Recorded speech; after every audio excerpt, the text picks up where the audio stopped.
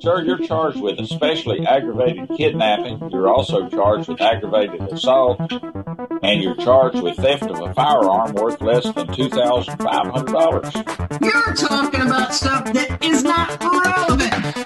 Hello and welcome to the Court of Public Opinion. I am the Recovery Addict, and boy do I have a case for you today.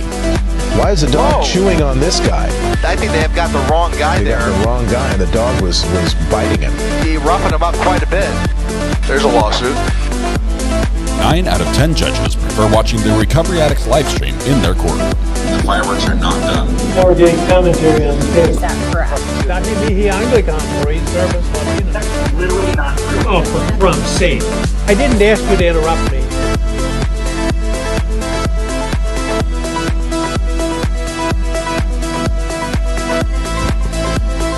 Good morning, good morning. Welcome to the Court of Public Opinion. I am the Recovery Addict. Thank you very much for joining me this sunny, bright, sunny morning. At least it's sunny for me. Oh my goodness, some of you guys got some killer weather. And I don't mean that, I'm not intending for a pun. It was deadly, deadly weather last night. Hope everyone here is safe. Hope your family members are safe. It is No Pants Friday. We made it all the way to the weekend. Whew. Wow, we're here. We made it. Let's see. We have one other. We have a first timer, first in chat. Jennifer Juniper comes in with a very fitting J in chats. The seat command is not working. Oh, the seats are broken. Now you tell me. Let me repair I'm going to single-handedly repair all the chairs in chat. I'm on it. I tell you, I'm on it right now. As soon as this pops up, the seats will be fixed. There. I fixed them. They're working now. Jennifer Juniper, thank you very much for being first in chat. You broke the silence this morning. You broke the law. Really, you broke the law. And as such, we're going to punish you, send it to internet ownership for the morning, at least until we go live again this afternoon. But congratulations. This is a first-time offense for you. It goes on your permanent record. If you would like a copy of this record, you may pay the $50 fee and fine over on our merchandise page. You can download a certificate commemorating your win as internet owner. This is suitable for framing on your wall or inclusion in your resume. As you know, I'd probably use it as a cover sheet, honestly. It's one of those things you don't want to hide behind any other accomplishment in life. Pretty much this is going to be the top of whatever you have. So go ahead and take care of that. Just make sure you download it, then fill in your name, because it is fill in the blank. It's not like a Mad Libs, but it's fill in your own name. It's pre-signed, a lot like all my checks. So good luck with that. Thank you very much. All right, I apologize for being late, but then I told you it would be 9 o'clock, and then I started early, so I sort of made up for it, right? Because it's not 9 o'clock yet, and here we are, ta-da, early.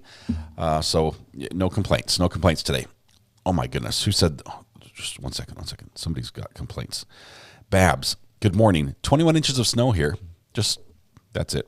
I literally, Mrs. R.A. just opened the window and said it's such a beautiful day outside. The sun's shining. The birds are singing. Let's see, temperature-wise, we're sitting at a balmy 60 degrees. It's going to be 81 later this afternoon. I don't know. We had hail and tornado. Tail is different. We had hail and tornado warning, says Viva Iverson. I'm moving with purpose, Angelique. I am. Let's see. Easter break, spring break. Christina's happy. Yay. Love the spring break. Let's see. A big blow in the old neighborhood last night. Not as bad as past, but still. Oh, man. Eric, east wind. I'm guessing you guys had some east wind. I happen to know the topography that Eric's talking about because I used to live there, and the mountains on the Wasatch Front in that area of the state, they frequently have these downslope and down canyon winds that are just unbelievable, just straight constant winds, and it topples trees, it topples trains, it topples trucks, and Eric's like right at the foot of the mountain. So it's like there's a mountain and then there's him. At least you're not in the canyon. Sometimes it's a little worse in the canyon. I know I speak from experience, but all right, we have, let's see, is everybody here? Is everybody okay? What's the $50? Who says $50? Let's see. Did somebody bet that I was going to be late or early?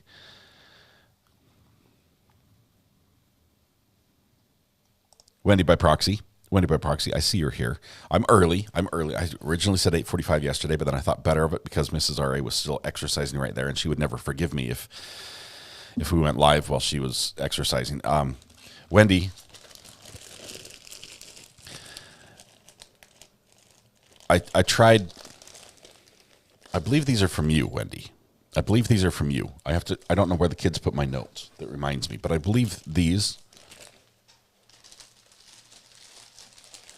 And these,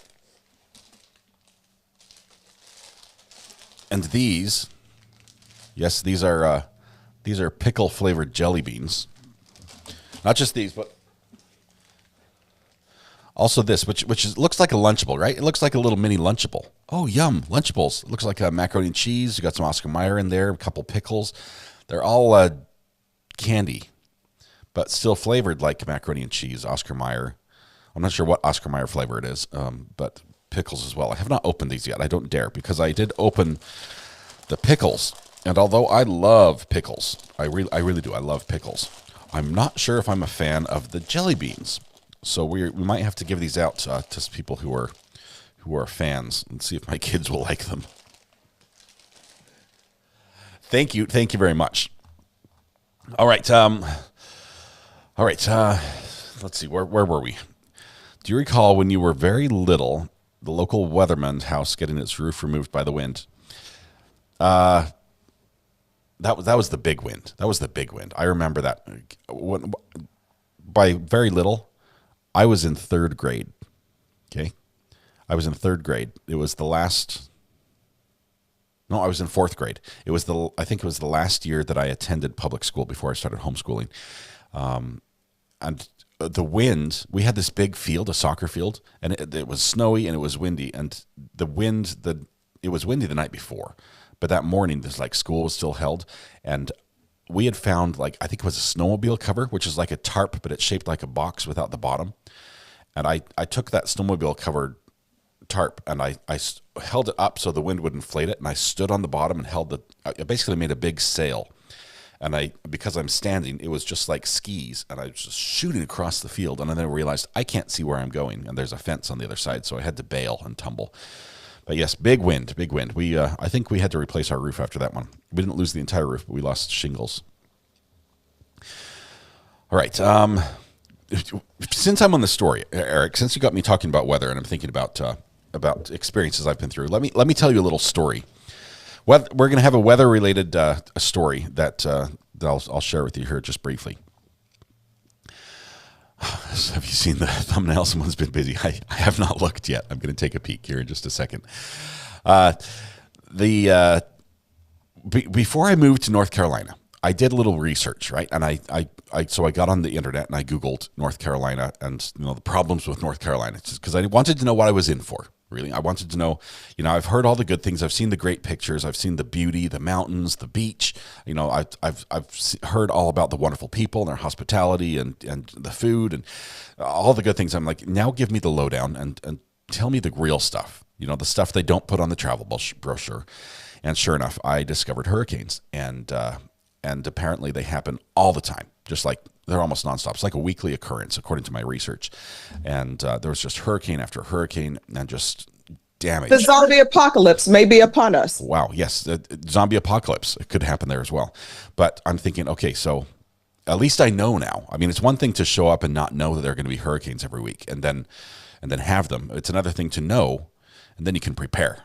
So I thought, well, I'm going to be prepared. First thing I'm going to do when I get there, I'm going to buy two things. I'm going to buy a generator. Somebody just sent me a video of roaches fighting. I don't know who won. I'm going to buy a generator, and I'm going to buy a chainsaw. Because here's me.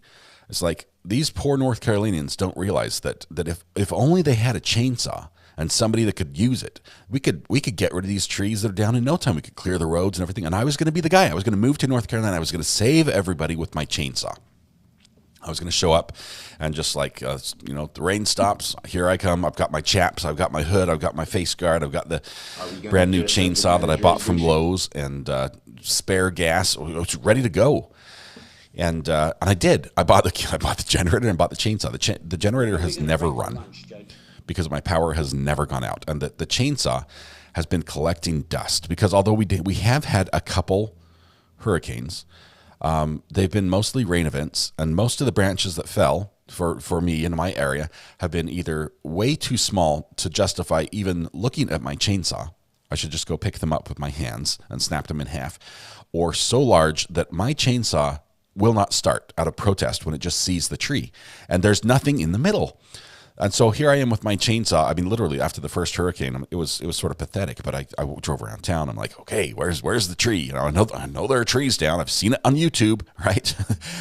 And I think actually the disconnect was not so much with the chainsaw's abilities as with the owner of the chainsaw's abilities. Because every time I saw a tree, it was like, well, that tree is over 100 feet tall, and it's balanced precariously on a branch. I don't even know where to start cutting.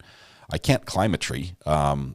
If I cut the wrong thing, does it counterbalance and the tree suddenly stand back up and I go launching like a catapult? I've seen those videos too. So I have a chainsaw with a razor sharp blade. And I have been zero help on any cleanup for hurricanes because of that. Anyway, so that's where the weather took me today. Hopefully your weather was not that terrible. Hopefully everyone is okay. Prayers for those that were affected by the tornadoes overnight. I know there were at least 4 fatalities, like 20 people missing last I heard in some towns. Anyway, so one day I will have a chainsaw experience, and mostly what I need a mediocre hurricane to come down and only bring down small trees, and then I need somebody to teach me how to use my chainsaw, because honestly I think I'll just hurt myself. And I probably will need a bigger chainsaw than the one I got, because the cheapest chainsaw at Lowe's is a very short blade. Very short blade. It's gas powered, so it's very loud, but it's a very short blade. It's more for pruning, I think. All right, we have some birthdays to sing to today, so let's go ahead and do that before we kick off our trial for today. Let's hang on. Debbie says, seen it on YouTube. Famous last words. This was literally, that's how I planned. That's how I planned for everything. I mean, my generator, it's a dual fuel generator. It can either use propane or gas, because I'm sure one of them is going to be out, right? And so either way, I'll be able to get fuel. And I bought, what was it, 8 20-pound gas, like propane cylinder canisters. I've been using them slowly but surely in my barbecue, and that's it. On my grill, the generator still sits empty. I've added oil to it, and that's it. There's never been gas in it, so I think I'm okay. But anyway, I'm prepared though, right? Sort of. All right, let's get ready to sing the birthday songs here, because that's what we need to do right now before we move on. Everyone join with me in celebrating. We're singing to Danny, Zachy, Cooper, Kenny Peterson, Dr. Tracy, Mike W, Muggsy, Dan, Ella Rose, Jade, and William. How do we split this up? It's going to be at least 2 verses. Remember, we have an interlude in the middle. Everyone, warm up with me. La la la la la la la. Beautiful.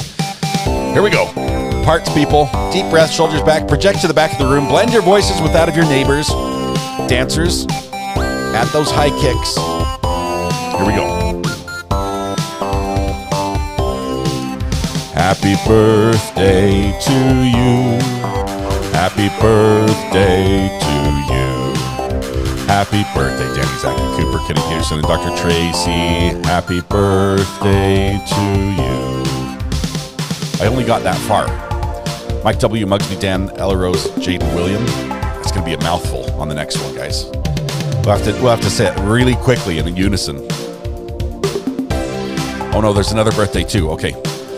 Happy birthday to you. Happy birthday to you. Happy birthday, Mike W, Muggsy, Dan, Ella Rose, Jade, William, and Victoria Hull. Happy birthday to you. Victoria Hull, I tried to squeeze you in at the end. Wow. I want to dance with the rest of y'all. I see that the cha-cha line is extremely long today. The recruiting efforts have paid off, and the uniforms look great. Whoever did that was a ton of work. Great job. And the sequins, that's just it's just beautiful. To everybody who's celebrating a birthday today or over the weekend, as you know, it's the Ides of March, right? Beware the Ides of March. Happy birthday, unless you're Julius Caesar, right? You know, because, well, I guess it wasn't his birthday; it was sort of his death day. That went morbid really fast. To all those who are celebrating their birthday, happy birthday. You realize there are a million places you could be, a million people who would want to celebrate with you, but you have chosen us to be the lucky ones to celebrate with you. Thank you very much. Hopefully we can make your special day a little more special and help yourself to the pancakes at Denny's. Because, you know, that's free, and it only comes around once a year. So, happy birthday, all. My dad's birthday's tomorrow, says Lee. Happy birthday, Lee's dad. That is awesome. Pulled a thigh muscle during those high kicks. Yeah, warm-ups. Warm-ups are crucial, guys. Remember, no workers' comp if you get injured during dancing. All right. Here we go. There it is. All the way to the end. Lots of birthdays. Happy birthday. That is wonderful. I hope so many people. So many have special days today. That is great. All right. Fun fact, Alec Baldwin accidentally stabbed Julius Caesar in 44 BC. On this day in history. Oh, man. Greeners. Dare I look at the thumbnail? Is it? Oops. Don't want to do that. Where's the thumbnail? Come back. Oh, there it is. Let's do a little. I'm going to pre-look at it because you never know what happened. I just need to make sure it's suitable for public viewing, I guess is the proper term. It's loading. Have them send someone with more experience. Holy cow. Okay, we've got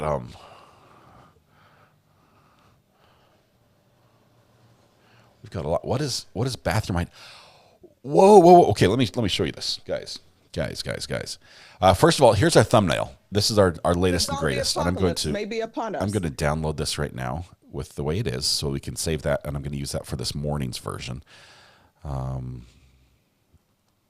Download page 1 only. Done. I don't want it as a PDF. Okay, PNG, download. Okay, so it's downloading and it's doing its thing. That's great. So, wow, the Shell station, the cameras, the gas station, the jury who's watching. We've got all the evidence with scissors, the wrapped evidence here, the taser with the taser wire. They're passing the knife around because we know they did that. The juror who is sleeping has made his escape. He's out of there. They've got the microphone for the lawyers there with the warning about the hearing protection required because this court definitely needs it. Back over here, we've got Trooper North trial. Puffer jacket. Pink pants have been replaced by they replaced the pink shorts. That's good. We've got the telephone, which I still don't understand. Time flies because we're catching up. We've got the temperature because it's cold. I forget that one. The judge's gavel in the back of the room. Papers because there are no computers in this courtroom. Everyone works off paper and they shuffle them constantly. The keyboard from the court recorder with all the musical clack, clack, clack, clack sounds, bang, bang, bang that it makes as she pounds on the keyboard. We've got the vapes and phone store right here. Click accept. There you go. Let's see. We've got the barbershop because of the haircuts, the high and tights. I don't know. I think that's what it was. The Lyft vehicle that was stolen with the defendant in it. The car has been jacked, broken window. We have a trooper, firearm drawn, running to it. There's the trooper car. After the high-speed chase, we've got the manual that he should have been following. Instead, he was not following. It's behind him. Here we've got the sign showing us that we're in Connecticut on I-95. We're underneath it in this case. We've got the school, the pills, and the basketball because that tells us a little bit about the defendant. We have bunny ears. And then we have down here a list of signatures of major contributors, which are Adam? Is that you, Adam? In the buff, apparently. But then, no, that's not all. This is not all. We have, you guys, this is a family show. We have bathroom ideas, high voltage, no toilet paper, no MIT method, no tissues. Plumber, call a plumber. Please keep the toilet clean. We have electric back there. Here's the bidet. Someone's demonstrating proper usage, I guess. This looks like a Michelangelo rendition. We've got Pickles, light snack. It's always appropriate to have a light snack anytime you're spending time somewhere. Bluetooth-enabled toilet with the bidet, hot and cold. Check mark and the brush, which is preferable to the bidet, but only in like the mid centuries. And then a spray bottle, and apparently Greener's Tisha. And who is this? Who is this? I can't see the name on this one, but you guys are responsible for this one, and I will hold you responsible. Thank you for that. Oh my goodness! Did you guys see all that? Did I have the right button pushed? Yes, I did. Okay, we're going back. All right, we are ready to start court. On that note, it looks just like Adam, says Lee. Spitting image. It's how we all envisioned him. Andrew, welcome from Perth, Australia. Thanks for connecting. We're going to kick off court right away because we've got about, well, depending on breaks, we've got about 8 hours of recording to catch up on. So we have to go. Why does it say 2 RAs bathroom ideas at the bottom? Jamie C., if you missed this, the whole bathroom reference, you probably missed the podcast last night, because last night we had some toilet talk on the podcast because I'm repairing, I'm demoing, and then I'm going to be rebuilding my upstairs bathroom starting tomorrow. Well, I started like 2 weeks ago, but then I had to take a long break because of the gig and everything else. I can only work on it on the weekends, and so tomorrow I've got a friend coming over, mostly for moral support, and we are going to cut the water lines to all the bathrooms, which means at that point we're committed. We have to fix it. Are we still talking about this? My wife's like, are we still talking about it? I love you. We're still talking about this. Anyway, we're cutting the water lines, redoing the bathroom. I will save you the bidet talk. If you want to hear the details of what we're going to do, you have to go back and watch the podcast. I will have to say I can't recommend it. Yeah, this was not the greatest podcast topic-wise. It really went down the drain. So, all right. On that note, we are going to begin. Let's see. Oh, I have a couple. I'm almost done, guys. I promise we're going to get this done. First of all, Miss Violet, good morning. All right, out of the hospital yesterday. Yeah, I absolutely missed your face. Morning chat. 4 months. Thank you, Miss Violet. Hope you're doing well. Selena K gifted a membership this morning. Thank you, Selena. I Rescue Dog says, did you see the thumbnail we made for your podcast? 13 months have flown by. I think you're one of the artists. I think that picture, that's one of the signatures I've seen on that. I Rescue Dogs. Thank you. And then, of course, Debbie Seltman came in with a scene on YouTube. Famous last words, which is basically how I begin every project, with a quick trip to YouTube and then Lowe's. I heard the podcast during my breakfast, says Zimmy. I am sorry, Zimmy. I truly am sorry from the bottom of my heart. All right, we will. We're going to begin. Mrs. Ari is not in chat. She just walked in the room and said, "Are you still talking about the bidet?" Yes, that's what we're talking about. All right, we did call the plumber on the thumbnail just for her. I tell you, I'm committed. I'm gonna give this a shot. I will probably mess it up and then have to call a plumber, and it will cost me much more. But you can't blame me for trying. All right, here we go. Let's trash the toilet talk and then continue with court, which we are beginning right now. Let's see. Let's bring this up. What do we have? We have our counter we need to bring up. Just 1 second. Let's bring that up. There's our objection counter. We're up to 5 objection counters. It's so much easier to count objections than it was counting ums. We would be over 1,000 already. All right. There's another one. I do ums all the time, by the way. If you think that I'm making fun of somebody, it's not. I'm pointing out a flaw that I too share. That's what I'm pointing out. Julie Fraser says 11 months, getting closer to that new courthouse. 1 more month. Thank you for letting me talk. Almost absolutely. Honorable Superior Court for the Judicial District and Sonia Milford at Milford for the transaction of criminal business is now open in session in place. All persons having cause, action pending, summoned, are bound to appear herein and shall take due notice thereof and give their attention according to the law. Now, Judge H. Gordon Hall presiding. Good morning, Your Honor. Good morning, Marshal. Good morning, everyone. Please be seated. You may be seated. Counsel, is there anything we need to take up before we bring in the jury? No, Your Honor. And is the state prepared to go ahead? Yes. Okay, could we have the jury? All right, we are going to kick it off. That morning shout is something else. That's pretty good. I've got to turn off the AC. I can't have it, but I'm going to adjust things a little bit. We need a little more bass on the bottom end. Part 2 recap. You're going to be on the rewatch crew to get the whole thing.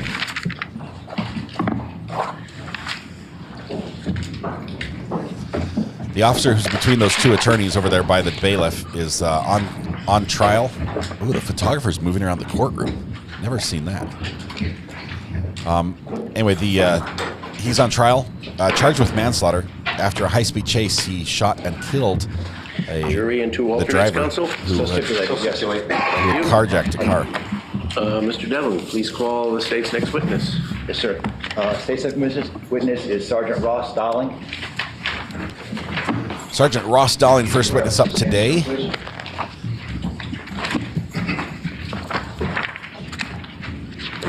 Good morning, Teresa. Welcome to the gallery. Do you solemnly swear or sincerely affirm, as the case may be, that the evidence you shall give concerning this case shall be the truth, the whole truth, and nothing but the truth, so help you God, or upon penalty of perjury? I do. May you please state your first and last name for the record? Ross Dowling. May you please spell out your last name for the record? D-A-L-L-I-N-G. May you please state your badge number and business address for the record? 181 and 1111 Country Club Road, Middletown. Thank you, sir. Please have a seat, Sergeant, and good morning, pull yourself Jackie. up to Thank you for the 2 months of so we support. can hear you. Sergeant Dowling, on January 15, 2020, were you employed by the Connecticut State Police Department? I was. And what was your rank at that time? Trooper first class. All right. And on that date, in around 5 o'clock p.m., did you participate with other state troopers in a pursuit of a vehicle northbound on Interstate 95? I did. And the vehicle being pursued was a white Hyundai Sonata? Yes. And ultimately, did that pursuit end at Why does exit he look so 43 familiar? in West Haven, Connecticut? Yes. And so in terms of the sort of order of vehicles, where were you in terms of the order of police vehicles? I was the last one. Okay. How did the vehicles, both the pursuit vehicle and the police vehicles, how did they come to arrest? So I was the third one coming off the exit ramp. So the other two in the suspect vehicle were taking a left onto Campbell Ave. I was at the top of the ramp when they were taking the left. When I took the left around the corner there, all the vehicles were at a complete stop. So the two cruisers were on the left side, the suspect vehicle, and then there was another SUV in front of it that the suspect vehicle collided into. And I positioned my cruiser behind the suspect vehicle. Okay, how far was it, like from the front of your cruiser to the back of the suspect vehicle? Approximately 15 feet or so. Okay, all right. And where was Trooper Jackson's cruiser positioned? On the left side, driver's side of the suspect vehicle. Okay, and how close to the vehicle was it? Pretty close. Okay, I mean, within like a couple inches? Probably. Okay. Close. And do you remember where Trooper North's vehicle was? In the same vicinity, in front of Trooper Jackson's. In front of Trooper Jackson's? I believe so. Okay, all right. And after all these vehicles came to a stop, what happened? Well, after everything was at a stop, then Trooper Jackson attempted to get the suspect out of the driver's side of his vehicle. How do you do that? By giving him verbal commands. Okay, how many? Approximately 2. Okay, what happened after that? The suspect did not obey any commands. Okay. Trooper Jackson went over to the passenger side, and Trooper North took over the driver's side. Okay, and were they both displaying their handguns? I believe so at some point. Okay, and were they aiming their handguns at the operator? Yes. Okay. And what did you do? I drew my duty weapon and provided lethal coverage from the rear passenger side of the suspect vehicle. Okay, and could you see inside the vehicle? I could, to a certain degree. Okay, and could you observe the operator of the vehicle? From the back of his head, yes. Okay, and can you please, as best as you can, describe him? A dark-skinned male.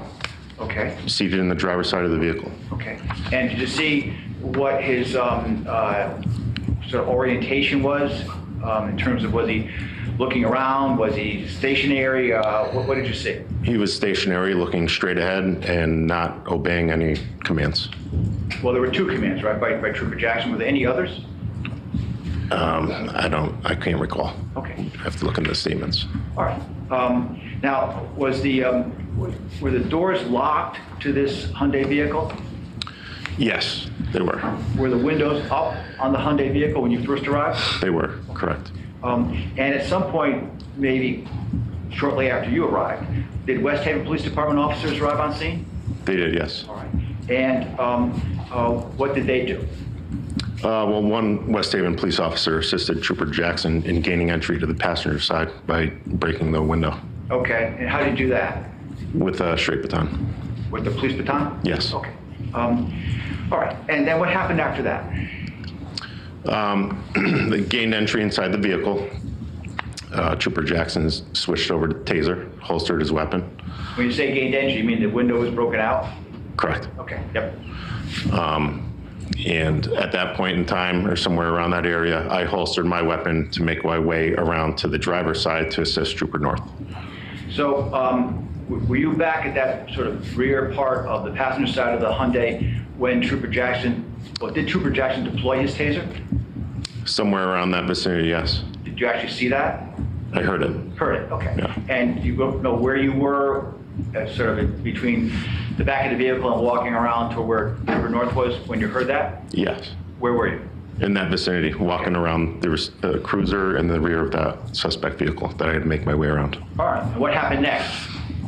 That I could see, well, the taser was ineffective. They gained entry to the vehicle and shots were fired. Okay, and who fired the shots? Trooper North did. And how many shots were fired? Multiple. I couldn't give you a number. All right, and what was the time gap between the taser deployment and the firing of the shots? It all happened very quickly, so moments. Moments? Could they have been simultaneous? After another, yes. The taser was ineffective. We attempted to use less lethal force. Right. That was ineffective, so then the next steps were taken. Okay. And then after the shots were fired, what did you do? I deactivated the sirens in Trooper North's cruiser, and then I went over to assist Trooper North. Okay. And did you notify Troop G about the firing of the shots? I did, and to start EMS. All right. Yes. And so in this time, the siren on Trooper North's cruiser was operating? It was. Okay. And were there other police sirens that were operating underneath this? This is underneath the highway, where the highway passes over Campbell Avenue. This is where all this happened, right? Yeah, underneath the I-95 overpass. Right. And so other than Trooper North's, or in addition to Trooper North's siren, could you hear sirens from other police vehicles? I don't believe so. Okay. Can we please Exhibit 47, can we please play Trooper Darling's motor vehicle, NBR? So the videos they're going to play here, we're going to hear the audio. We've watched them on homework assignment yesterday. So now you've got an idea of what they're watching at this time.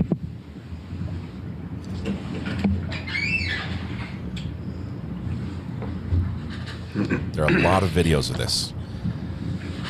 A ton of different angles of this incident, especially the very end of this incident.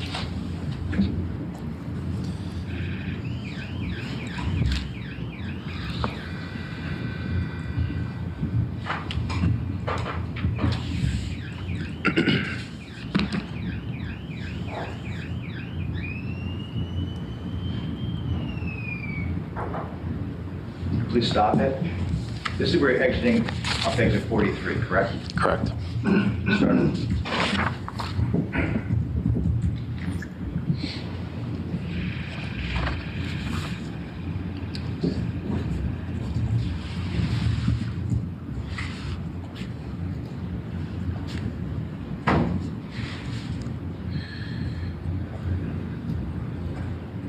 Please stop it. Okay, so that's the orientation of the vehicles when you brought your police cruiser to a stop? Yes. Okay, so the white car right in front, that's the car that was being pursued? Yes. And the police vehicle to the immediate left of that white Hyundai is whose car? Trooper Jackson's. Okay, and the darker vehicle in front, you know which car that was? That SUV? Yes. I do not. Okay, and can you see Trooper North's cruiser in this from this vantage point? You can see part of it, yeah. Okay, and where is it located? It's on an angle in front of Trooper Jackson's to in the front driver's side of the suspect vehicle. Okay, please play the continue playing the.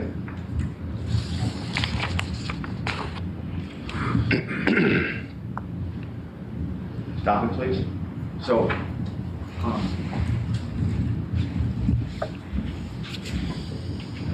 Is this you, Sergeant Darling, right here? You can't really see that well. You can't see it. I'll play a little one. Is that you there? Yes, Okay. And that's the West Haven police officer? it is. Okay. Yes, And that's Trooper Jackson back there? yes. Okay. You know who that police officer is there to the right? I do not.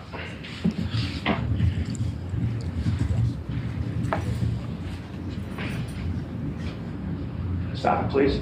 So is this where you're moving, as you testified, from the passenger side of the Hyundai around to where Trooper North was at the front part of the car? Correct. All right, please continue playing it. Okay.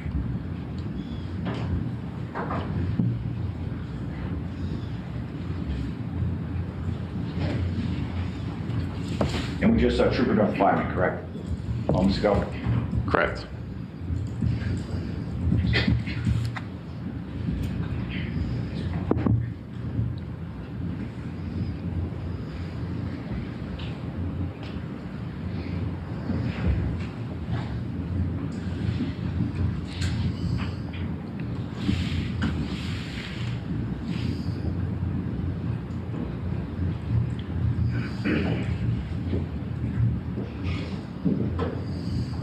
Were you involved in removing Mr. Soulemane's body from the car? I was not. Okay. You were present when that happened, though? I was. Once they removed him from the car rolled forward and crashed again. Interesting fact we heard yesterday.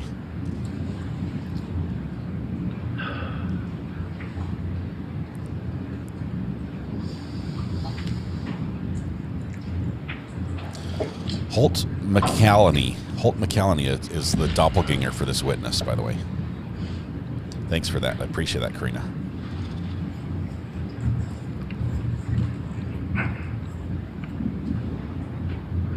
Or a hefty John Cena with more clothing.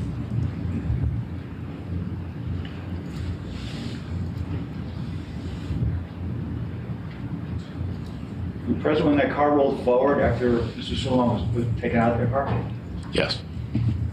Were you aware the car was running during this entire time? Did you know that? No, I did not know it was running and still in gear. Play Trooper Darling's body-worn camera, please, or a segment of it.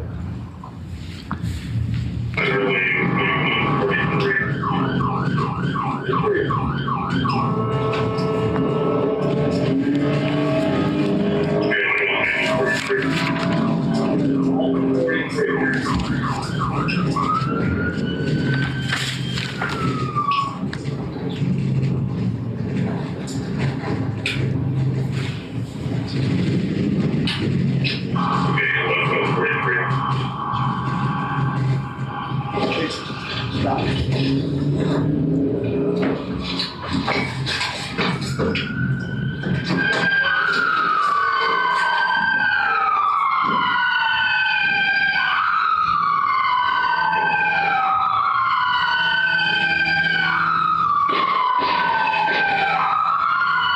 That was Baton.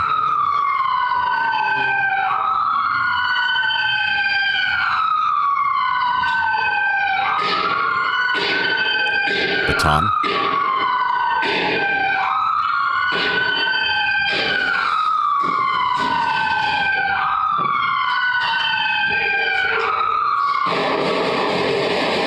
That was the gunshots.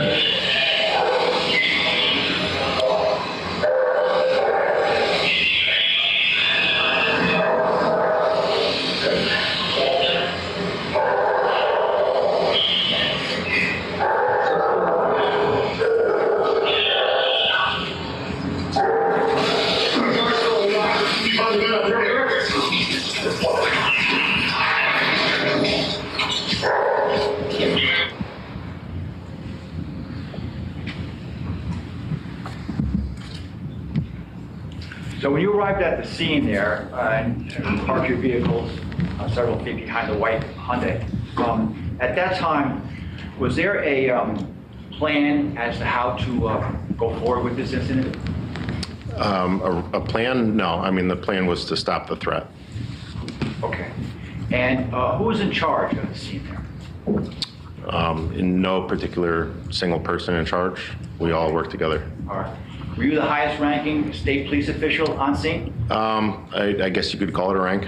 Trooper first class is just what you get when you have 7 years of service on.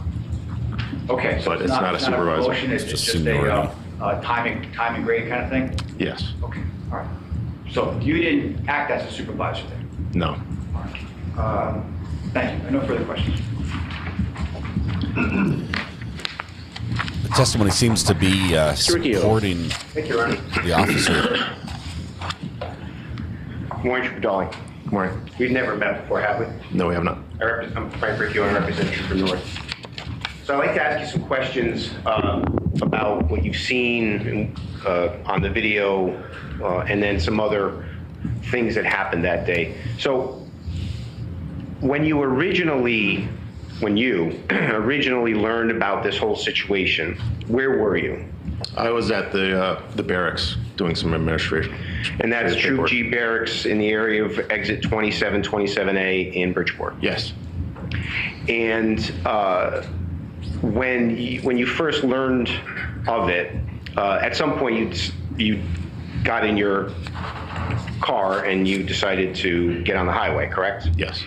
Now, the broadcasts that you were hearing, did it include a report of carjacking, suspect has a knife? Yes. And with that, pardon me, with that information, you learned and you realized that this is more than just a stolen car, correct? Yes, correct. State police policy states that pursuits should not occur when it's simply a stolen car or stolen property, correct? Correct. But policy states that if there is the recent use, current use, or future use of violence, or words to that effect, if violence has been introduced and a pursuit is authorized, correct? Correct. So when you first entered I-95 around exit 27, around the Troop G area where the former baseball stadium is and Webster Bank Arena, the car, the white Hyundai Sonata was still behind you, meaning hadn't reached Bridgeport yet, correct? Correct. I believe it was in the Fairfield area. All right. And as far as you know, by the way, this white Hyundai Sonata was driving in excess of rate of speed, correct? Yes. Recklessly. And this information was gathered through reports you were getting from Troop G, correct? Yes. And this vehicle was driving at excessive speeds from Norwalk to Bridgeport without anyone even following it, correct? I believe there were officers following it at periods of time. Okay. Yes. Excessive speeds, lane to lane, in the shoulder, colliding into multiple vehicles along the way. And my next question was, had there been reports from motorists or the public reporting that this white Hyundai Sonata collided with their car? Yes. Multiple cars? Multiple, yes. Now, as the car was approaching, what was your plan once you got on that highway? What was your intention to try to intervene? So as the suspect vehicle was getting closer, Trooper Jackson and I were on the 27 northbound entrance ramp. I, verbally stated to him, I'm like, let's do a slow roll, slow traffic down to a stop, and stop this suspect vehicle from going any further, causing any further harm or damage. And just to make sure we all understand what you mean, that you and Trooper Jackson would basically slow everybody behind you down, thereby slowing, you would hope, the Hyundai Sonata down as well. Correct. Okay. And was that successful? At one point it was, and then the suspect vehicle somehow got around a tractor trailer and continued northbound. Okay. And continued up through Bridgeport and onward. Correct. And through your testimony, you state that you were on 95 from Bridgeport to West Haven, correct? Yes. All the while, this white Hyundai Sonata driving at speeds almost eclipsing 100 miles an hour, correct? Yes. Recklessly weaving in and out of the established lanes of traffic and the breakdown lanes? Yes. This was a Wednesday afternoon rush hour traffic, correct? Correct. And we can agree that certain parts of 95 between Bridgeport and, say, New Haven, some are more heavy than others, but it's still rush hour. Yes.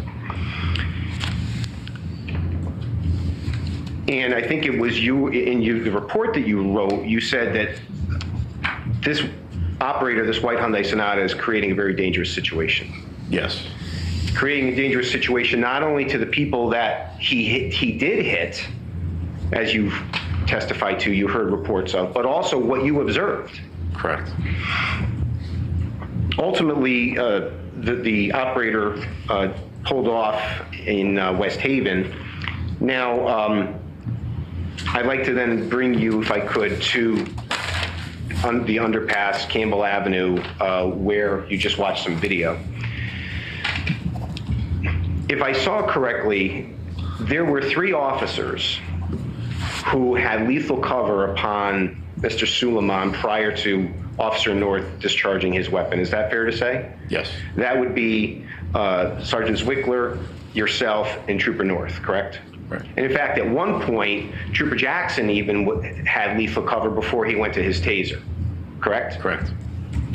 Now, you're trained that you're trained that the non-lethal option should be used if feasible and if possible, correct? Correct. But at one point, 4 officers went to lethal cover because of the dangerousness of the situation. Yes. And not only the dangerousness of that situation at that moment, but the dangerousness of the operator of that car, since you knew what had happened through reports between Norwalk and West Haven, correct? Yes. Starting with a report of a carjacking, suspect has a knife in Norwalk, through Bridgeport, where you personally saw the reckless driving and erratic driving on the highway, correct? Correct. You were asked questions about who was in charge of the scene at the time, and this is the scene under the overpass. No, there was no one in charge. There was no one that was calling the shots, for lack of a better term, correct? Correct. The timing wouldn't allow for that. Agreed? No. There was no way for anyone to call a timeout and let's regroup and see what we can do. Can we agree on that? Yes. Officer Rappa, you didn't know Officer Rappa at the time, correct? No, I didn't. You just knew he was a West Haven officer? Yes. Officer Rappa decides to break the window. You didn't command him to do that, correct? No, I did not. As far as you know, did anybody command him to do that? No. He took it upon himself to break the window, and he did break that window, correct? Yes, correct. Now, I believe your testimony was you didn't have a clear view as to how the operator of the white Hyundai Sonata reacted or what his movements were. Is that fair to say? Yes, it is. Very limited. Very limited from your position. You were, from my point of view, yes. Okay. But you do know that prior to that window breaking, Mr. Soulemane, sat unresponsive. You could see that he was unresponsive and not moving, correct? Correct. And you were able to see after the window broke that he was responsive at that point. There was movement. Yes. But that's really the extent of what you were able to see. Yes.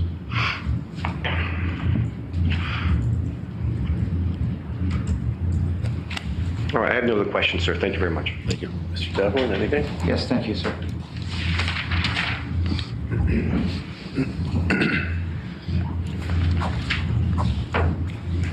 Do you know for a fact that there were collisions on 95 as that white Hyundai moved up the road? Yes. There were actual collisions? Yes, there were. Not just reports of collisions? Well, reports of actual collisions. No, reports of possible collisions. Didn't the person say, I think he might have hit some cars? I don't know. I wasn't in dispatch, but we got report over the radio that there were that he struck reports of possible collisions. But do you know for a fact yourself where there actually were car collisions? I know for a fact that he intentionally rammed 2 police cruisers. Okay, I'm talking about motorists. Mr. Ricky was talking about motorists before the chase got up to Bridgeport. Did I visually see it? No. Okay.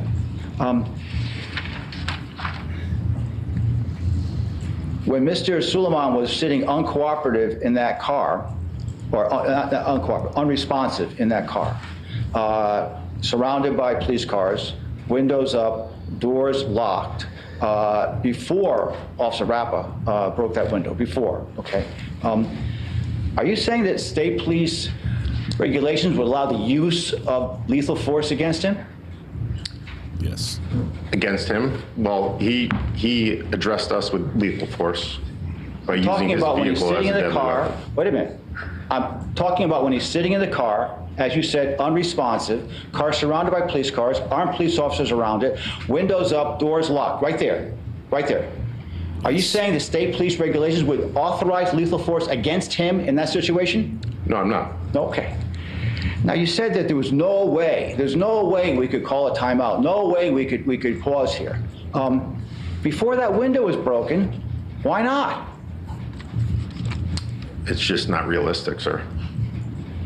It's not realistic to actually take a position in your police cars with the engines of your police car giving you cover and actually maybe ask a supervisor to come to the scene or talk among yourselves or figure out how you're going to maybe safely proceed with this attempted arrest? You couldn't do that. Well, we were communicating. Trooper Jackson and Trooper North were communicating very well.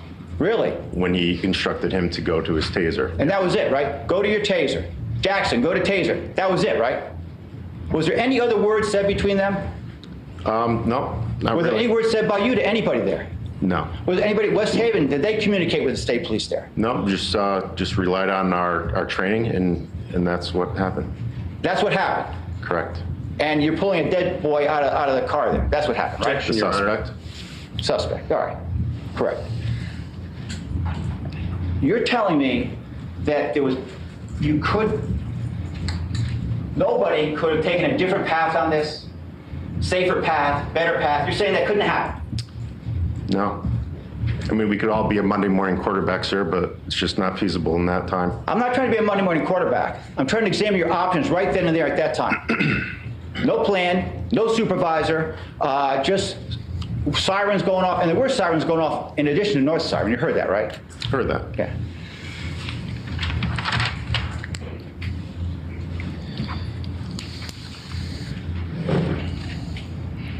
This is the prosecutor's witness. He called him. Doesn't like what he's saying, but he called him. Once that window was broken, things changed, correct? Correct. And the window was broken, that just sort of happened, from your point of view. What do you mean it just sort of happened? You didn't order it to happen. You didn't order it not to happen. No. Okay. Now, you testified here in some detail from Mr. Riccio, and your report is dated April 22nd, 2020. Is that the only report you prepared in connection with this incident? Correct. And it was like 3 months after the incident? Yes. So how were you able to recall in detail, like what you said to Attorney Riccio? By watching my body-worn camera in conjunction with my mobile video recorder for my cruiser. All right. And did you do that with anybody else present when you did that? No. Just by yourself? Correct. Okay, thank you. No further questions. Anything, Mr. Riccio? Very briefly, Your Honor. Sir, this entire incident, and when I say the incident, starting from the moment the pursuit ended underneath that overpass to the time Trooper North fired his weapon was less than 1 minute, correct? Correct. There was no time to de-escalate the situation, was there? No, there was not. De-escalation is used as hopefully a pathway to cooperation, correct? Correct. That was not possible, was it? It was not. There was zero cooperation from the city. Now, West Haven broke that window, and no one told him to do that. He just decided to do that, correct? And you had to adapt to that situation. You had to adapt now to Officer Rappa breaking that window, correct? Yes. And the breaking of that window then started a chain of events that a break would not have allowed for, correct? Correct. Thank you, sir. The timing on this thing was entirely within the police department's control, correct? Second redirect. Not really in our control. Our actions were in response to the suspect's actions. He's sitting there in that car. Look, I acknowledge he's driving recklessly up the road. I acknowledge he crashed through the police cars. I'm not disputing that at all, sir. Not for 1 second, okay? But I'm taking you to exit 43, Campbell Avenue. At that moment, the timing of this thing is completely within the police department's control. Correct? I'm not sure what you're getting at with that. Well, you're saying, oh, it happened in 1 minute, so the time was so compressed. It was compressed because you broke that window and things took off from there. I mean, it didn't have to happen that way. Well, again, it's split decisions. Life or death situation is on the line there, so. He's sitting in the car, unresponsive, surrounded by police officers with doors locked and the windows up, correct? Again, not listening to commands. Okay, but the Connecticut State Police Department recognizes that sometimes people are uncooperative, correct? They do. And he was uncooperative in basically a passive way. Isn't that true? What do you mean passive? He wasn't acting out. He wasn't threatening you. He's sitting there in the car, staring straight forward in sort of almost a catatonic state.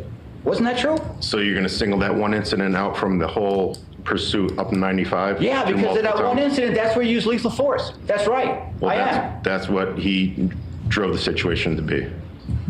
He was sitting in the car, staring straight ahead, not moving. Objection, Your Honor. We're leading the witness. And argumentative. It's not argumentative.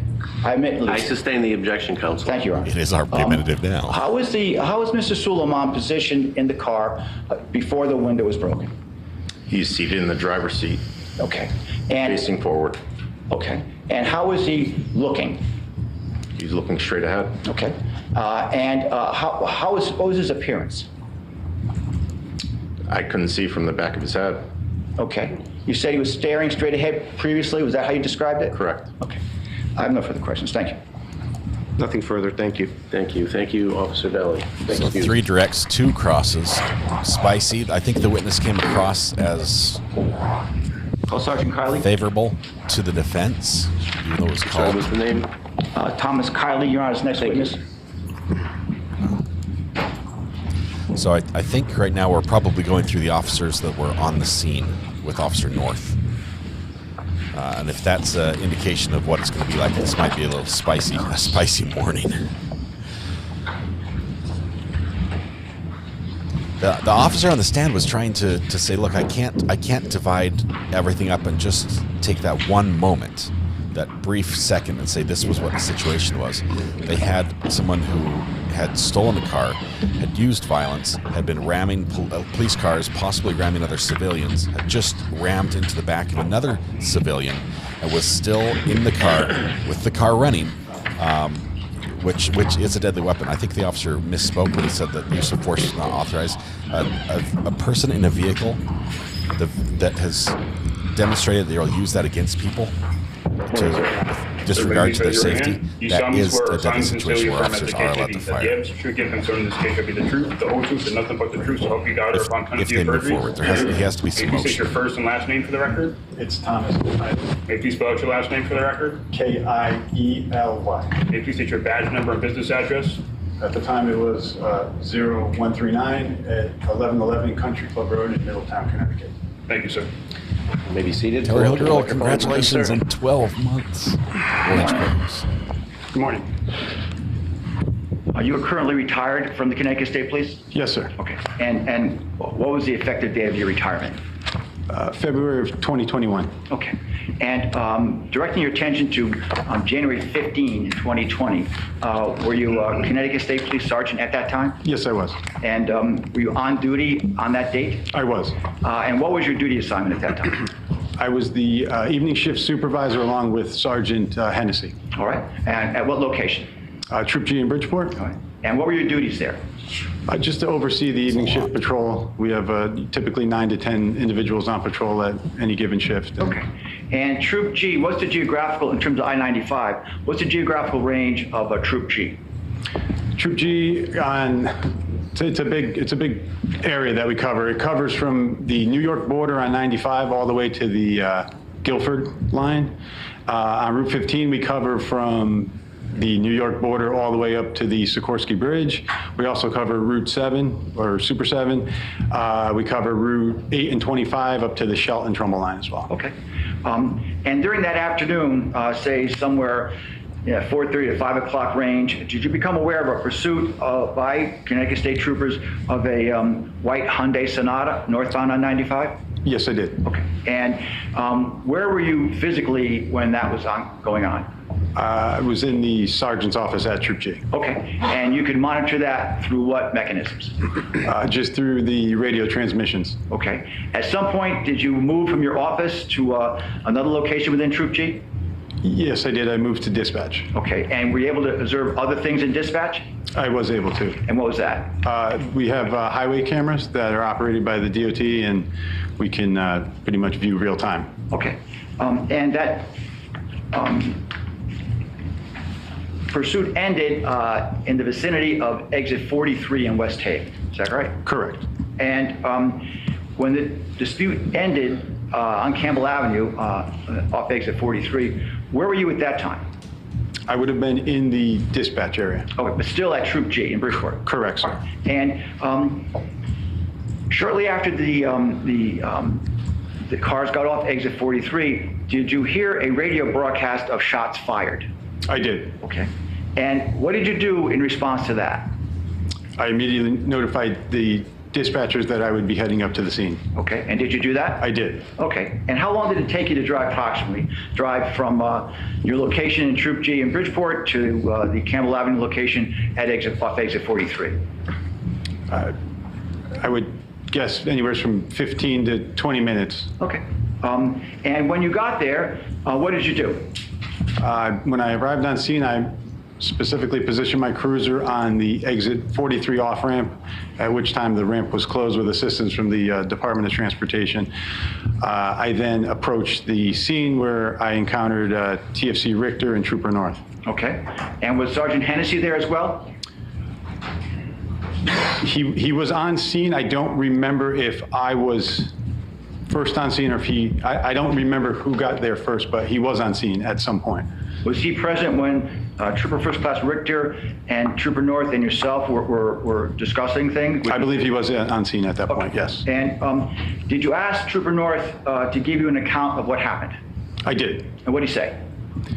I asked him for just a very brief, quick synopsis of what did he say? The question is what he said. He told me that obviously he was involved in the pursuit. He got off exit 43 where the suspect vehicle had turned left and crashed into a civilian vehicle. Him and Trooper Jackson then boxed in the suspect vehicle with their cruisers. At that point, he had explained that he was on the driver's side of the suspect vehicle, following felony stop procedures, while Trooper Jackson was on the passenger side of the suspect vehicle. What else did he say? He then said that the suspect at the time appeared to be stunned or out of it. He said at some point the West Haven officer on the passenger side of the vehicle had shattered the passenger side window out, at which point the suspect became alert, and shortly after presented a knife from his waistband. What happened after? What did he say happened after that? He told me that subsequent to that, he had discharged his firearm. When you asked the Trooper North for that synopsis, did you tell him to whom you're going to relay that information?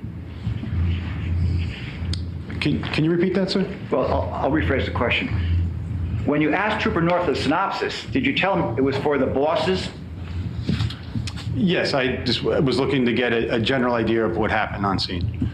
For the bosses? For the boss. True. I knew, knowing that command staff would be coming down to the scene. Okay, and because the seriousness of the incident would warrant their attention? Absolutely. Okay. And they would want to know, basically, from you, an account of what happened? Correct. All right.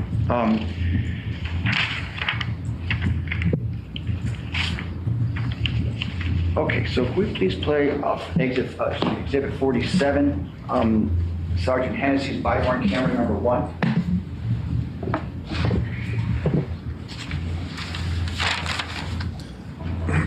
These videos that they're playing are all available on Police Activity, on the Police Activity YouTube channel. If you search Connecticut police shooting,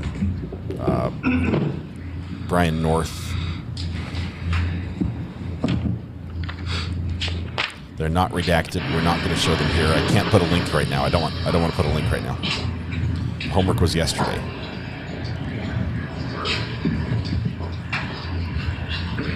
How's it going? Good.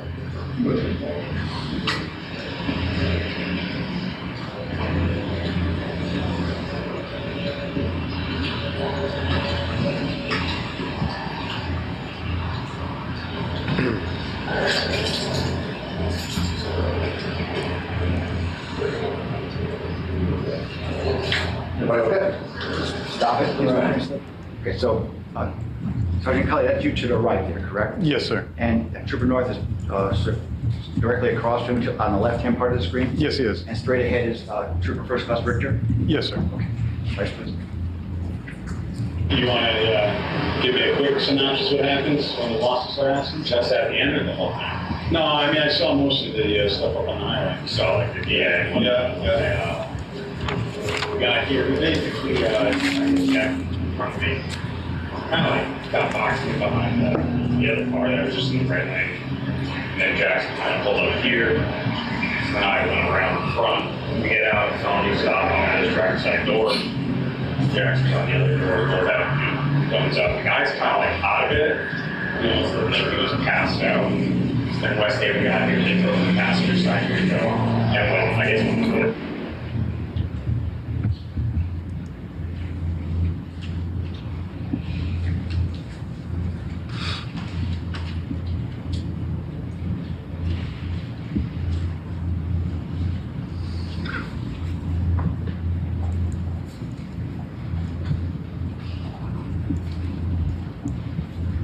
So that, obviously the sound on that is interrupted when Sergeant Hennessy shuts off the audio portion of his body-worn camera. Objection, Your Honor.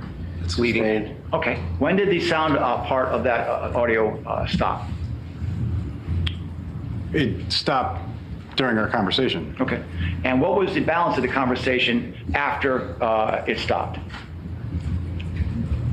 Just what I detailed in my report. Which was what? That he had ultimately taken the knife from his waistband and ultimately he had discharged his firearm. Okay.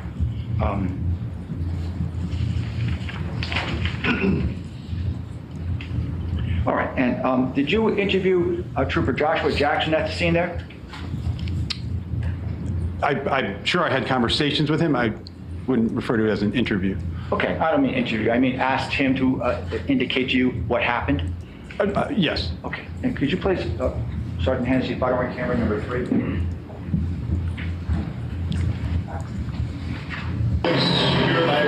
This is Lord Terrace. And who's this? That's Mike Jackson. You were involved in the DA too or no? Initially, yeah. Initially, we're trying to box him. Is this passenger side or passenger side? Yeah. Okay. Are you injured? I'm not. Okay. And North's not injured from the DA? Okay. I'm not sure from the DA. Well, what's all this? Yeah, he already said he was. I did not see that. Right. And you did not fire your new weapon? I fired my taser. Just the taser. Do you know if you fired it before or after the DA? Fired before. That's not well, that people talk, I switched to less lethal, and I fired the taser, and I short time later, no fire. Okay. And North's already out of here? Okay, that's good. Okay. I'd ask the clerk to mark this document for identification, please. Next number, Mr. Clerk.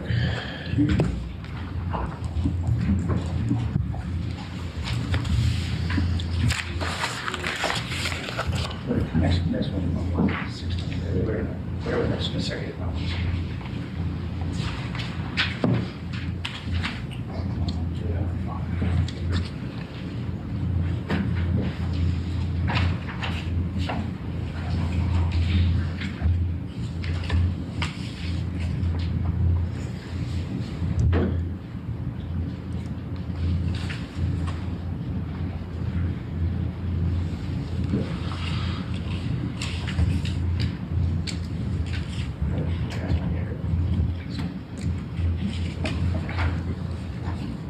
I was showing you what the clerk has marked as State's Exhibit number 5 for identification.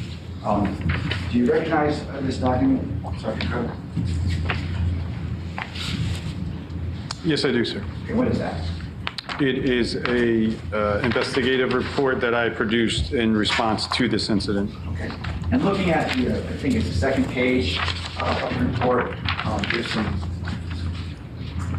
Right. Is there some language there that's bracketed in red brackets? Yes, sir. And is that a summary of Trooper North's statement to you at the scene that we just saw part of in the body-worn camera video of Sergeant Hennessy? Yes, sir. I offer that, Your Honor. I object, Your Honor. It's a police report, which it contains hearsay, among other things. The statement of a party opponent is Mr. North's statement. Well, it's a recounting, as I understand it, it's a recounting of Mr. North's statement, Right. right? I'm offering a statement of the defendant. But how does it come in through this witness on that statement? Well, why is it not hearsay? This is statement of a party opponent is an exception to the hearsay rule. And he's the one. It's like he was in a police department across the desk and wrote down a statement. It's a statement. You should come in. Police reports are replete with hearsay. I'm not all. The only part of this report I'm offering. I understand. Is the report pertaining to North's statement. In the event that it's admitted, it needs to be redacted, and we would have to see what that looks like. Are you offering the whole document, No, Mr. Devlin, or just? And the bracket is not part of the original document, right? I mean, the red part is not. Yeah, you wrote on it or something. I just did that to sort of say. Okay, and the part you're offering is the part that's bracketed, and that your offer is that's the statement of Trooper North as recounted by the sergeant. Okay, I'm going to overrule the objection. Can I just speak one? Yes. One additional argument is that you're not offering as a prior and consistent statement. I'm offering it as a statement of a party opponent. Yeah, he's not offering it. It's not being admitted as a prior and consistent statement. Right. Thank you. No further questions. Interesting. So the report was given to one person and then yes, written by someone else. And they're saying it's a statement of the party. The portion that's bracketed in red is full. The document is not. It's for identification. I can prepare a substitute exhibit for the clerk, which will only have the portion for that the ease of everything. But I think that I'll let Mr. Riccio go ahead using that document. But we'll all understand that the document's not in evidence. The red part is. We'll have a substitute for that exhibit. Okay. Absolutely. Thank you. Thank you. Sergeant Kiley, good morning. Good morning, sir. So, Mr. Attorney Devlin showed you a video, a couple videos. One of the videos included the conversation that you had with Trooper North, not underneath the overpass. So the first interview in time that we saw today. You recall seeing that? Yes, sir. Now, when you asked him to recount what happened that evening, you're asking him to describe what happened just minutes after this event took place, correct? Yes, sir. Tensions, you assume, were still high because a very serious incident had just taken place, correct? Absolutely. Yes, sir. I'm sure your heart was beating and you weren't even at the scene when the incident occurred. Correct, sir. And when you asked Trooper North to explain what happened, I think the language was, and correct me if I'm wrong, give me a quick synopsis of what happened, correct? Yes, sir. You didn't intend this interaction with Trooper North to be an interview, correct? Absolutely not. So you didn't intend that interaction with Trooper North to serve as a soup to nuts A to Z description of the event, correct? That is correct. That's the first time I've heard soup to nuts in court. And in fact, when you asked for the quick synopsis, I think Trooper North said words to the effect of from the beginning, and you sort of redirected him to explain, bring us here, or let's talk about what happened here. Correct, sir. So again, the purpose of this interaction with Trooper North was not to get every chapter and verse of what happened underneath that overpass, correct? That is correct. You just wanted to get an idea of what had occurred because you weren't there and you needed to know generally what happened so you can then act accordingly, correct? Correct. So when you spoke to him, and I'm looking at what's now been introduced as states 5, and I'm going to read portions of it, and then I'll ask you questions. It says, I approached Trooper North and No, I just want to, that document is not in evidence, it's except for the bracketed portion. Correct. Okay. Correct. I will not go beyond the bounds of the court's ruling. And again, this is not an interview. You're just trying to learn a little bit. And you said, I asked Trooper North to give me a quick synopsis of what happened. Again, a quick synopsis, correct? Yes, sir. Trooper North explained that after the suspect crashed into another vehicle, he and Trooper Jackson positioned their cruisers to box the suspect in. He told you that, correct? He did, yes, sir. He didn't tell you the speeds that they were hitting, where it happened, or any of the other surrounding information. He just told you that basic fact, correct? Correct. Trooper North explains that he approached the driver's side of the suspect vehicle while Trooper Jackson approached the passenger side. Trooper North further explained he was utilizing felony stop procedures at this point. He explained that the suspect initially appeared to be out of it. You recall him saying that, correct? Yes, sir. But when the West Haven police officer shattered the passenger side window, the suspect was startled and came to. Again, general information, not bringing you moment by moment, but you're just trying to get basic information, correct? Yes, sir. Trooper North stated that the suspect then reached into his waistband and pulled out a knife. Trooper North stated that he subsequently fired his duty weapon. He told you that? Yes, sir. And we saw in the video a few moments ago that at some point the audio went off or turned off, correct? Yes, sir. And we don't know why it went off, but it went off. Is that fair to say? Yes, sir. But can we agree that even after the audio went off, Trooper North continued to talk to you, correct? It would appear so, yes, sir. So even though there may not have been an audible or any audio at all, Trooper North was still communicating through his hands and his mouth to you. He was still discussing what was happening, correct? Yes, sir. Now, again, this event had just happened minutes ago, correct? Yes, sir. Have you been involved in very serious incidents like this during your career? Objection. Well, I claim it because I'm going to ask him. What's the claim? The claim is the impression that these events leave on a police officer. Objection. He's not an expert on that. Beyond the scope of direct examination. I claim I'll it. allow the question. We'll see where you go, okay? Have you been involved in situations like this during the course of your career? Objection. Like this meaning firing 7 shots and resulting in fatality? Well, I'll sustain that. But I mean, I think he has to focus the witness on what the... No, the point's taken. okay. Yeah, I understand. Yeah. I will rephrase my question. Okay. These are high-stress situations, are they not? Yes, sir. For not only the participants involved, but also the sergeants and investigators who come to the scene after the fact, correct? Yes, sir. And again, your communications, your interaction with Trooper North was not to get a blow-by-blow description, but simply a bare-bones description, a quick synopsis using your language. Is that fair to say? That is fair.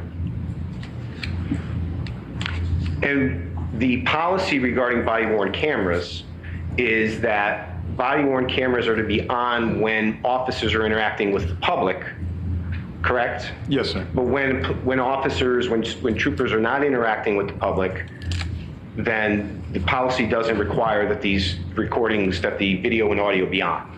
Is that fair to say? That is correct.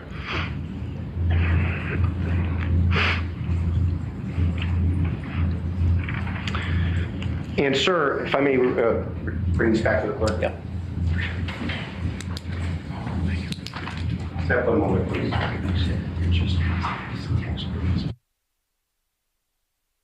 I think him saying "I claim it" is like get out of objection free card. A few more questions, sir. So he gets a free pass. You He's were like, one of the two sergeants that were working that evening, correct? Yes, sir.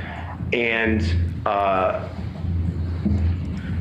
as if I use the term commanding officer, would that accurately describe your position that evening? Yeah.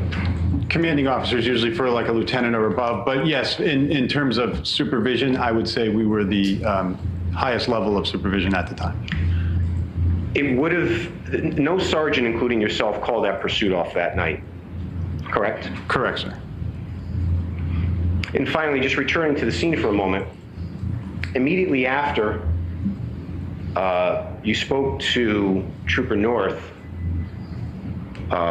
Trooper North went to the hospital, correct? Yes, he did. Who told him to go to the hospital? I did, sir. And you told him to go to the hospital because of the event that occurred and the resulting impact upon him, correct? Correct. I spent numerous years in major crimes investigating these actual types of incidents, and I know that it does take a toll on the individual. So for his well-being, I wanted him to get checked out. It takes a toll on a person emotionally? Absolutely. It takes a toll on a person physically? Yes, it does. It takes a toll on a person mentally? Absolutely. And for those reasons, you directed him to go to Yale New Haven Hospital? I did. And he went to the hospital as far as you know? That's correct. Thank you, sir. Mr. Devlin, anything? Yes, I do have a couple of questions, Your Honor. What's the exhibit? 40. What is the exhibit? Policies there in the 4123 range. So, Sergeant Kiley, this incident involving an officer-involved shooting and a fatality was a major incident, correct? Yes, sir. And when you first spoke to Trooper North, you asked for the synopsis so you could tell when the bosses inquire, you would be able to report to them what happened. Yes, sir. And as you said before, when you say bosses, who are you talking about? Command staff. Command staff of the state police? Yes, sir. Up to the highest levels? Absolutely. Okay. And so North knew that what he was telling you was going to go to the highest levels of the state police? Objection, Your Honor. Okay. Leading. What did North, Sustained, stricken. Okay. When you said bosses, well, highest level of state police, fine, thank you. Let me, Attorney Riccio asked you some questions about, stress of these events. Let me see exhibit 41, 2, 3, state police policy.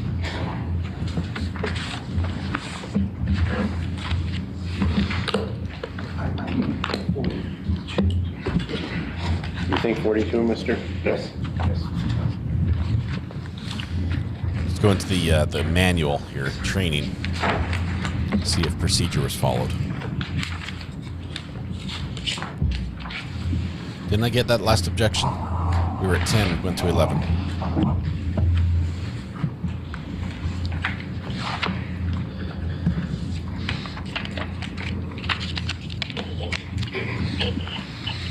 So during this pursuit, and when the pursuit ended on the stop, did Trooper North or any other troopers there summon you to the scene to give them direction before the shots were fired? No, sir. Okay. And you didn't choose to do that on your own? I only responded to the scene after the incident concluded. Okay. And I want to show you this as part of what's been offered as a full exhibit, number 42. And I would, this is been described as the vehicle pursuit policy of the Connecticut State Police in effect at the time of this incident. Can you please read that part by number 2, arrest considerations? Number 2, arrest considerations. Because of the high level of emotions generated during pursuits, troopers and police officers must be aware that any physical force used to apprehend a violator must be reasonable and consistent with both state laws and department policy regarding the use of force.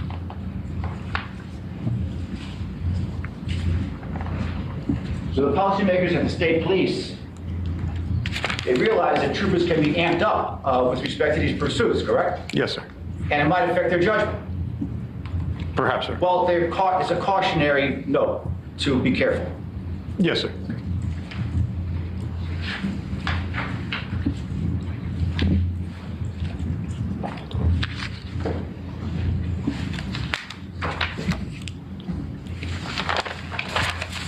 And is it prudent in these situations to slow the process down?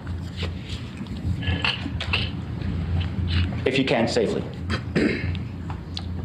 I guess in terms of the pursuit itself? No, in terms of the activities of the police in a felony stop situation. Each situation's so fluid, it's hard to detail how it could be, slowed down at that given moment. Well, I mean, I guess let me put it the other way. Is it prudent to rush it when you don't have to? No, sir. Thank you. Couple brief questions, Your Honor. You testified that every situation is fluid, correct? Yes, sir. Every situation is unique, correct? Yes, sir. And these procedures and policies are just guidelines, correct? They are not hard and fast rules. Is that fair to say? Yes, sir. And because every situation is unique, you have to adapt to the situation and the circumstances that you find yourself in. Fair? Yes, sir. Thank you. The guidelines are prescriptive, though, aren't they? Yes, sir. No further questions. Nothing. Okay. Thank you, Sergeant. Or retired Sergeant. Thank you. Wow. Moving through the witnesses. Morning break, Judge. Good morning, Your Honor. State's next witness is Douglas Lacey. Hand off to the other prosecutor. So, Mr. Devlin, you guys will prepare a substitute. We'll do it right now. Yes, Your Honor. Exhibit Yes, 5. yeah. Okay. Thank you. Prescriptive meaning they prescribe what should happen in that sort of situation. They say, in the ideal situation, this is what you should do.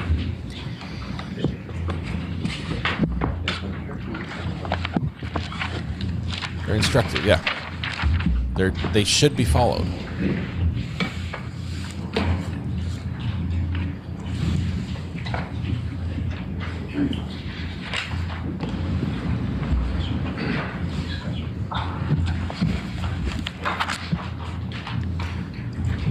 Yeah, I don't think we get jury questions, but we do have unlimited redirect and recross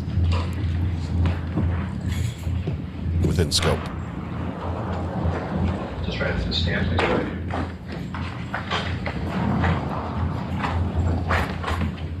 please. He's got binders. I think this is going to be maybe upper management. Please raise your hand. Do you solemnly swear or solemnly sincerely affirm, as the case may be, that the evidence you should give concerning this case shall be the truth, the whole truth, and nothing but the truth, so help you God, or upon penalty of perjury? I do. May you please take your first and last name for the record? Yes, my first name is Douglas, last name is Lacey, Lacey. May you please take your business address for the record? 9 Kingsland Drive, Suite 111, Stafford, Virginia, 22556. Expert. Screams expert. And pull up to the microphone so we can hear you, okay? Thanks. Hi, sir. Good morning. How are you? Good morning. I'm doing well, thank you. Great. Could you tell the jury a little bit about what your professional background is?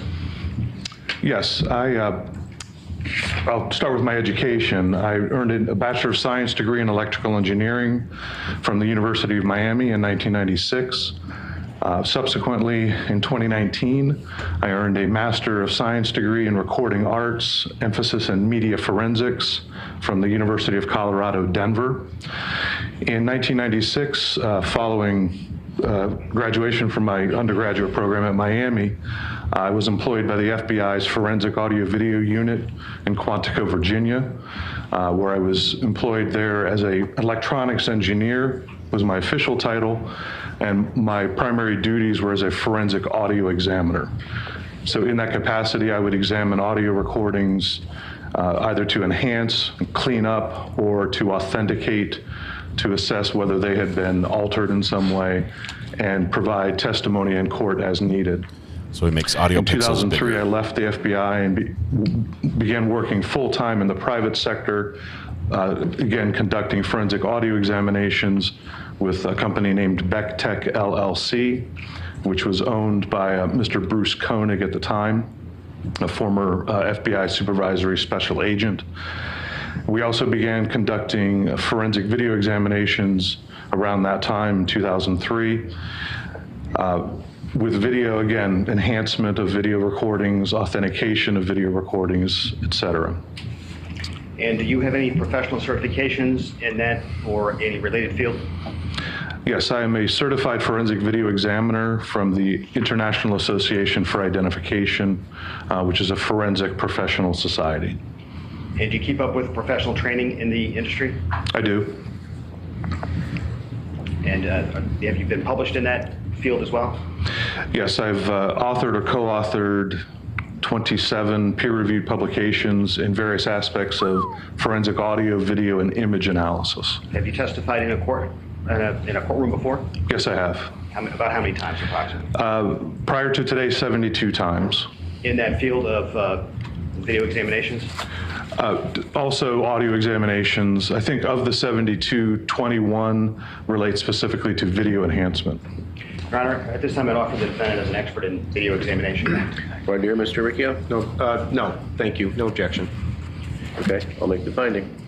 And sir, did there come a point in time a number of years ago where you were your expertise was sought in this particular case, that incidents that occurred January 15th, 2020 in West Haven, Connecticut? Yes, I was contacted in February of 2020. And what were you asked to do? I was asked to conduct enhancements of 2 body cam recordings, as I understood it, related to the incident at hand. Were you provided, first of all, who contacted you? Inspector Michael Sullivan. In fact, it might have been Chief Inspector Michael Sullivan at that time. From the Division of Criminal Justice? Yes, I believe so. Okay. And did he send you any materials to help you do that work? Yes, he provided me with a USB flash drive that contained not only 2 body cam recordings, but also 2 dash cam mounted recordings. And what, did you undertake a process? Well, first of all, what were you asked to do specifically with those? So the body cam recordings, I was asked to enhance those, a portion, designated portion of those body cam recordings in an effort to increase the level of detail or the visibility of content occurring inside of a vehicle. And were you able to do that?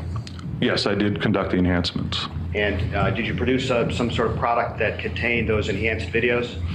Yes, I did. I produced a number of versions of those recordings, specifically a real-time enhanced copy of the designated segments from each camera, as well as a half-speed and a quarter-speed copy. The real-time copy also would contain the audio. It does contain the audio track corresponding to the video, whereas the half and quarter speed do not contain the audio. I also produced a folder of still images of each enhanced video frame in that designated portion of each recording. And so they contain between 300 and 330 still image files, which correspond to each frame of video in the designated portion in its enhanced form. And was this, as far as you know, was this Trooper North's body-worn camera? Was one of those videos?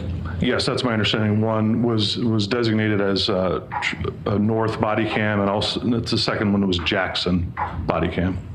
And have you had an opportunity today to view on a flash drive copies of the, as you said, the full video of each, the quarter speed and the still frames for each of those 2 individuals? Yes, I have.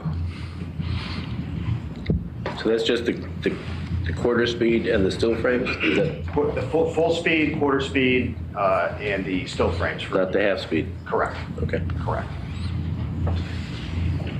I trust the clerk, Your Honor? Yeah.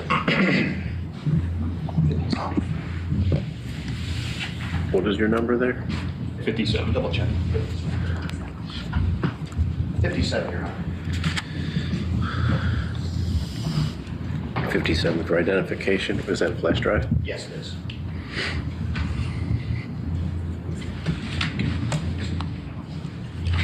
We have all watched, or should have all watched, this body cam video. Obviously, we can't see the enhanced version. Imagine blurrier versions of what you already seen. Yes. That will pretty much I'm giving you what's be what we've got don't here. see the marking on it, but it's 57 for identification. States it's a blue flash drive. Is that the flash drive that you used this morning? Yes, it is. How can you tell? I've initialed it on the underside with my initials DL. So the videos on there and the still frames, those are accurate representations of the product you created roughly 3.5, 4 years ago? Yes, they're bit for bit identical copies to the work product that I produced in 2020.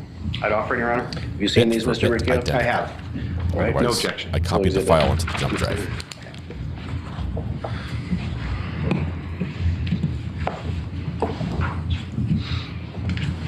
We'll provide the link when we break for lunch. If you want it before then, just search up the Police Academy, Police Activity YouTube channel, and search for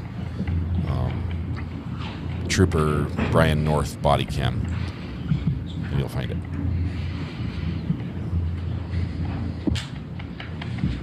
And may I publish these through the witness, Your Honor? Yes. If we could start with just cue up Trooper North's video, the full speed.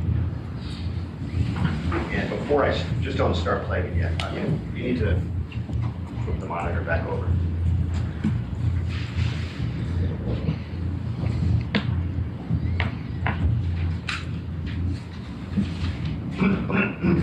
And before we play this, could you just tell the jury a little bit about what the technique is, the process that you use to do the enhancements, what that entails, what you're looking for? The first step with any digital forensic examination is to prepare verified work copies of the submitted evidence. So I prepared a verified work copy of the contents of the flash drive. I then extracted the video files from that work copy. I then conducted a visual review to locate the designated portion as it was described to me in each of the 2 body cam recordings. I then applied 3 filters to each of those designated portions. The first filter is called levels, which is a function that can optimize the range of brightness in a video recording or a still image. The second filter was called shadow highlight, which is in a sense a smart brightening filter where it identifies the shadowed or darkered areas of the video and can brighten those independently of well lit or more clearly lit areas. It can also reduce brightness in an area, for example, if there's like a headlight that's aimed right at the camera lens and you get what's called blooming around the pixels. So that shadow highlight can, again, increase the brightness in shadowed areas and decrease the brightness in very bright areas. And the third filter is called unsharp mask, which is essentially, despite the name, is a sharpening filter. And what that does is it's a localized contrast adjustment so that the edge of objects become more distinct. So if you have a bright object against a dark background or vice versa, the transition between that edges of that object and the background would become more visible or clearer. But just to be clear, the technique you use will not create anything that wasn't there or take away anything that is there? That's correct, yeah. I'm not adding content or deleting content from what was captured in the original video. And for our information, the original videos that you provided, is there a frame rate that you're aware of that those play at? Yes. And what is that? Yes, these video recordings were recorded at 30 frames per second, which is approximately what you are used to watching on television.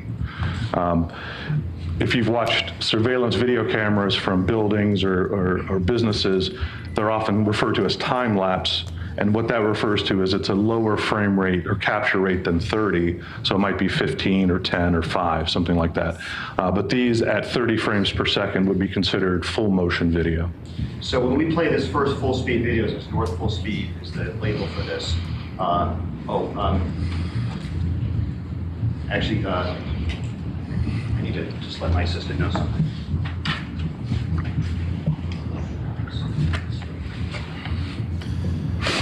The way he described these applying filters, it's almost like he clicked the auto enhance The jury button has this on an exhibit, so let me advanced just ask tool. you, is there a particular program that is a video player that's better to play this particular program on, as opposed to just Windows Media Player?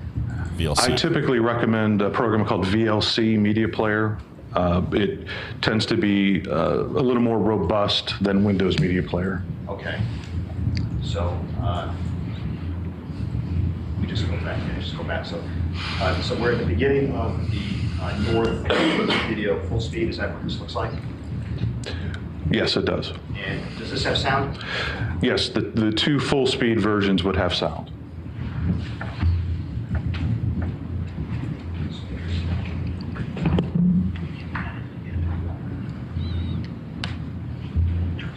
It doesn't make the pixels bigger. Okay, please play it.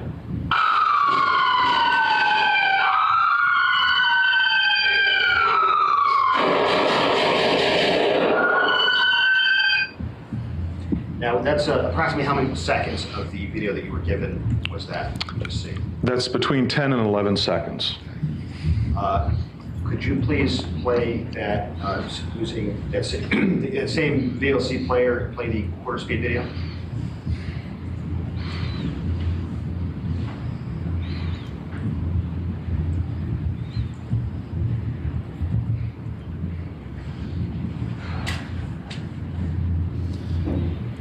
Seven times is a lot, but police officers are trained to keep shooting as long as the threat is there. So we'll have to hear more if, I mean, the shots were fast, but if the threat was still there, that's why. He did not empty his gun. He fired 7 of the 17 rounds available to him.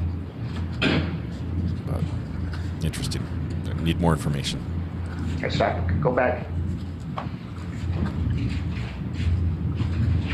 Stop right there.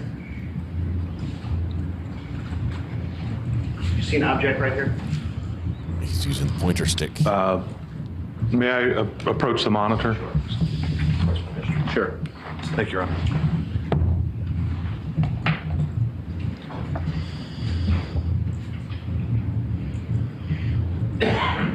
Yes. Thank you. I just wanted, that was my only question on that for now. Play that again, please.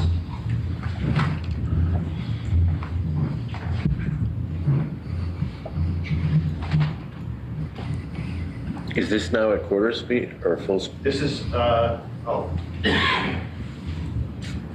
mean, it doesn't appear to be full speed. This is the, yes, this is the quarter speed.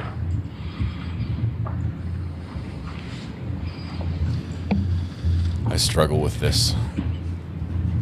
A decision was made in real time. We're going to pick it apart in 25% speed with a freeze frame and analysis. I'm not saying that Officer North was right. I don't know that. I haven't made a decision yet. But I struggle with making a decision and judging him based on information. Now you mentioned that you situations that he created didn't a have. series of, I think you said, still images from these videos as well? Yes, I did. And are those on this flash drive also? Yes, they are. Can you open that up?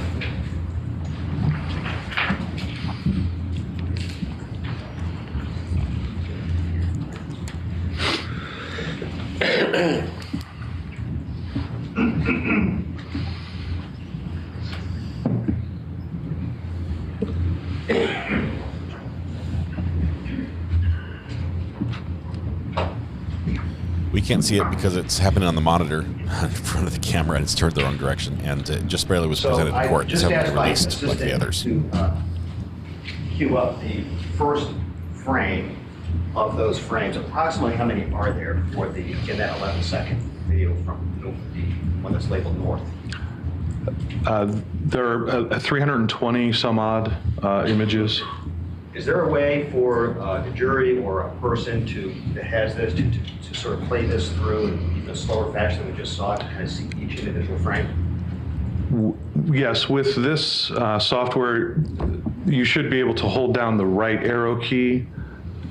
You can either just tap it once to move to the next still image, or you can hold it down and it will play a pseudo video representation of those stills. So could you please do that? Just move forward with this.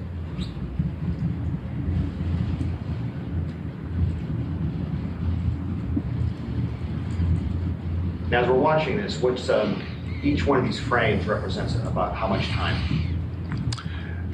Based on the 30 frame per second capture rate, that would be about 33 milliseconds in between the capture of each frame of video.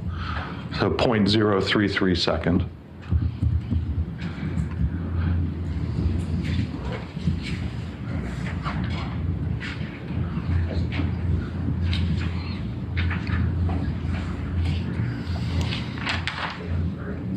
There's a little bit catching up you have to do when you hold the button down. Is that fair to say? Yeah, sometimes the computer will have to buffer the images, so you'll see that little circular arrow represented on the screen. Okay, what I'd like you to do, Stephen, is if you could find 222, and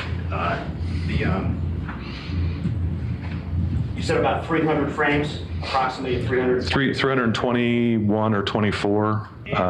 They're actually numbered in just over 10 seconds. Right? I know this is your product, so it's a little hard to see, but there's a number at the end of the whole file number. Actually, you have it labeled as video frame, and there's a number if you kind of hover over that image. Yes, that's correct. So we could pull up 220. Yes, thank you. So this is 222. I asked you a few moments ago if you could identify an object as we're playing, I think, the quarter speed. Remember that? Yes, I believe you asked if I could see an object. If you could see an object, I'm sorry. Yes. And is this essentially a screen capture, or the screen, the still image of that frame that we spoke about earlier? I believe it is, yes. Roughly? Yes.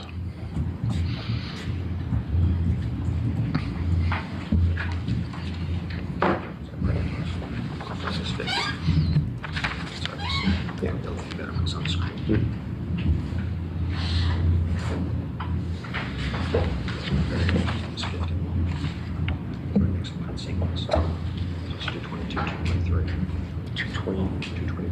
Gotcha. Having asking the clerk to mark these corporate numbers 50 and 51. States 50 and 51 for identification. Are these excerpted from the 57? Printed copies of that, and then the very next frame, Your Honor. Okay, I've added a link in the description of the video that goes to the body camera footage for those that need the link and can't do the YouTube search. Which is what the thumb drive is. That's true. I mean, you could do it that way. Let's do it that way. Is it okay? Sure. Okay. So,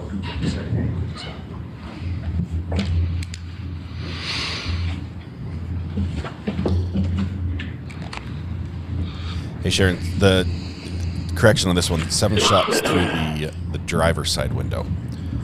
The passenger window was broken out and the taser was fired through the passenger window. My esteemed assistant will know the numbers. Well, it's going to mess her up.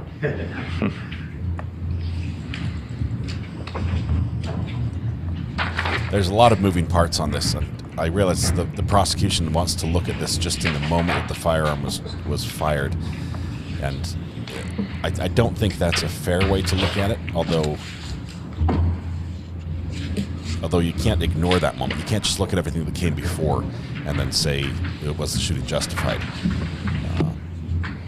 The reason we're in court here is that they looked at this, they analyzed this, and they decided that it wasn't justified. That's why the charges were put. An image of this essentially gets printed from a color printer, which can see not the same quality as we see on the screen. But I showed you this earlier, and other than the image being not as high quality, is that fairly accurate to represent what we see on the screen as far as image 222? Your Honor, may I approach the monitor? Thank you.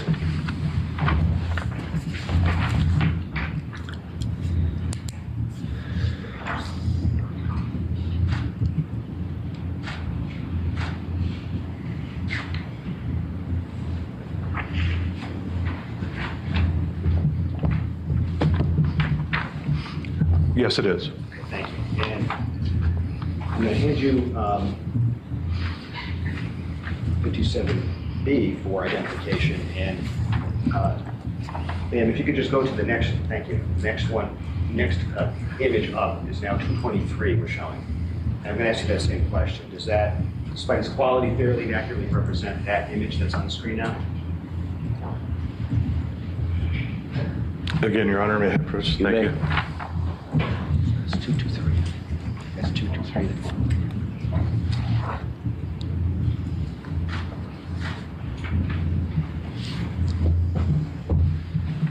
Yes, it does. Thank you. I'd offer them, Your Honor. No objection.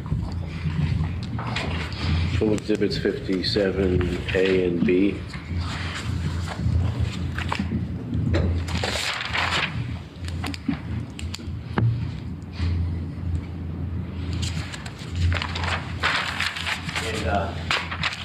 I would just publish those, if we could, in the format that it might be, I don't know if it's any different in the presentation format. So take a look at D7A. So this is 57A? Correct, Your Honor. I mean, it's essentially the same photo, just in Anthony, we're catching up. The trial is still ongoing. We're catching up to it. No spoilers, please. Yes. Okay, and then next, 57B, please.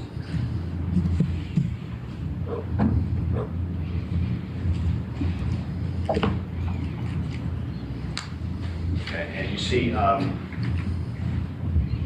any difference in in that image than the last image? This image visually corresponds to the onset of the first gunshot that occurs.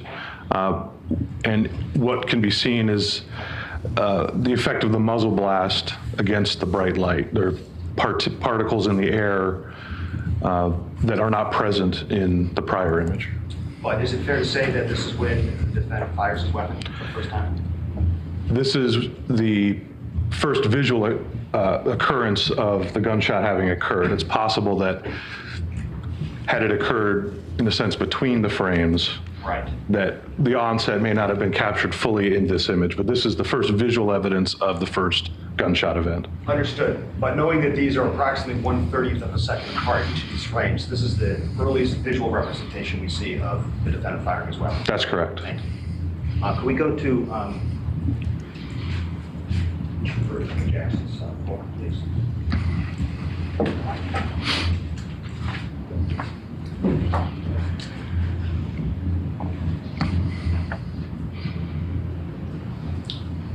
And now I'm asking you to publish to the jury Trooper Jackson's full speed, please. Trooper Jackson's what? I'm sorry. Full speed body-worn camera.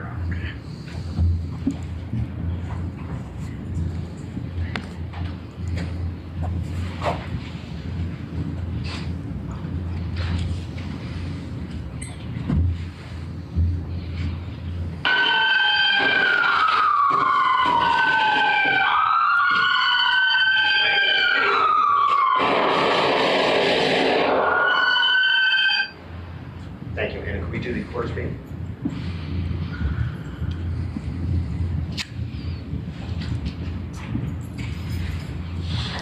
Don't think quarter speed is going to have audio. If you guys are typing in chat and your text message is disappearing, please note that's probably because it contains a word that might be flagged as a potential spoiler.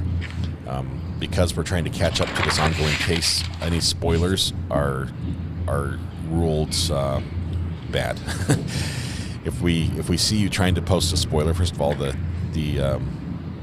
a good chance that the banned words filter will catch it, and then the next thing that happens is the mods give you a 24-hour timeout. So please don't share anything about this case from things that you've seen and that have happened as we're trying to catch up to the court case. If we've talked about it, if we've seen it in this trial, that's fair game. But yeah, Thank you. Just a couple more felony questions. first offense You could for open up spoilers. the still frame folder in Jackson's file.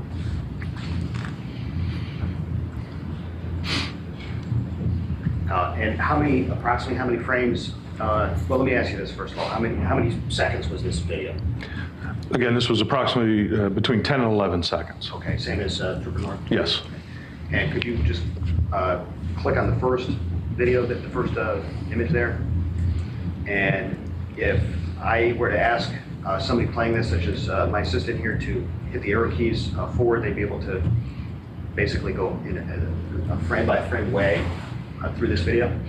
Yes, by using the right arrow key, and the left arrow key would go backwards a frame. So if you could just do that for a portion of this.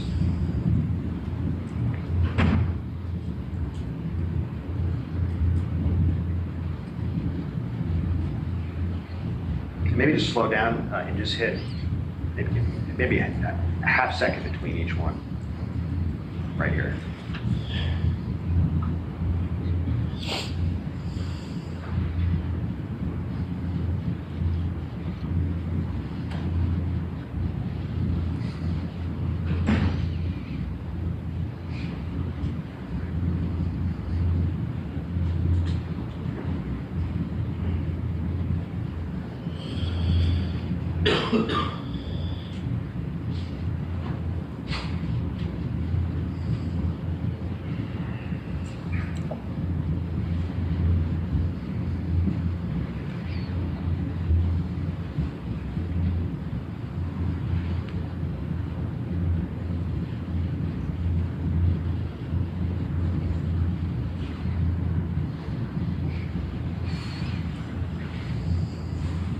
Okay, thank you.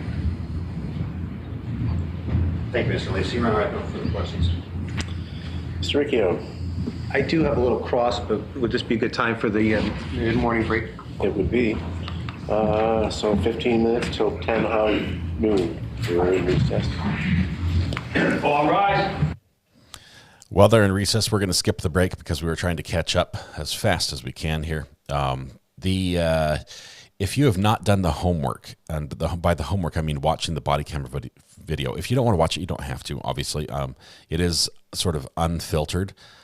So if you have not done that homework, it is available. If you hit the refresh button on the screen, and then just make sure, as you look at the page, make sure you've clicked the like button. That's a requirement as well. Then you go to the description of this video. You'll then see in the description of the video a link to a channel that shows those videos. Good morning, Marshal. It's many different angles of the same, basically. Your Honor, before the jury comes 10 or back, I 15 just want to seconds. alert the court that I have redacted exhibit number 5, a portion of Sergeant Kiley's report, eliminating all the text in it except for the portion that Your Honor allowed in. All right, so I'm going to give this to the clerk. Please. The substitute exhibit. Thank you. And Attorney Riccio has seen it. I think he has no objection. All set, Mr. Riccio, on that? Yeah, I saw it. I'm just taking a look at it again. It's acceptable. He had a semi-automatic police-issued firearm. I believe it was a 9mm, loaded with, I believe, 17 rounds is the standard. Good. So he shot 17 rounds available to him. Right.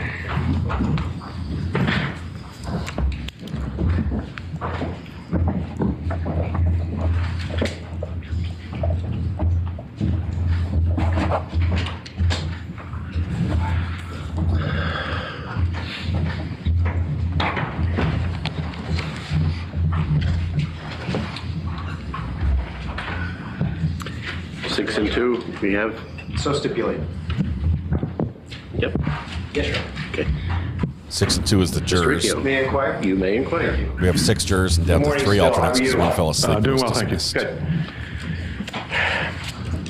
I just have a handful of questions, sir, regarding what you've testified to today and the work that you've done. Now, correct me if I'm wrong, you don't know anything about the circumstances around the event that this trial is about, correct? That's correct. So, again, you don't know who any of these human figures are that were in these videos? You don't know who they are, what they are, correct? That's correct. I have no personal knowledge of any of the individuals. Right. Now, you may be able to tell, wouldn't stretch reality, that there were police cars on the scene, right? Yes. But over and above that, again, you don't know what happened, who was there, what they were thinking, none of that stuff, correct? That's correct. You don't know anything about the occupant of that car, who he is, where he started, anything about him, fair? That's correct. All right. Now,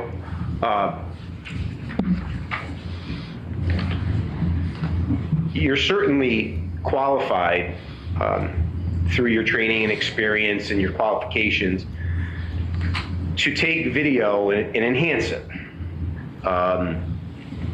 through the use of all of these different lenses and filters and whatnot.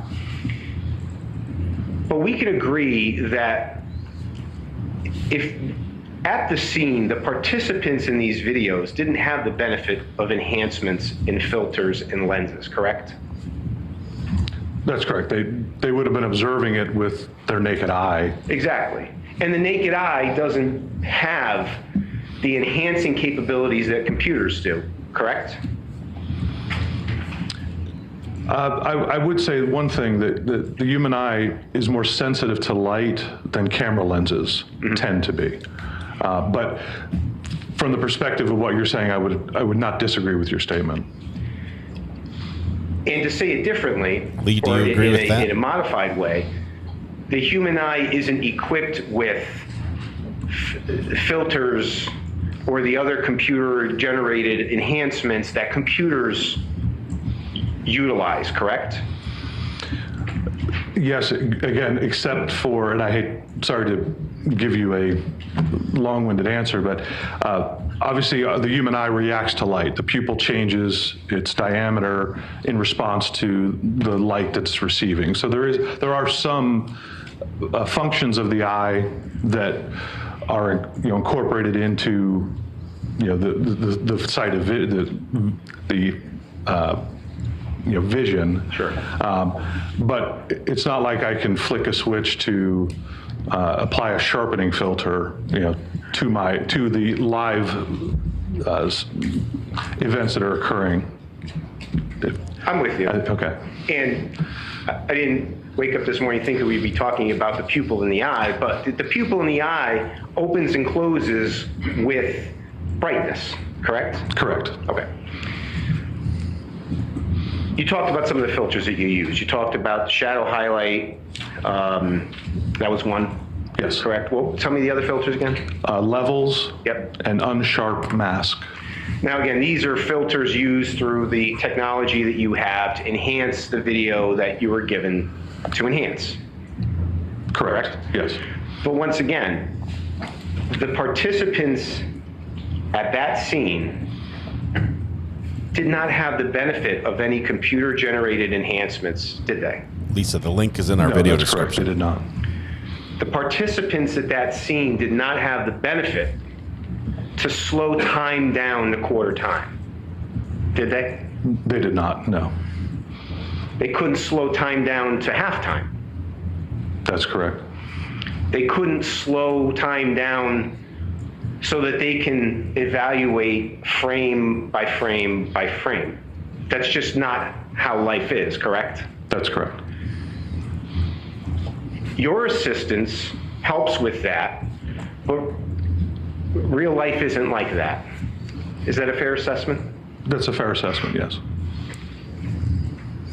So you present video that went through these enhancements, and in fact, not only is the video enhanced through your assistance, but you need a special video player to play it, correct?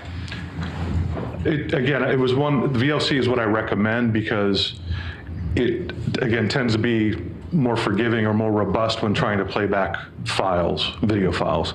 It's very possible that on that particular system, Windows Media Player would have worked just as well.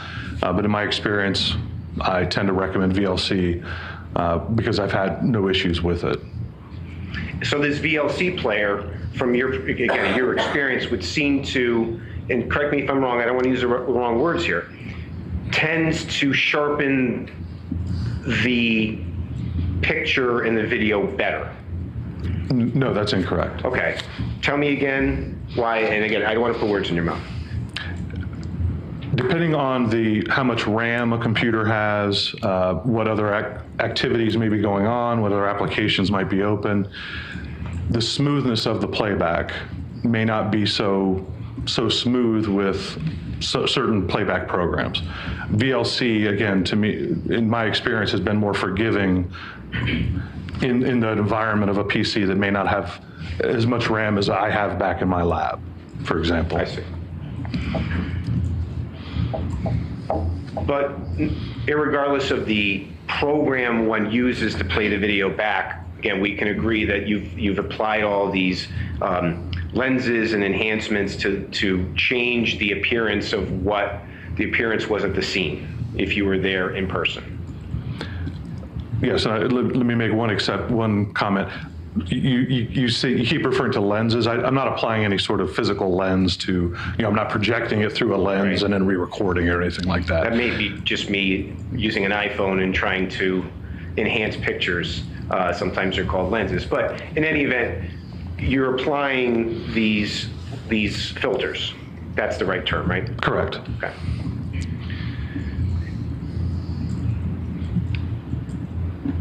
The first, you were given 2 videos to enhance, correct? Yes.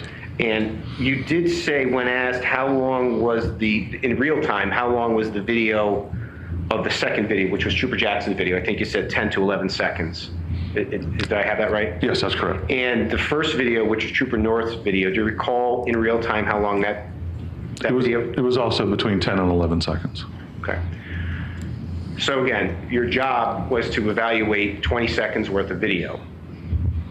10 plus 10, or 11 plus 11, 22 seconds worth of video. Here comes the money question. I was requested to enhance, not evaluate. I wouldn't use that term, but I was asked to enhance a designated portion from each of those, having a length of approximately 10 to 11 seconds each. Correct.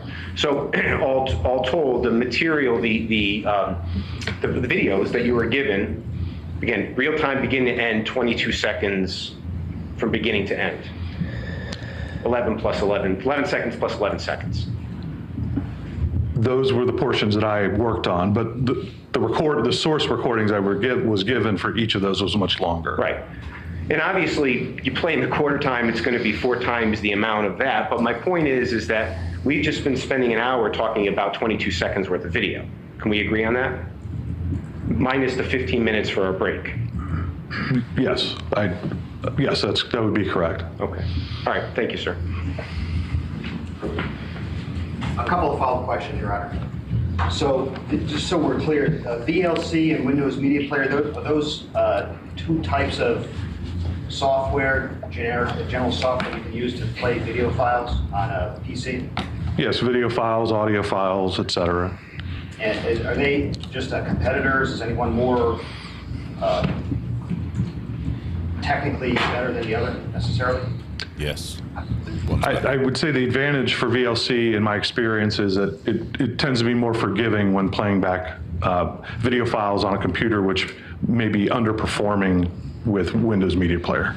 And to follow up on Attorney Ricco's question, it has more to do with the focus of the images as they're popping up on the screen as opposed to any sort of different way that the images appear once they're in focus, right? Right. It's an issue of in Windows Media Player or some other media player program, there may be stuttering or there may be buffering occurring. Lag time, during playback of the video. And so VLC tends to play the recording back more smoothly in my experience.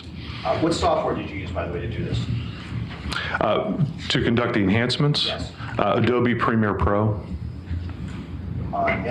So recognizing your expertise, and I know you're not an ophthalmologist, but can you tell the jury a little bit what you do know from your expertise in the area that you're qualified in? How a human eye might see things with respect to the light that's available versus the Panasonic body-worn camera that you originally used, the video that you usually use to enhance and say the enhancements here, is there a range that you could estimate where the eye would fall within that? So I testified earlier that the human eye has a greater sensitivity to light. And so in terms of a technical term, it has greater dynamic range of lighting conditions compared generally to camera sensors. And you may see this yourself with your mobile device. If you're in a restaurant that may be somewhat dimly lit, you have no problem seeing the person sitting in front of you. When you want to take a picture, the camera will either be the image will either be very dark, or in iPhones, I'm an iPhone user, you might see a number pop up in the upper corner that says 2 or 3 or 4. And what that refers to is the number of seconds that the camera wants you to hold the camera still as you're taking this picture based on the low light conditions. And so basically the sensor is exposed to light for a 4-second period so that it has enough light to capture the image that you're interested in. So conceding as you set across that the enhancements, the still frames that we showed are not exactly what the human eye, what the defendant, what Trooper Jackson are actually perceiving, is it fair to say that the Panasonic versions of the unenhanced body-worn cameras were also not necessarily what they were saying and what they were perceiving? Yes, to the extent you're saying that the original as well as the enhanced are not meant to exactly replicate what the human eye would see at the scene, I would agree with that statement. The human eye might actually be better than the unenhanced versions that you received in evidence, correct? That's possible. Again, you mentioned I'm not an ophthalmologist, but my understanding of this, at least from the perspective of sensitivity to light, the human eye would be more sensitive than the camera sensor. Because it reacts like your eye would react like an aperture, as a camera aperture would. Yes, the pupil would react as an aperture. Thank you.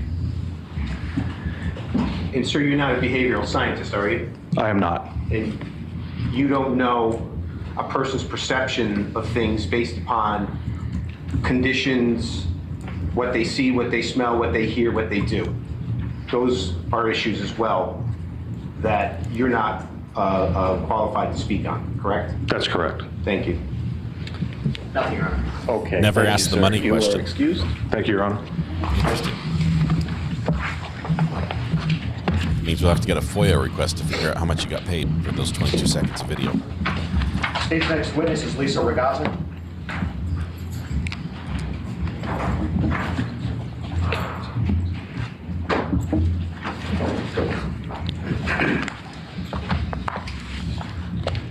This community is amazing. We differ very much on this. There are people on all sides of this, but the way we're able to have intellectual conversations about it without just the emotion. There is emotion present, but without just raw emotion and resorting to either logical fallacies or name calling. It's wonderful. You guys are great. Thank you.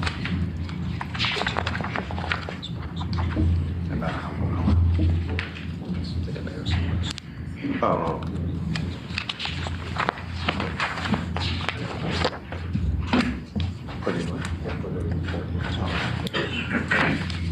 No. Truth be told,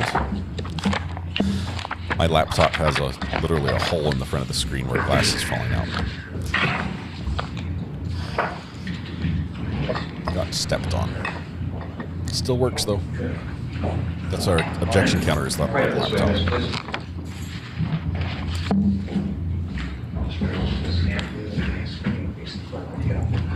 Okay.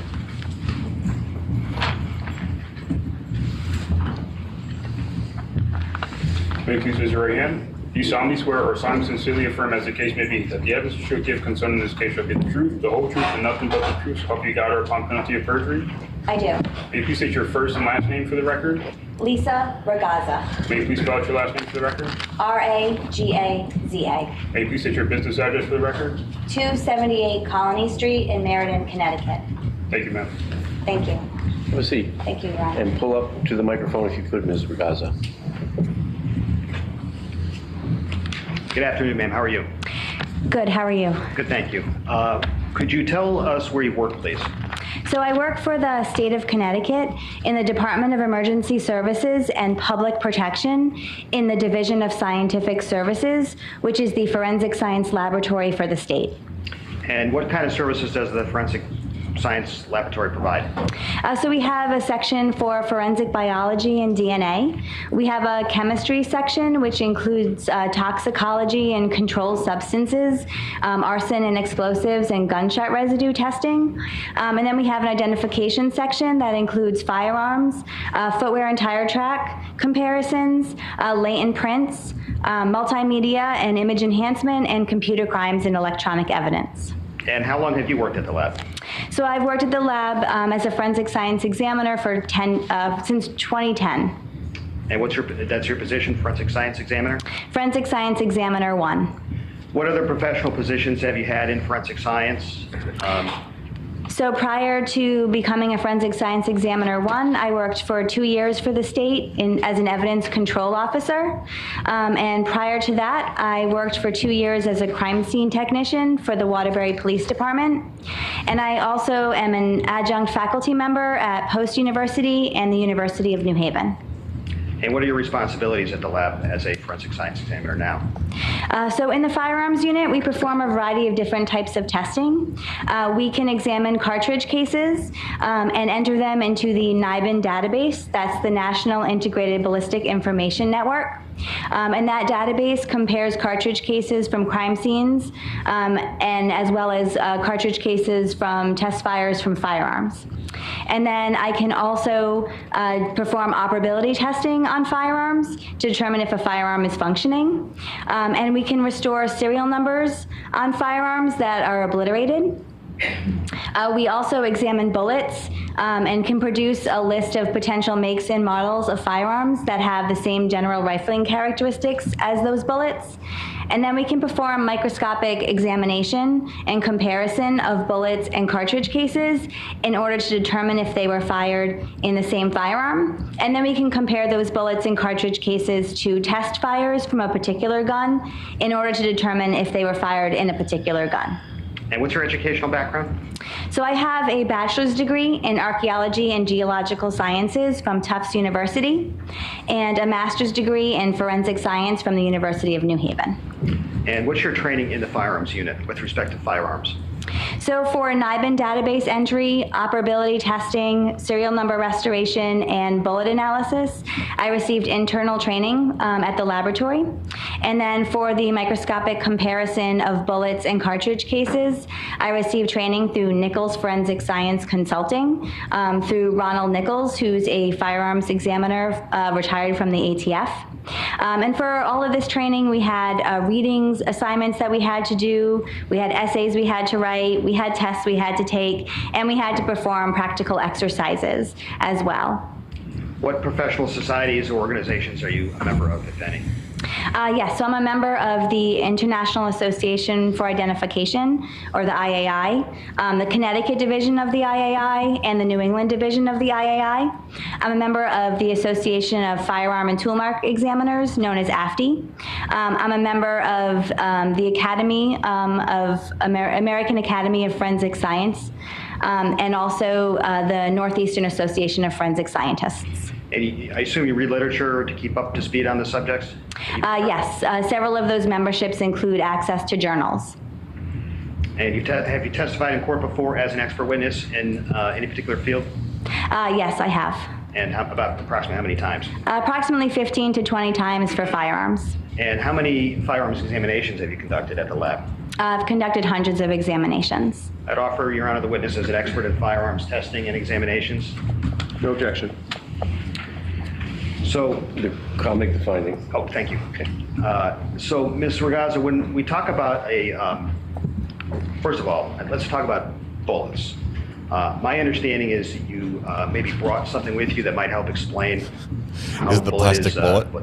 How a bullet is structured, what the components are. Yes. Would you mind it's the demo. show that to a member of a defense counsel earlier? I don't think there's an objection to this being used as a demonstrative exhibit. Could you show the jury that item? The brown bullet. Yes. And maybe explain how a bullet works?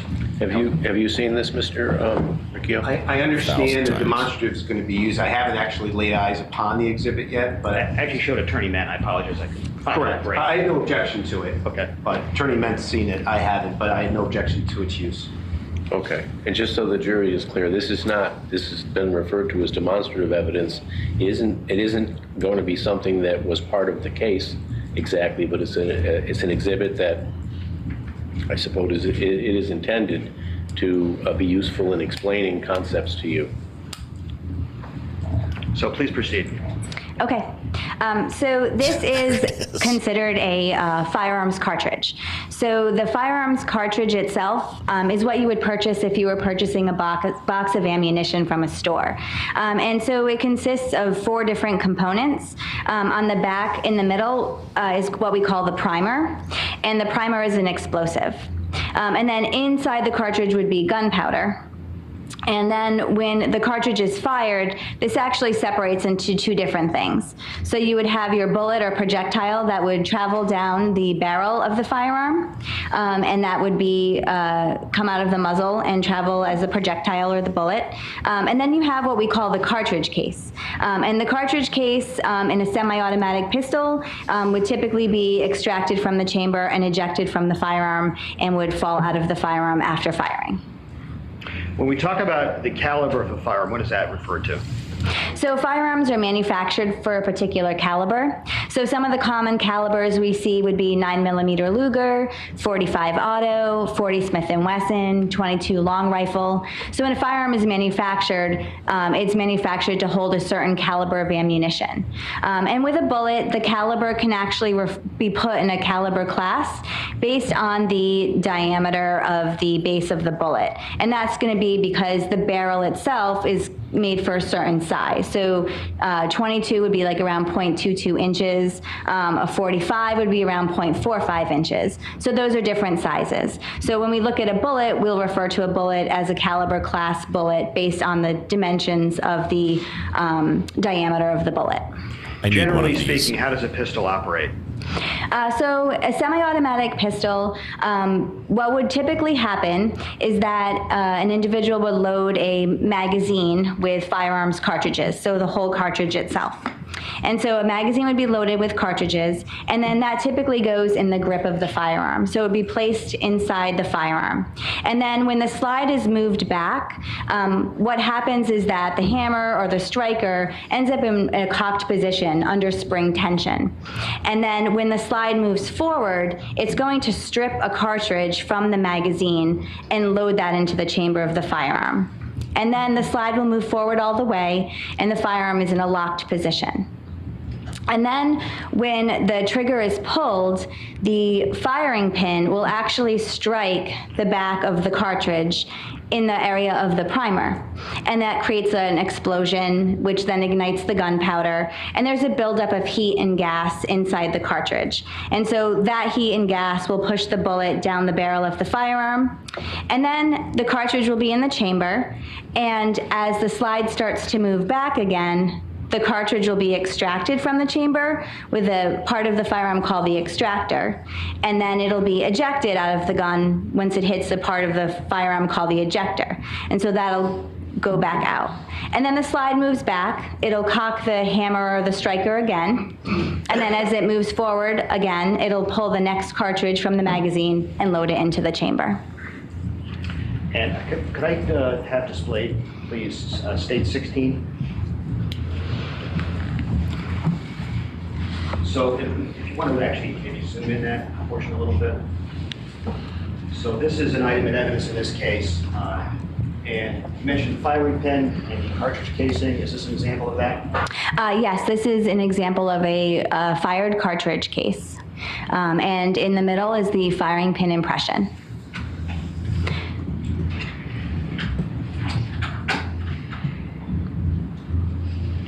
When a cartridge is fired, does the firearm mark the bullets or the cartridge casing in some way? Yes. And could you explain how that works?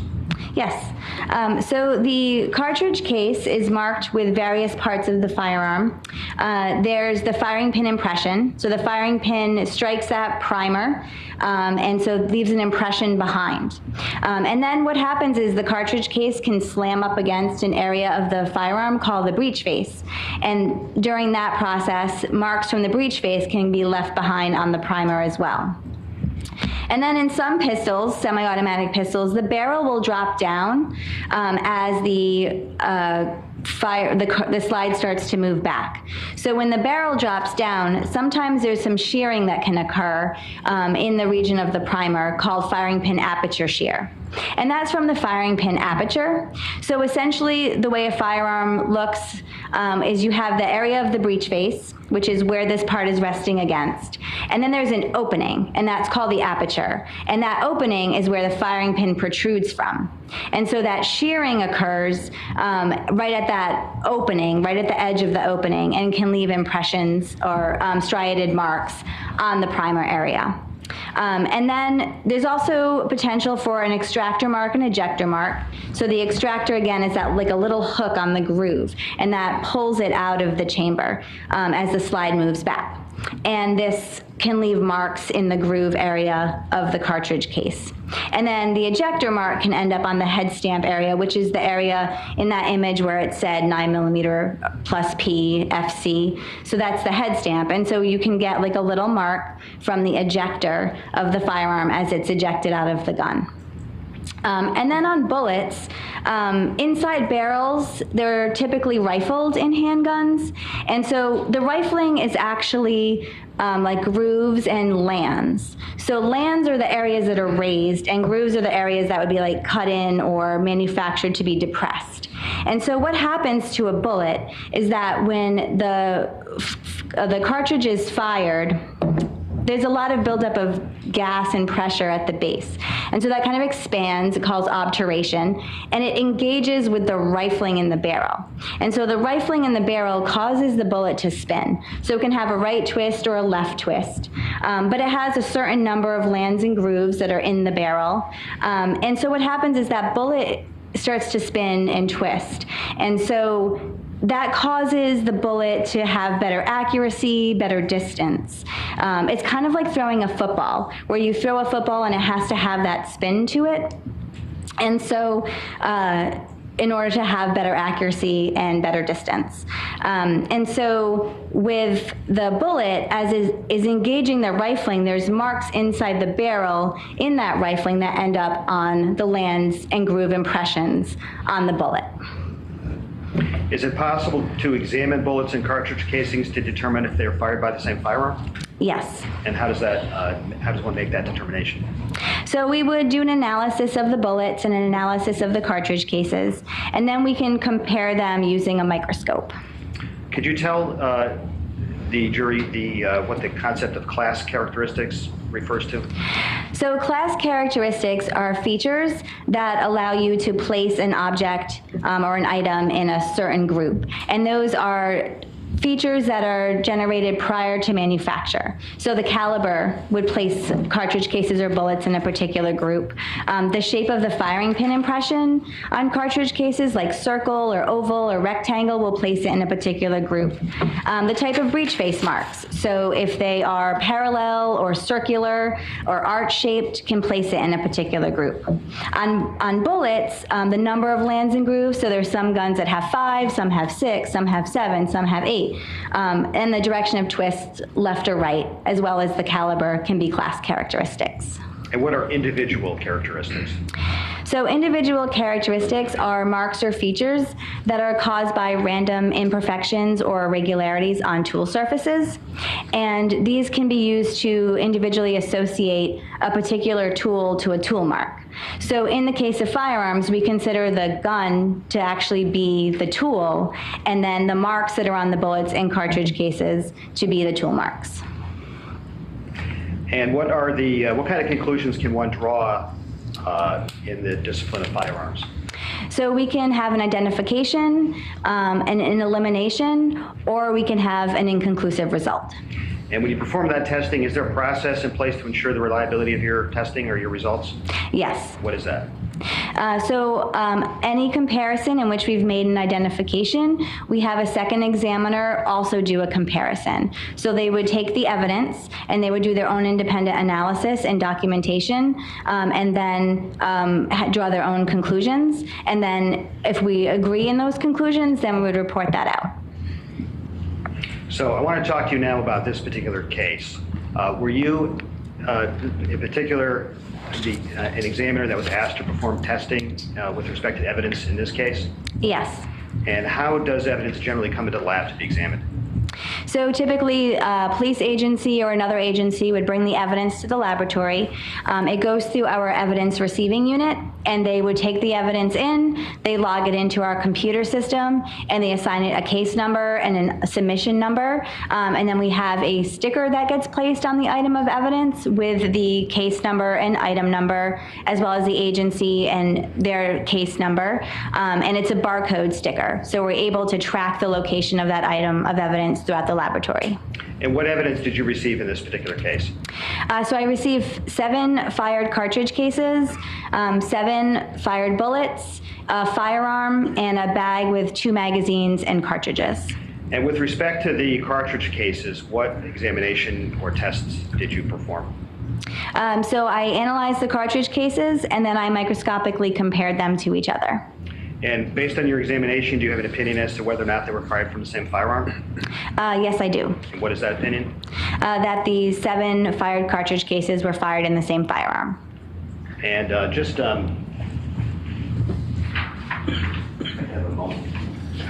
It does seem like this testimony is sort of unneeded because it's not disputed. The officer is saying that he fired all 7 rounds, but I guess they have to prove it.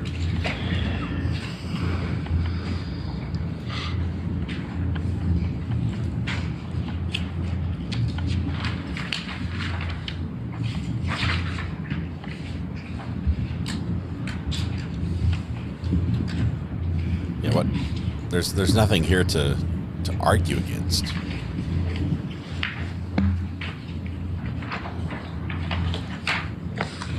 I will say one of the best explanations of how a bullet cartridge, a bullet is fired, how it's handled. One of the best explanations using that demonstrative aid that we've ever seen.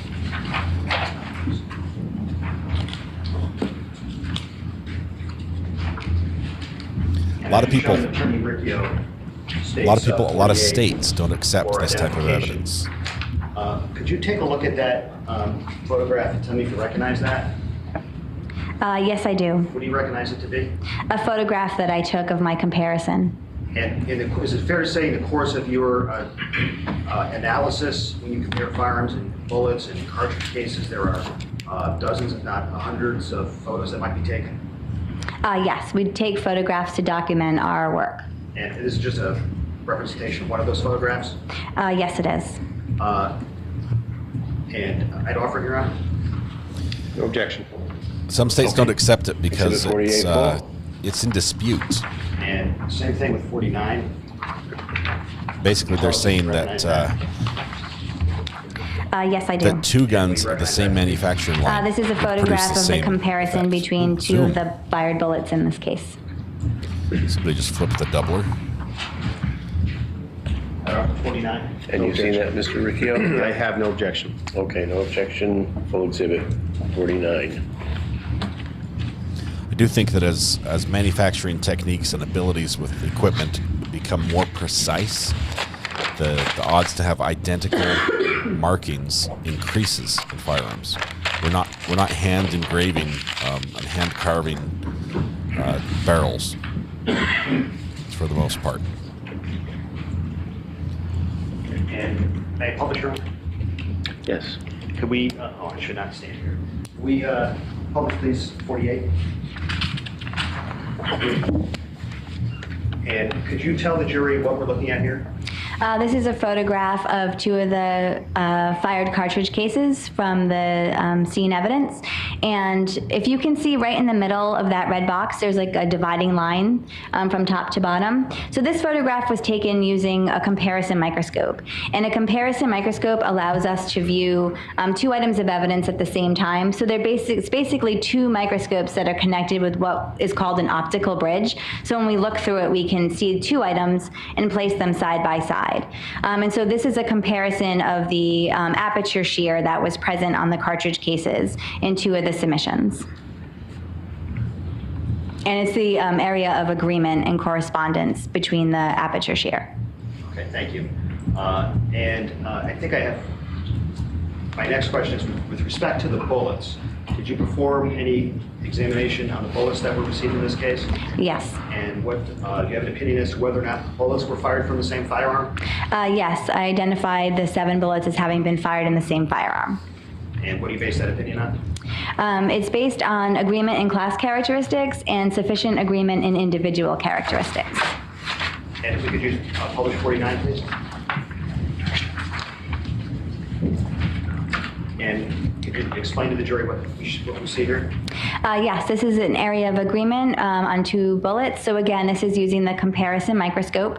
So there's 1 bullet on the left and 1 bullet on the right. And this is a region called slippage, which is one of the agreement and individual characteristics in that area. Okay, and I just had my assistant kind of zoom in on the box red area, and that just shows the comparison. Yes, so we're looking at the striated marks that are from that are on the bullets, and the agreement in the characteristics, individual characteristics that's present there. Thank you. And Ms. Ragazza, did you also examine the firearm that was submitted in this case? Yes, I did. And what type of firearm was that? It was a Smith & Wesson 9mm Luger, M&P9 M2.0. And do you know the serial number? It was NCD 2808. Okay, and this was a few years ago? She memorized yes, the serial it was in number. 2020. That's okay, impressive. I just saw you kind of knew that off the top of your head. Is it fair to say you looked at your report shortly before coming into court today?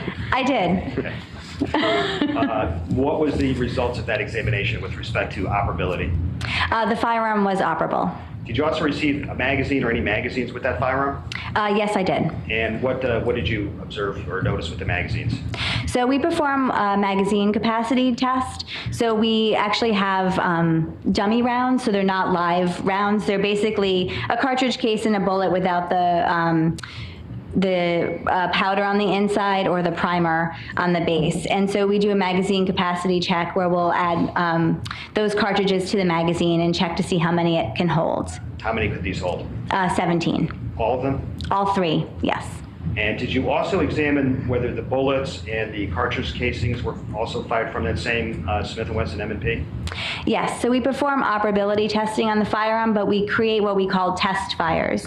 So we'll fire cartridges through the firearm, and we get test-fired cartridge cases and test-fired bullets that I know I fired through that particular firearm. And what did your examination find?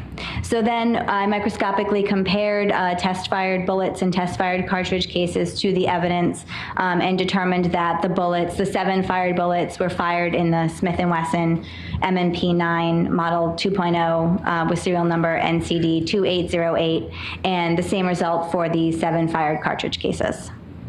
And did you memorialize your findings in a report?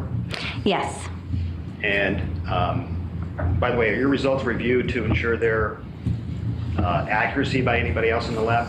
Yes, so a second examiner also looked at the bullets and the cartridge cases, compared the 7 bullets and the 7 cartridge cases to each other, and compared them to the test fires as well. So your work is basically double-checked? Yes. And the report that I spoke about, is that a report that's made in the ordinary course of business at the lab? Yes, it is. And does it accurately reflect the findings that you've discussed with us today? Yes, it does. If I could retrieve States 50 for identification.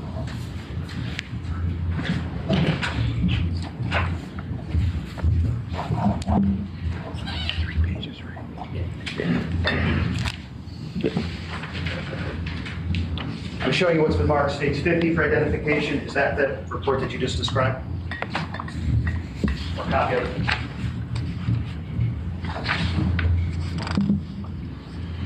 Yes. Does it, and it fairly accurately represents your findings in this case? Yes. I'd offer it, Your Honor. Full exhibit without objection. Thank you, ma'am. No further questions, Your Honor. Thank you. I have no questions of this witness. Thank you. Thank you, defense. You're excused, ma'am. Thank you so much. Thank you, Your Honor. She did a great job, explained it wonderfully. I think the jury has a good grasp of that. At 2 o'clock, and so I'd ask for a lunch recess at this time, please. How are we doing? This will be our last speaking witness, Your Honor. Okay, thank you. All right, then we'll be in recess until 2 o'clock. All right. So as they go to recess, let's see, we are going to skip their recess till 2 o'clock. We're flying right along. We're trying to catch up with this case because oh, there we go. Holy cow, that was a long break. Boom. Okay. And we're back in just a second. Quickly, very briefly, I'm going to just show you what the thumbnail is up to. Here we are. I know it's small, it's in the corner, but we've got Court is again in session. You may be seated. many updates to go over. Good afternoon, Marshal. Any issues, counsel? Either? No, Your Honor. Okay. I'm going to bring the jury. The mimes come after the speaking witnesses.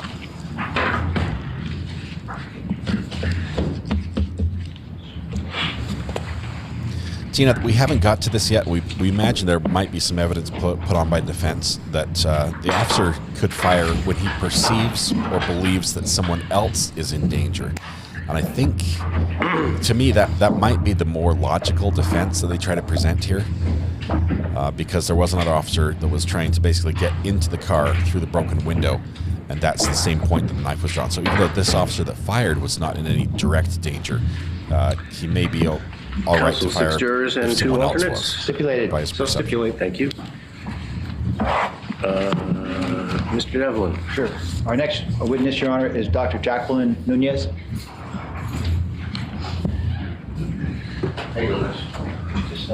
This may be the last prosecution witness.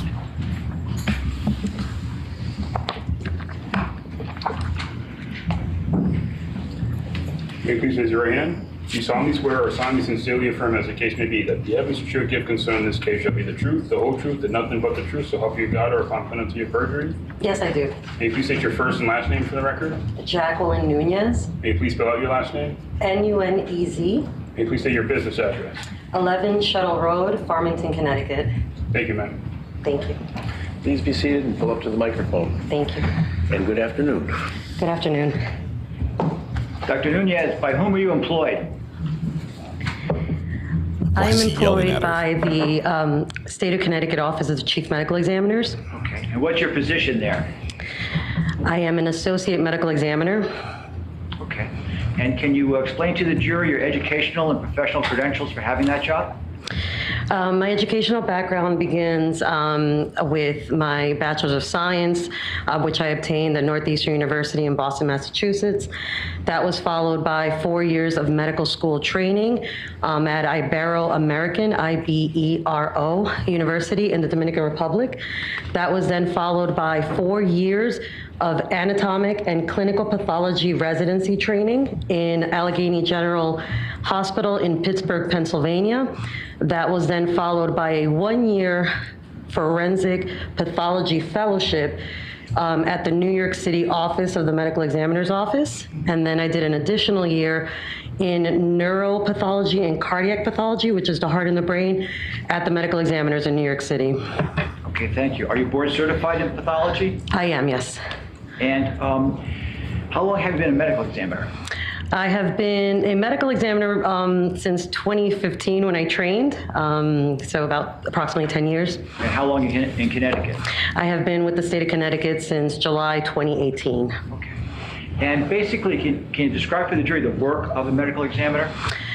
Yes, I'll back up a little bit and explain what pathology is, or pathologist. A pathologist is a branch of medicine like any other specialty, like cardiologist or a surgeon. A pathologist in a hospital setting is a doctor that is tasked with assisting surgeons or oncologists or other doctors in coming to a conclusion of what the diagnosis of a patient is. So if anyone's ever had a biopsy performed or surgery to resect a tumor, the pathologist is the doctor that will examine that tissue and provide a diagnosis or what it is to the clinicians, and together they can then come with a plan to treat the patient. In the hospital setting, pathologists also perform autopsies. In these cases, the cases are natural deaths. Usually they're individuals that have been sick, and for whatever reason, if there's a question by the family or by the doctors, a pathologist can perform those autopsies. A forensic pathologist then is a doctor that has that training and now applies it to cases where the deaths are either sudden, unexpected, or violent. So in my capacity as a medical examiner for the state of Connecticut, our office is an independent office that is responsible for investigating these deaths. Our role is to determine the cause of death and the manner of death, or the circumstances by which the death occurred. You mentioned the term autopsy. What is an autopsy? An autopsy is a medical procedure. It consists of an external exam and an internal exam.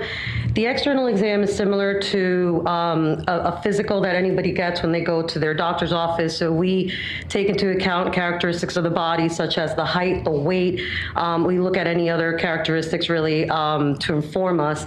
That's followed then by making surgical incisions to the chest, to the abdomen, and to the head, where then or medical examiners then perform internal examinations, also looking for characteristics in the organs. We identify if there's any diseases, identifying any trauma or injuries to the organs, and that's usually how it's performed, both internal and external exams. Do you keep track of the number of autopsies you performed? Yes, I do. And Yes, how I many do. have you performed?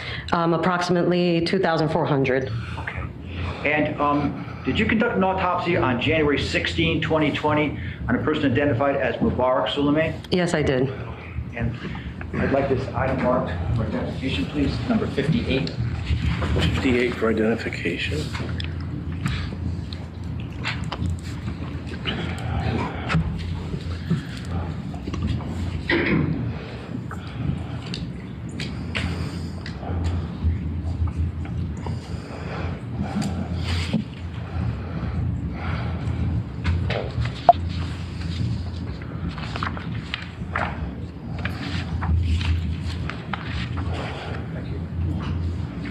Dr. Mindy is showing you has been marked by our clerk 58 for identification. Do you recognize this document? Yes, I do. Okay. And what is it? This is the autopsy report that was prepared after the autopsy of Mubarak Soulemane. Okay. And you're the one who did that autopsy? That is correct. Okay. What was the time of Mr. Soulemane's death? Date and time? The date and time of death is January 15th, 2022, and the time of death, 6:03 p.m. Okay. And so, where did this examination take place of Mr. Soulemane? The autopsy examination takes place at the Office of the Chief Medical Examiners. Okay. And did you, as you indicated, perform an external examination of the body? Yes, I did. And did you determine Mr. Soulemane's height and weight? Yes, I did. And what were they? Just going to refer to the report. The height was approximately 5 foot 10 inches, and the weight was 188 pounds. Okay. And can you explain to the jury basically what you observed during the autopsy? During the external portion of the autopsy, I noted that there had been medical therapy or intervention performed on the body. I noted that life-saving resuscitative efforts, if you will. There were sutured incisions to the left side of the chest. There were chest tubes that were placed on each side of the chest, and there was also EKG patches and intravenous catheters and so on. Okay. And at the completion of your examination, both external and internal, did you arrive at an opinion as to the cause of Mrs. Soulemane's death? Yes, I did. And what was that? The cause of death was gunshot wounds of torso and extremities. Okay. And how about the manner of death? The manner of death was homicide. And did you document your findings in that report that I just handed you? Yes, I did. I would offer the doctor's autopsy report as an exhibit. May I have one here for a moment? Certainly. Good afternoon. Good afternoon. As part of this autopsy, does it also include the toxicology report? That is correct. Okay. In addition to the toxicology, which looks like it's 2 pages, it includes receipt of evidence, that is the physical evidence other than the autopsy, the subject, but the other physical evidence you analyzed? Well, that is correct. And then what would the last page, what does that represent? That represents the inventory of specimens that are collected for the state lab, the state lab, if there's any blood samples or trace evidence or things like that, or hair samples that are submitted. All right, thank you. No objection. Full exhibit. At the clerk market.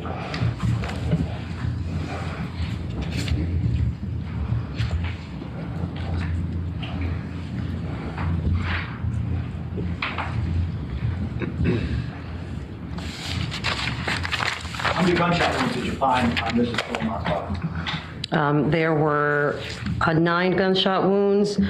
4 were to the torso or to the chest area, and 4 were to the upper arms, and one of those was a graze wound. Okay. And did you take, or you or your staff, take photographs during the autopsy? That is correct. Photographs were taken by the forensic photographer under my supervision. Okay.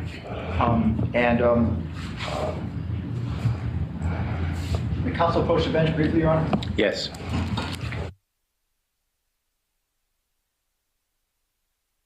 When they approach, I have to stop eating my lunch. I promise it wasn't me breathing into the mic. I'm eating a peanut butter sandwich.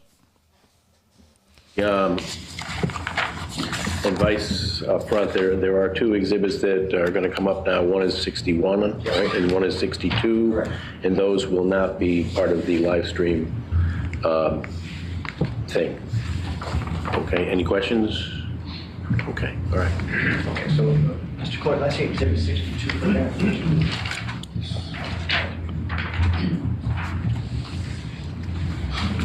Dr. Nunez, is this one of the photographs that was taken during Mr. Soulemane's autopsy? Yes, it was.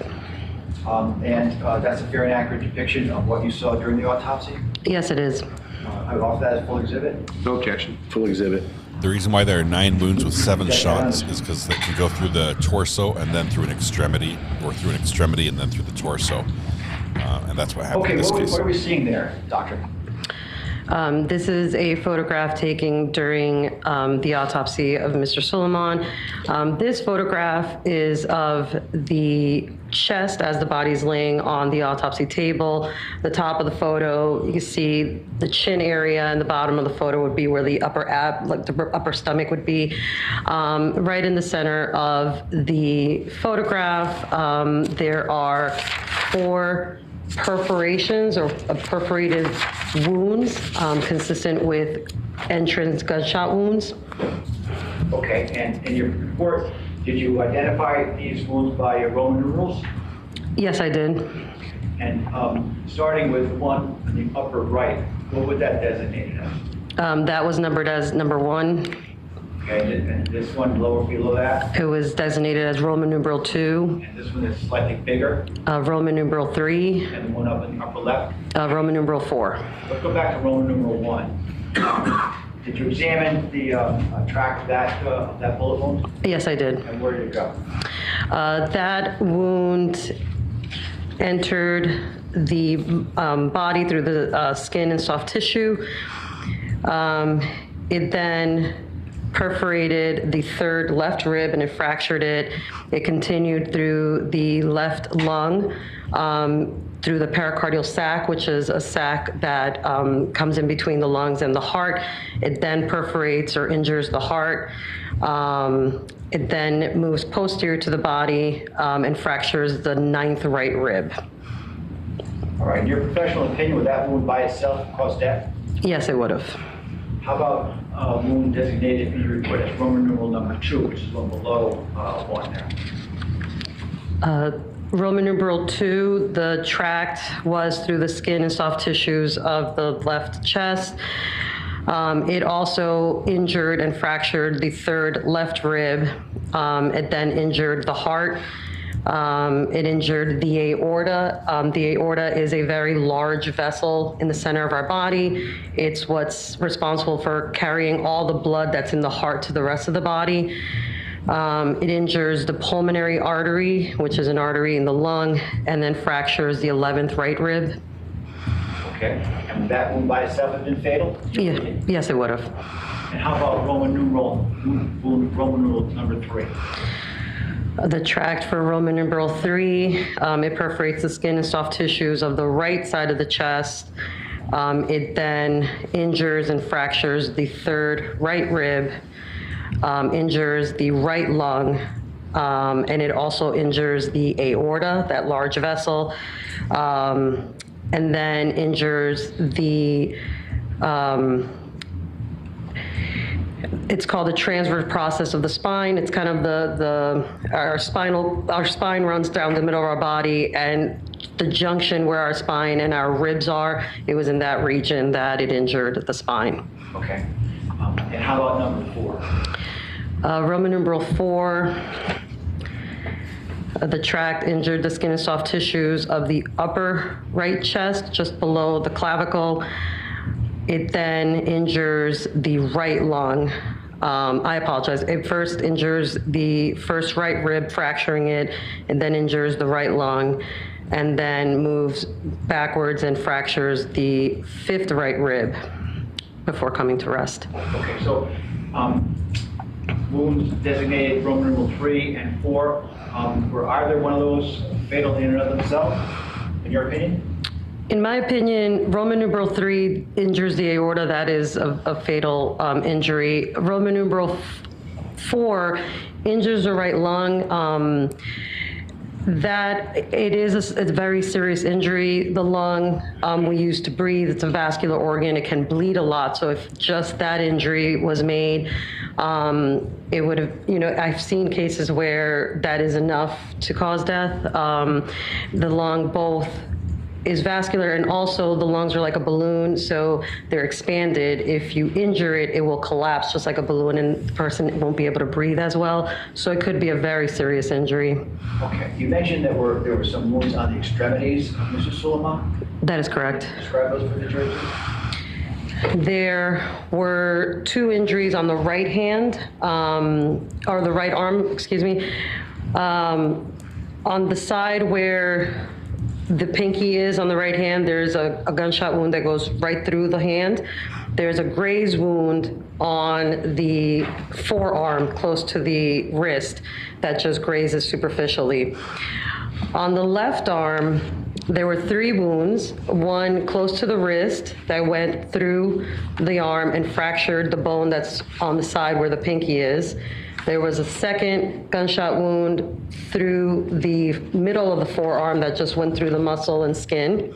And then the third was at the elbow, and it fractured the humerus bone, or the bone of our upper arm. Okay. And did you document these injuries that you've discussed on a sketch? Yes, I have. And I'm showing you what remarks exhibit number 61 for identification. Is that a copy of the sketch you prepared? Yes, it is. Is that a fair and accurate depiction of the approximate wound locations you just described to the jury? Yes, it is. I would offer 61 as a full exhibit. No objection. 61 full exhibit.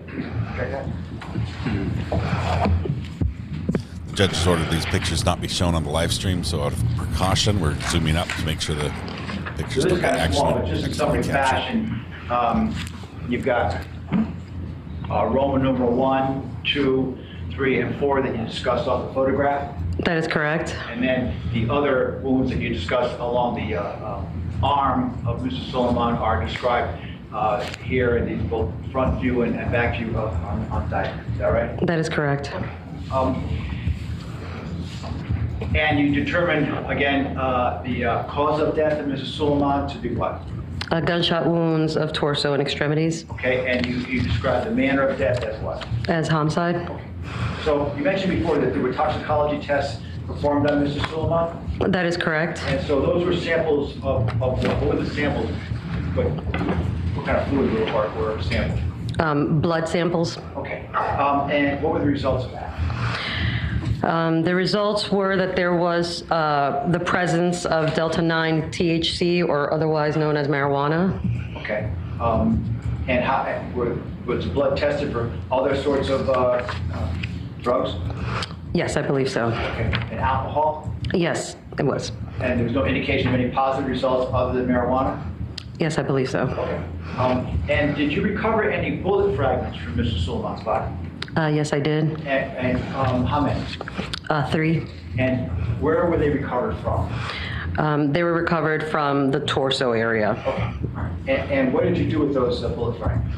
Those were handed to the Connecticut State Police representative that was at the autopsy. Okay. Can I see 27A and 28A and 29A?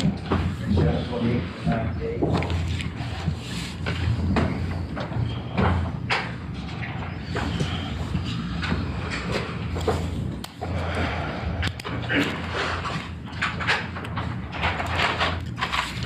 I'm sorry, Mr. Devlin, what number's 27? 27A, 28A, and 29. 9A, okay.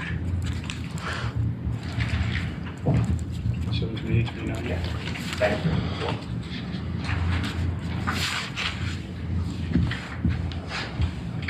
And Dr. showing 27A, 28A, and 29A, I notice I have a number of markings on that, but do you recognize those?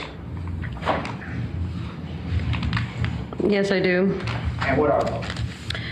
These were the projectiles recovered during the autopsy of Mr. Soulemane. And those are turned over by the medical examiner's office to represent the state police? That is correct. Thank you. I have no further questions.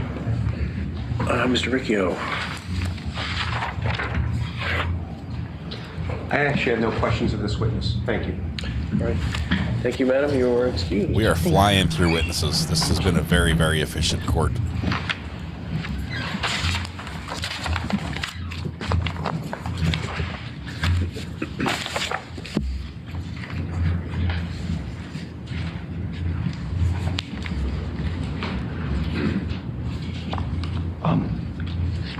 So I would ask the court for a brief recess just to make sure of our exhibit list is complete, but the state's pretty much prepared to rest this case in chief.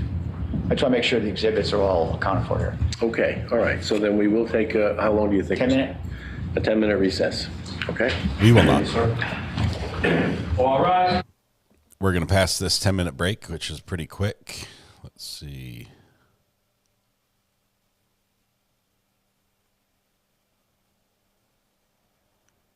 Hang on.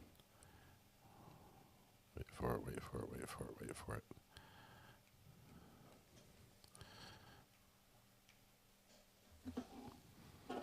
Okay, I think that's it. On record. Court's back in session.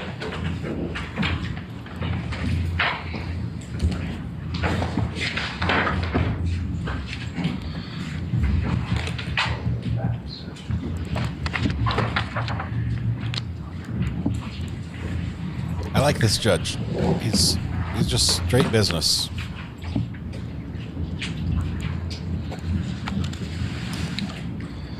Defendant is out on $50,000 bail.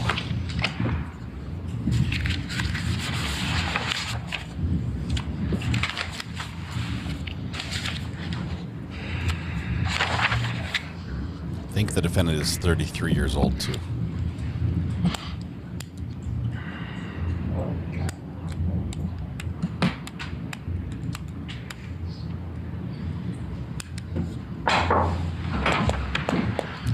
jury's coming in.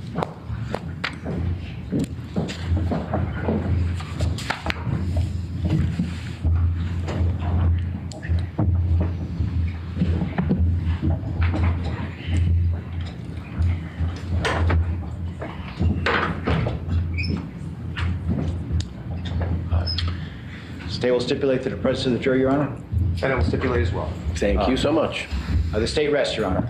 Thank you, Mr. Devlin. All we know about the jury is there are 6 and 2 So I alternates. think this would be a good time for us to break for the day. And so we're going to do that, and we'll start tomorrow morning as we have all week. Come at 9, we'll get going about 10, and we should have a full day tomorrow. In the meantime, don't make up your mind or form any opinions about the evidence that you've heard so far. It's not, you're still going to hear more, or you may, and you're not to discuss with anyone anything that's happened here over the past few days. Don't seek out any information from other sources. We want you to be able to make any decisions that you have to make based on what you've heard here in the courtroom only. Don't do any independent examinations or site visits or anything like that. Do not answer inquiries from people you believe to be from the press. Do not watch any coverage of this or anything like this. And otherwise, I would wish you have a pleasant evening, and we'll see you tomorrow. Thank you. Okay, so as they leave, they're going to leave. We're going to get ready for the next part of our day because we're catching up. We are closer and closer and closer to catching up. This case is still ongoing. We are still catching up to it. Please don't give us any spoilers. We don't want to know what's coming up next. We don't want to tell us how many more witnesses. We don't want to know what evidence or whether or not he testifies. All of that, any of that would be considered a spoiler. And if you provide that in chat, we will provide you with a 24-hour timeout to sit and think about it by yourself. That's 24 hours where we will not have the benefit of hearing from you in chat, which will be sad, but at the same time, hopefully instructive. So we are... Do you guys want to take? I just ate.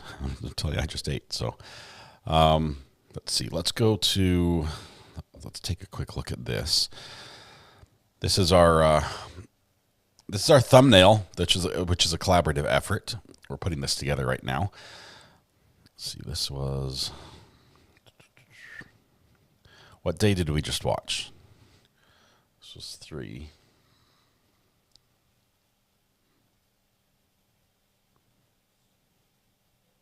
That one. Now we go to this one. Okay. Anyway, so this is our thumbnail. It looks great. It has. We'll need to probably Adam to come on and explain it eventually. My question is, can we keep going through lunch? Let's keep going through lunch because we're on catch up. Because we're on catch up. Why? Hey. What are you guys doing here? Okay, I've got to take this off the screen before you guys do something that I'm going to regret. All right, just waiting for court to start on our next day of trial. And it should start with defense deciding if they're going to present any evidence.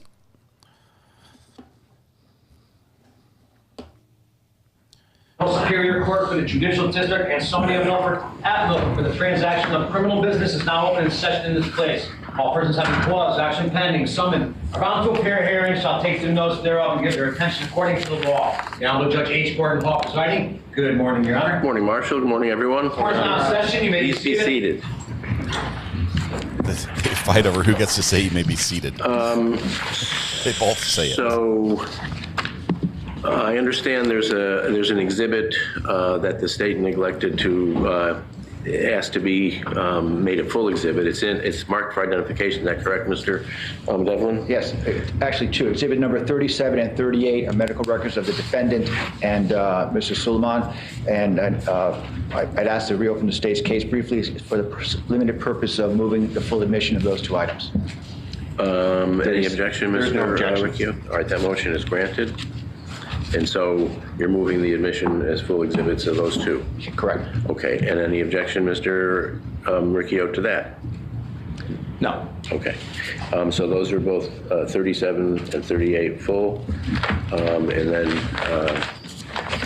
You rest again? Yes, I do. State rest. Okay.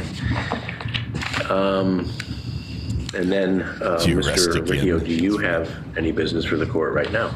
I do, Your Honor. Before the defense begins its case, at this point in time, the Connecticut Practice Book allows for the defense to make a motion pursuant to Section 4240 for a motion for a judgment of acquittal.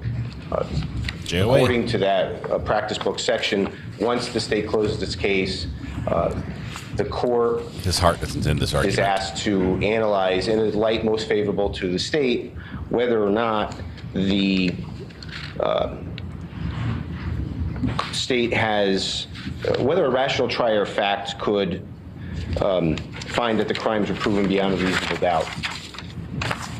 And I filed a written motion sort of echoing what it is I'm arguing. I did that for purposes of making sure that the court has all the law that it needs. I know it knows it, but just to make sure that the citations were correct. So 4240 allows us to occur. During the 4 days that the state proffered its case, the vast majority of the witnesses that testified were law enforcement officers. Those officers, whether they be state or city police, testified and gave their opinions about what they saw, what they felt, what they gleaned from this incident.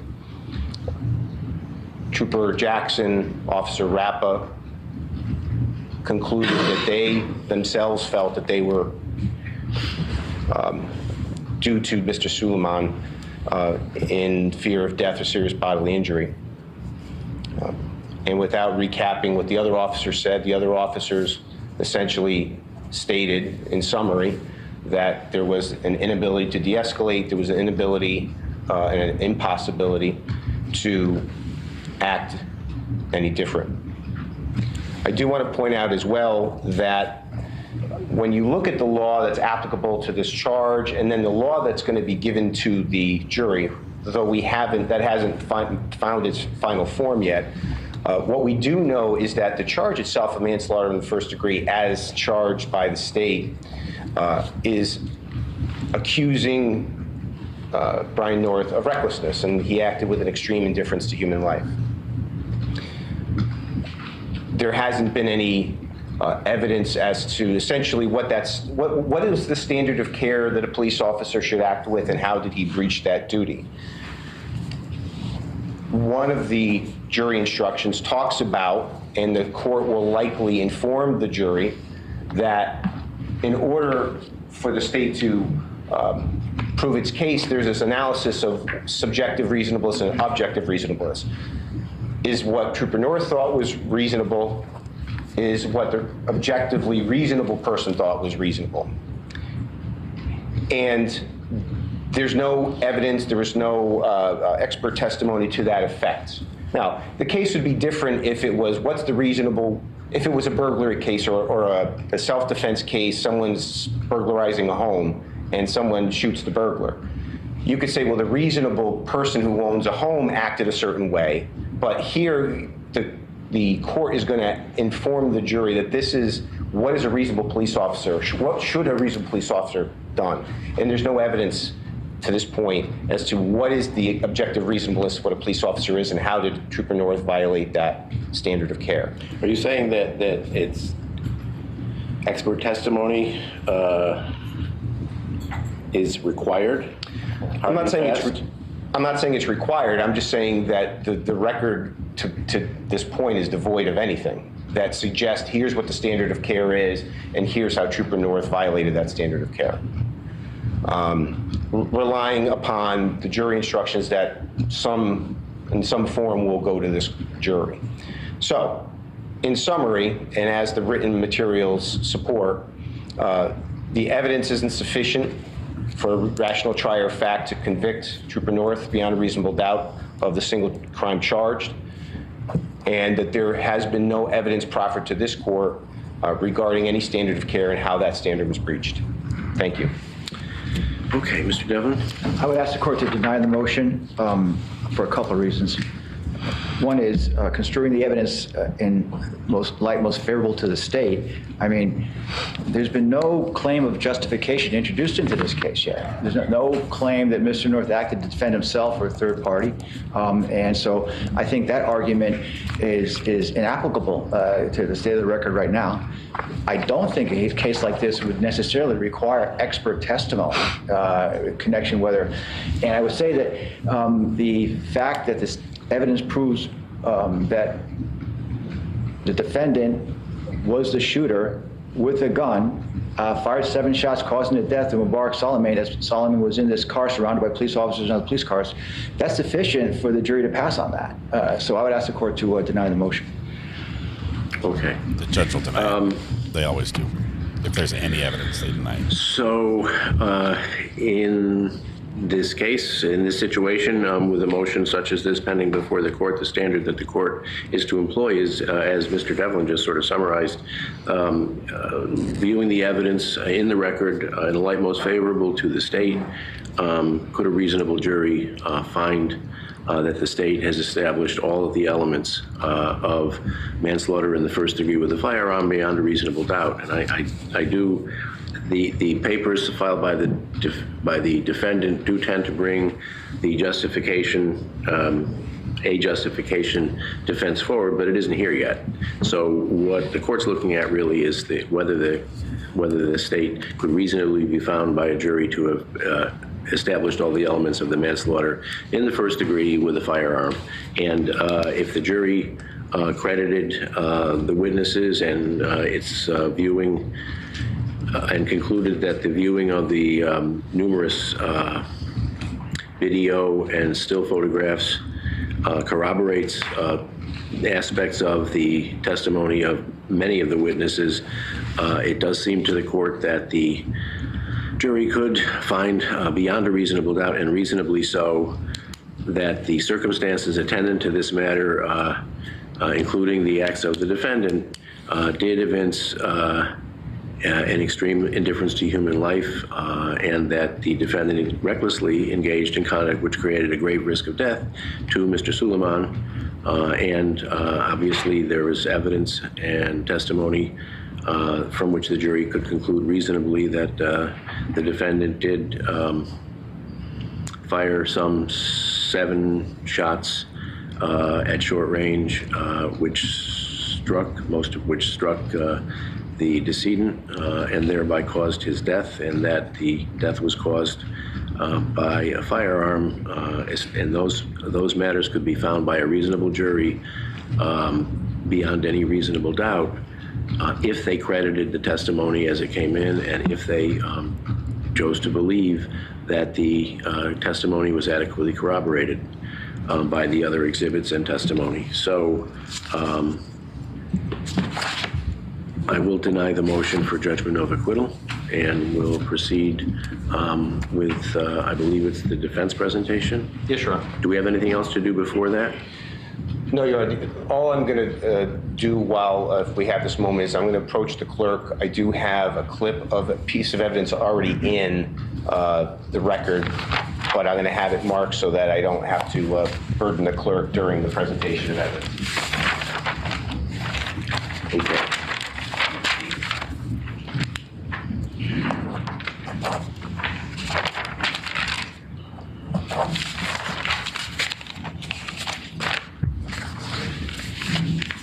Okay, so looks like we are going to get some defense witnesses. Thank you, Your Honor. Yes, sir. So then We're ready. Yep. For the jury. Okay. And Mr. Clerk, are you ready? Yes, yes. Okay. Can we get the jury? Thank you. Well, no, but the part of the state's case the defense is disputing is that whether or not it was right for him to fire, or that based on the knowledge he had at the time, it was right for him to fire.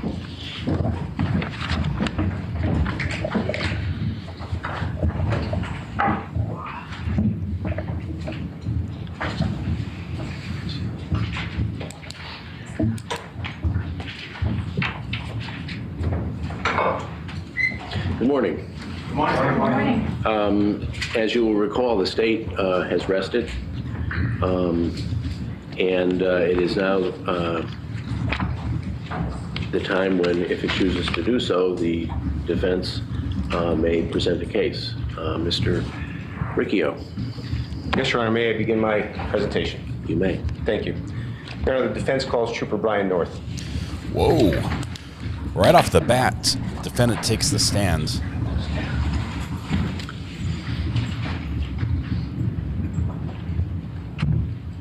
May you please raise your right hand. You solemnly swear or solemnly sincerely affirm, as the case may be, that the evidence you should give concerning this case shall be the truth, the whole truth, and nothing but the truth, so help you God, or upon penalty of perjury? I do. May you please state your first and last name for the record? Brian North, N-O-R-T-H. May you please state your badge number and business address for the record? 450 and 1111 Country Club Road in Middletown. Thank you, sir. Please be seated and move toward the microphone, sir. May I inquire? You may. Thank you. Good morning. Good morning. I know your name is Brian North, correct? Correct. I'm going to call you Brian throughout. How old are you, Brian? I'm 33. And where are you from originally? I'm from Connecticut. Okay. Born in Connecticut? Yes. Raised in Connecticut? Yes. Describe your family makeup. Are you married or are you not? I'm currently married. We don't have any children at this time. Okay. Briefly describe your educational history. I have a bachelor degree in philosophy from the University of Connecticut. All right. And in what year did you obtain that degree? I graduated in 2012. All right. What was your career path right out of college?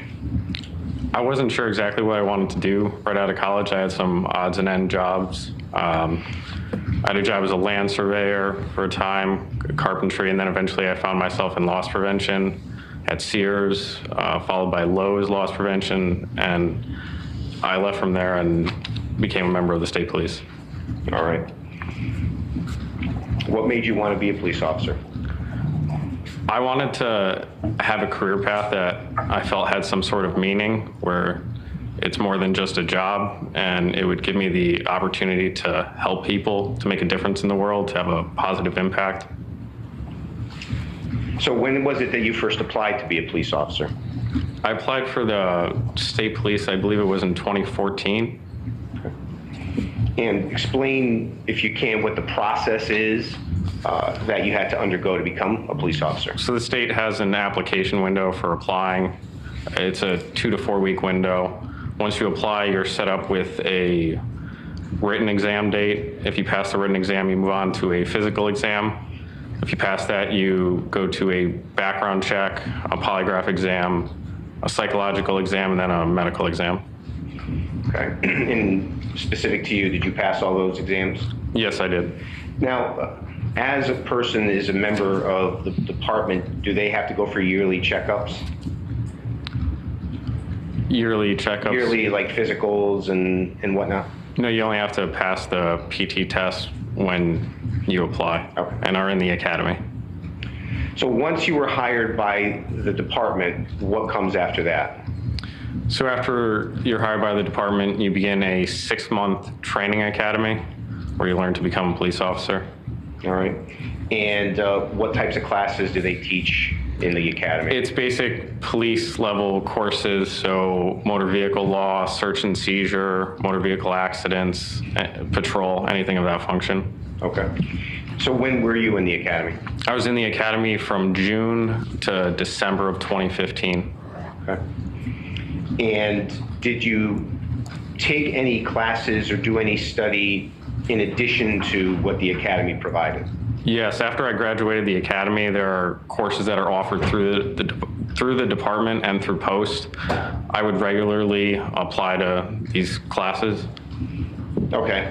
And what types of classes are you talking about? I was a variety of classes, from crisis intervention training, interview and interrogation, class on use of force policy, class on police response to ambush, things of that nature. There were multiple. I don't remember all of them. Okay. As part of the training through the academy and beyond, did you also, or were you also educated in areas such as use of force, liability, use of felony car stops, things like that? Yes. Okay. And There's been testimony about certain policies that this trial has presented. You were familiar with those policies that you heard of in this trial? Yes. Okay. Those policies included what? What policies was it? Have been mentioned in this trial? We've mentioned use of force policy, body-worn camera policy, pursuit policy. Now, how long have you been a Connecticut State Police officer? I will be at 9 years in June. Of this year? Of this year, yes. And through what troop do you work? Troop G. Give well, what area does Troop G geographically cover? Troop G covers the southwestern corner of Connecticut along the highway. So is that where geographically, just so the jury has an understanding, where does it start? Because I know I-95 runs sort of west to east. Yes, so for I-95, Troop G covers from the New York border all the way up to the Branford-Guilford line around exit 56, 57. It also covers Route 15 from the New York border to the Sikorsky Bridge, as well as portions of Route 7, Route 25, and Route 8 up to exit 11, as well as all state buildings in that area. All right.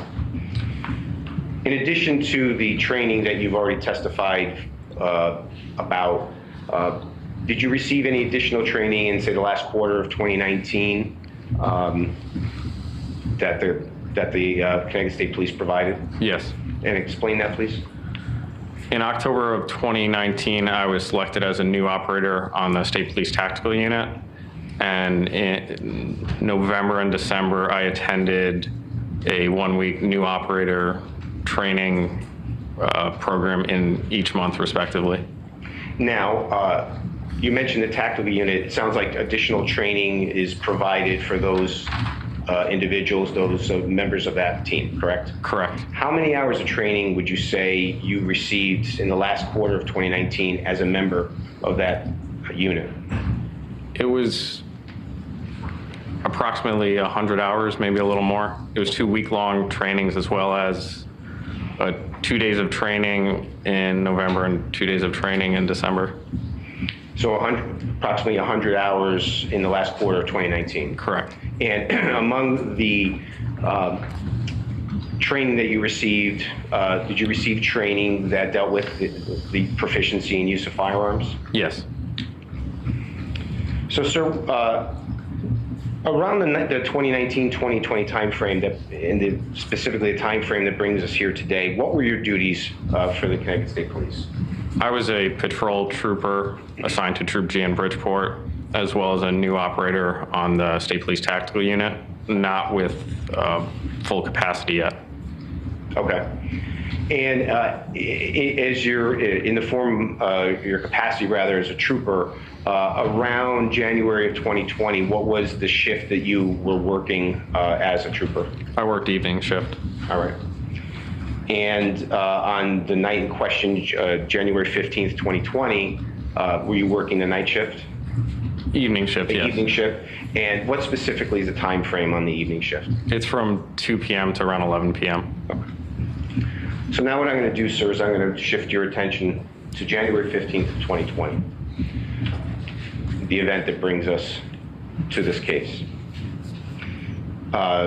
You noted you were working the evening shift. Explain how you were uniformed that day. So I was wearing the Class B winter uniform, which consists of black pants with a blue and gold stripe along the side, a gray long sleeve shirt with state police patches on either armband, a state police shield or badge over the left breast pocket, and a name tag over the right breast pocket, as well as a blue tie. What was your duty weapon that you had at the time? It was Smith & Wesson M&P 2.0. And this is a weapon that the Connecticut State Police issued to you, correct? Correct.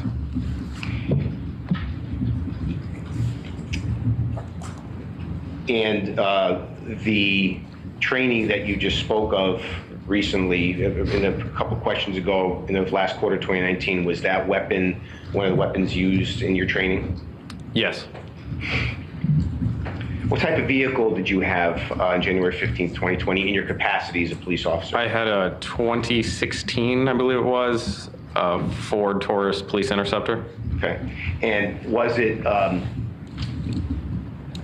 how was it labeled as a state police vehicle? And to say it differently, how is it recognizable as a police car?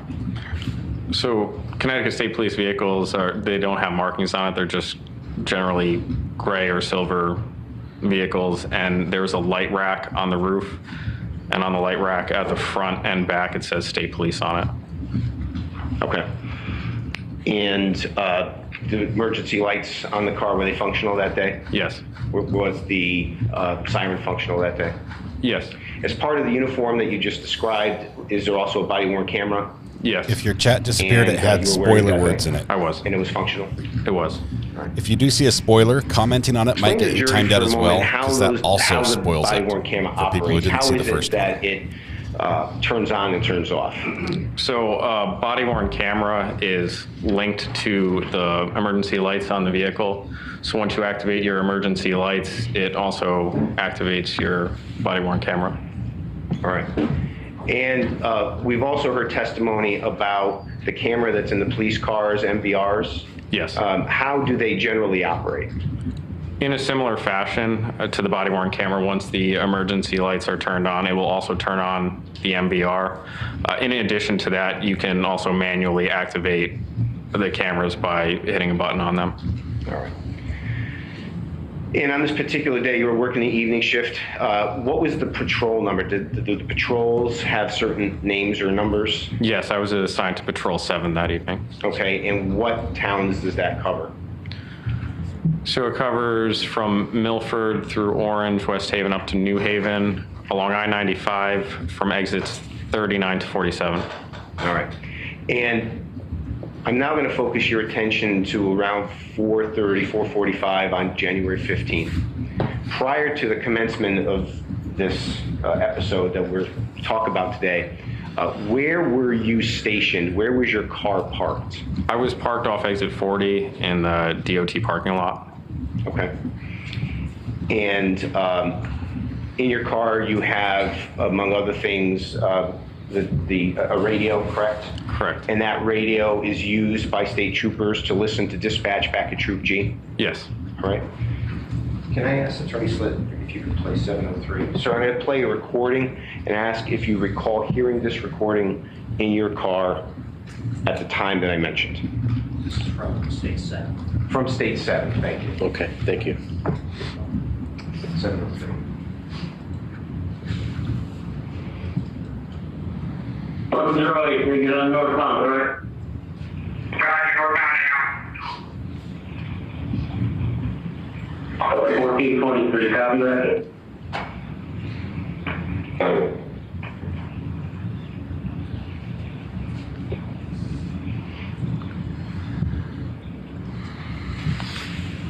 Eagle center lane, 55 miles an hour, coming on 50, traffic like, no one's breaking it off. But be advised, one of them's armed with a knife. The one that's threatened one. Okay. Roger.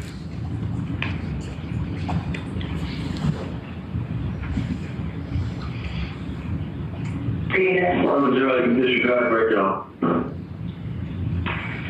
Copy. Breaking off.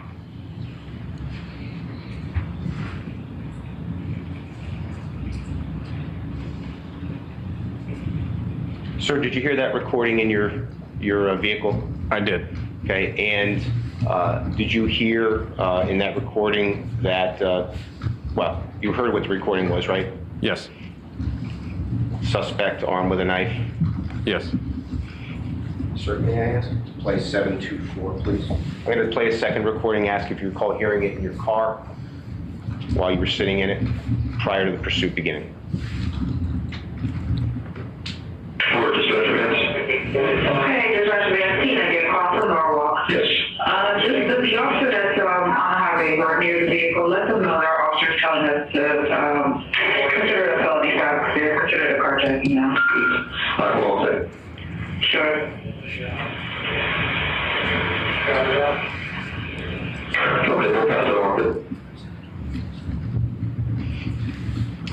Sir, did you hear that recording in your car? No, that was a phone call between Norwalk and Troop G, so I wouldn't have heard that. Okay. Can you play 728, please? I'll ask if you heard this recording.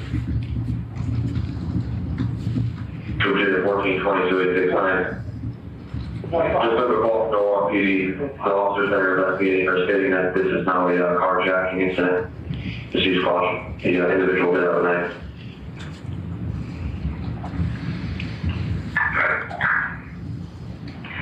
Alright. 1426, I think he mixed those up. That sounded like a phone call. Did you hear that recording, sir? Yes, I did. Now, you had testified that you were at exit 40 in the DOT parking lot, correct? Correct. What did you do next? I continued to listen, and I know I looked on my MDT, my laptop, to see the location of Trooper Jackson and I think it was Trooper Dalling. They were parked at the 27 northbound entrance ramp, and I continued to watch where they are and listen for further updates. All right. And was there anything unusual about the fact that there was a pursuit of a stolen motor vehicle in Norwalk? So initially, yes, when the pursuit was first broadcast, it came out just as Norwalk being in pursuit of a stolen motor vehicle, if I remember correctly. And I thought that was strange because our pursuit policy had recently changed several months prior, prohibiting pursuits of stolen motor vehicles. And do you remember when that policy had changed? I think it was within 6 months of the incident. It was relatively recent at that point. All right. Now, you heard the broadcast mention a carjacking. Is that a felony in the state of Connecticut? Yes. And you testified about your knowledge of the pursuit policy. These changes in the policy, you obtained these changes as part of your training, correct? Correct. And to say it differently, Connecticut State Police educates troopers about what the changes are in policy? Correct. Policy through the administrative rules are just that, right, sir? Just policy? Objection leading. How, you know what the administrative rules are through the Connecticut State Police, correct? Correct. Matter of fact, from cover to cover, how long are the rules or regulations for the Connecticut State Police? I don't know the exact number of pages, but it's well over 1,000. I think if you printed it all out, it would probably fill a 5-inch binder. And the word policies are used, are they interpreted as hard and fast rules or just policies? They're policies. They're to be used as guidelines. So obviously you can't plan for every single situation you encounter. So getting back, sir, to your actions, please explain, you just mentioned a conversation inquiring about why there's a pursuit, but what did you do next? Once the pursuit passed 27, or I'm sorry, it wasn't a pursuit at that time. So once the vehicle had passed 27 where the troopers were waiting for it, and I got an update that it continued past them to approaching 28 without them having picked up the vehicle, that was when I got on I-95 southbound and began heading south. All right. How are you obtaining information of what this white Hyundai Sonata was doing? I was listening to the radio. The dispatch was broadcasting updates. All right, and this dispatch is coming from Troop G, correct? Correct. Troop G is providing information regarding the car's whereabouts? Yes. Leading. Apologies. Sustained. And where does Troop G, what's the source of the dispatch? Where is it coming from? It's coming from Troop G in Bridgeport at the dispatch center. Okay. Now, were you able to also monitor where the other troopers were? Yes. Explain how you could do that. So on the MDT, the laptop that's mounted in the vehicle, you can click on troopers' locations, or click on a trooper and it will bring up their GPS location on the map. So you could see in relatively real time, there is a slight delay where that trooper is. Okay.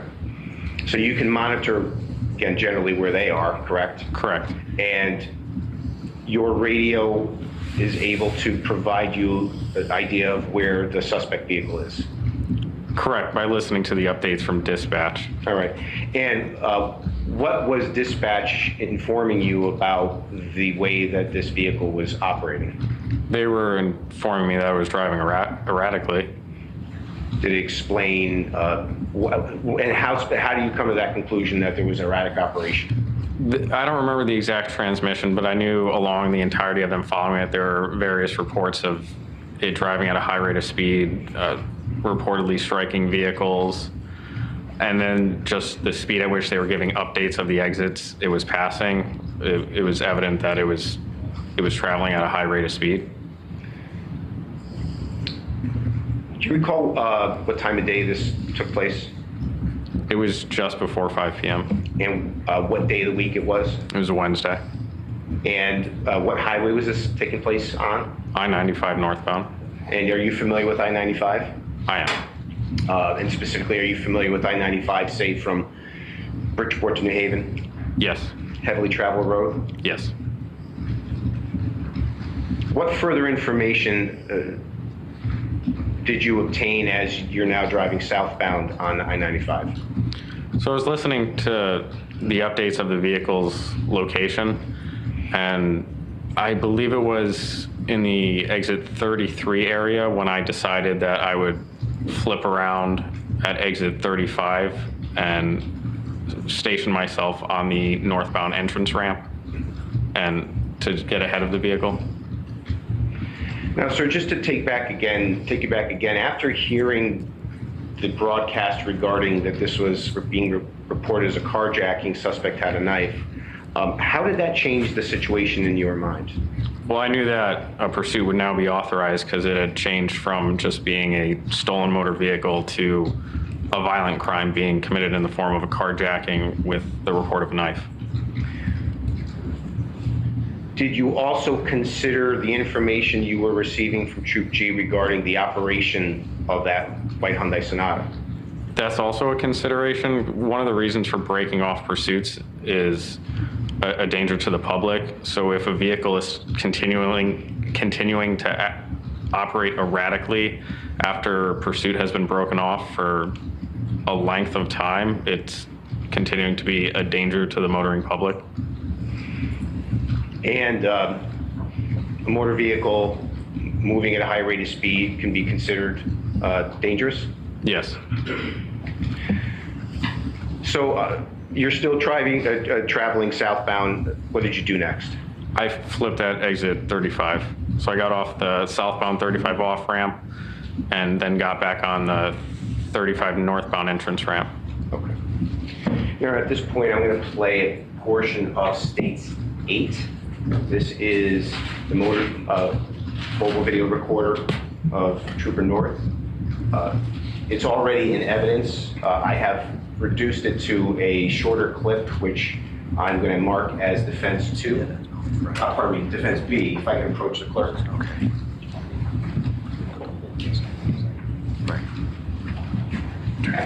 Okay, so that's marked. Any objections to this? This is a portion of the NVR of Mr. North?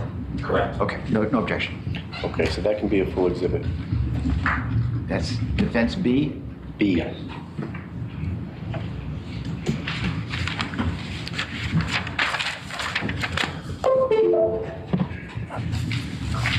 A link to most of these videos is in the video description here on this Tracy, video. can you just stop for a moment?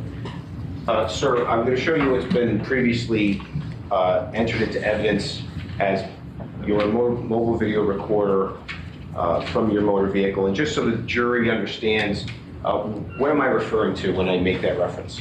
It's the dash camera footage from the inside the cruiser. Okay. This is mounted so it can look out your front windshield, correct? Correct. It's at the top of the windshield just to the right of the rear view mirror. Okay. Now, you testified that you had gone from southbound to northbound, correct? Correct.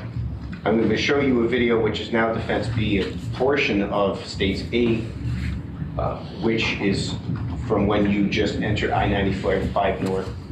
I'll ask you to watch it. I'll stop it at a couple points, okay? Okay. If you would, thank you.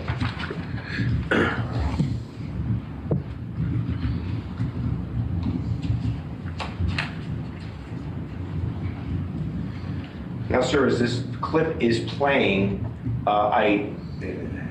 what speed are you driving at this point? I'm traveling around 40 miles an hour. All right, and what are you attempting to do at this point? At this point, I had just received a dispatch that the white Hyundai was coming up behind me, so I'm looking in my rearview mirror to observe the vehicle. All right. And what steps were you trying to achieve at this point other than trying to watch him? So once I saw the vehicle, I attempted to position my cruiser in front of him and turn on my emergency lights in hopes that the vehicle would slow down and I could initiate a traffic stop.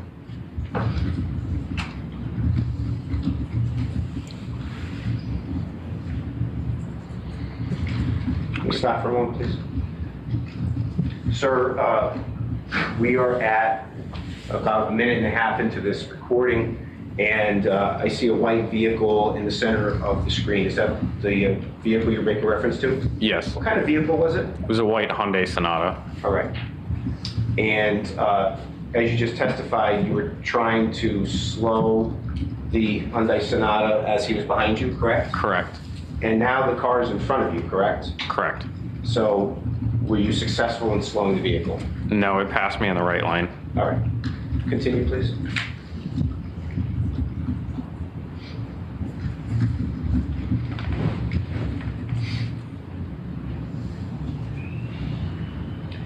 At this point, your lights and sirens are activated, correct? Correct.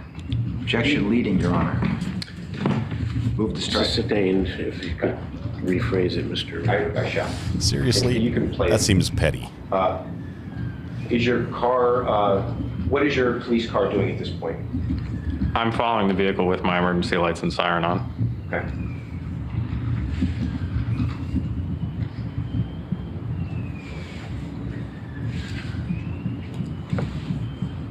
What town are we in at this point in this video? We should still be in Milford at this point. And the white Hyundai Sonata, what is it doing now?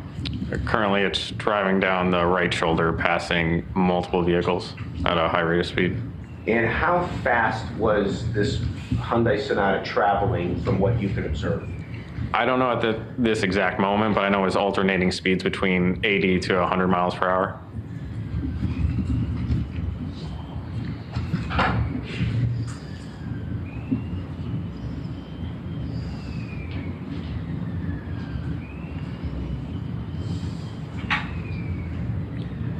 As the video continues, does the white Hyundai Sonata continue to, what lanes of traffic does the Sonata continue to use? At this point, it's just in the left lane. What is it doing now? It switched over to the center lane and it slowed down because there was a vehicle in front of it. So at this point, I positioned my cruiser in front. All right. And what was your intention? Trooper Jackson was also in the pursuit at that time, so we were attempting to box the vehicle in. Okay. And I apologize, I was speaking as you were answering the question. Can you repeat that? I'm sorry. Trooper Jackson had also joined the pursuit at this point, so we were attempting to box the vehicle in, slowing it down. All right. And what did the video show as to your success or lack of success in doing that? We were unsuccessful. All right. Attorney slip, please. We now see what do we now see in the video? So that's Trooper Jackson's cruiser passing me after the collision. Okay.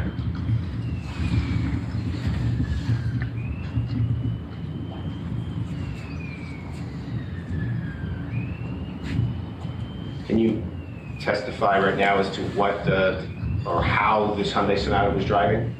So it's continuing to drive at a very high rate of speed, driving erratically while being pursued by at least two police vehicles at this point. What do you observe now as far as the motions and movement of the Hyundai Sonata? So the vehicle is jerking back and forth, and as it's shifting from lane to lane rapidly.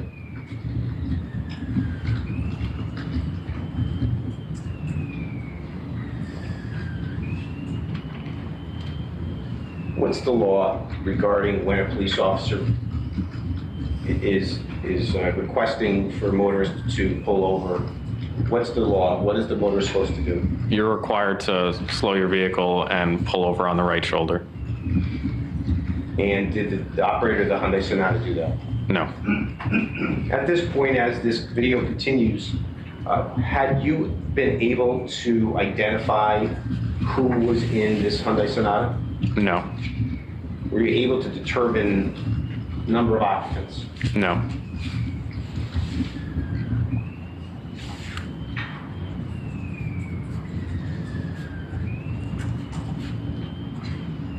What is the Sonata doing now?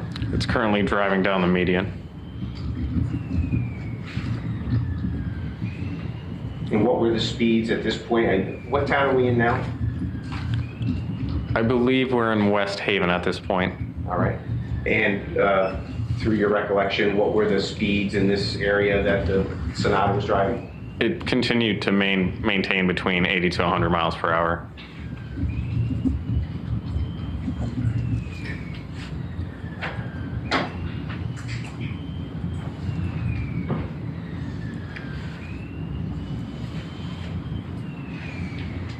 And during this period of time, Brian, were you maintaining communication with Troop G? I was, because at this point I was the second vehicle in the pursuit. Okay, and what are the requirements of the second vehicle in a pursuit? So the second vehicle is to take over radio communications and relay all pertinent information back to dispatch. All right, and so what information were you sending back to Troop G? It's traffic conditions, weather conditions, lane of travel, location, speeds. Now, sir, at this point, this pursuit has now been ongoing for a number of minutes, fair to say? Correct. And has the Sonata slowed in any way or otherwise pulled over? No.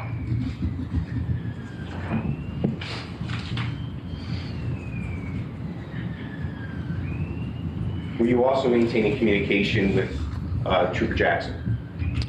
So I'm not talking to Trooper Jackson. I'm giving all information to Troop G, but Trooper Jackson is listening via his radio.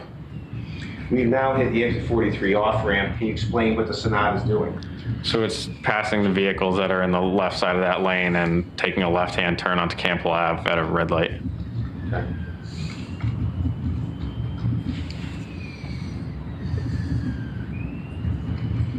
And explain what you just did with your car.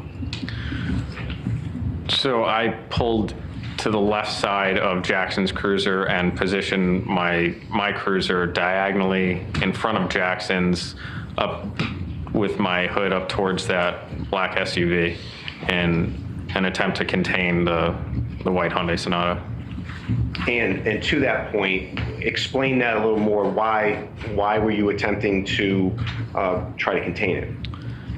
Because up until that point, the driver of the white Honda Sonata had made every attempt to escape, including ramming both of our cruisers while we attempted to box them in on the highway. So I wanted to cut off a potential avenue of escape at that location as well. So now at the moment where you're underneath the overpass,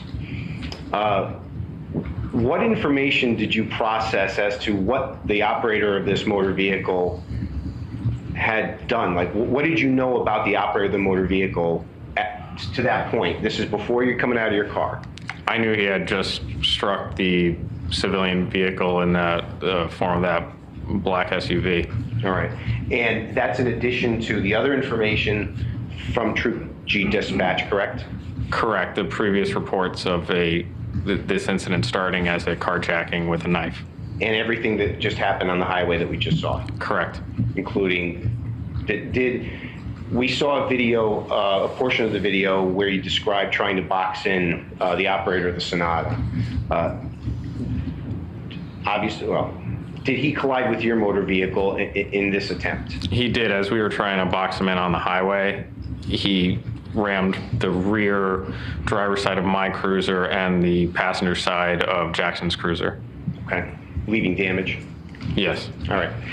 You testified just a moment ago about a civilian motorist underneath the highway. What did you observe about that civilian motorist in the dark-colored vehicle? I saw that the vehicle was stopped. Okay. And what did the Sonata do as far as the trailblazer, the civilian motorist is concerned? So it was not driving at a high rate of speed at that point. So Jackson was able, I was assuming, slowing down for traffic because that civilian vehicle was stopped. And at that point, Jackson drove his cruiser up alongside the driver's side of the Hyundai Sonata in an attempt to contain him, to box him in. And I saw at that point the white Honda Sonata collided with the rear of the Chevy Trailblazer and also struck Jackson's cruiser. The best you know, what was the speed that the Sonata hit the Trailblazer at? I would estimate it was traveling around 15 miles per hour, but I don't know the exact speed. And how would you characterize that as far as impact? High, low, medium? What would you characterize it as? A low to medium impact. There wasn't airbag deployment. All right. So at this point, the car has now come off the highway, and I failed to ask you this. Did you observe, what did you observe as the car was exiting exit 43? What did you observe as far as the traffic on 95 ahead of everyone? On the highway proper, just past exit 43, it becomes very heavy traffic, as it does that time of day in rush hour traffic as you get closer to the New Haven area. Mm-hmm. All right. And so due to the heavy traffic, this pursuit now goes onto the off-ramp, correct? It appeared that way, yes. And onto Campbell Avenue, correct? Correct. Objection leading. Sustained. Strike. We've seen the video up to the point where you've parked your car. What did you do next once you parked your vehicle? At that point, I put my vehicle in park and got out of my vehicle and drew my pistol and proceeded towards the rear of my cruiser. All right. Why did you draw your pistol? Because we were doing a felony stop. That's procedure on felony stops, as well as the report of the driver of the Hyundai Sonata being armed with a knife. All right. What did you do next? At that point, I looked over and I saw Trooper Jackson standing at the driver door of the Hyundai Sonata, yelling to the operator of the vehicle to get out of the car, get out of the car. I saw Jackson then move quickly around the front of the Hyundai Sonata over to the passenger side, so I took his position at the driver door and observed the driver of the vehicle. All right. Still, what type of, what were you doing with your weapon at that point? We both had lethal cover on the operator. We're doing a felony stop, and we're trying to contain any possible threat from emerging, because it was reportedly he was armed with a knife. So please explain what you observed. You're now on the driver's side, as you just testified. Please explain what you observed. So I activated my flashlight so I could see inside the vehicle. I saw the operator of the vehicle. He had his eyes closed and he was leaning back on the chair with the seat slightly reclined, and his head was on the headrest and his hands were on his lap. Did he have on a seatbelt? No, he did not. So was he responsive? No, he was completely unresponsive. And what impression did this leave you by seeing him in that state? So he appeared to be unconscious or passed out. I've working at Troop G on the highway, I've gone to countless accidents, and a collision at that speed would not be conducive with an operator losing consciousness. So I was thinking at that point that he was either having some type of medical issue or possibly a drug-related issue. You also, so where exactly was your line of sight at this time? So I was going back and forth between looking at the operator of the vehicle's hands and eyes, just continuing to monitor for any change in what the driver of the vehicle was doing. What portion of the car were you actually looking through? I was looking through the driver door window. As opposed to the windshield? Correct. And why the driver's door window versus anything else? So because of the angle of a windshield, it's harder to see, especially to see clearly through it, especially with your flashlight on when it's in darker conditions. Whereas being more square on with the driver window, it's flatter to you, so it's much easier to see inside the vehicle. All right. Are you also, so you're watching Mr. Soulemane at this point, correct? Correct. What else are you watching? I'm also looking at what Trooper Jackson is doing on the other side of the vehicle. At that point, I saw a West Haven officer also run over to the vehicle and stand next to Trooper Jackson. Did you know who that officer was? No, I had no idea. And what did you do next? I continued to monitor the driver of the vehicle. At some point, I heard banging, and I looked over and I saw what appeared to be the West Haven officer striking the window with what I thought was a baton. At that point, I instructed Trooper Jackson to go to taser. And can you explain why that was? Yes, so it is procedure in a scenario like that. At that time, the operator of the vehicle did not have any weapons drawn, and he wasn't being an active threat, but that doesn't mean he can't rapidly escalate the situation. So since I was maintaining a lethal cover, I instructed Trooper Jackson to go to taser in the event that the operator of the vehicle began to escalate to a point where that would be necessary. And how was it that you communicated that to Trooper Jackson? So I yelled out Jackson's name and told him to go to taser. I saw that he looked up at me, so at that point, I took my left hand and I patted the taser on my duty belt. All right. If I could just take a moment, you talked about sort of verbal communications here. Explain the sort of the volume and the scene as you found yourself at this point. So it was extremely loud. We're under the overpass of I-95 during rush hour traffic, so obviously it's very loud with the highway traffic above. There's also my siren going, and I believe Trooper Jackson's siren in his cruiser was still activated as well. So getting back to Trooper Jackson, after you communicated the go to taser, what then happens after that? He holstered his firearm and he drew his taser. All right. And what is that called when a person or an officer goes to taser? It's non-lethal cover. Okay. Now, you testified about a West Haven officer. Did you know who that West Haven officer was? No. Were you giving him any commands to do anything? No. As far as you know, was Trooper Jackson giving him any commands to do anything? Not that I could hear. I also couldn't hear any conversations going on the passenger side of the vehicle. And how quickly was this whole situation developing? Very rapidly. So after he goes to taser, what happens next? A short time after him transitioning to taser, the window shatters from being struck by the baton. At that point, the operator of the vehicle seemingly comes to. Through your training experience, why was that window being broken? So there are multiple reasons to break a window. Given the situation, we needed to effect the arrest of that individual. The doors were locked, so you can't just open the door normally, which would be ideal. You would, in that essence, if they're not complying, have to break the window to get access into the interior of the vehicle, to extricate the person inside the vehicle, or do anything to begin that process. There's also the additional need of someone who's seemingly unconscious inside a vehicle to get in that vehicle quickly, and that primarily involves breaking a window if a vehicle's doors are locked to get access to that person.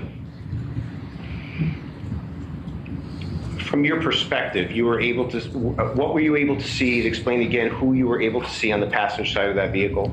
So I saw Jackson standing, it was basically adjacent to the A pillar of the vehicle, so that would be the part where the windshield and the door frame meet. And the West Haven officer was just to his left-hand side, and he was the one who broke the window, and he was right at the window. So please explain further from your perspective the proximity of these two officers to the passenger door. Jackson looked like he was within a foot or two, and it was tough to tell with the West Haven officer because he looked like he was almost in physical contact with the vehicle at that point. And this, again, is from your point of view, from where you're standing. That's correct. Important. All right. The officer's right there. After the West Haven officer breaks the window, what happens next? Once the window is broken, the operator of the vehicle, it seems like he wakes up, he comes to, his eyes shoot wide open, and he begins looking around. His hand then immediately shoots down to his right pants pocket, and he began reaching rapidly as if to pull something out. Were you able to specifically see that motion? Yes. All right. Could you stand and show the jury the motion that you observed? So his eyes were closed as he was leaning back, and he opens them, begins looking around, and it's just like tugging in his pocket quickly back and forth. Thank you. What did you observe as far as clothing that Mr. Soulemane was wearing? I saw he was wearing a thick winter jacket. All right. And again, notwithstanding the clothing, you were able to see the actions that you just described? Yes. Did you still maintain lethal cover? I did. And why was that? Well, one, as I said before, we were doing a felony stop, and two, now it appears that Mr. Soulemane is actively trying to produce something from his pocket. And this consideration is based upon the information that you had previously obtained from Troop G? Correct, with the report of a weapon. All right. So please explain, once the window's broken, what Mr. Soulemane then did. So he pulls out a silver-colored object, which appeared to be a knife. He then brings it up and holds it in front of him in a closed fist with the edge portion facing forward and the tip facing up. He then turns over towards his right, and I see him make eye contact with the passenger side of the vehicle where Trooper Jackson and the West Haven officer are positioned. And I know through my training and experience that's called target glancing. All right. So specifically, can you explain sort of the movements that you saw Mr. Soulemane then take? He shifted his upper body, and he had the knife where it was almost, you could call it coiled back. I could compare that to someone about to throw a punch, how their fist is back, where it's close to your body as opposed to being outstretched. Right. And in what direction was Mr. Soulemane advancing towards, or moving towards, or turning towards? He was turning towards the passenger side of the vehicle where the West Haven officer and Trooper Jackson were. Now, at this moment in time, if we could just consider this moment in time, what was the status of the window? It was open. And why was it open? Because the West Haven officer had just shattered the window. And what did you perceive, or what did you see as far as Trooper Jackson and Officer Rappa? For a moment, I took my eyes off the operator of the vehicle to look over at what they were doing. And I saw Trooper Jackson moving towards the open window with his taser out. And I could not see the West Haven officer at all, which appeared to me that he had begun moving into the vehicle to begin the extrication process. And can you explain that a little further? How did you interpret that? What was your thought process about why you couldn't see him? What did you think? I assumed I couldn't see him because his head had ducked below the roofline of the vehicle in attempts to now either stick his head or his entire upper body into the vehicle at that point. obviously, if the door is locked, we're not opening it from the outside. So if he's going to get that door open, he's going to have to reach inside to an unknown vehicle that's not his to find the door handle. But obviously, I don't know what's going through his head at that moment on where he's trying to go. So tell us now about your field of vision, and where is your field of vision at this point? I had tunnel vision at that point. I was highly focused on the threat that the operator of the vehicle had just introduced in the form of the knife and his posturing at that point. Explain what you were feeling at this point. At that point, I had it's almost like an oh my God feeling. This is happening while the West Haven officer I'm thinking is in the window because I can't see him.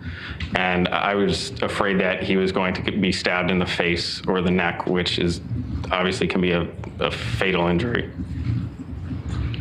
What were you personally feeling? I felt that I had to act in that moment, or the West Haven officer, even potentially Trooper Jackson, could have been killed.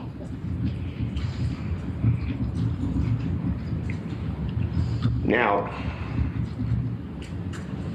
you testified that Mr. Soulemane started to turn to the right. Objection leading. Pardon, my apologies. Please explain again. Thank you. I'm usually cross-examining. Please explain again the movement of Mr. Soulemane immediately before you discharge your weapon. Immediately before I discharged my weapon, he was turning towards the right, towards the passenger side of the vehicle in the open window. And was Mr. Soulemane within the wingspan of both officers? Yes, in a vehicle that size, a Hyundai Sonata, an adult male is typically able to just extend their right arm and touch the passenger side door or window. So if you add leaning into that in the driver's seat and the additional length of the knife that was in his hand, he's well within reach of the officers. You discussed the car just briefly there. How would you discuss that car as far as size? It's just a small car, not like a large SUV or something to that nature where I wouldn't consider it compact like a smart car. It would just be an average size sedan. So with the motions that Mr. Soulemane was just taking, as you discussed, and the wingspan, as you discussed, what about your training and experience caused you to come to your next thought process? Well, he had introduced a knife and was rapidly escalating the situation to a lethal force encounter. And I was in fear for the life of the West Haven officer who I perceived to be entering the vehicle at that point.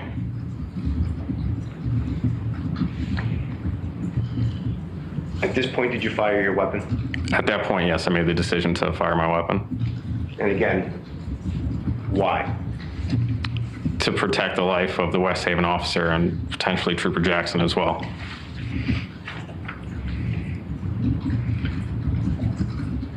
At this moment, were you in fear of your own safety? At that moment, I wasn't thinking about my safety now. I was just concerned with them. Did you believe, based upon your training experience, that firing your weapon was reasonable? Objection leading. It is leading. Sustain. You've been trained in the use of force, correct, sir? Correct. And as a matter of fact, may I approach the clerk for a moment? You may.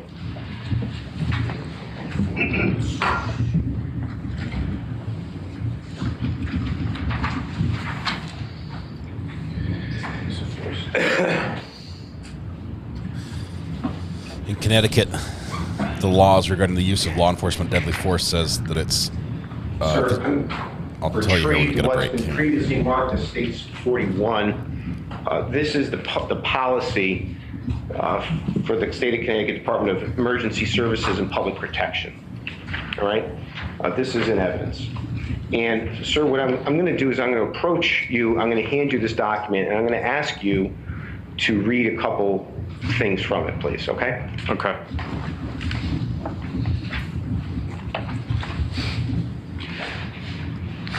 Did you read number 1?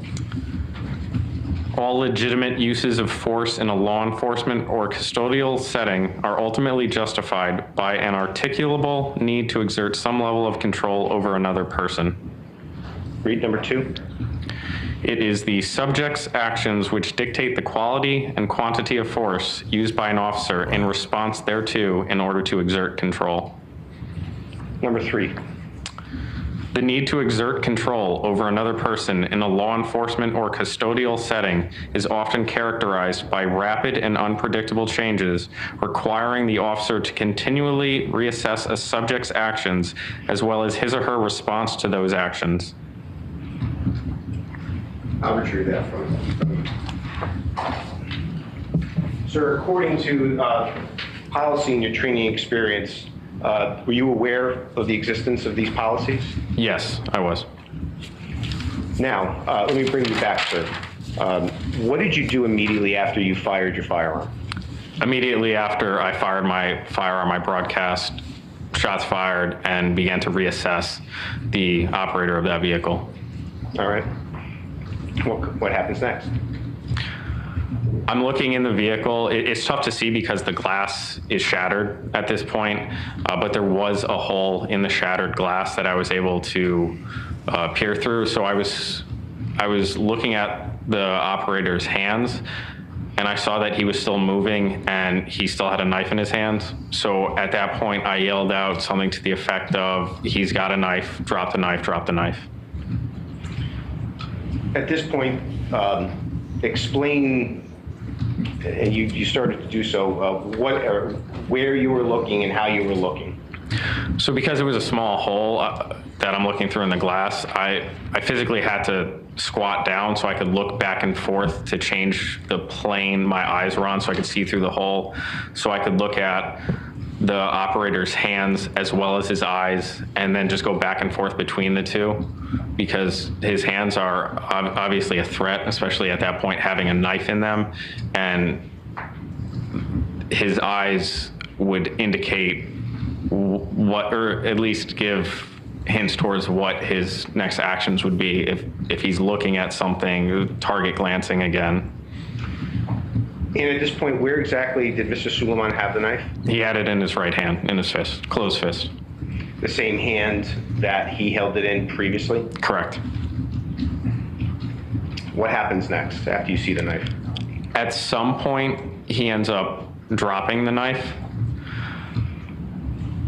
I say something, I believe, along the lines of, it's out of his hands, it's on his lap.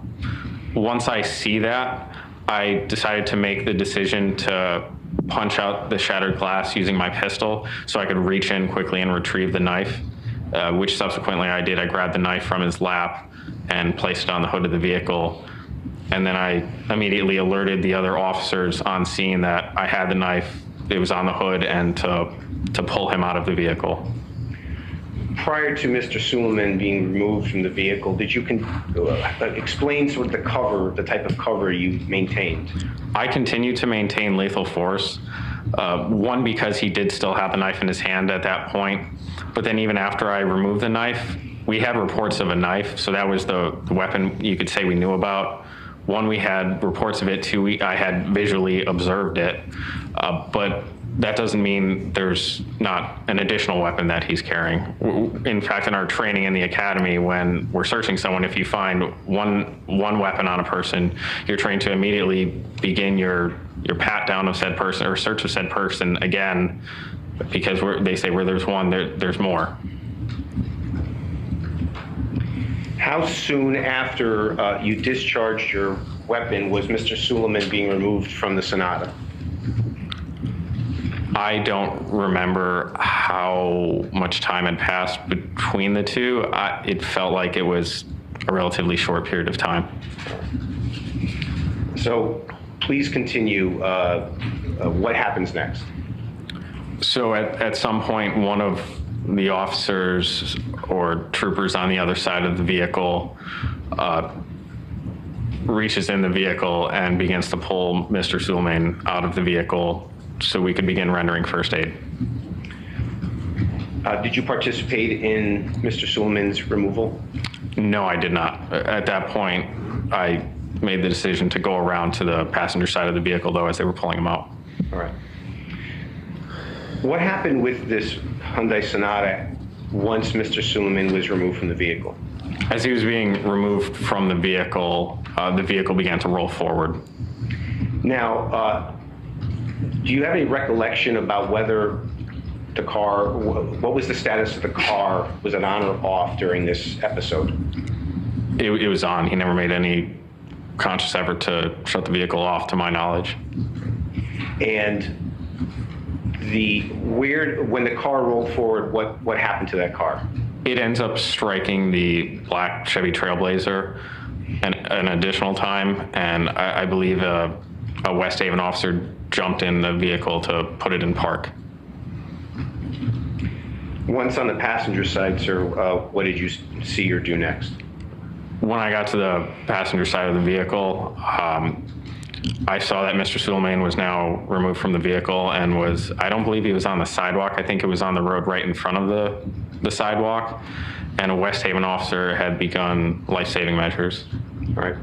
So please explain that. What did you observe in this attempt to render aid?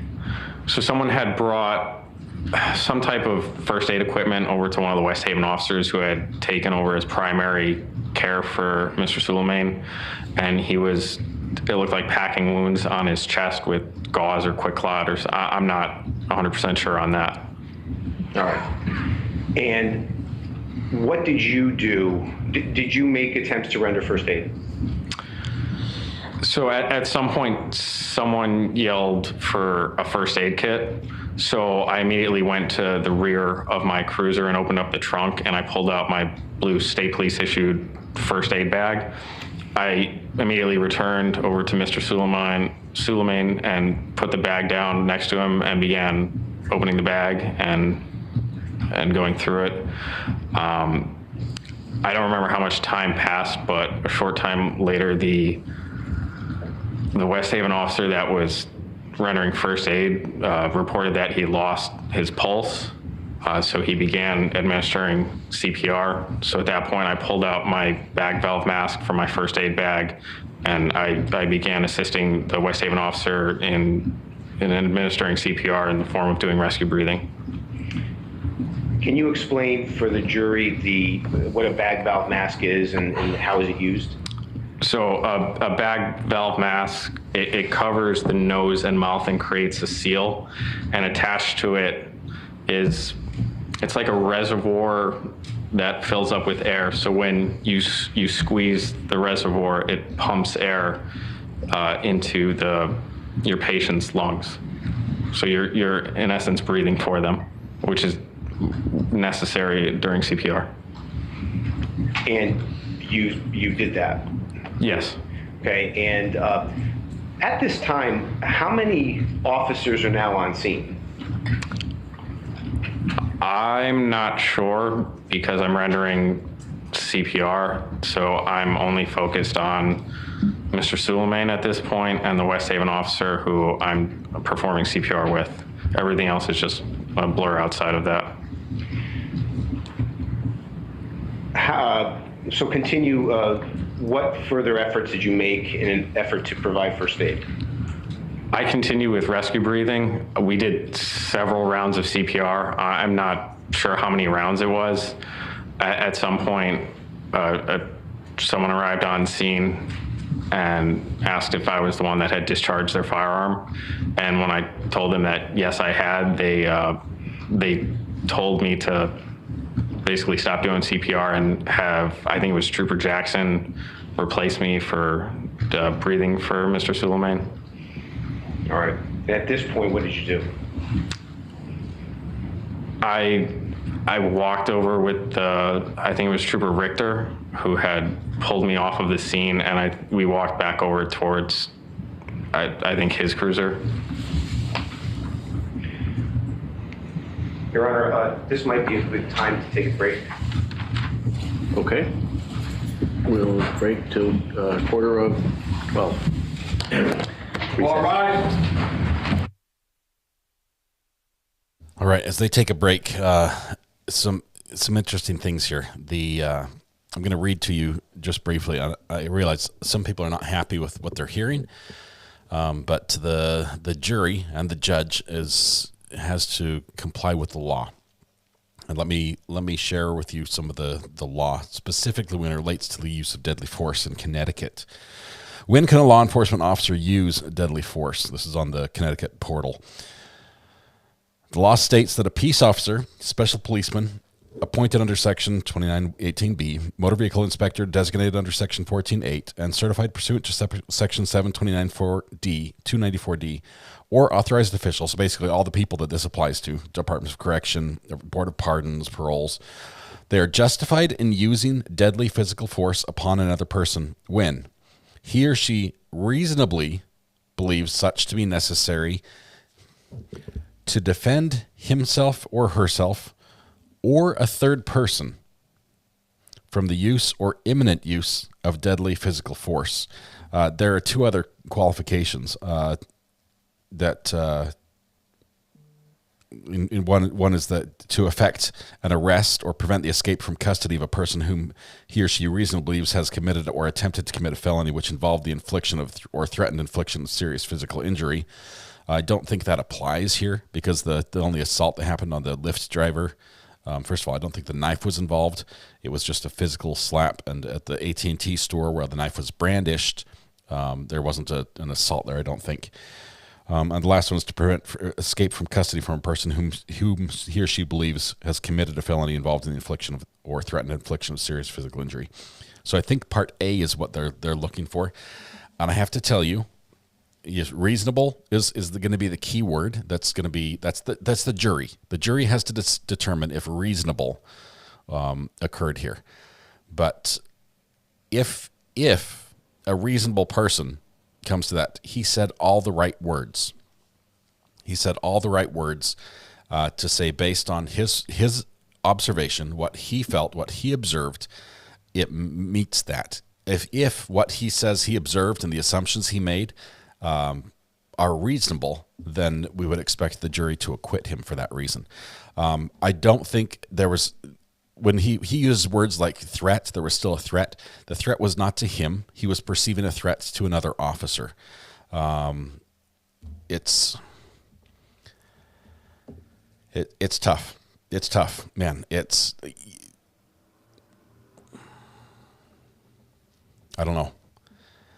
I have to think about it a little bit more. I want to hear, and I hope we do hear from a couple of the other officers that were on the other side, that were on the other side of the car. I know we've seen the body camera footage. If you go back in the link on the description, you can see the body camera footage from officers that were on the other side, breaking the window open. Officer Jackson firing the taser. But yeah, I think it's all going to boil down to that reasonably believes that it's necessary.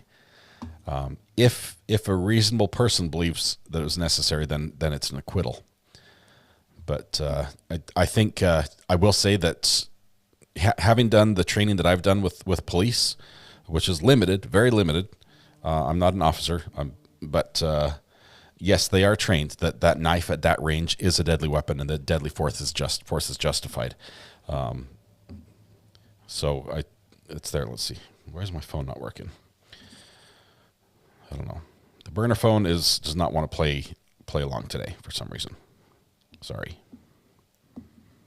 It's trying to connect, but the call failed. All right. The car was a deadly weapon. The car was, but at that time it was not moving. It was stationary. He was not revving the engine. He was not peeling out the tires. Yes, there were officers in the path. Someone had just been hit, but I don't think they could count the car itself as a deadly weapon. Amber? Hello. Hey. I am. How you doing? How are you? Great. Thanks for calling. Absolutely. Do you want to say anything? I do. I kind of want to throw some details that I think are being forgotten about. We need to remember how this entire thing started. This started from the AT&T store report saying that this person was armed with a knife, and then he stole the Uber driver's car. So he was being pursued as a suspect, not as somebody in a mental health crisis. There were several reports that were called in. Suspect is armed and he's just taken a vehicle. They go on a chase. We see this in chases that we watch all the time. How many times do you see all of these law enforcement vehicles surround the suspect vehicle and draw firearm? And you see a mix of, that's how they're trained to do it. Lethal and less than lethal. Right. So I understand the I don't want to say empathy or sympathy for the victim, but understand he wasn't pursued for nothing. Also understand, if it's reported that he is armed with a knife, when you hear that somebody is armed, I don't care what they're armed with, they can always have something worse. Yeah. I never assume that's the only thing that they have. So if he had a knife, it's possible there was another firearm in the car. They know that the Uber driver had a firearm on him. It was still on him when the car was stolen, but that doesn't mean that the Uber driver doesn't have another weapon in his vehicle that somebody doesn't know about. It doesn't mean that there isn't a weapon more lethal than a knife on the suspect's person that they have pursued. So I understand where all of the high tensions are coming from, but I want everybody to understand how this started. This wasn't just a mental health crisis gone wrong. He was pursued as a suspect, then made a victim because he was shot and killed. And I mean, he was a patient from the very beginning. I saw a comment in chat about he went from victim to patient, but I mean, we've got to look at the entire picture, not just the one clip of when he was surrounded on the street. We found out he had mental health troubles early on. That was the first witnesses were family that described his mental health troubles. And right. that seemed to be the driving force behind some of the actions he took that led to the police involvement. But the police did not get information about his mental health situation until after. There was no, it was all just observed, and it appeared to be criminal activity to the police. But right. So I see a lot of opinions in chat, and I respect everybody's opinion, and thank you for keeping it respectful. But I think certain details are being lost in this situation, and it's a sticky situation, but I don't give my opinions except for making sure everybody remembers parts of the case and answering questions is for info that people forget. So yeah, let's just keep all of that in mind. I appreciate everyone keeping it calm. We do have different opinions here, and it's okay. It's okay to share them. I appreciate everyone doing it respectfully very much. Interesting thoughts about the number of shots fired. Basically, if let me qualify this. If the officer acted reasonably and was authorized to use deadly force at that very moment with the first shot, there's no obligation or requirement or even training to tell them, to warn them that they're going to shoot. There's no warning shots fired. There is no, I'll shoot once and then see if that stops them and then shoot again. At that point, it is shoot to eliminate the threat. And if the threat is him holding a knife, he shot 7 times and he was still holding the knife. So according to the testimony we've heard under that, from this witness, after 7 times of shooting, he's still holding the knife and he stopped. Arguably, he should have kept shooting under the training that police have, which sounds terrible. It sounds terrible. We believe 3 of the shots hit. I didn't go back. We'd have to go back through the medical examiner. There were multiple injuries, but they might have a single shot might have caused multiple injuries. So anyway, we're done with the breaks. We're ready to move on. If you are, Amber. Alrighty. Sounds good. I just keep everything in mind, y'all, and understand death was not necessarily the intended result here. That wasn't the intention. And look at this if this were not involving a mental health issue. I will say I'll get off my soapbox now. Thanks, Amber. Good talking to you. We'll see you. All right, Bye. I'll say this: the way he describes the situation with the victim, Mr. Soulemane, in the car with the knife, and the police officer trying to get in the other side, even just trying to unlock the door. That the threat that he describes there, which he was breaking the window to get into the car because they were tried first to unlock, hold the handle. It was locked. They couldn't get in. That was the goal of what they were doing over there. And that's the training. So it's reasonable to assume that Officer North believed that's what they were trying to do. It's that is within range. That's deadly distance between somebody in that position. And I would my gut feel is that if that was his perception of what was going on, then that would be reasonable to assume that someone else's life was in imminent danger.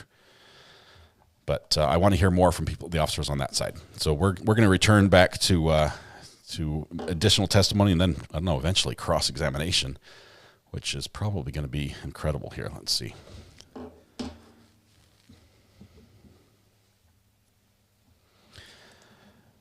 The coaching, or I wouldn't say coaching. I would say they're trained that way.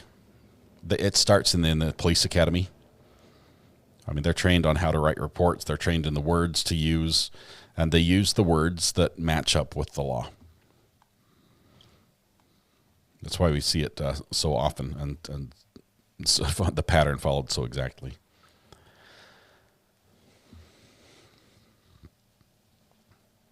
You guys will know you're caught up when they announce when we play a verdict. There is not a verdict yet, but don't go out searching for one because I'm sure one will come before we're all the way caught up. But we're going to be caught up when we're done with the case. We're not tracking. I don't want to know when a verdict comes in. If a verdict comes in, it hasn't happened yet. But if you're worried about that, maybe this isn't the best place for you to watch because we're watching it all in real time together. So no spoilers, please. We're very, very serious about that.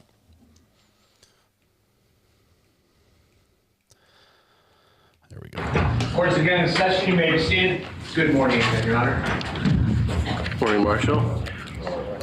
Are we ready for the jury? Yes, Your Honor. May I have North retake the stand? I'm sorry. Yeah. Oh, yeah. Sure.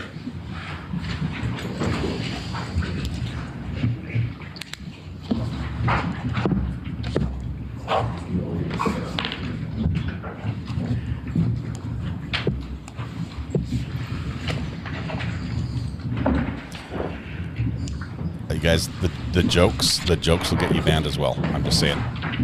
I'm very, very serious. This is not the place for it. We're not gonna have people ruin it.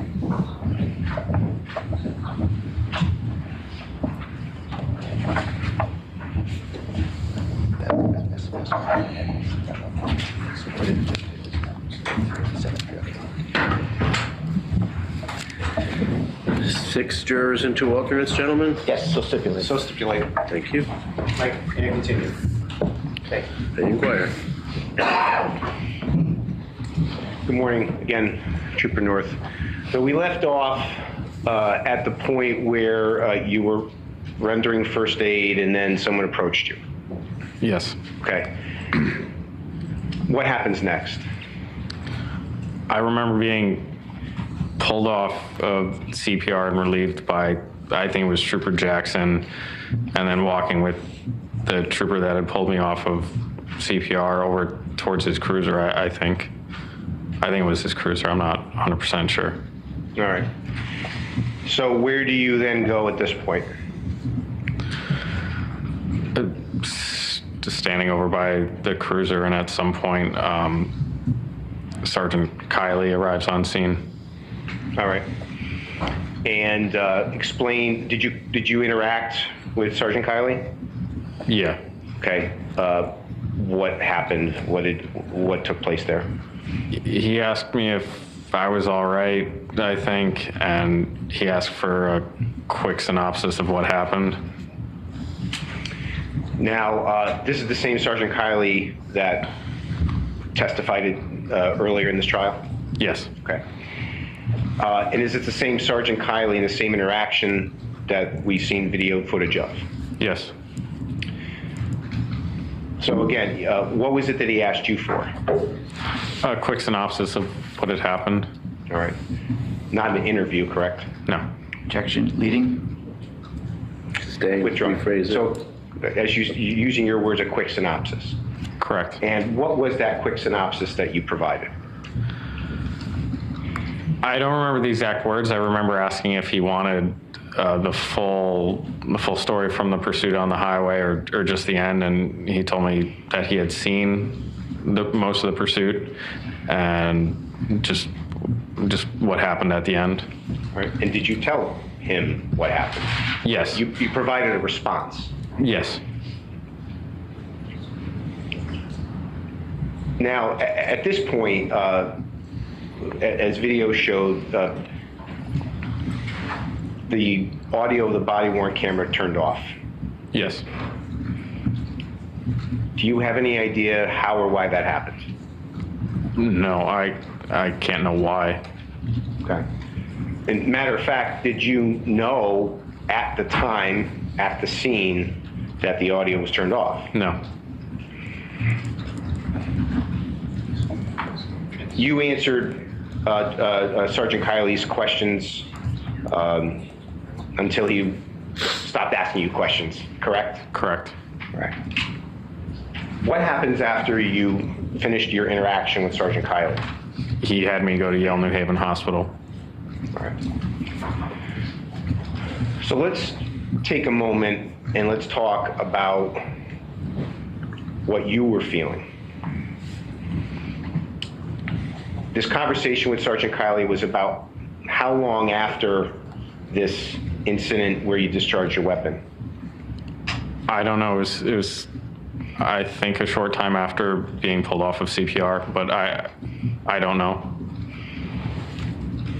What were you feeling? I was definitely in shock. I remember my hands were shaking and my heart was beating like crazy.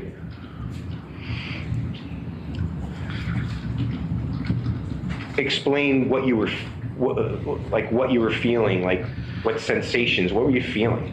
It was a very strange sensation that I don't exactly know how to explain. It was almost like my entire body was buzzing or vibrating. And it was just like an overwhelming feeling as I was starting to have a realization of what had happened and trying to process the gravity of the situation.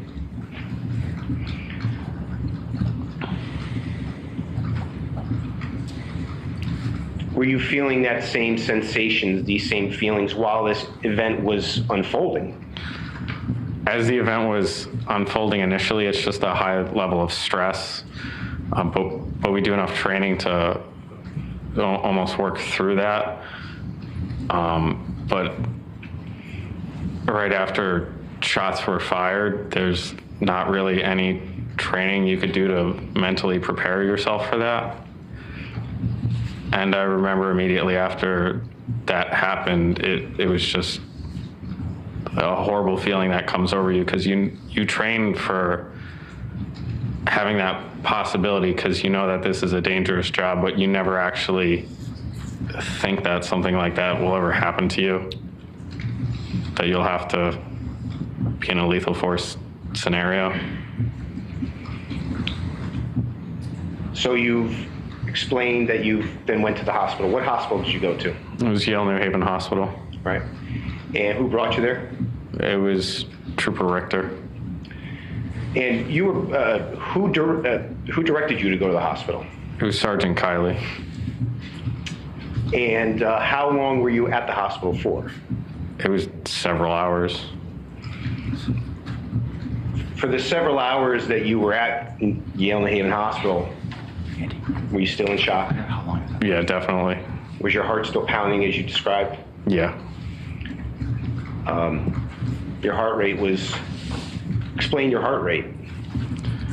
It was an extremely elevated heart rate. I don't remember what the exact number was, but I know that at this time in my life, it was the fittest I've ever been in training for the State Police Tactical Unit. And my resting heart rate was somewhere from 36 to 38 beats per minute. Is it fair to say it was not that low at the hospital? It was definitely not that low at the hospital.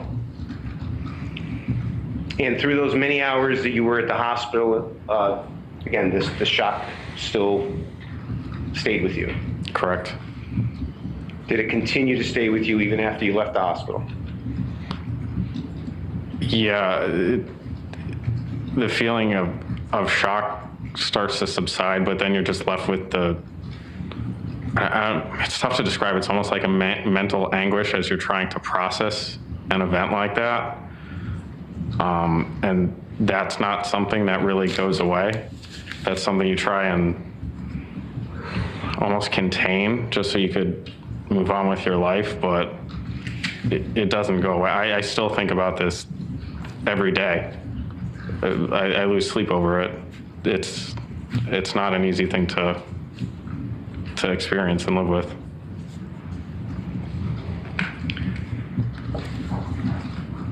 Sir, at the time you discharged your pistol, did you know how many times you fired it? I didn't. We don't really train to count rounds as we're shooting. You just rely back on your training. So the number is immaterial? In essence, yes. Is the number of shots material to your assessment? We train to fire until you can perceive a change in the threat, which if you're standing, it's easier to ascertain change. An example would be someone falling to the ground, whereas if you're in a seated position, it's much more difficult to ascertain a change in behavior of the threat. It's also tough in this particular scenario because the glass of the window I was looking through shattered, and it made it very difficult to see. So I was just engaging for a very brief period of time in a high stress scenario where you just 100% fall back on your training. Brian, why 7 shots? As I just said, I didn't know it was 7 at the time. It's not something that's intentionally done, 7 rounds. It's just falling back to my training. Now, earlier in this trial, the jury observed photographs of the weapon that you had, Smith & Wesson, is that right? Yes, it's Smith & Wesson M&P 2.0. And in that particular weapon, how many bullets does the weapon hold, including the magazine? So the magazine holds 7 rounds plus the one that's in the chamber. The magazine holds 17 rounds. Okay, plus 1 in the chamber? Correct, so 18 total. Now, at the conclusion of this event, how many rounds still remained in your pistol? There were 10 rounds still in my magazine plus the 1 in the chamber, so 11.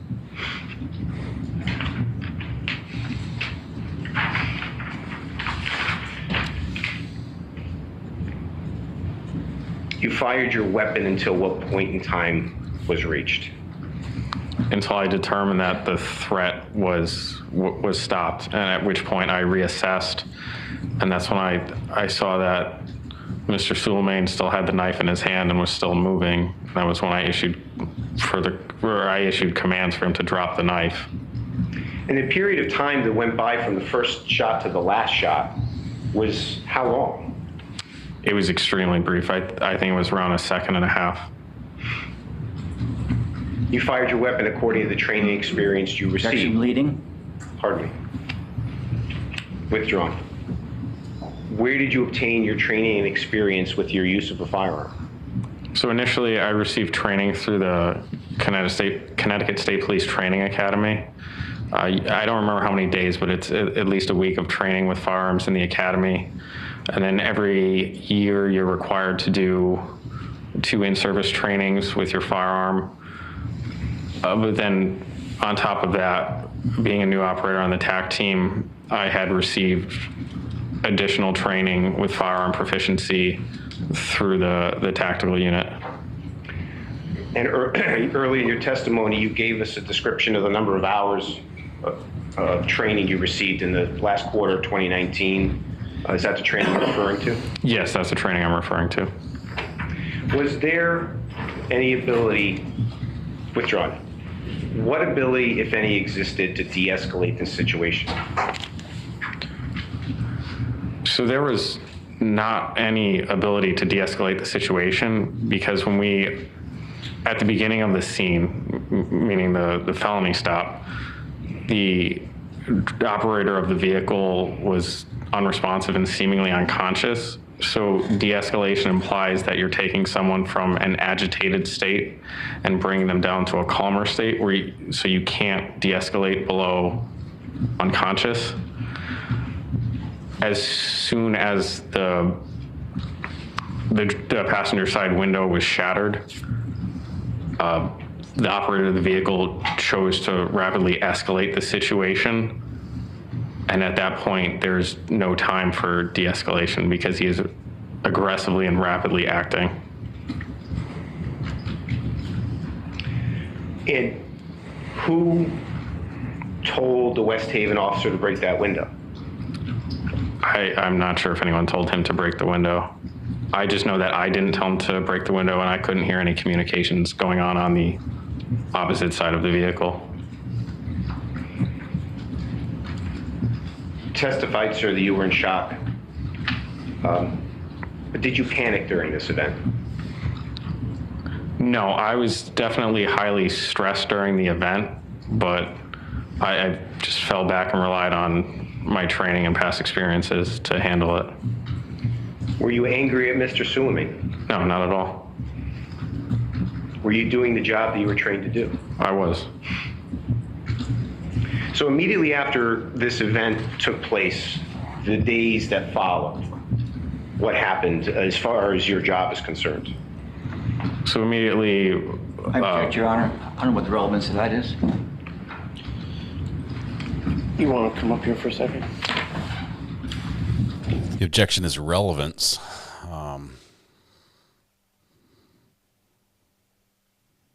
Immediately after? So the question was immediately after?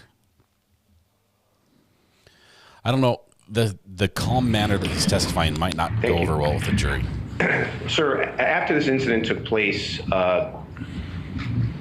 were you requested to make a statement? Yes, I was. A written statement? Yes. Okay. Explain what happened in that process. So I was given a few days so I could decompress and rationalize what had just happened. Then I was afforded the opportunity to write a written statement after reviewing body-worn camera and MVR footage of the incident. And after you completed that review, did you write a statement? Yes. And was that statement reviewed by an attorney at the time? Yes, it was. And then was that statement then provided to law enforcement once it was completed? Yes.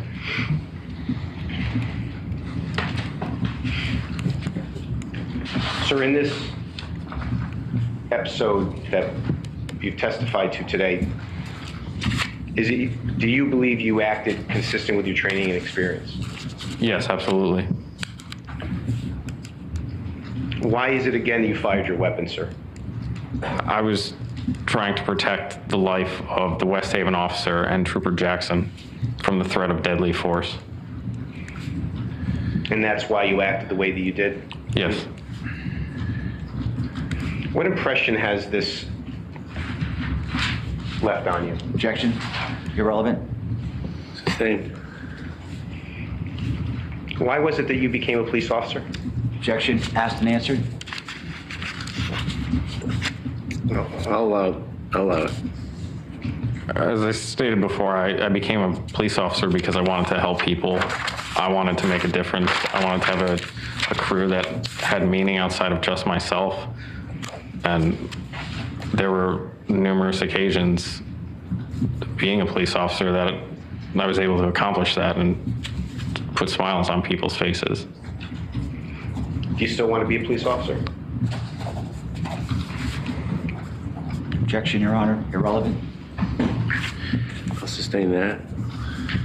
No further questions. Thank you.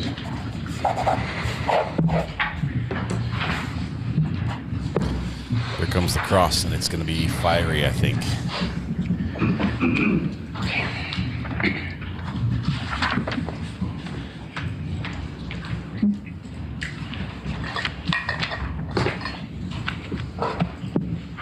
Good afternoon, sir. Good afternoon. No talking, please. Now, you've described the stop at exit 43 as a felony stop. Is that correct? Correct. Repeatedly use that sort of term of art, felony stop? Correct. Okay. And could we exhibit 46, slide 13, please?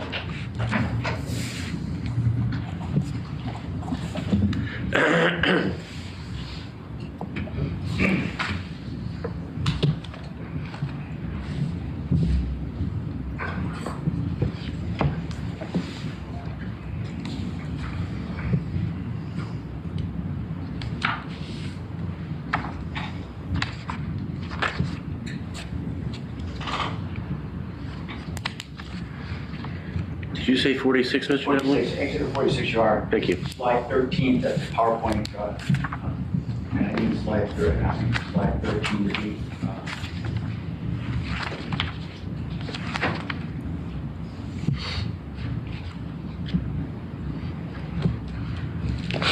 Okay, so it says felony traffic stops.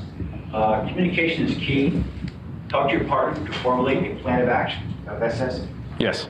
It says, do not approach the car, exclamation point, correct? Correct. And eventually, you'll order the subject out of the vehicle, bring them to you, and place them in custody with a minimum of danger to you and the subjects, correct? Correct. And you took this course, right? Yes. And you passed this course. Yes, I did. And felony stop, the ultimate sort of central feature of it is to have the subject exit the car in your direction, correct? Correct. So what happened there at the exit 43 had nothing to do with felony stop, correct? I don't agree with that. There was no plan, correct? There was no formulated plan, correct? There was no communication with Jackson, correct? Correct. And the man did not get out of the car, correct? Correct. And you did approach the car, correct? Correct. All of which is wrong with felony stops, correct? No, because it's a dynamic, evolving event. Well, communication, plan, do not approach the car, those are pretty straightforward directions. But you claim it's felony stop. All right. From the time of this stop until you fired your gun 7 times,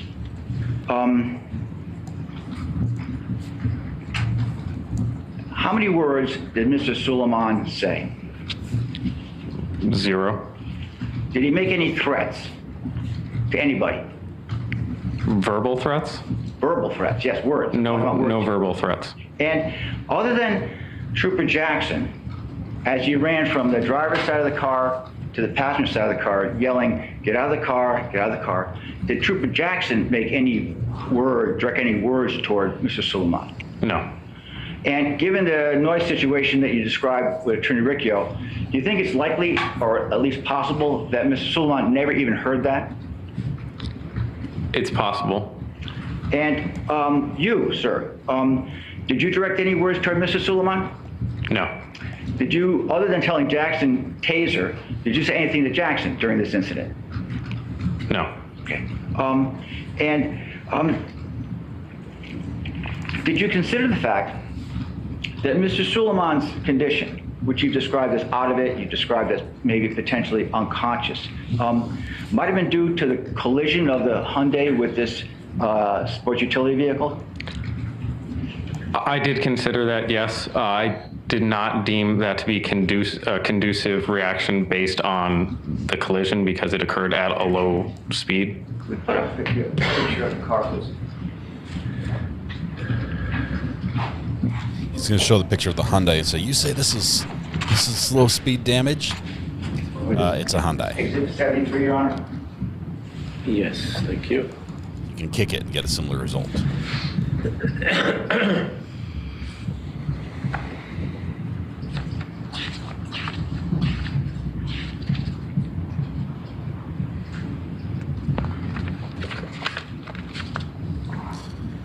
The verbal commands,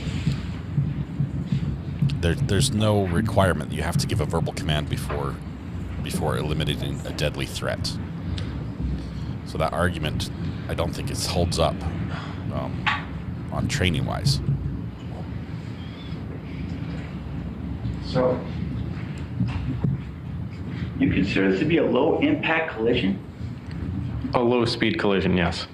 The whole front of the car is completely, the passenger side, smashed in. I mean, the sheet metal is pulled away, the hood is buckled. There are previous accidents. But your testimony is that that's a low-speed collision? That's correct, sir, based on my experience. Sure. And Mr. Soulemane did not have a seatbelt on, right? Correct. Okay. And so you didn't think that his sort of being somewhat out of it might be due to the effect of this collision? It is possible, but that was not what I was thinking at the time. I thought that was unlikely based on the low speed of the collision, lack of airbag deployment. Like a scratch and dent, fender bender kind of thing, is that it? No, it's more than that. Vehicles are designed to crumble in collisions to reduce the impact and damage an operator and passenger sustain. Do you think that Mr. Soulemane might have been suffering some mental health issues? That cross your mind? No. Now, thank you. Sure, thank you. You yourself, you've testified to that with Mr. Riccio, do not claim any danger to yourself from this display of a knife, correct? Correct. In fact, now that you've seen all the videos and heard the testimony of these officers, in fact, there was no danger to anybody outside of that car from the knife, correct? Not from what I could see now and after hearing testimony, but what I'm perceiving at the time, there was danger. What I'm asking you is based on, not what your perception is, we'll get to that, but based on fact. You're on one side of the car is windows up, doors locked, you're on one side of the car, Trooper Jackson, Trooper Darling, the West Haven officers, they're on the passenger side of the car. None of these people are in any danger whatsoever from that knife, isn't that correct? If you're asking me to look at that on the information I know now, 4 years later. I'm asking you to look at it based on the facts that existed back then at that traffic stop. And once again, what I'm perceiving through my own eyes on scene. No, not what you're perceiving, sir. Threat. What you know to be true. They're outside the car. The car's locked. The windows are up. Nobody's in danger of anything. Correct? I don't agree with that.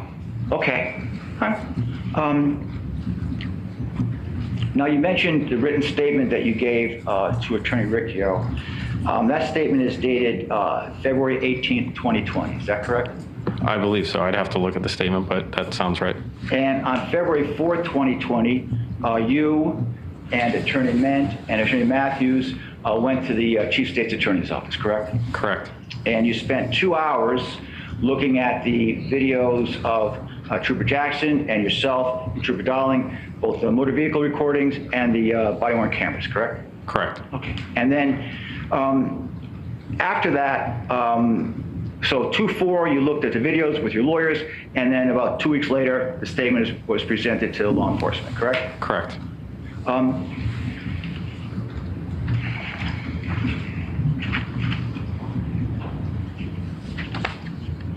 So, getting back to the events at the traffic stop, or at exit 43. When you were in your position next to the driver's door, you could see into that Hyundai, correct? Correct. Because you have indicated in your testimony, the subject was motionless, sitting back in the driver's seat. The seat was slightly reclined, hands were in his lap, eyes were closed, not wearing a seatbelt, wearing a black winter coat. You testified to all that, correct? Correct. And after the window shattered, you further testified that the suspect's eyes opened. He moved his right hand to the right front pocket, removed the silver-colored object, turned out to be a knife, serrated blade 4 inches long, tipped toward the roof, serrated edge to the ceiling. And so you could see all that, correct? 4-inch long blade. And your firearm that you had, which was state police issued, it had a flashlight attached to it, correct? Yes. And is that something that the state police gave you, or did you purchase that yourself? That was department issued. Okay. And are you familiar with that light in terms of its quality and its ability in terms of its brightness? Yes. Okay. And that's a 1,000 lumen flashlight, correct? I don't know the specifications of it. Okay. Well, you know what an ordinary flashlight luminosity is? You know what that is? Mine's no, I don't. Is it more than, is that flashlight you had substantially more bright than an ordinary flashlight? I don't know. Don't know, okay.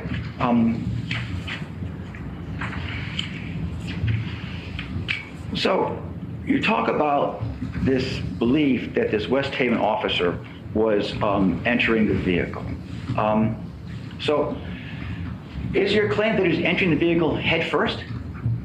It appeared to that, yes. Okay, so not feet first? No. Or not, but any, so head first into the vehicle? Correct. Okay.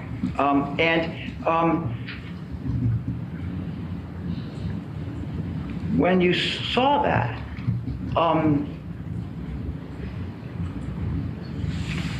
and you deduced that because his head dipped below the roofline of the car? Yes, based location-wise, yes. Okay. So you're in this situation. Jackson has his taser out, correct? Correct. And he is maneuvering to discharge his taser, correct? Correct. The West Haven officer has just broken out this window, and he is somewhere on the side of the car. You're claiming that when his head dipped below the roof line, that you drew an inference that he was necessarily crawling through the window of the open window of the car. Is that right? Correct. Was there any other information that you had that provided you that ability to make that conclusion? Yes. What was that? The fact that he had just broken the window, and the next step would be to extricate the operator of the vehicle. Safely, right? Safely. Ideally safely, right. Yes. So, you have this flashlight on your gun, right? Yes. And you're able to see into the driver's side of the vehicle and discern all this various information about the person that had a seatbelt on, the knife, the serrated edge on the knife, how it's being held. Did you shine the flashlight over to the passenger area to confirm or dispel where this guy's crawling through the window? No, absolutely not. That would be extremely dangerous. Really? It's more dangerous than shooting someone in the chest 7 times? Objection, Your Honor. What? What? No, I'll allow it. Is that what you're saying? Turning your flashlight an inch for a second is more dangerous than discharging your firearm 7 point times the gun at a fellow officer? Person? We're trained not to use a weapon-mounted light the same as an individual flashlight. So you're asking if I would be pointing my firearm in the direction of 2 officers, which is why I'm saying that, no, that's not feasible. That's not an option. All right. How about, hey, if you thought he was going into the car, hey, back off, he's got a knife. Would that be a better alternative than firing your gun 7 times? No. No, but you didn't do that, did you? No, I did not do that. Right. Thank you.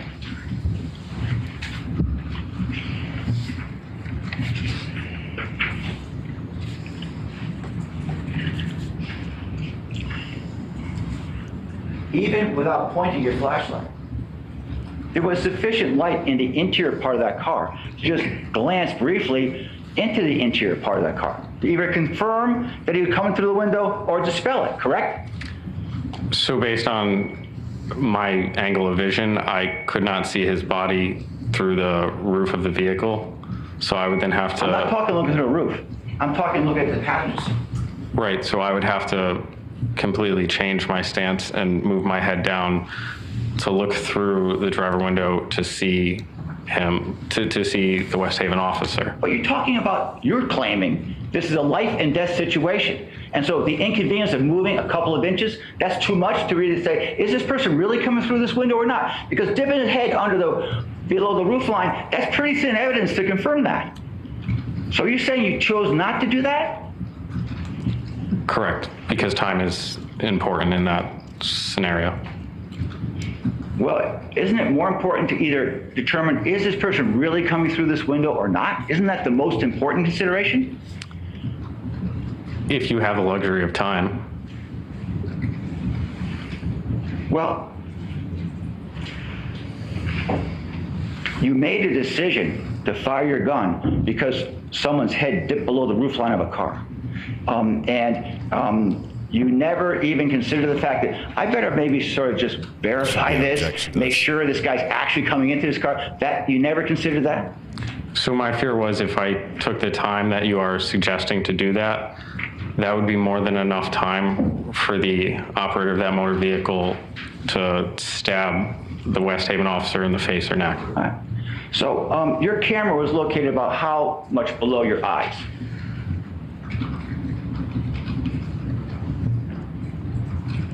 I don't have an exact measurement, roughly 20 inches maybe. Okay. So when we're looking at the body-worn camera, your eyes are 20 inches higher than that, correct? Correct. Okay. And so let's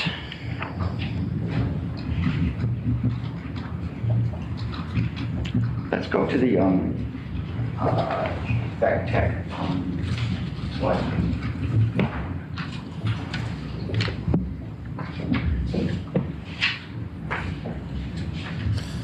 I think the prosecutor needs to dial it back just a little bit on his response to objections. I think I'm fine with him getting feisty with witnesses. I actually enjoy that. But when he's like, what? Back to the objection, I think that's too much. I think that it might, if I were the judge, I'd be like, hey, ease up. Ease up. Let's start around page 200.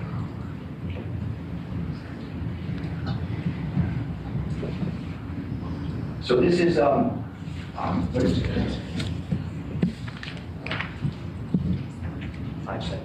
This is exhibit 57, and this is your body-worn camera, Mr. Norton.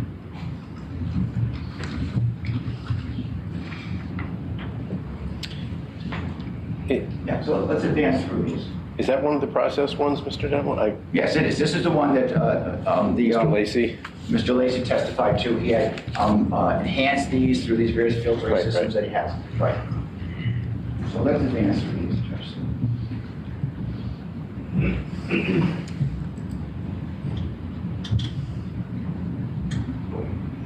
Stop that, please. What number is that? 208. This is frame 208. And from your body-worn camera, which is 20 inches below your eyes, you can see Trooper Jackson's head. Is that right? Yes. Keep going, please.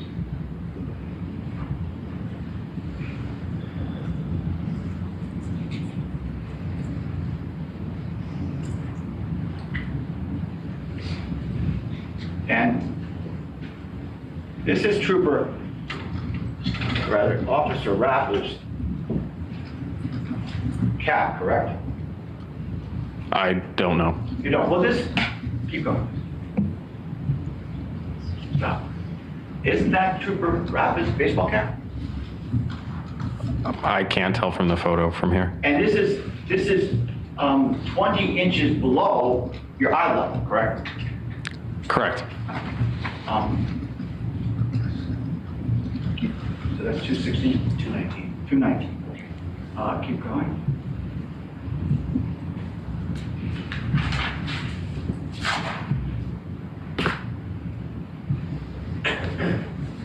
And that's the fire. So go back to 3. So, isn't it true that that is the head of Officer Rapp from the West Haven Police Department? I can tell from that photo, but I'm not disputing that. Okay. Well, then, how many? Let's advance the slides. Okay, go back a few. Okay, then, go back.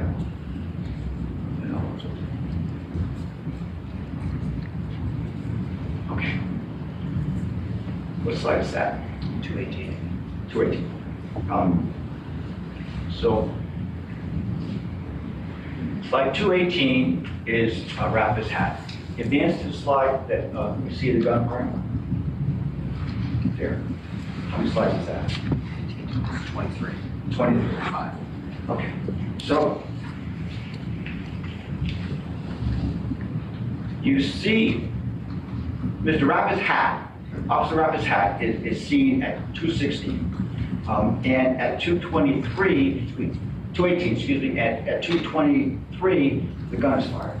That's 5 slides, and as the gentleman testified, the time between each of these is 1/30 of a second. So between I guess what, 5 times 1/30 is something like less than a quarter second. It's your claim that Officer Rappa, whose head you see there, maneuvered himself to be crawling inside the window? Is that your claim? I don't know if he's crawling inside the window. Well, sure you do, because that's why you shot the man. That's your claim, right?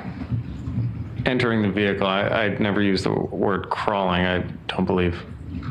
Okay, well, I'm not trying to mince words with you. You felt that he was in a zone of danger inside that car, correct? Correct. Okay. And he did that in less than a quarter of a second from standing up.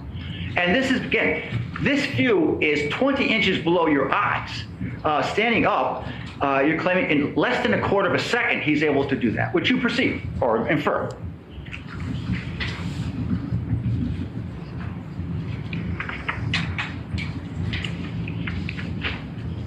I would draw that. You directed Trooper Jackson to use his taser, correct? To go to taser, not to use the taser. Well, they've broken the window. In the process of breaking the window, you'll tell Jackson, taser, and you're pointing to the side of where your taser is, correct? Correct. So that wasn't a communication to him to use his taser? Correct. It wasn't, okay. So he just did that on his own? Correct. And you saw he was doing that? I saw he had the taser in his hand and was moving towards the open window. And yes. taser is a less lethal means of controlling a suspect, correct? Correct. Did you ever even wait to see if the taser worked before you fired your gun? I don't believe there was time for that. So the taser was irrelevant in your consideration? At the point in time that I discharged my firearm, yes. Okay.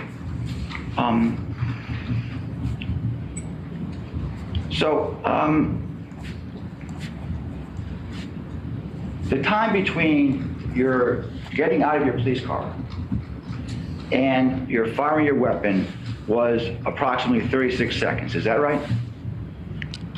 If you're telling me that's what it is, yes. Okay. And when you arrived there, the scene was under the control of the police department. In a sense, the scene being the car, the driver was, when you first got there, it was under the control of the police department, correct? You could say that, yes. I mean, you placed the push bumper of your car near this trailblazer so he couldn't escape further, correct?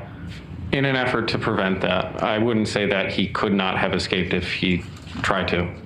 Jackson's car was put against the driver's door of the car, of the Hyundai, such that the car couldn't, maybe the door might open an inch, but no more than that.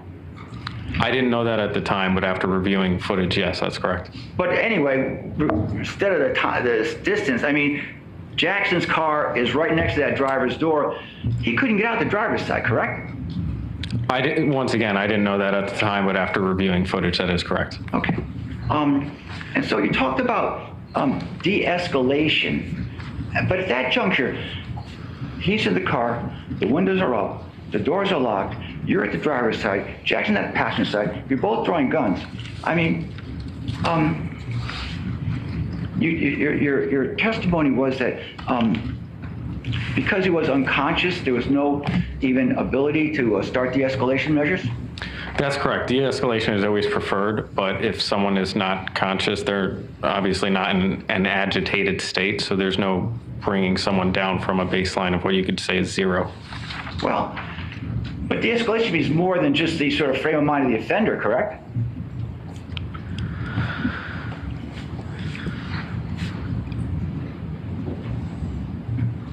I'm not sure what you mean by that question. What I mean by that, you just had this high-speed pursuit, and you've had this situation where, you know, the guy's driving erratically, obviously, and you finally stop the car, and the objective is to take this man into custody on this so-called carjacking charge, right?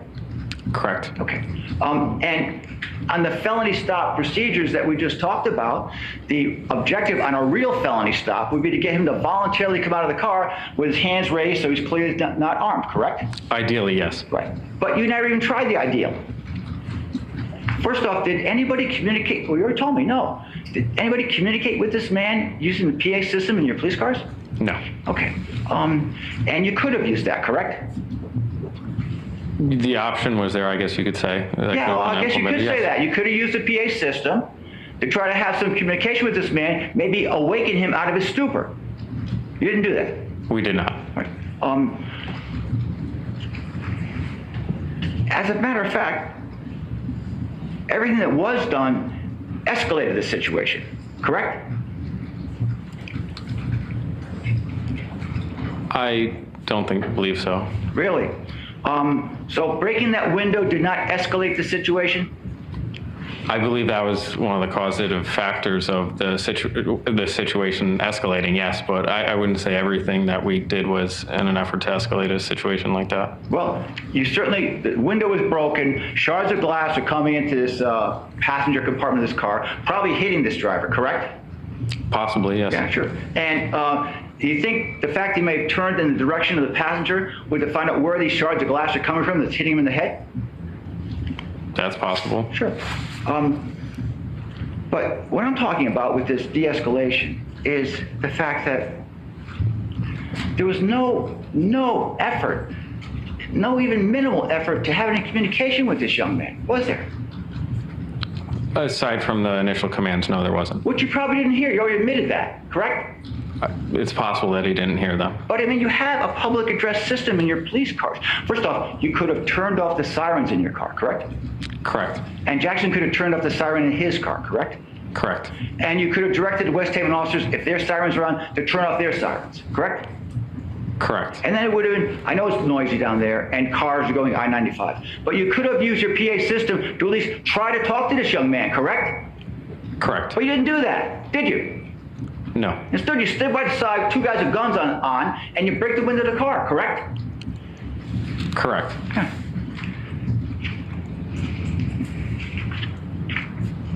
Would you agree with me, Mr. North, that at that initial phase, before the window was broken, time was on your side?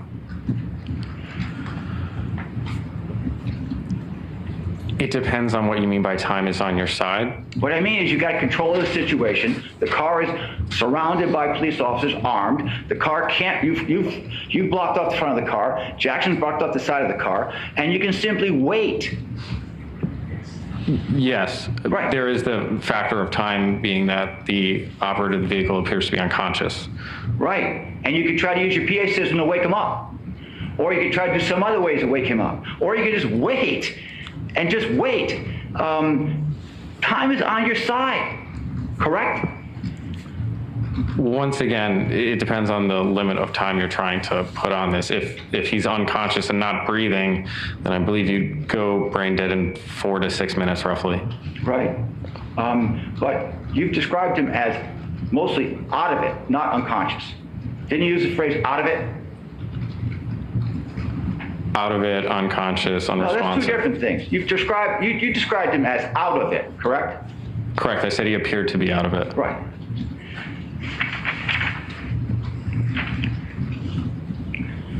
So the statements that the jury has heard, the oral statements that you made on scene there to Trooper Richter and Sergeant Kiley, completely refute your explanation that you've given this morning, correct? Objection, Your Honor. Okay, I claim the question. I claim the question.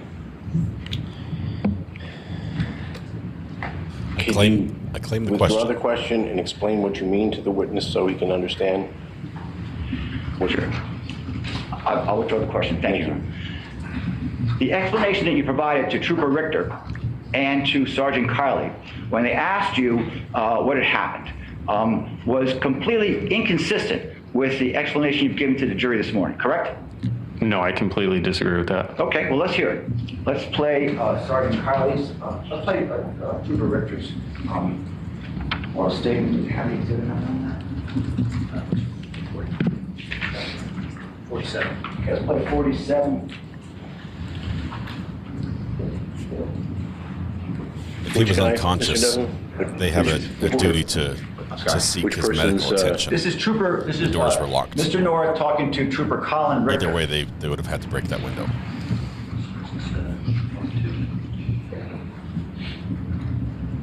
Yeah. That's or Richter.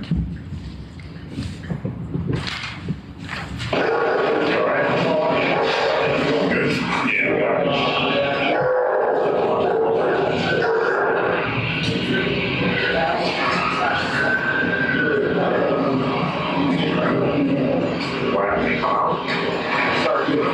Stop. He was like unconscious, it looked like. And then he came to and they broke the window. Yeah. And then first thing he did, reached in his pocket, pulled out a knife. Okay. And that's when I was put back in. He reached in his pocket and pulled out a knife, and that's what I fired. That's what you told Trooper Richter, correct? I don't know what the last word was based on that audio, but I'm not. Well, no. What do you recall the last? You were there. You said it. What was the last word? I don't remember that conversation that I had with Richter. Okay. So you do not remember anything about it? That conversation, no. And that's after reviewing your report and watching these videos the last several days. I do not remember that conversation at all. So you can remember almost everything else about this incident with exquisite detail, but this conversation where you don't mention any West Haven officer going into the car, you don't mention Jackson being in danger, you don't mention the fact that you thought you had to fire your gun to save these people's lives, you don't mention that to Richter, correct? Correct. Please, Carly, please.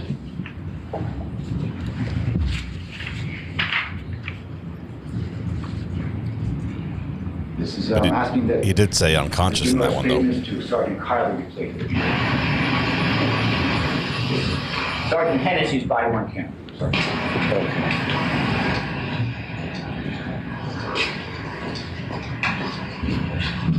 How's it going? Good.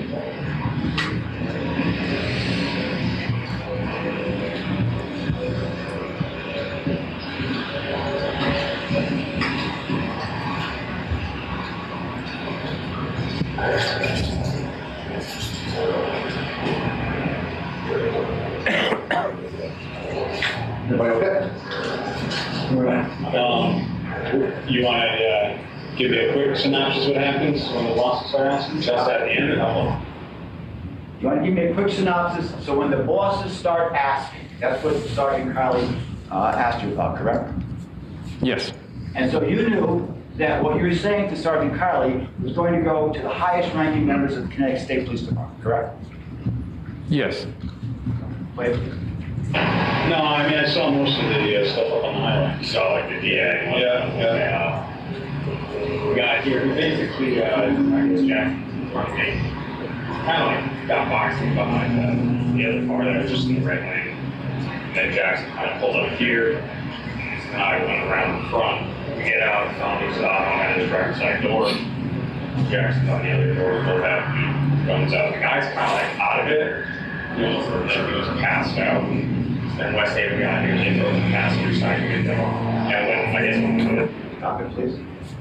So you glanced directly at Sergeant Hennessy there, correct? You see that? Yes. Okay. And instantaneously, he turns off the audio portion of his body-worn camera, correct? It appears that way. Right. And you claim that's just a coincidence, right? I don't think I ever claimed that. Okay, well, then you gave him a look to communicate to him, hey, turn off your camera, man. No, you didn't do that? No. No. Well, he looks at, you look at him, and he just turns off the camera. Okay, say the rest, please.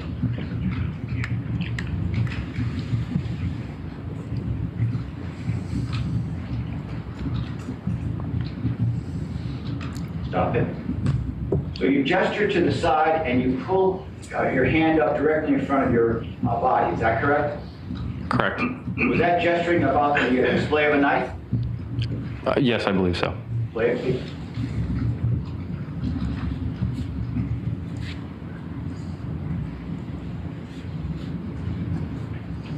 Okay.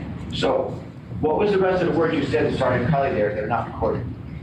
I don't know the exact words. Well, the gist of it. I would assume the gist of it would be along the lines of me firing my weapon. Okay.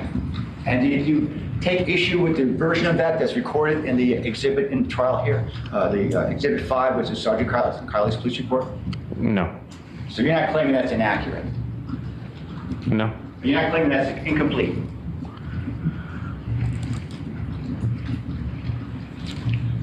I'm not sure what you mean by incomplete.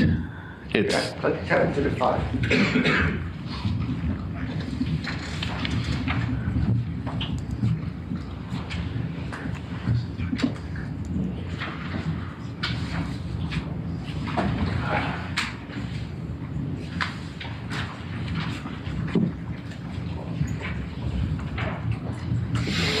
So I'm going to read Exhibit 5.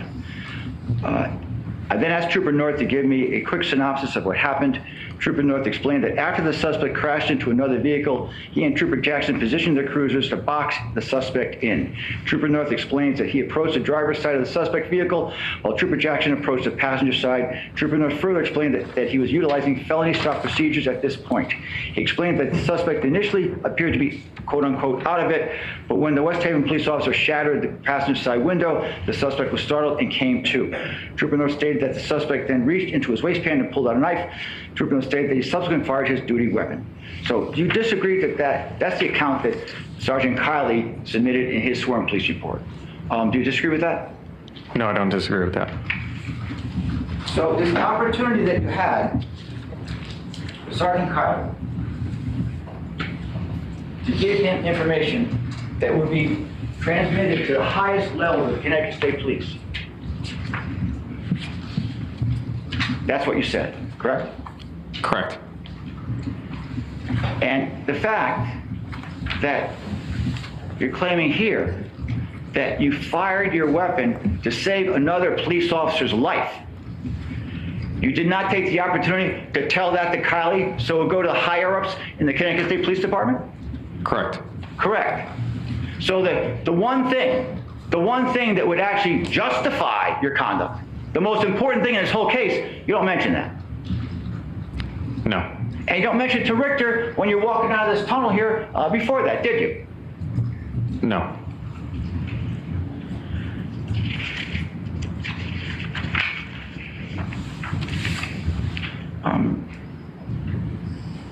Riccio asked you about 7 shots.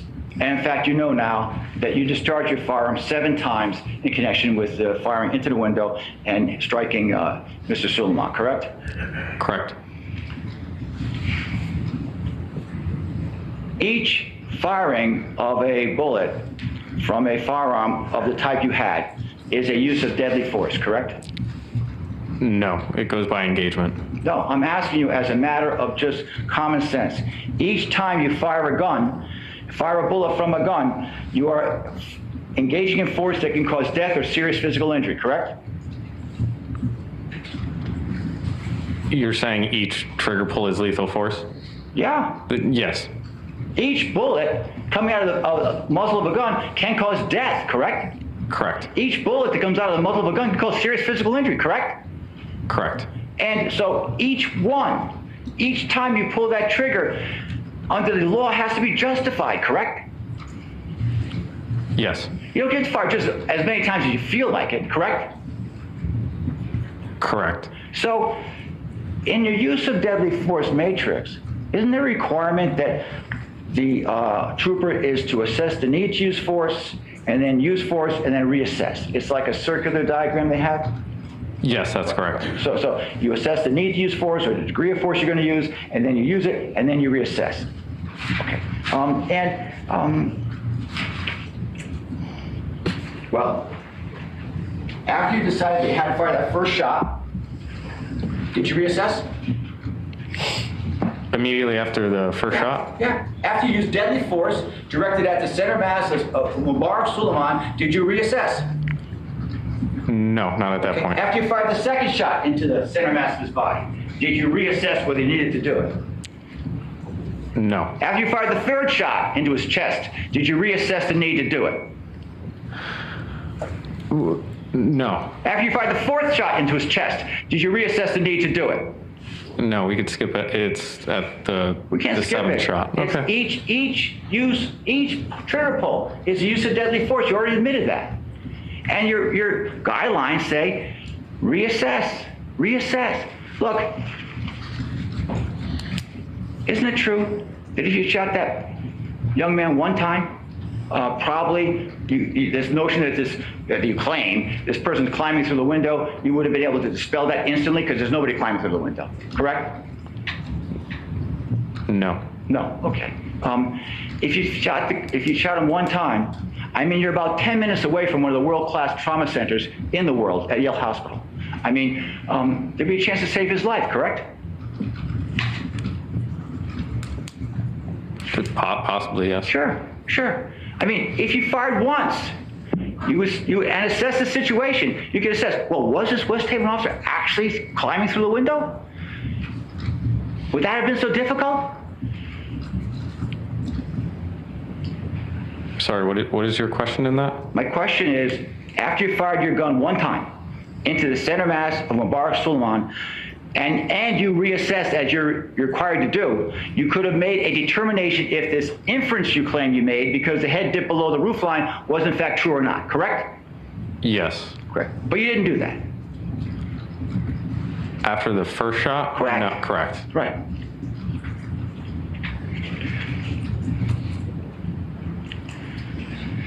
This firing of this gun into the passenger compartment of that car, that endangered the other police officers in the vicinity of that car, didn't it?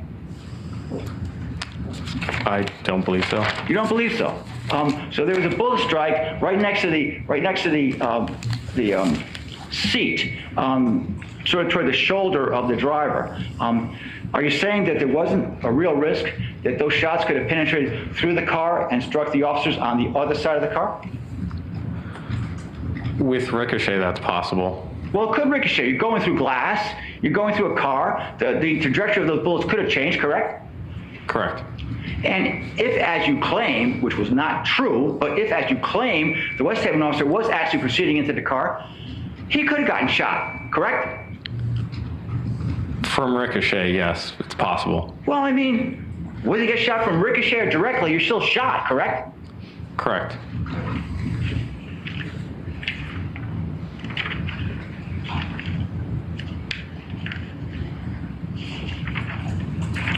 You know, I know it's 10 minutes before lunch, but honestly, could we take a lunch break now? And I'm almost done my examination. I want to check over my notes. It'd be much more efficient for me to do it over lunch break. Maybe ask a few more questions of the witness, and then we can proceed. Yeah, so I'm requesting a lunch break at this time, Your Honor. I see no objection, and it'll be an hour, okay? It's 10 of. Yeah. Let me just say, when it comes to me personally, North Carolina has what's called a castle doctrine. If somebody enters my home or my car,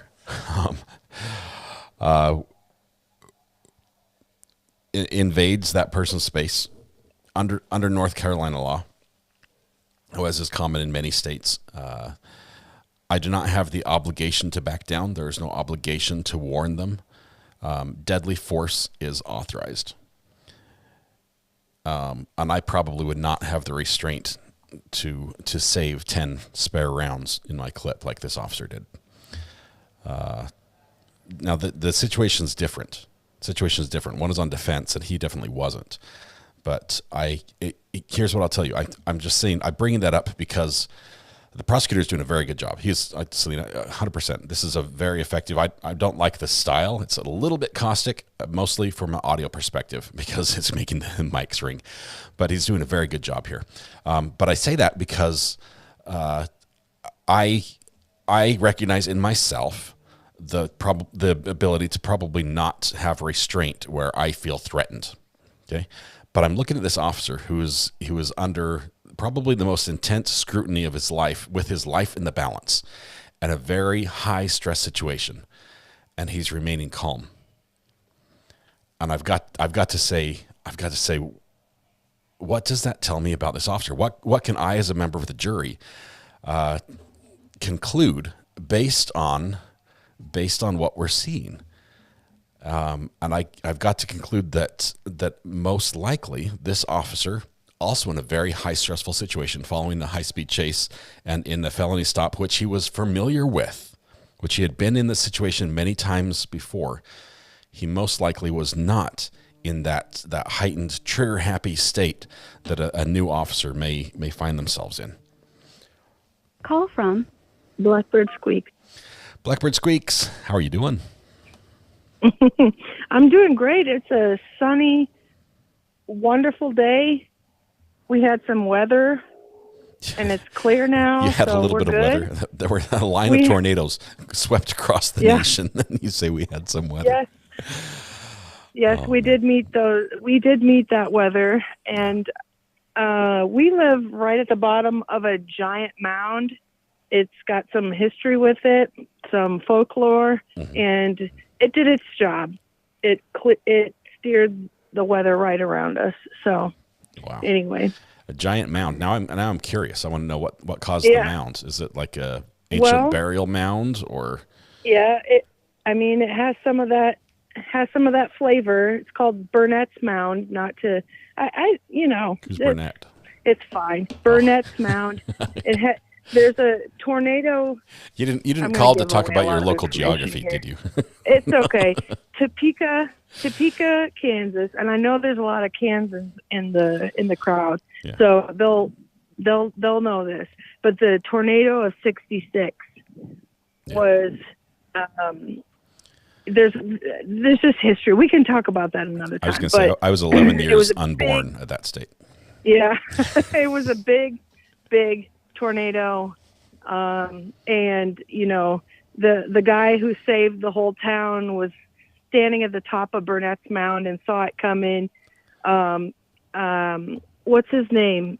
Curtis. Bill Curtis was a little old college radio WIBW announcer, not radio, it was television.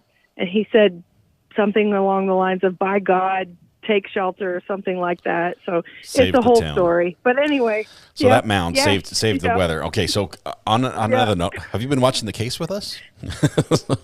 You want to share anything relevant to the trial we're talking about? Sorry to throw you off on the tangent. Actually, it's completely tangential. But if you want to hear my thoughts about the case, it's pretty much along the lines of what you've been saying. So that's one thing. I feel torn. Go ahead.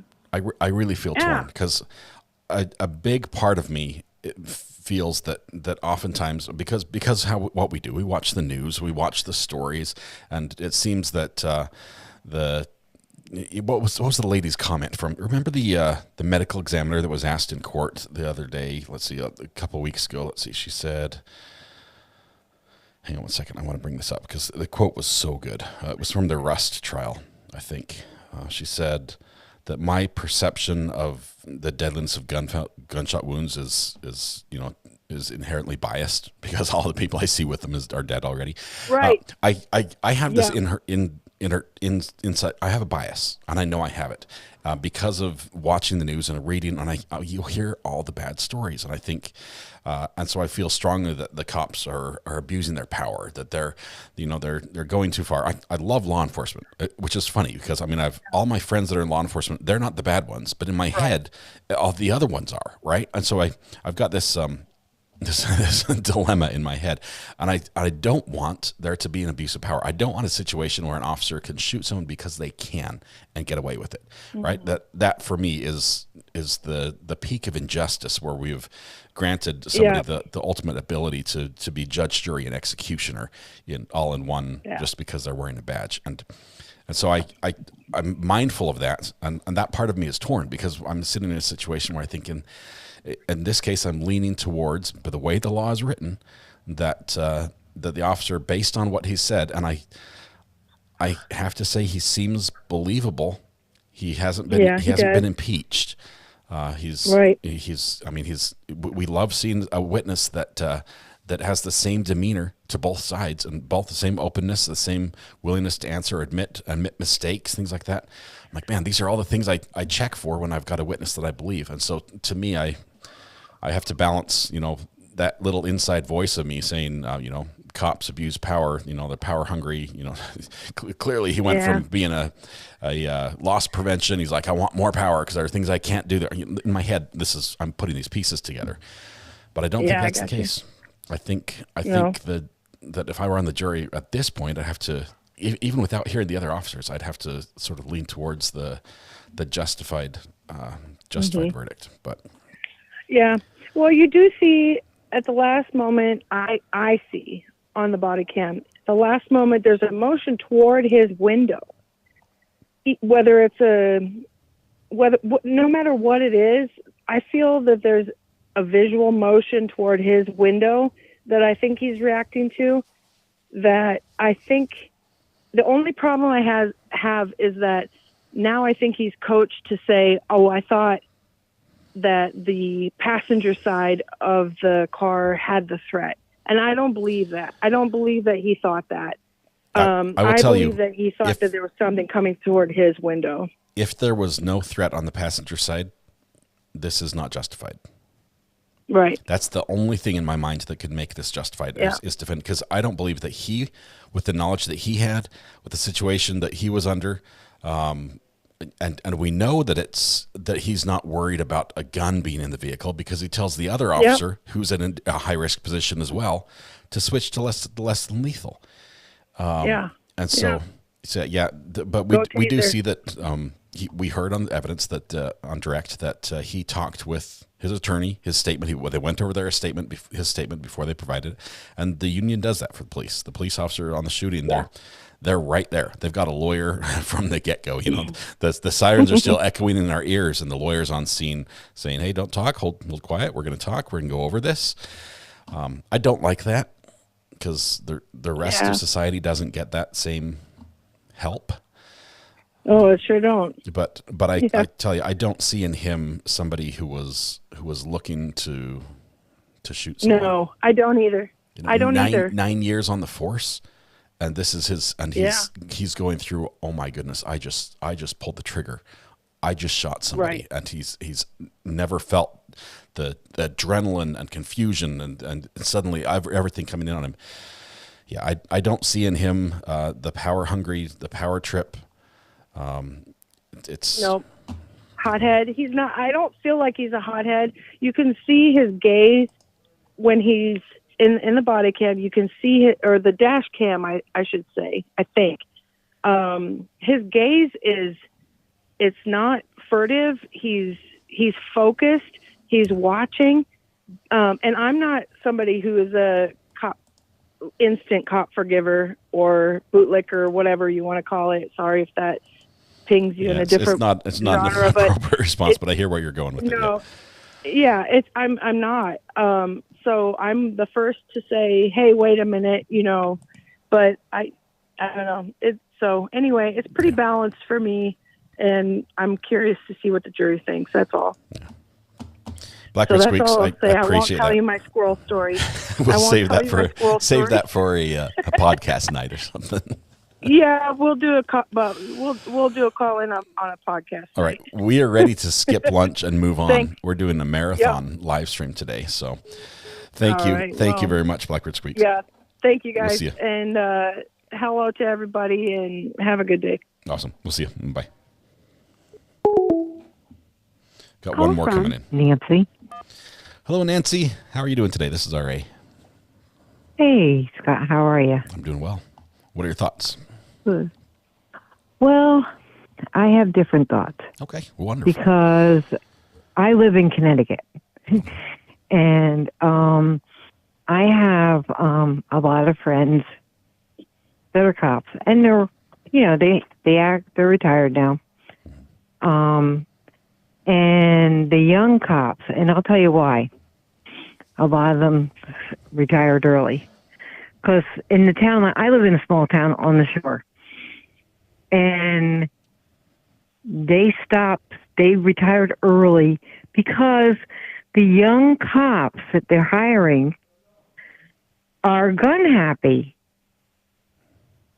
And, like, for instance, I was pulled over for speeding, and the guy walked up around my car with his hand on his gun during broad daylight.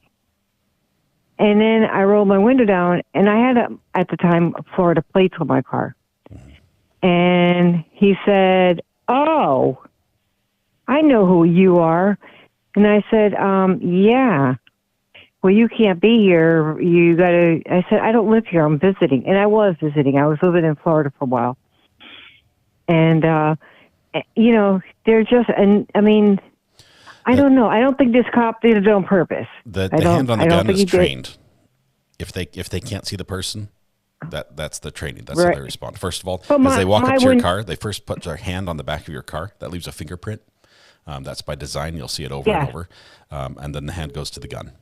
If they can't see, if there's concern. I'm into windows, though. Yeah. You're talking about. You're cutting in and out a little bit, Nancy. I'm okay now? I heard okay now, but everything else was gone. Okay. What about now? Much better. Okay. I don't think this. I don't remember watching this. We've Nancy, our connection is really, really bad. It sounds like a robot, but not a good robot. So I'm gonna let you go because we're losing. I'm sorry. I want to hear your viewpoint, especially with a local, especially a different side. Maybe you can try again and get a different connection and move to a different point in the house, get a better signal or something. All right. Thanks, Nancy. I think she heard me. I'm not sure. Yeah, distortion overload. That was a very bad signal. It's all right. All right, we're going to continue. I think what we're going to do is continue here with the post lunch. So this is how we're going to end our day. I think we've got less than an hour, maybe just over an hour of video left. So let's see how this goes here. We're all pulled up. Let's see.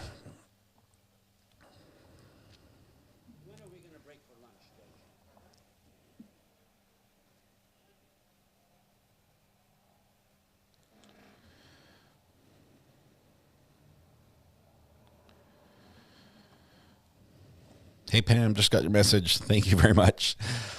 All right, any second now, we're coming back to court. As people are filing in, I can see some movement on the camera.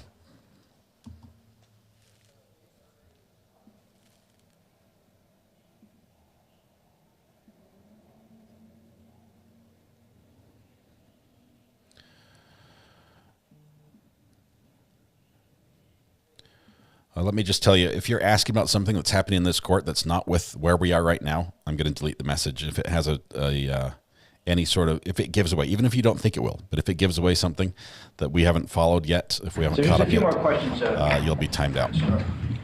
So. From the time that the Hyundai was stopped under the highway overpass there on Campbell Avenue, West Haven, from the time of the stop until really you broadcast shots fired, there was no other communication with Troop G, was there? I don't believe so.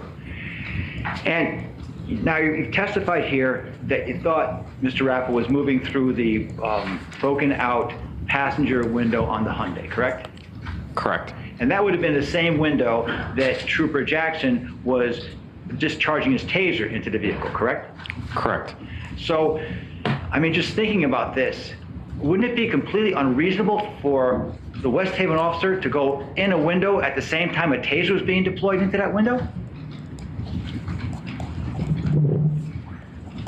No, I don't think it would be completely unreasonable to think that. Well, he could get hit by the taser wire, correct? Correct. He could deflect the taser wire in a way that would make it ineffective against the subject that you're trying to direct the taser wire to, correct? Correct. Okay. Now, Attorney Richter asked you about going to the hospital, and indeed you did, and properly so. But isn't it true, Trooper North, that your primary complaint at the hospital was injury from the motor vehicle accident when you and Trooper Jackson were trying to block in the car there on the highway? Isn't that the main thing you? That was the one complaint of pain that I had. And how did you describe your pain to the hospital people? It was low back pain. Did they give you a range, 1 to 10? Did they quantify it in a range like that? I don't recall. Well, we can check the records, but would you agree with me? You said 1? If that's what the record says. Okay. And did the hospital give you any medicine to take home with you? I don't believe so. All right. Now, I want to direct your attention to a couple of these VecTech. This is Exhibit 57. These are the enhanced videos. And let's play, basically, this is slide by slide, number 216 to 222, please.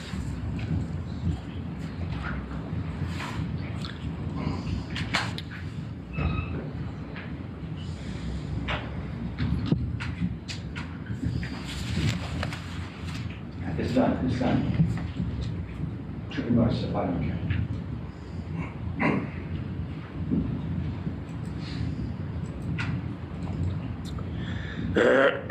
Okay, that's 216? Yes, sir. So please That was play pretty. Through to 222.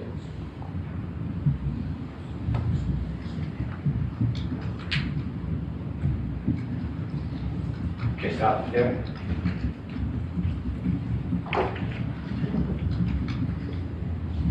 Is this object the object you believe to be the knife? This black object that's sort of at an angle the person's holding? I believe so. And it's pointed toward the window, driver's side window, correct? Yes. It's definitely not pointing toward the passenger side window. Correct. Okay. Yeah. Oh, and that's your first shot, correct? Correct. So when you saw that knife, you fired, correct?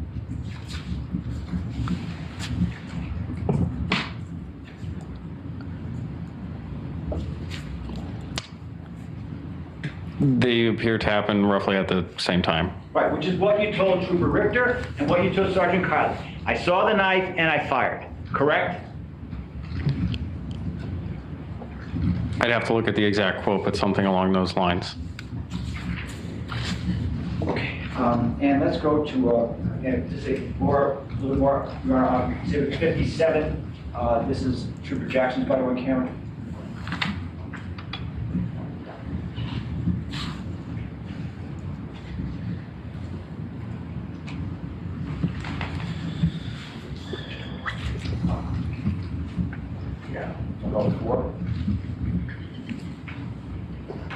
This is Trooper Jackson's body on camera. Again, these are the enhanced videos. This is 104. Yes, sir. Please advance. Well, let me stop right there. So at 104, this is Mr. Soulemane in the operator's seat of the vehicle, correct? Correct. Okay, thank you.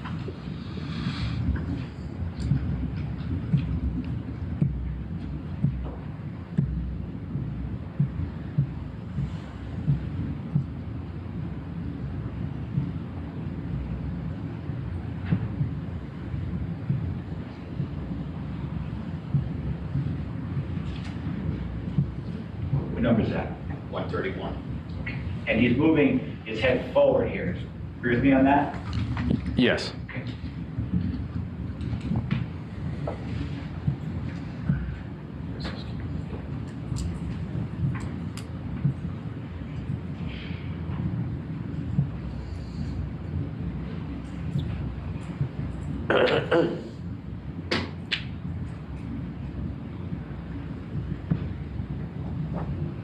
What number is that?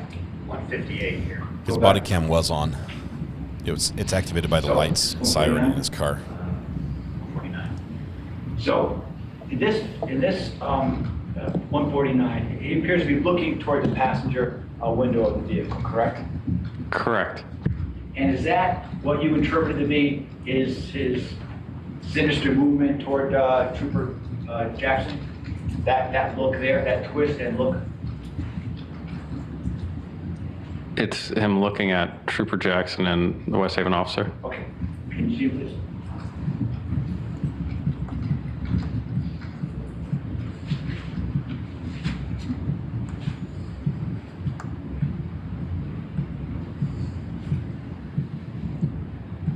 And now his hand has reached back into apparently his coat or the garment, and now his hand is reaching up. Do you see that, sir? His right hand right here? Yes. Okay, let's continue.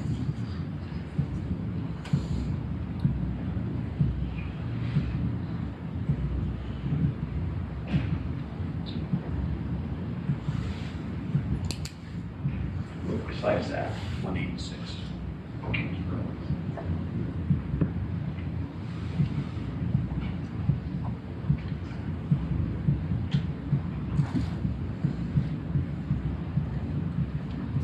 We're hearing them click on the screen or click on their mouse pad to move forward one frame at a time. What slide is that? 218. Okay. You can watch And the that's body your first camera shot, correct? footage if you go up to the description of the video. It looks like There's a link to police activity to the webpage. It's a YouTube channel called Police Activity, and they have all the footage. Trooper Jackson's motor vehicle report.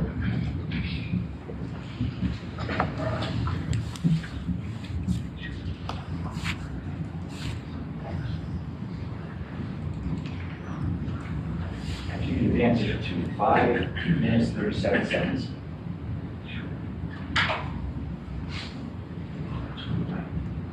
That Sarah chick, this is a criminal case.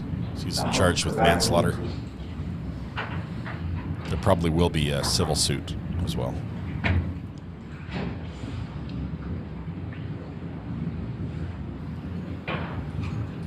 If you're not able to do it on your phone, if you just go to YouTube and search police activity, Brian North body cam. Obviously, there's no audio in here, but you seem to be communicating across the car to Trooper Jackson. Is that when you told him to go to taser? Yes, that's correct. So what I'd like you to do, Trooper North, is after you have gestured to the side of your uniform and then taken a position toward the driver's window again, tell us to stop the video when you're looking over at whether Jackson or the West Haven officer is ducking down. So just follow this. Tell us to stop when your eyes look over the car again.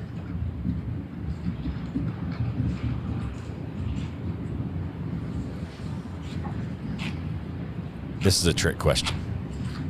I'm willing to bet that the camera does not capture it. You passed it. Well, you didn't tell us to stop. It's because it's happening very quickly. Well, I mean, you're the one that testified that you looked over the roof of the car. Where was it? No further questions, John. I don't like that style. Don't do a mic drop on a question and not let him answer. What was your last response when the state commented about your failure to tell him to stop the video? I told him to go back, that he missed it. And what else was part of that response? To go back, that he had passed it. And it happened too quickly? Yes, sorry. Split-second decision, sir? Correct. Seconds, sir? Yes. When you were just watching that video, sir, you did identify, withdrawn, did you identify in your mind the point in time that you were looking over to Officer Rappa to the passenger side of the car? Yes. And was it before the gun was fired? Yes. So your failure to respond was not that you didn't see it, you didn't have time, correct? Correct. Can I ask you to bring up a couple of the backpack video, still photos? Sure.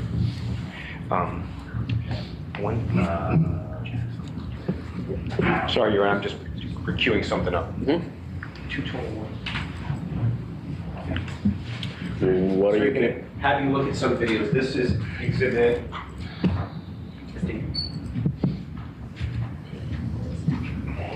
57, all from 57. This is This is exhibit 57, frame 221. So is this a photograph of what you were shown during cross-examination? Yes. All right. And again, this is a still frame of the moment your gun goes off, correct? Yes. In the foreground, what do you see? And I'm not at the car, but do you see two legs?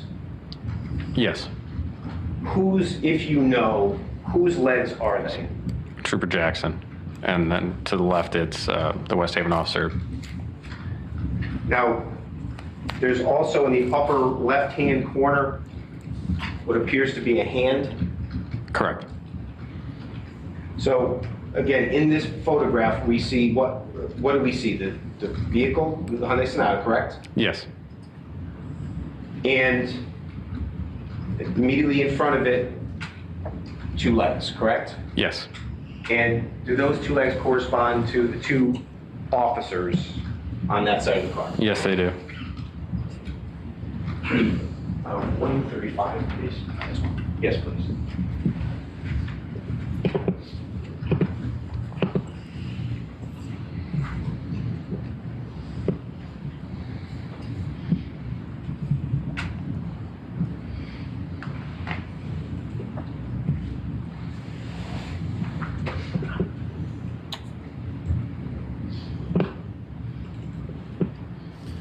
Was the front passenger window that was broken out. That was the one the officer was trying to gain access into the car through.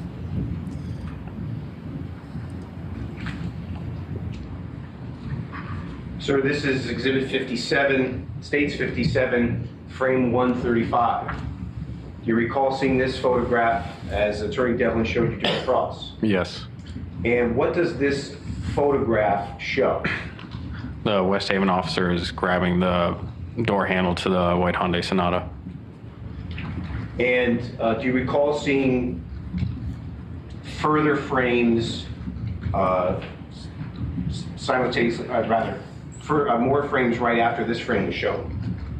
Yes. And did the hand remain on the door? I think he ends up taking his hand off at some point. Attorney Slick, can you go from 135 to 143, please?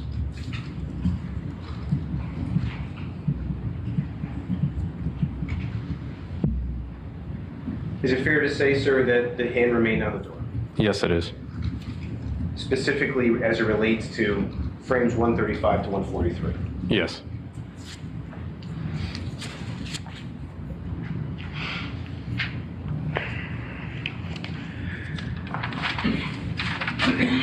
We spent a lot of time. Photographer loves this tie. Have we not in this case, sir, looking at evidence that was slowed down and enhanced? Is that correct? Yes.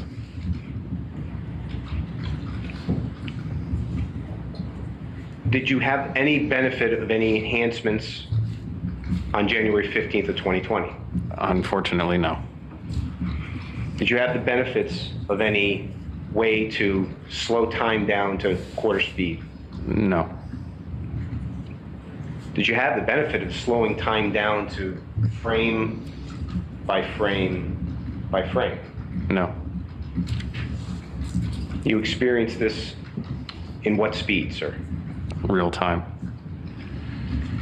And your utilization of real time is the only sense that you had as far as your sight, correct? Correct. Of course, you're using all of your senses, don't get me wrong, but as to all your senses, you're moving in real time. Correct.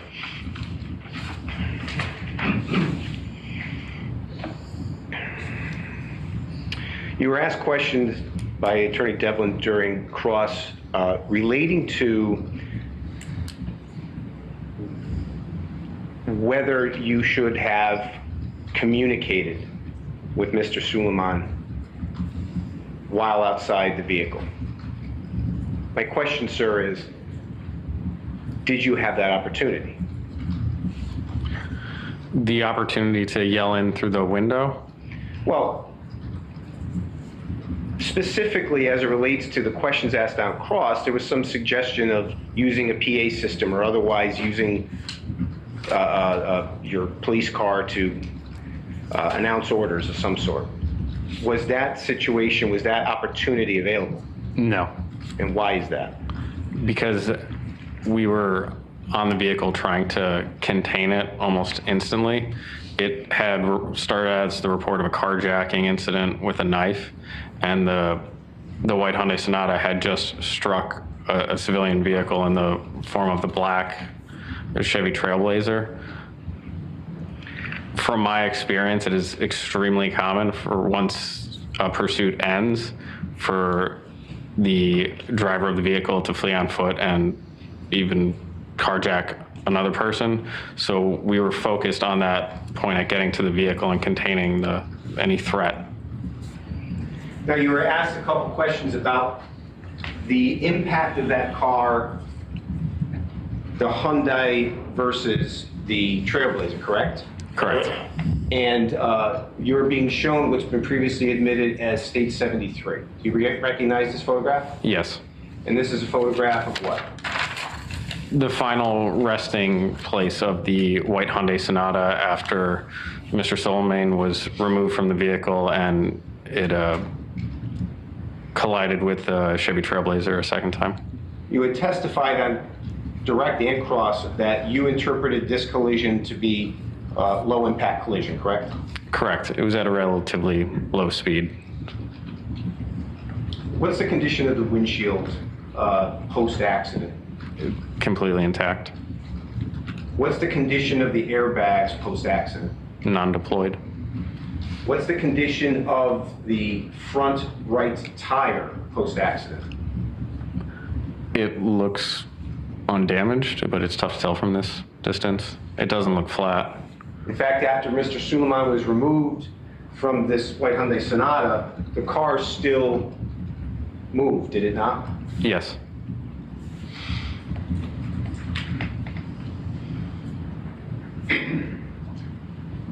Other than the damage done to the driver's side windows as a result of police conduct, was there any other window damage to this car?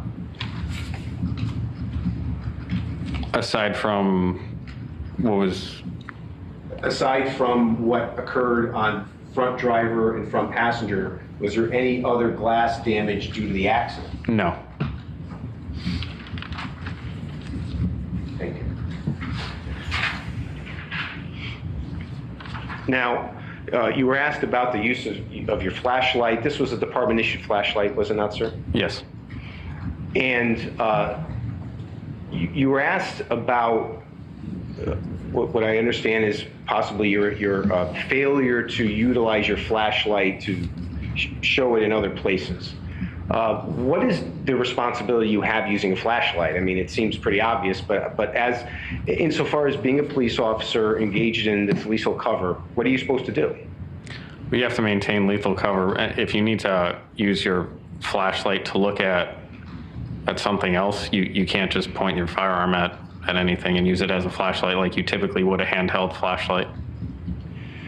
Now, these videos and still frames that we saw, as far as the body-worn cameras go, these images are from your and Trooper Jackson's body-worn camera, correct? Correct. And you testified earlier that your body-worn camera is about 20 inches below your eyesight. Correct. Below your eyes, correct? Correct. Is it fair to say, sir, that your body-worn camera view is different than your eye view? Objection, leading. I'll rephrase. Is your eye level different than your body-worn camera level? Yes. And your observations on this and any day acting as a police officer, you're using your eyes to view, correct? Objection, leading. Leading. What do you use your eyes for? Observing. Did you use your eyes that night? Yes.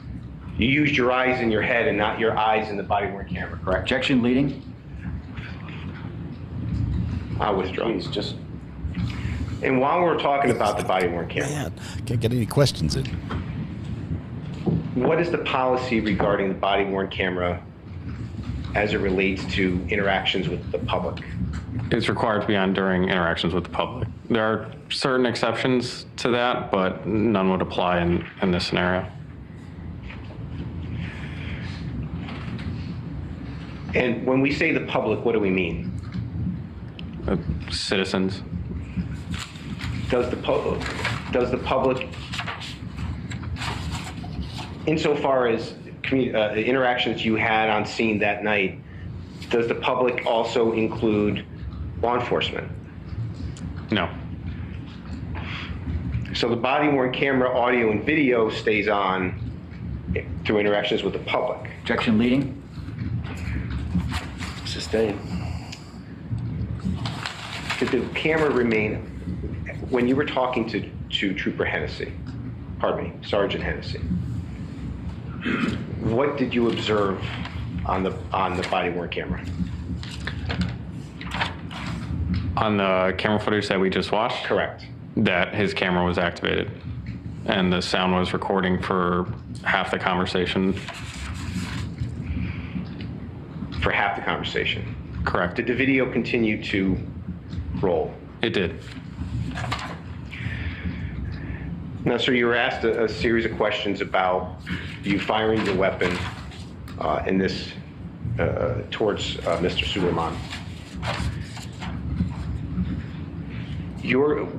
Please describe again why you fired your weapon that day. It was to protect the West Haven officer and Trooper Jackson from the threat of imminent death or serious physical injury. And you were just shown a series of still photographs that included Trooper Jackson's body-worn camera.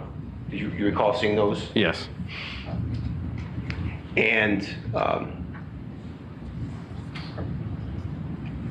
again, your decision to use force the way you did was based on what? It was based on what I was perceiving at the time. Yeah, can I approach the clerk for a moment? Yes. 41. I didn't know you could turn off the audio on a body cam. I thought it was either running or not. I'm going to provide you with a copy of State's Exhibit 41. This is the use of force policy, last page of Exhibit 41. I'm going to hand that to you. I'm going to ask you, sir, if you could please read bullet points 6, 7, 8, and 9. Number 6, the use of force inquiry focuses not on what the most prudent course of action may have been, but instead whether the seizure actually effectuated falls within a range of conduct which is objectively reasonable. There exists no legal requirement to choose the one correct means of gaining control over a subject through the use of force. Number 7, the appropriateness of a use of force decision is properly judged on the basis of the reasonableness of an officer's perception of the subject's actions with which he was confronted at the time he made the decision to use force, rather than upon absolute fact. Number 8, the appropriateness of a decision to employ a particular tool in response to a perceived threat depends on the degree of control, which is reasonably likely to result based on all of the circumstances known to the officer at the time the tool is employed. And number 9, the degree of force which can be appropriately used to respond to a threat increases proportionally in relation to the degree of threat reasonably perceived by an officer and to the immediacy of the response required.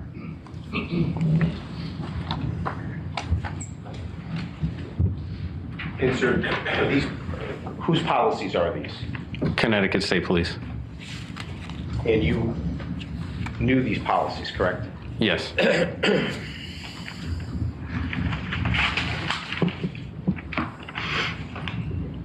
You were asked questions, sir, about the control of the situation. I think the phrase control of the situation was used. And let me clarify that. Who was under the overpass prior to you discharging your weapon?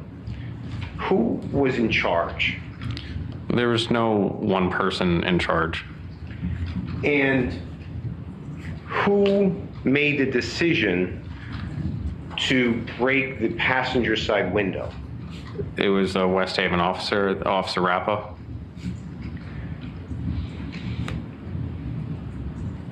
Did that decision change the overall situation? Yes, once the glass of the window was broken, Mr. Soulemane, it startled him, and the situation, he rapidly escalated it. Prior to the breaking of that window, what was Mr. Soulemane's state? He appeared to be unconscious and unresponsive.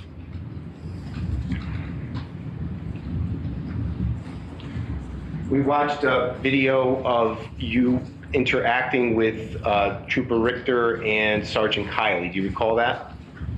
Yes. The first of two videos was you and Trooper Richter still underneath the overpass. Do you recall that? Yes. The state asked you on cross or suggested the usage of the word unconscious versus out of it. Do you recall the word you used when talking with Trooper Richter? I think I said unconscious when talking to Trooper Richter.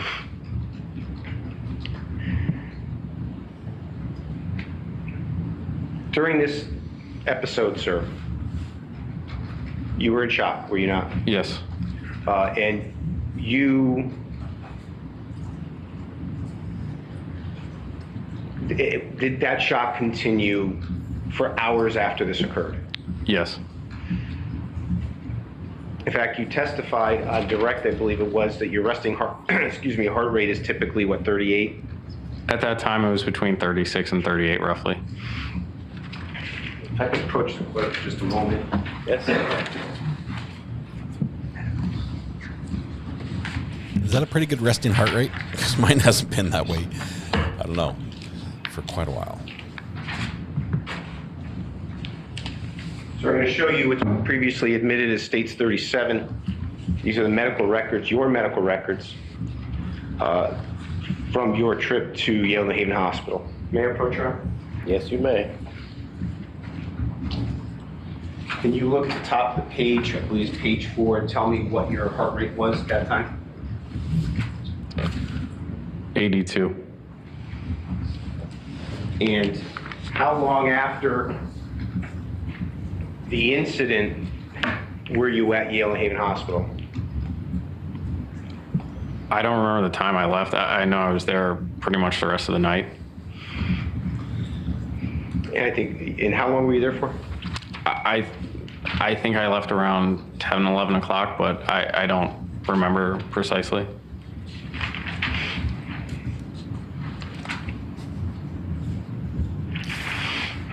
Per second, that would be a little high. You were asked questions by Attorney Devlin with respect to this ability to reassess after every shot that was fired. Do you recall those questions? I do. Please explain what ability exists, if at all, to do that.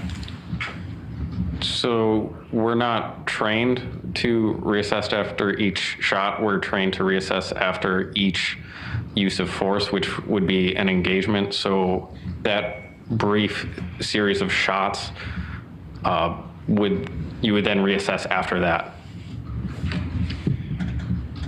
And Attorney Devlin had asked you, if I'm quoting correctly, did you fire as many times as you wanted to? My question is, how many times did you want to? There was no number. It was just whatever I thought was necessary to stop the threat at hand. You should have said 0. And then you use the term reassess. At what point would then you have the ability to reassess? Immediately following shots being fired. You were asked questions about the fact that you shot through glass, correct? Correct. What impact does firing a weapon when shot through glass have on the shot? Objection, no foundation. Well, Attorney Devlin had mentioned, and in fact stated about how bullets going through glass could ricochet or change path. He opened the door. So it's just questions based upon that. I mean, so, yeah. It's allowed. It's got to be allowed. You open the door. What I'm objecting to is that he hasn't established a foundation through this witness that he's capable of answering that question. That's all. It sounds like he's claiming that you didn't either, sort of. Right, but so the fair evidence game. is not objected to, comes into the trial. That's kind of the way it works. Thank you. I understand that, Mr. Pickle. You want to rephrase your question or do a little preliminary? Sure. Trooper North, do you know through your training experience what occurs when a gunshot is fired through glass? Yes. And what is that knowledge based on? Where did you obtain that knowledge? Training I received through the tactical unit. Okay. And based upon that training you received through tactical unit, what happens when you shoot through glass? So bullets are deflected when firing through glass. That could result in ricochets, bullets straying off course or off their present trajectory as they're striking the glass, and it could take multiple rounds into a pane of glass before you're able to actually have effective accuracy or precision. And you in fact shot through glass? Yes. So it takes multiple rounds to be able to make sure you hit your target. You were also asked questions about your relative failure to continue to communicate with Troop G during this episode. Do you recall those questions? Yes. Did you have the ability from the moment you got out of your car to the moment you discharged your weapon to communicate with Troop G? No, my primary focus at that time was lethal cover. Was there, and did you have any ability to stop and essentially take a break at that time? No. And why is that? Because you can't call a timeout in real life. There's no pause button in real life. And again, whose idea was it to break the passenger side window? As far as I know, it was the West Haven officer's idea. Did you dictate when that was going to be broken? No.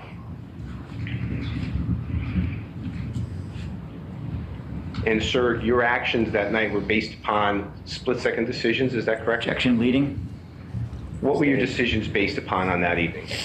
They were based upon a rapidly evolving event and what I was perceiving of it and all the information that I was able to glean through my eyes and senses at the time.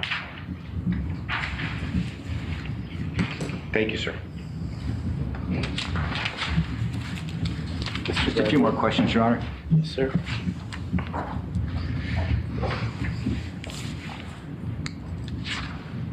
Isn't it a fact that if that West Haven officer was not going through that window, but was standing outside as is shown in the video, it would not be objectively reasonable to shoot that gun at Soulemane, right? Objection, Your Honor, that's speculation. He's asking, he had him read the state police criteria there, and I'm asking him if no one's going into that car, it's objectively unreasonable to shoot the driver. Can we just do it one step at a time? Sure. Yes, Your Honor. So I have, are you sustaining the objection? I'm going to, yes, I'll sustain the objection because it was a compound question. I didn't really understand all of it. Okay, so I'll rephrase it. Thank you, Your Honor. So Attorney Riccio asked you to read the state police guidelines on use of force. You recall that? Yes. And that includes this phrase, objectively reasonable. You recall that? Yes. Right. And you understand, based on your training, you understand what that basically means, that phrase? Yeah. Right. It's a sort of a term of art, but it has a meaning. My question to you, sir, is that if that West Haven officer or anybody else was not entering that car, it would be objectively unreasonable to shoot and kill the driver. Correct.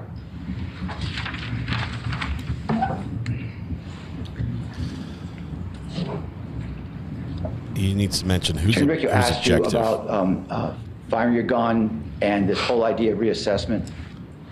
Isn't it true, sir, that it was your decision and your decision alone how quickly to pull that trigger? Yeah, you could say that.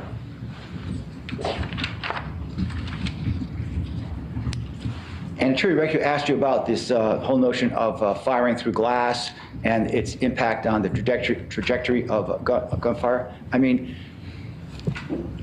so based on your answer to that, you really did endanger the other cops around that car, didn't you? You could say that if you're talking about potential bullet deflection. Yeah. Okay. And you say you can't call a timeout in real time. And that was your testimony to Attorney Recchio. You recall that? Yes, I do. Would you agree with me, sir, that certainly the last person under control of this situation was Mubarak Soulemane, correct? No, because he's under control of his actions, and it is his actions which dictate our actions. Okay. This was a state police pursuit, correct? Correct. This was a state police stop, correct? Correct. This is a state police investigation in terms of trying to make an arrest, correct? Correct. No crime was, I mean, maybe a motor vehicle crime was committed in West Haven, but this was your case, correct?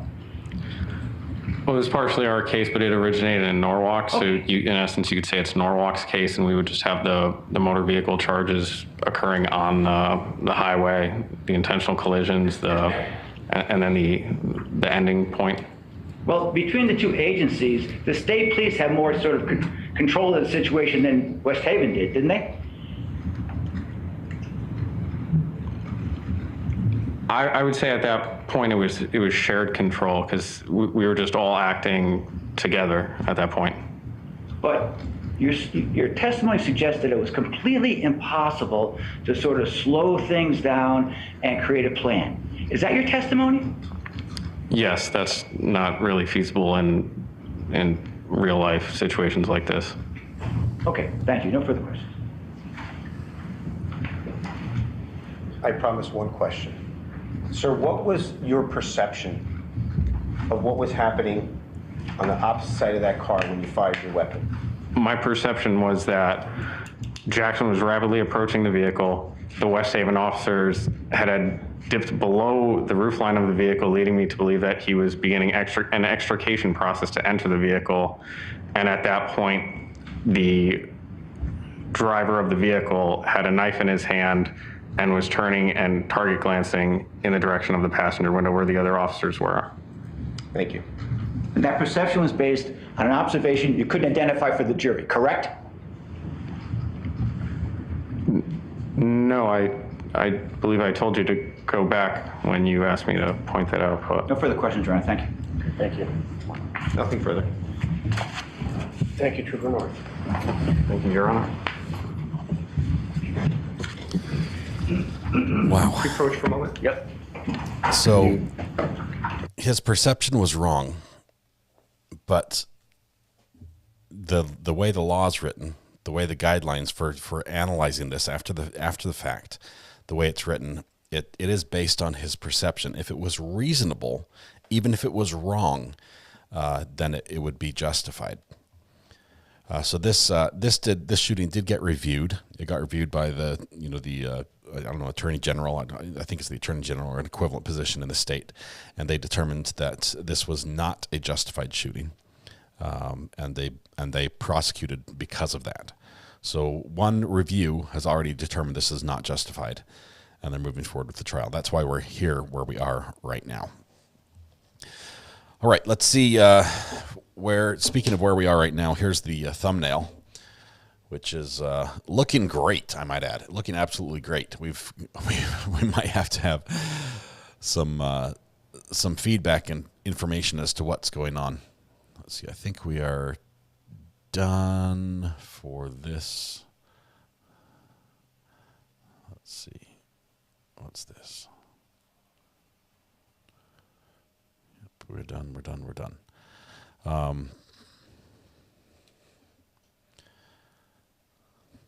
Hang on. Let's see.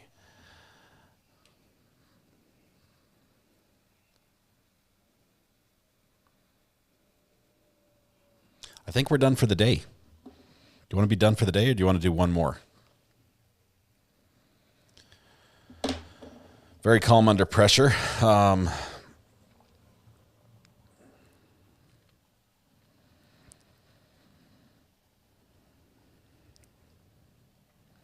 Perception is 99% accurate. In this case, he was wrong. His perception, I would say it's reasonable. And the reason why I say it's reasonable is because they attempted to gain access to the vehicle, and he could see that as they were trying to pull on the door. And then they got out the baton. The baton is only used to break the window so they can gain access to the vehicle when it's locked. Otherwise, they would just open the door. They're not just there to break all the windows just because they can break the windows. So the logical process, they've got out the baton. They're beating against the window to break it. He can hear that. That's registering. He can possibly see it. He can hear it. Then the window is broken. And then at that point, as an officer goes out of his line of sight, it would make logical sense that the next thing they're doing is doing something that would involve them reaching in or partially entering the vehicle through the window to unlock the door. And at that point, he sees movement with the knife, with the target glancing, as he called it. And I believe that he's met the legal requirements, at least, on justified shooting, even though there was a mistake. And that's what's frustrating. Even though there was a mistake, it's been met. So there's our thumbnail as it stands right now. It looks absolutely wonderful. I'm telling you, it looks wonderful. Let's see if I can zoom in just a tiny bit on this. Over here. Oh, that's the wrong one. My computer's not happy today for some reason. Okay, I'm not trying to, Adam, I'm not going to screw it up, I promise. I want to be off that page. There we go. I put the barbershop back. Okay, I'm just not going to touch it. We're going to go to a different camera. All right, let's see. Barbara Farthing, can we have a poll? Not yet. Can't do a poll yet. Let's see. Yes, we're going to hear about it over the weekend, I'm sure. You want to keep going? Let's do one more. We're getting close. We'll try one more, but I'm going to step away. We are becoming even more strict on spoilers. If you are saying something that you have learned from something other than sitting right here and watching it on this channel, odds are you're going to get banned for it. I'm just saying. We're trying to preserve it for everybody else. So let's see if we can keep going here. Let's see. Next one is it this one? All right. Let me just make sure this is the right one.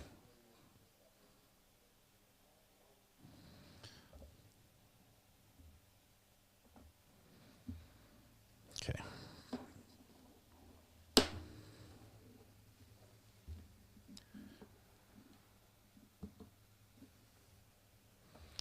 Said all rise, but then they disappeared.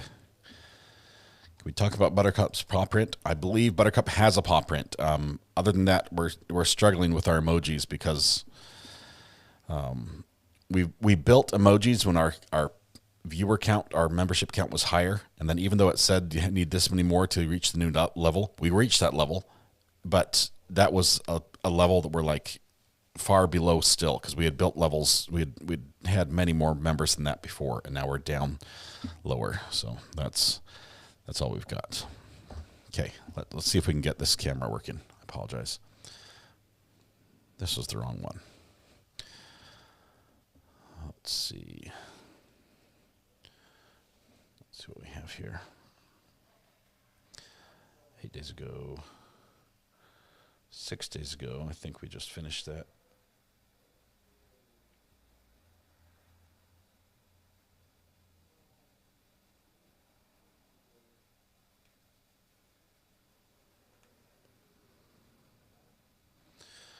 He was on the stand. That was 5 days ago. 2 days ago. Equipment for ultimate. Sorry, hang on.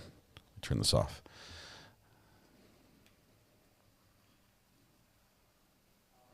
Oh, it just starts suddenly. That was 4 days ago.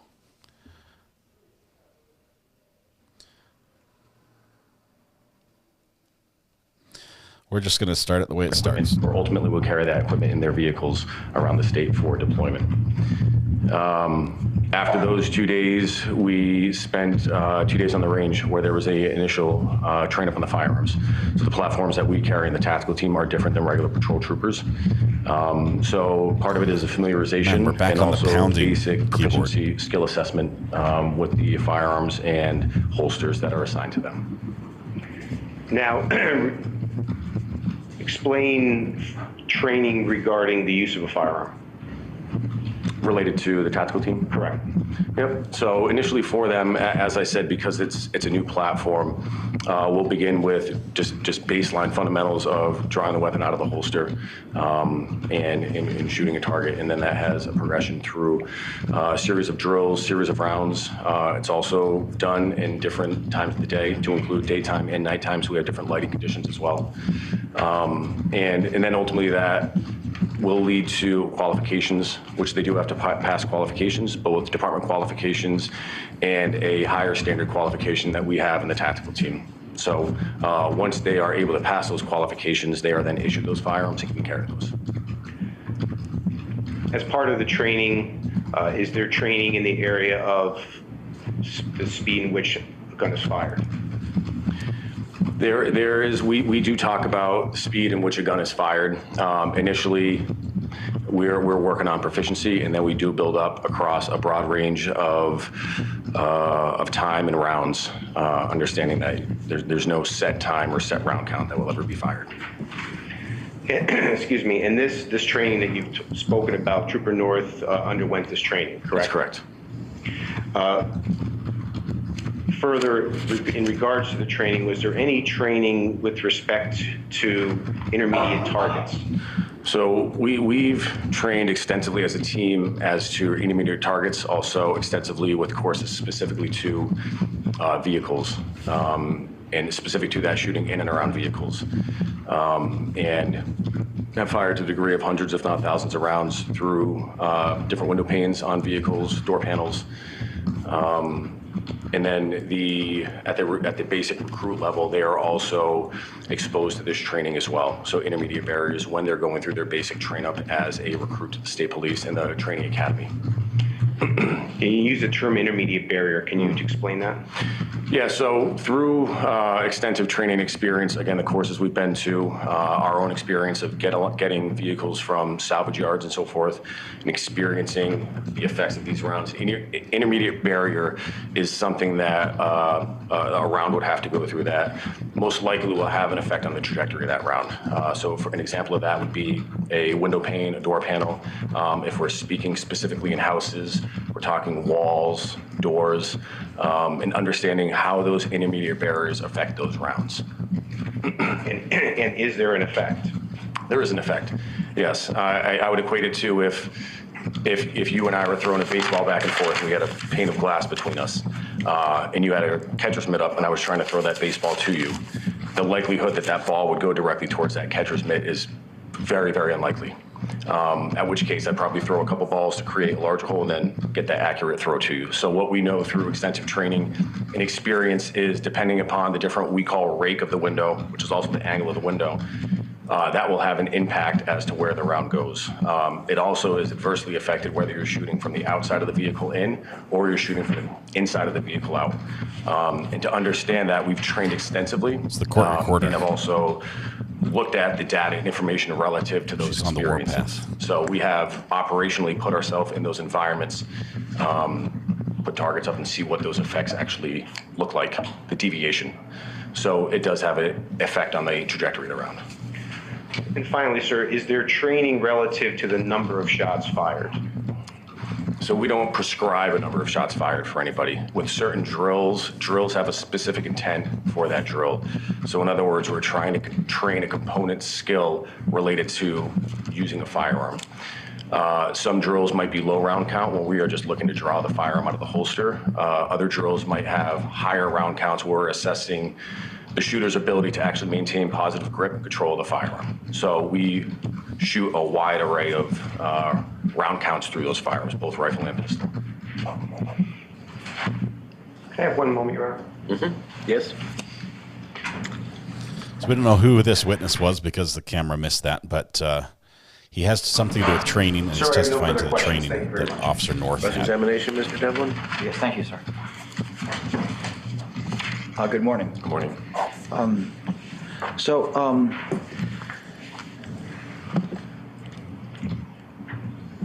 You were not present on January 15, 2020 on Campbell Avenue, West Haven, were you? I was not. And so you have no personal knowledge of what happened there regarding the state police or West Haven police and Mr. Mubarak Soulemane, correct?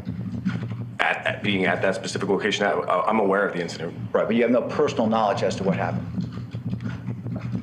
Can you explain personal knowledge? What you saw with your own eyes, what you heard with your own ears, what you actually experienced yourself at that location. So I was not physically at that location. Any information that I have was from not being physically at that location. Okay. And you indicated that in connection with the training for the tactical unit, that you have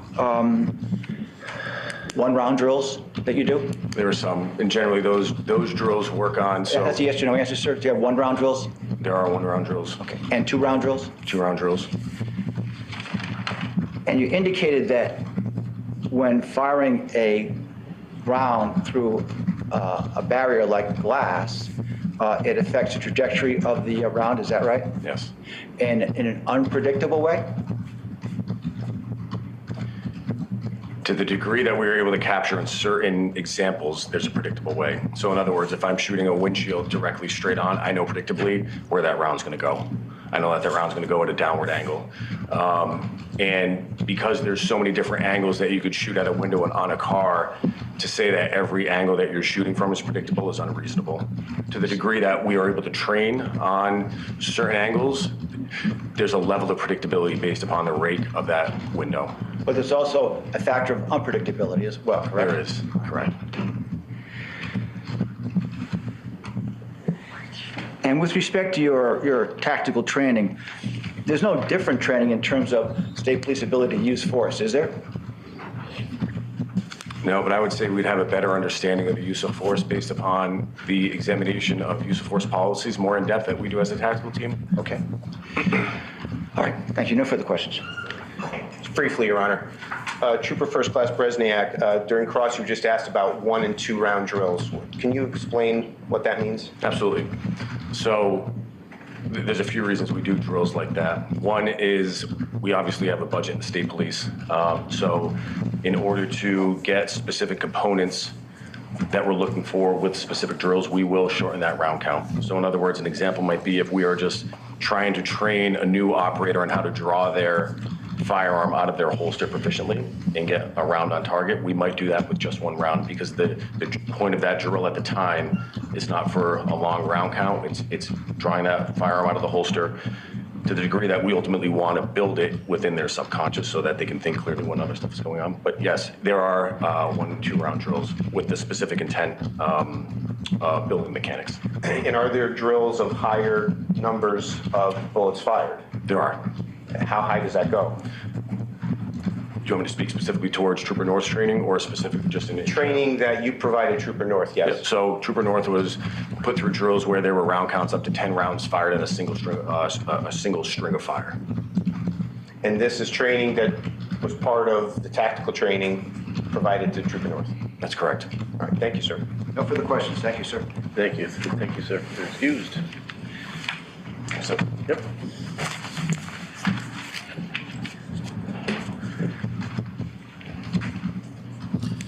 Okay, so he's out. Next. Mr. Riccio. Your Honor, the final 2 witnesses that the defense is going to be calling are witnesses that are coming from a long distance. We made our best efforts to try to get those witnesses here today, but given travel and things like that, they're not available until tomorrow. We tried our best, but unfortunately, they're arriving later today. They'll be ready to go at the crack of 10 a.m. tomorrow morning. So with that being said, those are our final 2 witnesses. We have no other witnesses to provide and no other evidence to present today. All right, then it would seem that we've concluded the business we have for the jury today. So we're having a very short day. Correct. Correct. Okay. You have any comment, sir? No comment. Okay. Well, it does appear that we've run out of witnesses for today. So I'm going to be excusing you now until tomorrow, and we'll start like we normally do here at 9. You'll be brought into court around 10, and the state will have, We're going to skip ahead to the next one. For you tomorrow. Because it's early. It's only just so that you have an 3:40. idea. It does well. Hopefully, we get a new typist tomorrow. Tonight, please, once again, as always, don't make up your mind or form any opinions about what you have heard evidence-wise so far. Yeah. Judge, we've heard it all. I'm sorry. We've got things to do. We've got a case to listen to. So let's see here. That was there. Now we need to go to 1 day ago. I think it's this one. I think that's where we are. I think we're 1 day ago right here. Okay, let's go back here. Is that right? 1, 2 witnesses. Okay, so we have 2 hours to go. I think, guys, this is going to be a marathon. This will be a marathon. We can do this. Of human factors in use of force events. I don't know why it starts like this. In use of force events, which really started to get me interested in the topic. And they cut off the others intro. in these areas? He's a trainer. Yeah, thousands of law enforcement officers across the United States, specifically on police decision-making and human factors in the context of use of force encounters, use of force investigations. I train on interview techniques for officers involved in use of force cases, and on applying things like perception response time to officers in use of force events. And where have you taught? Where have you instructed? All over the United States and internationally. I've trying to think clearly. Colorado, Texas, California, Oregon, Washington, Florida, Connecticut, Iowa, Illinois, Ohio. I've taught all over the United States and in Canada. I know you're a professor. You noted you work at a school. Give us a brief background of your history as a teacher. Sure. So when I was going to the University of Albany, I started as a teacher there. Most of my teaching is on policing issues in general, so police community relations, introduction to policing, law enforcement leadership, and then I teach classes on research methods specific to criminal justice. Have you previously testified at a trial? I have. And have you testified in both criminal and civil cases? I have. And how many times have you previously testified? I've testified in trial 4 times. Now, have you been retained by my office for your services and your testimony today? I was not retained by your office directly. I was asked to come and testify. Now, I'm going to focus your attention on Trooper Brian North. Did there come a time when you were provided materials to research the situation involving Trooper Brian North? Was an attorney reached out to me and asked me to review case materials and produce a report. And do you remember what year that was? That was in 2001, or 2021. And describe the materials describe the materials that you were provided to conduct your analysis. I was provided body camera footage, both what I was told was original body camera footage and enhanced body camera footage. I was provided transcripts, including interview transcripts, and case reports on the event. I was provided dispatch transcripts, and I was provided folders of material on the case.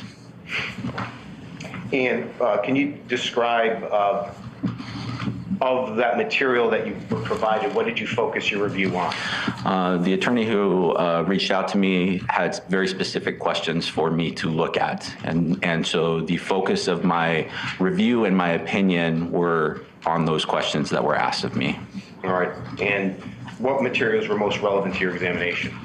I looked through all the material that was provided to me. The most relevant material to the specific questions that I was asked was Trooper North's transcript of why he made the decision to use force, and the body camera footage along with the dispatch audio. What was the task that this attorney in 2021 asked you to do? I was specifically asked to look at a number of issues. One of the issues was the positioning of the officers at the end of the pursuit, so how they positioned themselves around the vehicle. Another issue I was asked to look at was the officer's decision specifically to use deadly force, the trooper's decision to use deadly force. The concern that was presented to me was that it was in response to the taser deployment, or it was in response to Mr. Soulemane turning and presenting the knife towards Trooper North. Now, based upon the questions asked of you and your analysis, did you author a report with your opinions within it? I did. And do you remember what year you issued that report? I do. I submitted the report to the attorney in March of 2021. Okay. Now, based upon your training experience and your expertise, did you use that, your training experience and your analysis of these facts, to come to certain conclusions? I used my training, my expertise, my education, and my experience. All right. And with that, you conducted an analysis, correct? I did. So let's talk about certain portions of your report. You stated the first question asked of you by that attorney in 21 dealt with what? The positioning of the officers around the vehicle. All right. And what was your observations? Based on my training and experience, it did not present as a classic felony stop situation, and there are a couple factors that played into that. Probably one of the most important factors was the information that the officers, that the Trooper North specifically and Trooper Jackson as well, were operating off of. The information that they had, based on the evidence that I was provided, was that a carjacking subject armed with a knife had taken control of a vehicle. There was a pursuit, and at the end of that pursuit, where the pursuit terminated, they had actually come into contact with another vehicle. A classic felony stop type situation would be when the officers kind of maintain distance back by their own vehicles and they call the subject out. Now, there's a couple problems with that in this particular case because there was an occupied vehicle directly in front. One of the primary risks when there's a possibility that a vehicle has been disabled or has come to a stop is that the person inside of the vehicle flees and takes control of another vehicle. Now, some concerns around that are continued pursuit, right? So they'd already been engaged in a pursuit that presents a risk both to the officers and to the public, and we'd like to mitigate that in most circumstances. There's a danger to the individuals inside of that vehicle, and then also there's a crossfire situation. If the officers maintain the classic position in that case, they're pointing their guns not only at the person inside of the vehicle, but at the person inside the stolen vehicle, but also at whoever is inside the vehicle in front of it. And so the positioning of the officers makes sense to me from those considerations. And so my analysis in that case was based purely on my training and my experience as a police officer. And an additional question regarding felony stop. So your focus, your analysis, your testimony, at least in this regard, regarding the placement of Trooper North in the front of the car. Yes, it makes sense to try and prevent the subject from exiting the vehicle and taking over the vehicle that was in front of them, continuing the pursuit and putting the individuals in that vehicle in danger. And it reduces the risk from accidentally shooting into that vehicle should that have been required from a felony stop position. What was an additional question that was asked of you in your analysis by this attorney in 2021? Another question was, did Trooper North fire in response to the taser deployment on the opposite side of the vehicle when Trooper Jackson deployed his taser? Based upon your training experience, what was your analysis? So looking at this, I based my analysis on both the research that I've conducted and the research that's available on perception response times for shooting tasks. And that research, there are now a number of studies out on perception response time for officers in response to a stimulus in their environment, and most of those are laboratory studies. And so in the laboratory studies, so Lewinsky et al. Conducted a study in 2014, and I conducted a study that was published in 2021 on perception response time specifically. And what Lewinsky et al. Found was that when it's a complex stimulus, and by complex, what we're talking about is an officer is aiming their firearm, so they've already started with their firearm drawn, and the researcher has told the officer, when you see this pattern of lights, I want you to start shooting as fast as possible. So that was basically the directions that those individuals got. And when it's a different pattern, any other pattern of lights, we don't want you to shoot. So that was kind of a complex decision environment for those officers, because they're having to distinguish the difference between the two. And so in that research, Lewinsky et al. Found that the fastest time, so he got a range, and he also got an average, found that the fastest time in that environment, when the officer knew what stimulus they were supposed to look for and knew exactly what response to give, the fastest time they saw was around 34/100ths of a second. So that's, it's very fast, but what we see is that nobody in that study could fire exactly when the stimulus came on. And again, this is ideal conditions. I ran a similar study, and in my study, we actually primed the officers to believe the subject might be armed. We told them beforehand, they had dispatch information in the study that the subject might be armed, and they were confronted with an individual who had his hands in his pockets and then rapidly produced a firearm or a cell phone from the pocket. And what we saw in that case, when the firearm was presented, the fastest time we saw in that study was 32/100ths of a second. And the averages in both studies were very similar. In the Lewinsky study, it was 56/100ths of a second, about half a second. And in my study, it was 51/100ths of a second, again, about half a second on average. The longest time that we saw in those studies was just over 80/100ths of a second for both studies. And so when we look at that, these were large samples. And so we had, in my study, I had over 300 officers participating, active law enforcement officers participating under ideal conditions when you're not having to discern anything else. Nobody is able to start immediately. And we kind of get a range. It's a range in which we can look at how fast can these decisions be made in the real world. And this actually kind of puts a disadvantage on the officer in the real world because they're processing more information. And we're saying in a laboratory environment, this is the fastest we've ever seen. And in applying that, the taser deployment was 28/100ths of a second prior to Trooper North shooting. And so I can say with a fair amount of certainty that Trooper North was not shooting in response. He did not make a decision to shoot in response to the taser deployment. Now, the follow-up question to that is, could it have been that it was a startle response? That is, there was suddenly a taser deployment and Trooper North had a startle response. Well, behaviorally, there's a couple of things that tell me that's not very likely. Typically with a startle response, and I have looked at shootings in which officers have had startle responses, unanticipated discharge, typically there's a bodily reaction to that, and typically you only get 1 or 2 rounds with that. So an officer's firing very fast. If Trooper North had a starter response and then tried to follow up with additional shots just because that's what he did, we would see a break.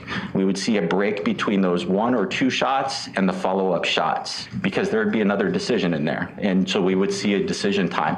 We don't see a break. When we look at all 7 shots, the average time is just over 20 1/100ths of a second. And that is indicative of pulling the trigger as fast as possible. The Lewinsky study examined that and saw that. And so those are the studies that I relied on to look at whether or not it was could have been in response to the taser deployment. And my opinion is that it could not have been. Did you analyze the length of time it took from the first shot being fired by Trooper North to the last shot being fired, and how long was it?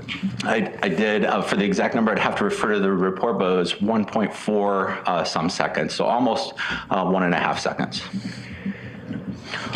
One additional question regarding perception response times. Can you give the jury, let's say, one additional example, sort of like a real world example of perception response times and how it applies? Absolutely. And in fact, perception response times have been used in crash reconstruction for a long period of time.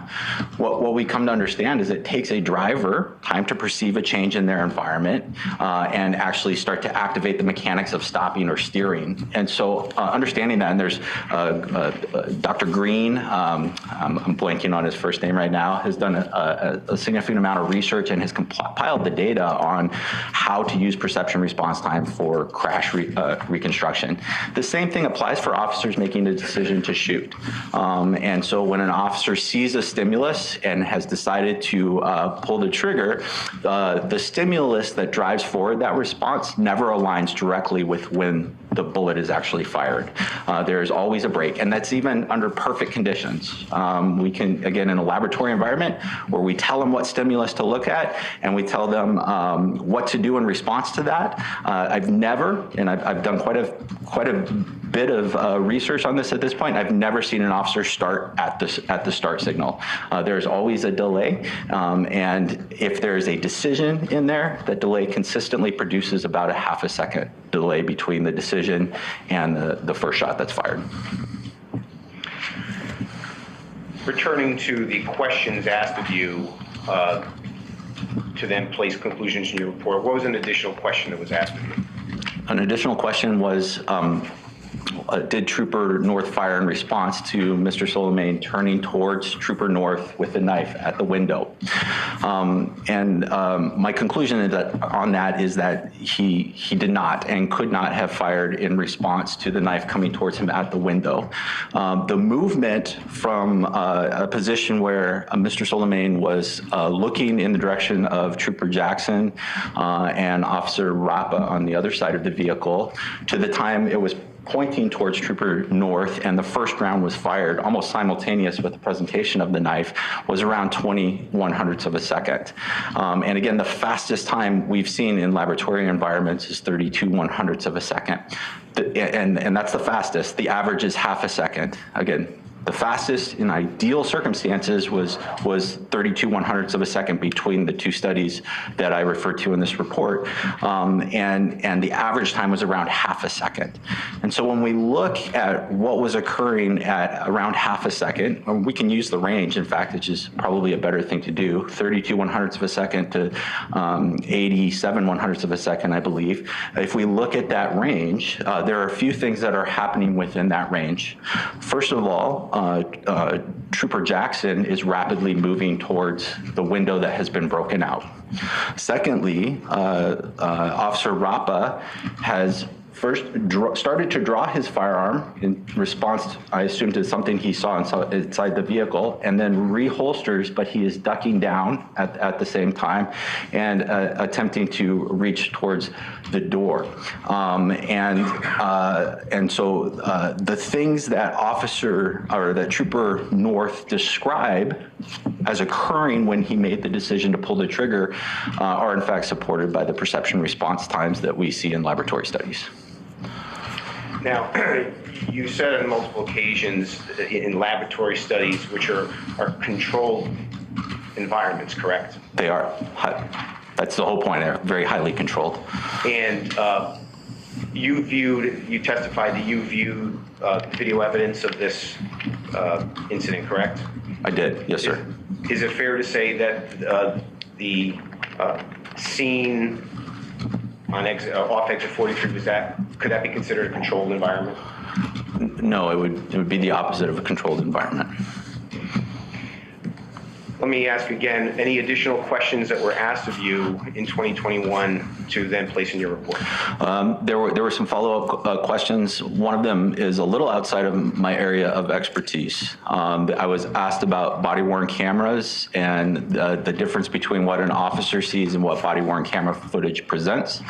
What I can say from a layman's perspective is that body-worn, and having reviewed a lot of cases, is that body-worn camera footage is a different perspective and oftentimes has things like light enhancing capabilities. So what the camera is viewing is different from what an officer is viewing in the moment.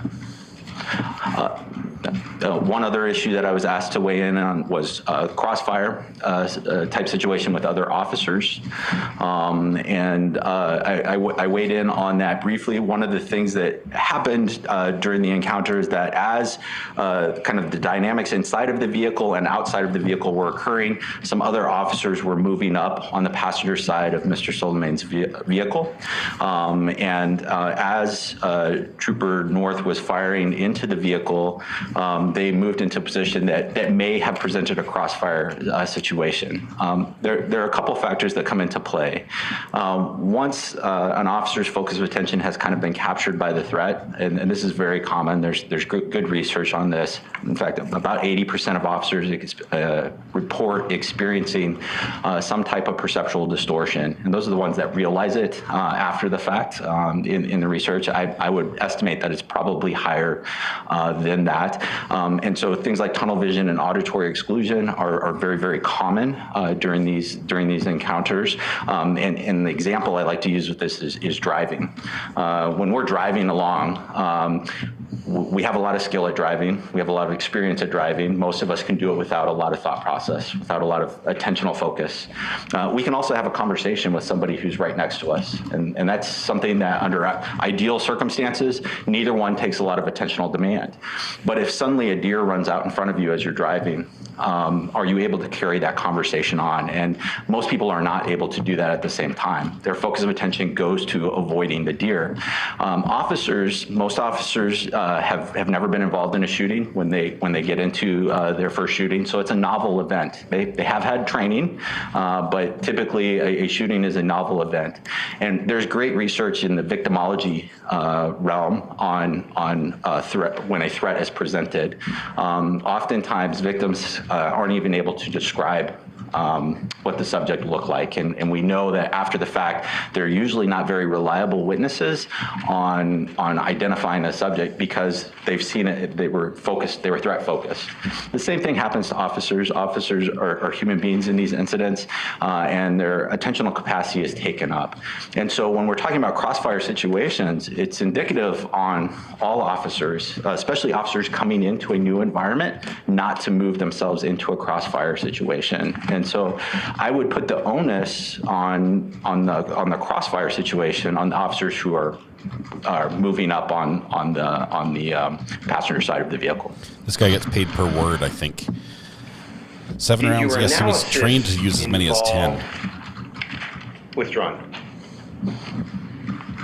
Is it fair to say your analysis involved the event at the car with Trooper North, correct? Objection leading. Rephrase, please. What other evidence was relevant in your analysis? Based on the request from the attorney, my analysis was very, very focused. It was really unlike any other kind of expert report that I've written. The attorney had very specific requests and kept coming back with different requests. Never asked me to change my report, but did ask for different information as we went along. But the primary information that I relied on was around the actual decision to fire itself. And ultimately, in your report, you came to a conclusion it relates to perception, Trooper North's perception, correct? As far as perception response times? Correct. Yes, my primary analysis on the decision to fire. So when I look at a case like this, and I have an officer's statement as to why they fired, I use a research method to examine that. So I treat that as a hypothesis, and I look at whether or not both the empirical evidence and the relevant research supports or does not support that statement. And in some cases, the evidence and the available science does not support what the officer has said. In this case, the officer's statement was that he believed that the officers were attempting to enter the vehicle on the other side. He was concerned that Mr. Soulemane had a knife and could injure or kill those officers, and he made the decision to fire. When we look at what was happening when he would have had to make the decision to fire the first round, I think he's going to comment on Mr. North's reasonable beliefs in this regard, and I don't believe that's appropriate evidence for this witness to give. Okay, can you withdraw that question? This is a narrative sort of answer that kind of is not pursuant to any question Mr. Ricky has asked. Okay, could you withdraw that question and go step by step? Sure. Thank you. So you came to a conclusion regarding Trooper North vis-a-vis perception response time. And again, what was that conclusion, simply put? Simply put, Trooper North's statement aligns with what I understand about perception response time from the relevant research, and is supported both by the empirical evidence and the relevant research. Can I have a moment, Your Honor? Yes.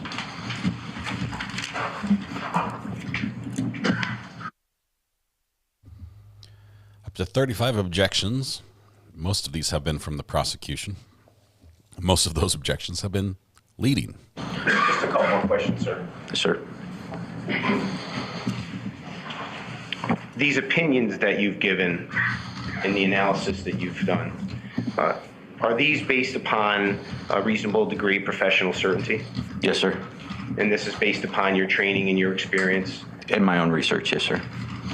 In the fields that you've testified to? Yes, sir. Okay. Thank you, sir. No other questions. Thank you. Cross-examination, Mr. Devlin? Yes, thank you, sir. Good morning. Good morning, sir.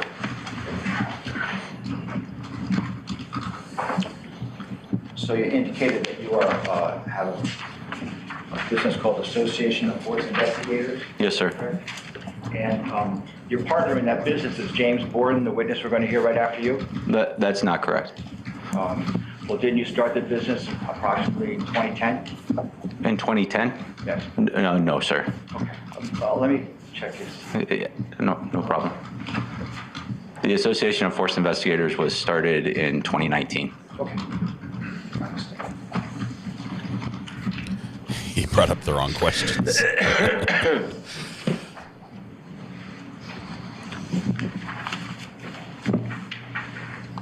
So if Mr. Borden put in a CV that in July of 2020, I co-founded the Association of Force Investigators with Dr. Paul Taylor, that'd be incorrect? He played a consulting role, but he's never been on any business.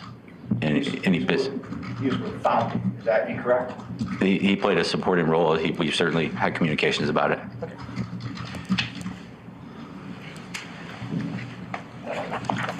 In your review of the material for your analysis here, were you ever directed to, or did you ever review Trooper North's statements, oral statements at the scene to his sergeant or to another trooper? I was not provided that, though I've learned of it recently. Okay. You were aware, sir, were you not, that Trooper North prepared the statement you referred to after he reviewed the body-worn camera footage as well as the dash camera footage that was generated in this case, correct? Not specifically, but it would appear that way, yes, sir. Okay. And you have said publicly that practice of giving a statement after you review body-worn camera is an inferior way to have an officer relate what happened, correct? It is. The preference would be that an officer not review body-worn camera footage from a human factors standpoint. However, it is very common practice for officers to review their body-worn camera footage, and in some places, it's even policy. Well, you've said publicly that it contaminates critical evidence by doing it that way, correct? Absolutely. Memory is tainted by reviewing body-worn camera footage. Now, sir, you mentioned this idea of a second carjack, and you acknowledge in your report that none of the officers mentioned any consideration of that, correct? That's correct. And in fact, no witness in this case, and we've heard from every officer that was there, have mentioned in their wildest imagination were they concerned about a second carjack. So did you just introduce that on your own? As far as being concerned about a carjacking, their positioning makes sense to me from the perspective of where the vehicle ended up and a classic felony stop. So based on my training experience, their positioning absolutely makes sense. But none of them said they were concerned about a carjacking. That is absolutely true. Okay. So you would acknowledge, sir, that absent that concern about a carjacking, which no one said there was a concern about that, running up to the car in the manner that they did was highly dangerous for those officers, wasn't it? It's dangerous regardless of their positioning. They're on an active roadway. I would argue that the crossfire situation is also a primary consideration, that pointing your firearm at another vehicle with other people inside of it is very hazardous. Well, are you familiar with this book, sir, The Tactical Edge by Mr. Charles Remsburg? I have seen that book. I mean, isn't this sort of a classic text? It's old text. It is one of the first law enforcement books I read when I became an officer. Right. Yes, sir. And is this maybe there's other authorities, more recent authorities, but is this recognized authority on police tactics? No, I would argue it's not, and I have issues with what's been produced in that book. It was a fundamental book, but I have strong disagreements with the information contained in that book. Okay, when he's talking about this idea of high-risk stops. Yes, sir. And would you characterize this stop as a high-risk stop? Yes, sir. Would you agree with this statement? One of the few absolutes in officer survival applies to high-risk stops, never, ever approach an occupied vehicle. I would take issue with that statement. Okay, well, would you be surprised if the Connecticut State Police in their training module said exactly the same thing? I would not be surprised. The model for a high-risk stop in training is that officers set up the safest possible scenario.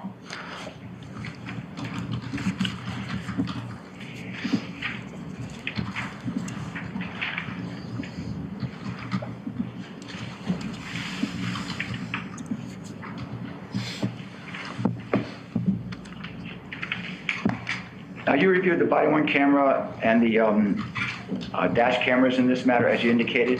Some of them. I reviewed the material that was provided to me. Right.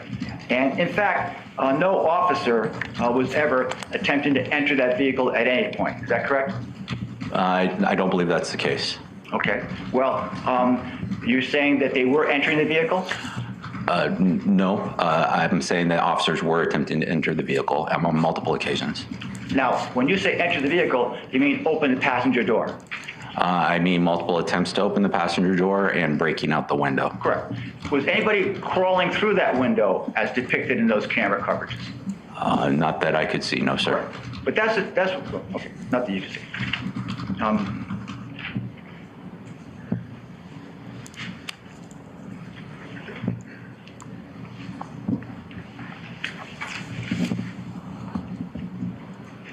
Now, you talk about this concept of tunnel vision. And tunnel vision is this notion that an officer's attention is pretty much 100% directed toward the threat, correct?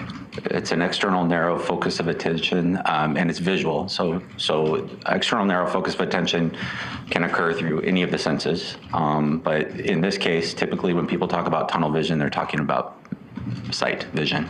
Tunnel vision? You're talking about vision? Typically, yes, sir. And so you indicated that this notion that other officers might be at risk for firing into that vehicle was sort of on them because North had tunnel vision into the car. No, I'm saying that as approaching officers, running up on a vehicle, when you see other officers pointing their firearm, we want a cover officer, which was the role that Trooper North was playing, to keep their focus of attention on making the best decision possible in that case. And so other officers, it's incumbent on them not to place themselves into crossfire situations. You indicated in your report that you thought it was likely, based on the tunnel vision, that North was unaware of those officers on the other side.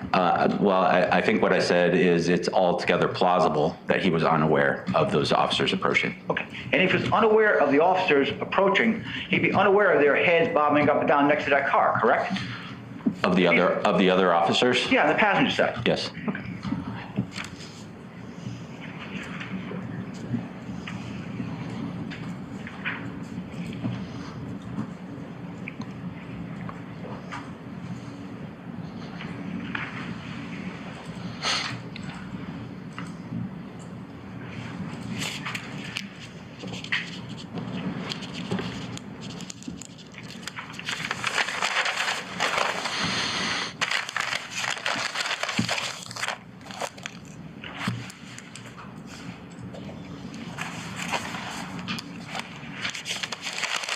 You're aware, sir, that just before Trooper North fired, one of the other officers yelled out, "He's reaching, he's reaching." Did you recall that? Not specifically. Okay. And were you provided with Officer Rappa's statement that he did not intend to enter the vehicle when he decided to break out the window? I believe that was a supplemental report. I believe his original report was that he intended to pull the individual out of the vehicle. And he supplemented that by saying he broke the window to open lines of communication or maybe use some less lethal force, correct? I believe that was in a supplemental report.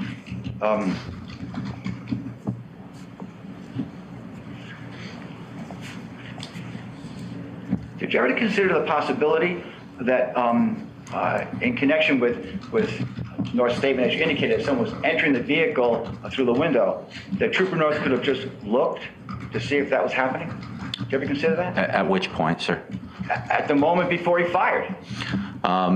Taking your focus of attention off of the individual the moment before you fired would have mean that he has to refocus, and that's going to take time, and it's going to take time for him to come back. And the analogy that I used of driving and a deer running out in front, when your focus of attention is captured by a potential threat, the tendency, it's happening at a subconscious level, you're not going to turn away from that threat. It's not human nature, and it's not what people typically do in those situations.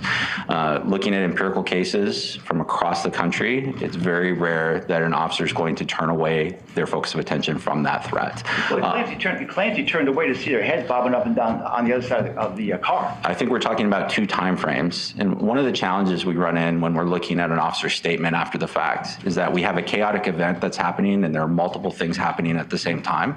And the officer has to use language to describe that. And when an officer is using language to describe that, it becomes much more linear and it starts to make more sense than the actual event itself.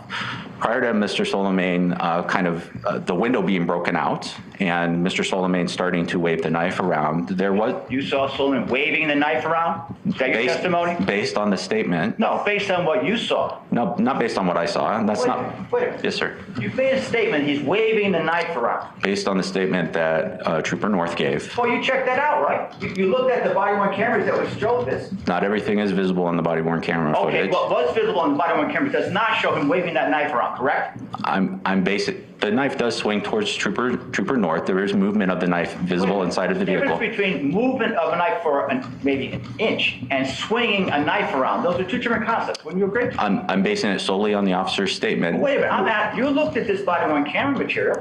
Yes, sir. Was it swinging around as you said or not? Wow. Not as I said. All right, not as you that's said. That's not my statement. It was Trooper North's statement. I'm asking you for your observation of this body-worn camera. Was it swinging around or not? Sir, I can't see. What do you mean? You can't answer that? No, I can't answer that based on the vision. That's your answer. Thanks. Yes, sir. No objections during that. No objections. Wow. Just a moment, please, Your Honor. Yes, sir.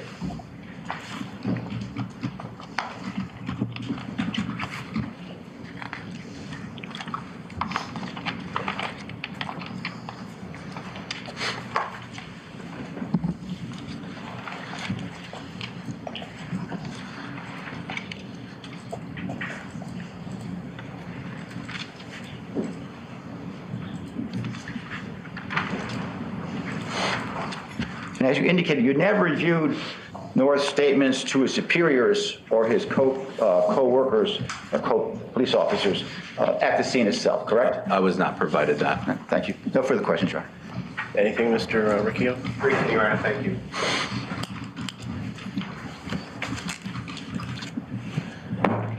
Professor Taylor, what relevance, if any, exists regarding post-incident statements? Post-incident statements immediately after the event tend to be incomplete. And so my analysis is focused on the trooper's description of why he did what it is that he did. And so, again, I haven't reviewed that evidence, so I don't want to speak directly to it. But oftentimes, statements are made immediately after the fact. And it certainly should be considered in the totality of the circumstances. But oftentimes, those statements are incomplete and very brief. And you provided testimony today regarding this theory of perception response. In this case, from what point to what point was the relevant time frame that you conducted your analysis? That is to say, regarding this incident, from what moment did it start, from what moment did it end? My personal analysis of the case. So there was information that the trooper brought with them. So that's relevant, an understanding of how they're viewing the behavior and what's occurring in front of them. And so the dispatch information and the pursuit leading up to that is important information to understand why we're responding the way that we are. But then my actual analysis is from the time that Trooper North exits his vehicle to the last shots that are fired in that particular case. So does your analysis regarding perception response deal with post-arrest statement, post-incident statements? Not specifically. If the officer is indicating specifically why they fired, there may be some relevance there. But again, those statements are going to be incomplete. And I'm interested in the totality of the officer's statement. What were they seeing, and what was the reason they made the decision to start shooting? Now, you were just asked some questions about the activity in the car regarding Mr. Soulemane. Can you, just so that there's no confusion, what did you observe? Specifically, there was movement inside the car, and I'm relying on Trooper North's statement describing what was happening as far as describing the knife waving around. There's movement inside of the car, and there's more than a few inches of movement. The knife clearly comes at the final point all the way across Mr. Soulemane's chest towards the window in which Officer or Trooper North is standing outside of. And through your review of the video evidence, what did you observe regarding movement in the opposite direction? So one of the kind of key things that I looked at is kind of the behavior of Trooper Jackson and Officer Rapa. And there are two elements to that made me believe that there was a threat in their direction. The first was Trooper Jackson's, Officer Rapa reaching down towards his sidearm and starting to pull his sidearm out. That made me believe that in fact, he felt a threat coming in his direction, at least at some point during that interaction. The other aspect was in several of the frames, you can see the laser of the taser that Officer Jackson is holding, and it's directly on the knife hand of Mr. Soulemane. Oftentimes in officer-involved shootings, officers are so focused on the threat that they will actually shoot at the hand. And that tells me that that Trooper Jackson was likely very focused on that hand as well. It presented something that he was focused on. You wouldn't deploy a taser towards somebody's hand. And so that really kind of tells me that he was focused on that hand as well. And so that tells me on the other side of the vehicle, there was at least on Officer Rappa's part, some concern about something that was going on inside the vehicle. And it appears that Trooper Jackson was also focused on that knife. The information, the materials you provided included a statement from, or information regarding Officer Rappa. You were asked questions about that, correct? That's correct. And what was the initial statement that he made regarding his actions? His initial statement was that he intended to, and I'm paraphrasing here, he intended to pull Mr. Soulemane out of the vehicle. That was his intention. One moment, please, Your Honor. Yes, sir.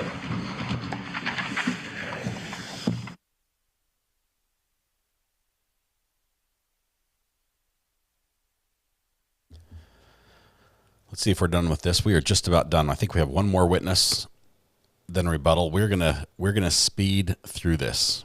We're gonna speed through this, guys. I hope you don't have any plans for tonight. One other series of questions, sir, and then I'll be done. Attorney Devlin asked you some questions about Trooper North's perception of other officers. The phrase other officers was used. And just for clarity purposes, can you please describe what you meant by other officers? And maybe if I can ask it differently, who did Trooper North, in your opinion, see, and who, I guess, did he not see? So, Your Honor, he doesn't know who North saw or didn't see. I object to that. I'll rephrase. I'll rephrase the question. Through your analysis, there were questions asked you about the observations of other officers. What were those? Now, there were questions asked about tunnel vision and its effect. That was a question. I object to the form of that question. The question on Cross had to do with tunnel vision, I think, and focus of attention fairly. So could you focus your attention on that, please? Michelle, relating to tunnel vision and who could have been seen, please explain your response regarding tunnel vision again.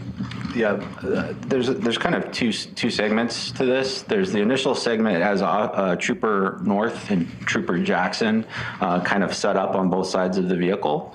At that point, there's some communication going on. Trooper North tells his partner, Trooper Jackson, to go to taser.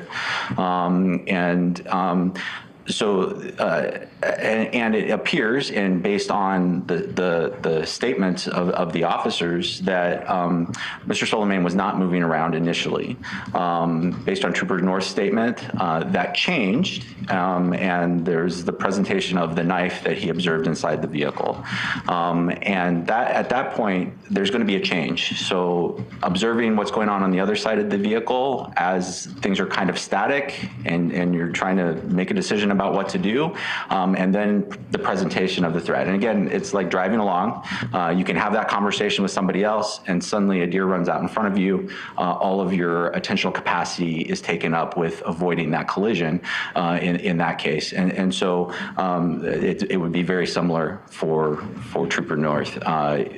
We have the initial portion. He's able to, based on his statement, observe some things that are happening across the vehicle, and then there's the actual presentation of the knife, and that's going to capture an individual's attention. And sir, finally, Attorney Devlin had presented a text from some time in the past. Is it fair that scholars can disagree about things? Yes, sir. Scholars disagree all the time. All right, thank you very much. Anything brief, Mr.? Yes, a little bit. A few questions. Thank you, Your Honor.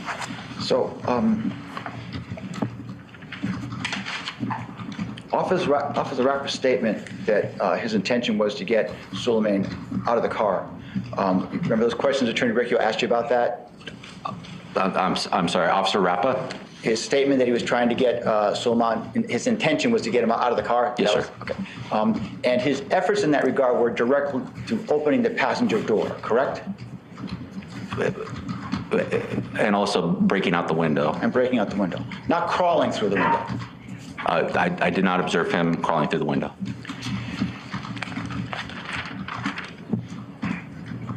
And in fact, throughout this entire event, Rappa and Jackson were always outside the passenger part of the car, correct?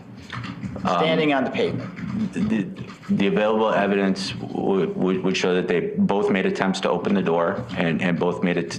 And Officer Rappa does appear to be reaching around the where the window was, but yes, neither of them actually entered the vehicle.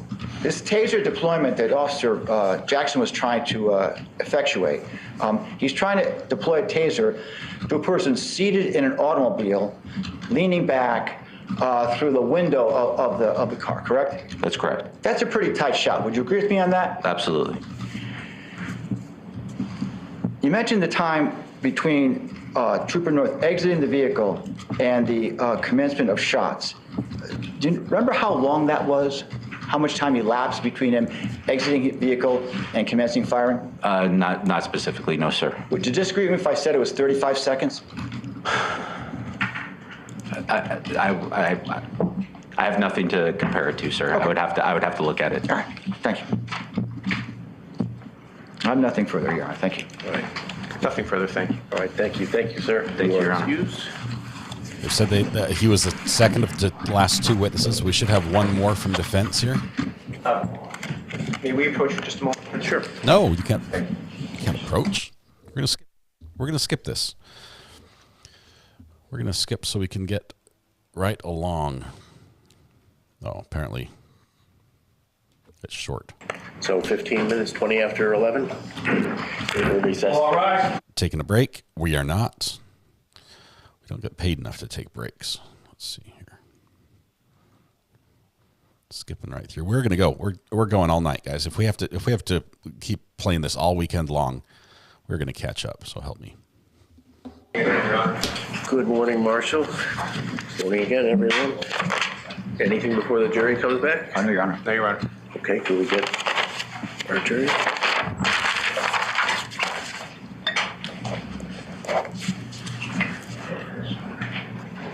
I'm not angry with anyone.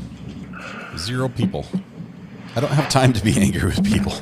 It wastes too much very useful energy. Selena K, thank you for gifting membership.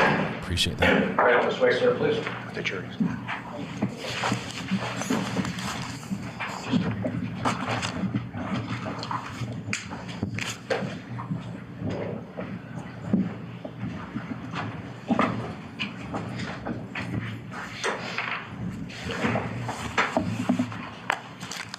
Six jurors and 2 alternates, gentlemen. Yes, sir. The last witness Thank you. basically said in every way calls James Borden to the stand. what the defendant did was right. In every way. That's it.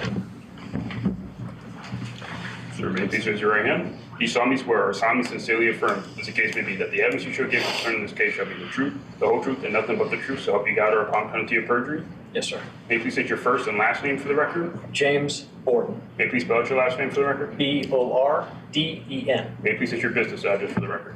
3484 East Saddle Avenue, Las Vegas, Nevada. Business address. 89121. Thank you, sir. Thank you. Please be seated, sir, and pull yourself up to the microphone so we can hear you. Yes, Your Honor. Thank you. You may inquire, Mr. Riccio. Thank you, Your Honor. Good morning, Mr. Borden. Still morning. From your address, you come to us from Las Vegas, Nevada? That's correct. Okay. And how are you employed currently? Currently, I am a business owner. I founded, and am employed with my company, Critical Incident Review. No, that was the last game. And for how long has that business been in existence? So I started the LLC, I believe, in 2013 and started consulting under my own umbrella probably around 2018, 2019. And what type of consulting work is done through your business? So primarily Critical Incident Review is a training company, law enforcement-based training company, where my focus is on the investigative process, 3 core classes: enhanced force investigations, forensic video review and analysis, and then a leadership contingent where we talk about the perspective of use of force analysis as it's received by executive command. And then the consulting aspect of it is primarily in use of force analysis, where there's video component as part of that analysis, and looking at the overall investigative process and analyzing behavior and decision-making processes as those relate to policy, police training, and all of the evidence in the case. Please explain to the jury a little bit about your educational history. So most of my education is specialized education in the field of human factors, human performance, as it relates to the police practice. So my education, I'm certified heavily in analyzing force through the application of human factors, which is very broad, but it talks mostly about perception, cognition, decision-making, motor learning, things of that associate with a human factor, but related directly to the law enforcement field. The training that I had ancillary to that was to get my certificates as a police officer. I had a basic, intermediate, and advanced certificate, so the education that went along with that, mostly police related, some of it psychology related. To get the advanced certificate, I had to have X number of college credits. I exceeded that. I think I had a total of 45 or 48 college credits to get my advanced certificate from the department that I eventually retired from in 2018. It sounds as though you were a police officer at one point. Can you explain your history as a police officer? Sure. I started was hired in '96. I actually started in 1997, which seems like a lifetime ago.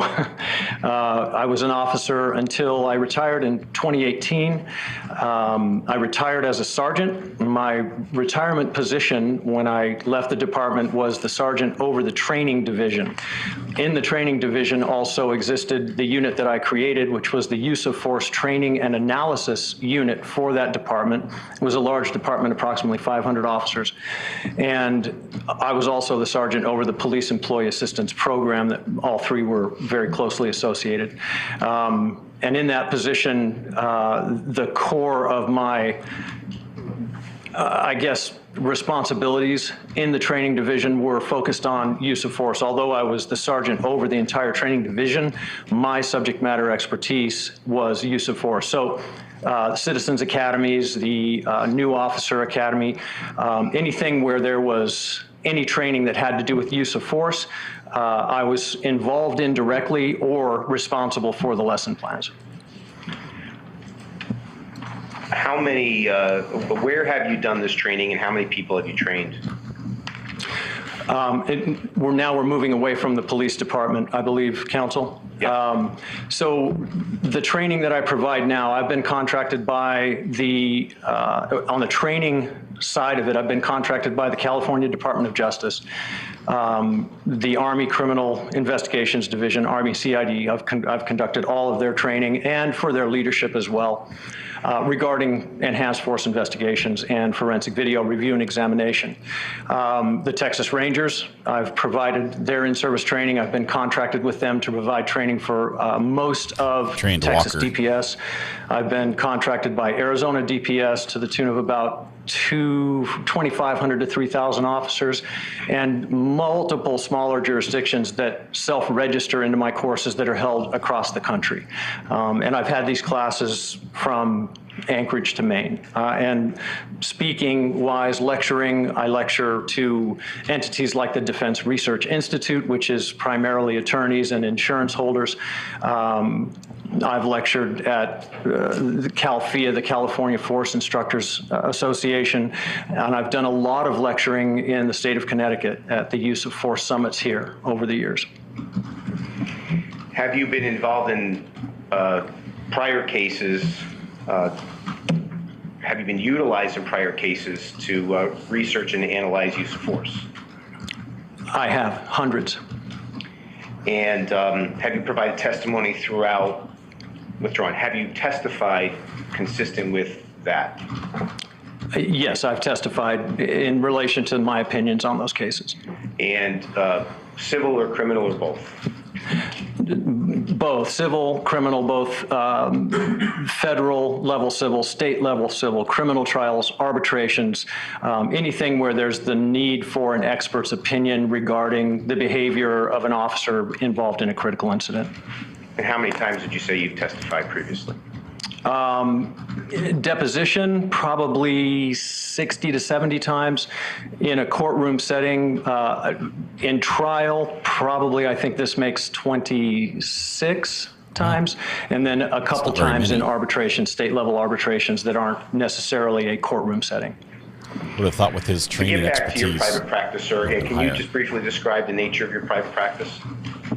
Again, it's rooted in investigations training, the evaluation of video, the evaluation and assessment of critical force incidents where police officers are involved, both on the lecture side and on the consulting side regarding opinions and reports. And when was your first involvement in the matter involving Trooper Brian North? I think the report was done September of 21, so it was probably 6 to 8 months prior to that. Right. And I don't have, it was a long time ago, so I don't have an exact date on when I was retained on that case. And you mentioned the word retained. Sir, have you been retained by Trooper North for your testimony today? I have not. And you've come from Las Vegas to provide testimony here today, correct? I have. So getting back to your involvement, what were you provided to conduct a study and analysis in this case? Standard, the provisions were standard. The case file, video, photographs, diagrams, statement-based evidence, anything that would have reflected physical or forensic evidence from the scene, radio recordings, transcripts if they were available in the case. So basically as comprehensive of a case file as I could get. And at the point that I received this case, I assumed that I had received everything that was available at that time. And, so he's not getting paid? What was the request made of you? Said differently, what were you asked to focus on and what were you asked to provide opinions on? So when I got this case, the request of me was to look at the use of force regarding Officer North and conduct an assessment and an evaluation of that occurrence and give opinions on the decision-making process, the assessment that was occurring during that time. And I don't have a copy of the report available. Is there a way for me to look at that? Because that has a summary of my opinions on that case. And I will ask questions relative to your report. I do have a report, but is it fair to say that your analysis found it's withdrawn? Did you write a report consistent with your findings? Absolutely, yes. And is it a multi-page document? It is. And once you did your analysis, you sent it to back to the requesting party? That's correct. All right. And getting back to the questions asked, what specifically were you asked to do? So the evaluation of this case at the time that I evaluated the case, there were no pending charges on the case, so I was just asked to evaluate the behavior based on my experiences and my expertise in police training, in police application of tactics, decision-making processes, and in this case, some of the human factors components, decision-making times, what windows of time were available for the officer, some look at the interaction because there's some shared knowledge there, shared cognition to use the big fancy term. It's just what the officers knew, pre-existing information moving into that scenario, and then focusing primarily on the decisions made by Trooper North in that case, considering all of the factors. So what, sir, I'm going to do now is bring you through those issues and have you provide your opinions. So again, from your recollection, what was one of the first questions that were asked of you? Was the force excessive, to be, frank about it? And I'm very cautious, and I'll put this out. I'm very cautious about using terminology about the ultimate issue, right? And I can only tell you what the answers to the questions are, but just so you understand, I'm very cautious about that because I understand your role as a jury. So what was your analysis regarding this first issue that you just spoke of? That the use of force in this case was appropriate based on a foundation of all... Objection. Sustained. What information did you... That is the ultimate. I object to that question.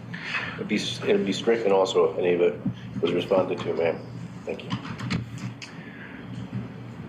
We'll just back up a bit.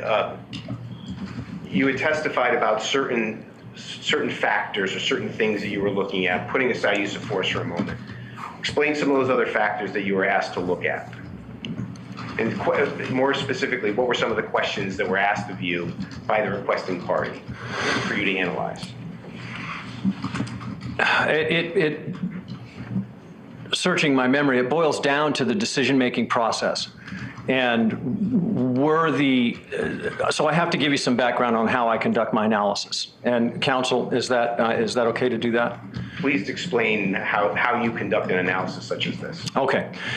So to conduct an analysis like this, I have to have an anchor. And the anchor in this case is what's called the objective standard. And that has been put in forth by Supreme Court case law decision. When I look at that, there's a three-part test that goes along with that. What's the severity of the crime? Was the individual an imminent threat? And was there a continued resistance or attempt to avoid arrest or detention? That's the first three-part test. In this case, because I'm in Connecticut, I had to consider the statutory component of that, the Connecticut General,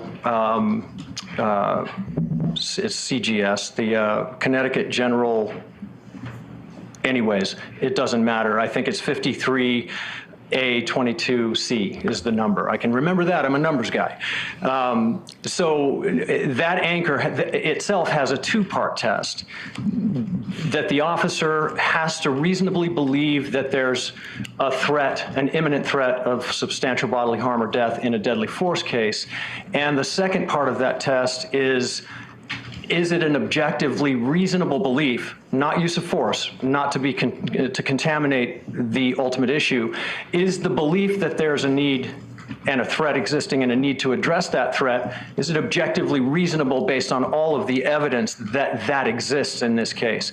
So my anchor is now two-part. I then have a third anchor that I tie into policy for the department and the use of force matrix that's a part of the decision training and the training process of the officers regarding how their use of force is going to be judged in hindsight, because all of these are hindsight analytical tools, if that makes sense. Everything is known after the event happens, the information is known, and now we do an assessment.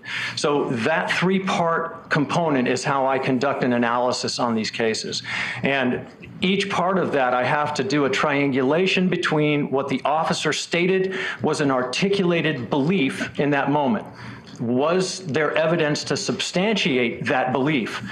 The officer stated that they felt there was a threat because of X, Y, and Z. All right, does X, Y, and Z exist in the form of evidence, video evidence, statement evidence, physical or forensic evidence from the scene? And if that stuff exists, is it now an objectively reasonable belief based on all of the information that we've triangulated? And in this case, it was. So my opinion is that all of the evidence in the case— Objection, Your Honor. Objection, Your Honor. I'll ask a question. Apparently they can't. I asked that answer to be stricken, the last part of the answer. Yes, ma'am, please strike that. Sir, what I'd like for you to do is can't make it a just take a moment with, again, not speaking on the ultimate issue, sir.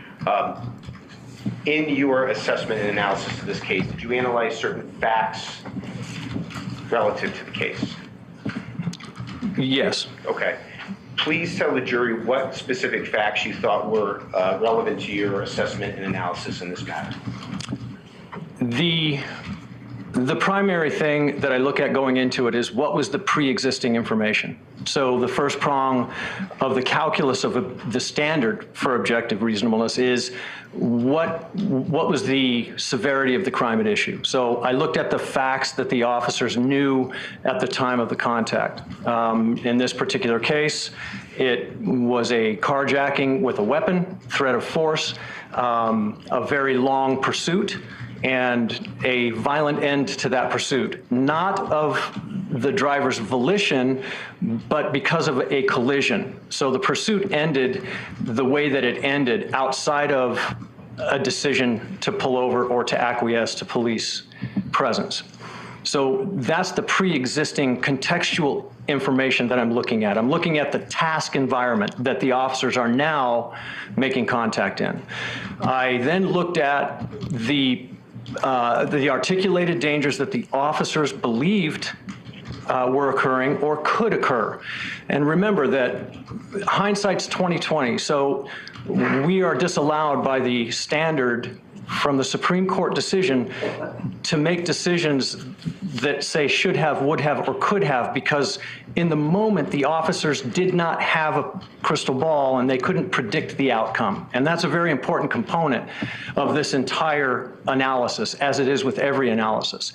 So at that point, is the foundation there for the decision-making process clearly visible in the evidence? And the pre-existing information is where I start. The information that I gleaned in statements is next, what was said to have happened, and then what do we see in the video, in the evidence? The claim was that there was a knife.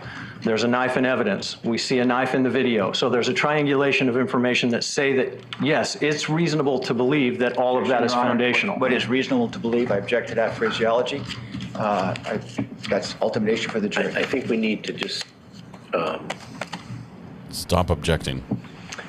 Ask more questions. That will be stricken, and if you could take the witness through what you want to cover. Yes.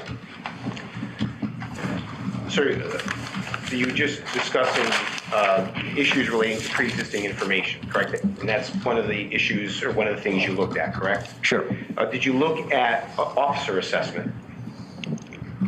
Yes. Okay. Please bring us through your analysis of officer assessment. I can never make a claim that I know what the officers assessed. All I can do is look at the evidence. And so I can't assume anything. In this case, we see the officer's behavior, and that goes along with the assessment that, with all the things I've talked about, which I don't want to keep beating that horse to death, that all of that did exist. And the assessment of that and the calculus in the objective standard, I'm going to use those words to mince terms. I don't want to mince terms. He's getting his phrases Everything wrong. was foundational, and what occurred in those moments was exactly what the officers portrayed them to be.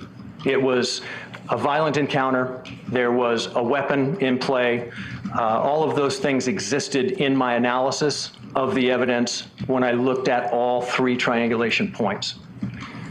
Could you also speak on threat cues and as it relates to Trooper North in this matter? Sure. So in threat cues is a part of what we have as pre-existing information, what the officers were dealing with. And at the moment that the officers make contact, and I'm certain that you've all seen the video probably 100 times, we have officers that arrive and they're making contact. And one of the points that come up in some of these analysis is time, distance, speed, and motion. Things like a tactical pause. And in an environment that is tense, rapidly evolving, and dangerous, as this one was, which is clearly visible in the video, the officers do not immediately move to contact. that is considered a tactical pause. And I need you to understand that terminology, that tactical pause is them approaching that vehicle and then assessing. And that assessment is happening constantly throughout this environment, to the point that there's no interaction between any officer, with the exception of officers deeming this a deadly threat, because the officers are responding with weapons out. And that's visible in the video as well. That's not an assumption. Weapons are out. Officers are now assessing the danger that is possible or probable in this environment, meaning that this has been a pursuit with someone who has failed to yield, and there's a probability that if they don't remove that threat, that threat's going to continue, and that's called police work. So that whole assessment process is happening. There's no overt use of force until they attempt to move to contact. So the threat cue would be the movement inside of the vehicle, where the subject appeared to be unconscious for a moment, and as entry is being made to move to contact, a threat cue would be the subject. Objection, Your Honor. There's no evidence that entry was made here at all. I don't know. I have no idea where this narrative is coming from. I object to it. Move to strike. Yeah, I just, I'm going to sustain the objection. Sustain.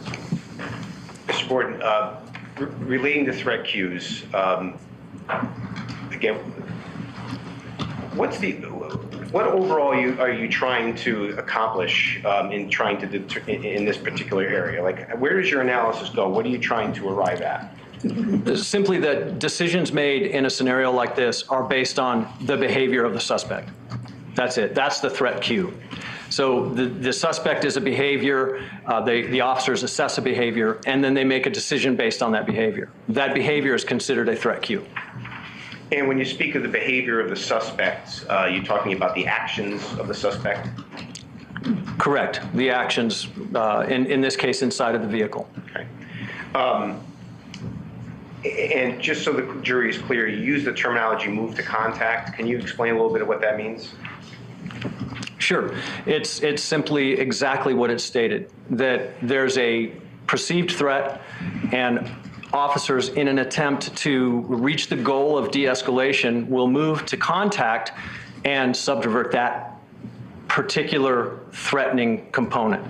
In this case, there's a driver behind the wheel of a car that was just in a pursuit, and the move to contact component is simply the officers breaking the window, or the things that you've seen in the video. This is not my narrative. This is what the video portrays. And their stated attempts to move to contact. That's what the officer stated.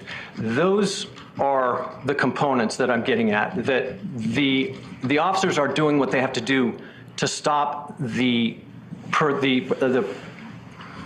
threat in perpetuity, if that makes sense. It's not safe until it's safe, is really what it has to be simplified down to. You utilize the term de-escalation. Can you explain generally what that means, and how if that term found its way into your analysis? Yeah, so de-escalation is a goal, basically. It's not necessarily a tactic. It's a composite of tactics to reach a goal of de-escalation, a goal to make a scene safe that was not safe or out of control up to that point. So oftentimes de-escalation can be misinterpreted simply because there's not a specific tactic that is called de-escalation. In this case, for instance, the suggestion for an officer to go to taser, a lower level of force to try to take custody of the suspect. Taser training states that cuffing should be done under power. Trooper North, during this event, during what I'm calling a tactical pause, says go to taser, because they want to get him into custody under the power of the taser. That's a lower potential level of force to take an individual into custody to reach the goal of de-escalation. And through your analysis, did de-escalation take place? Attempts at de-escalation took place. And the unfortunate thing is that it takes two parties to interact successfully to reach de-escalation, meaning it takes an attempt on the officer side to de-escalate, and it takes compliance on the other side to complete that circuit to make de-escalation effective. In this case, the unfortunate thing is that the officer responded to the threatening behavior of the driver of the vehicle. And so de-escalation at a lower level of force was not reached. Consistent with your last statement, is it fair to say that you conducted an analysis regarding Trooper North's movements and reactions on this day? Yes. Something that you termed a movement analysis? Yes. Can you please explain what that means and how it applies to this case? It just simply, so I'm looking at what the officer stated they saw in that moment, what they believed was occurring. I review and analyze the video to see if that evidence is present. Is there actually evidence of an individual moving? And the simplicity of it is that there is evidence of the subject with a knife in his hand, I believe his right hand, turning towards the action that's happening on the right-hand side of the car, the striking of the window with the baton. He's responding with a knife in his hand. So that's part of the video analysis. And then things like shot cadence and the other audible components that we hear in the video evidence. And through this analysis, you again analyze the materials that you were provided in 2021, correct? Correct. And what video evidence, if you recall, what video evidence were you sent? It's listed in my report. I wouldn't be able to recall that. But it was what the requesting party sent to you? Correct, yes. It was everything I believe that was relevant at the time. All right. Now, through your analysis, did you also analyze what are called police tactics? Yes, it's always a part of the analysis because decisions are driven forward by behaviors and tactics are always a part of the context. So it's always part of the analysis. And in this particular case, what was your analysis in that regard? Counsel, can you refine that? Because there's a lot of...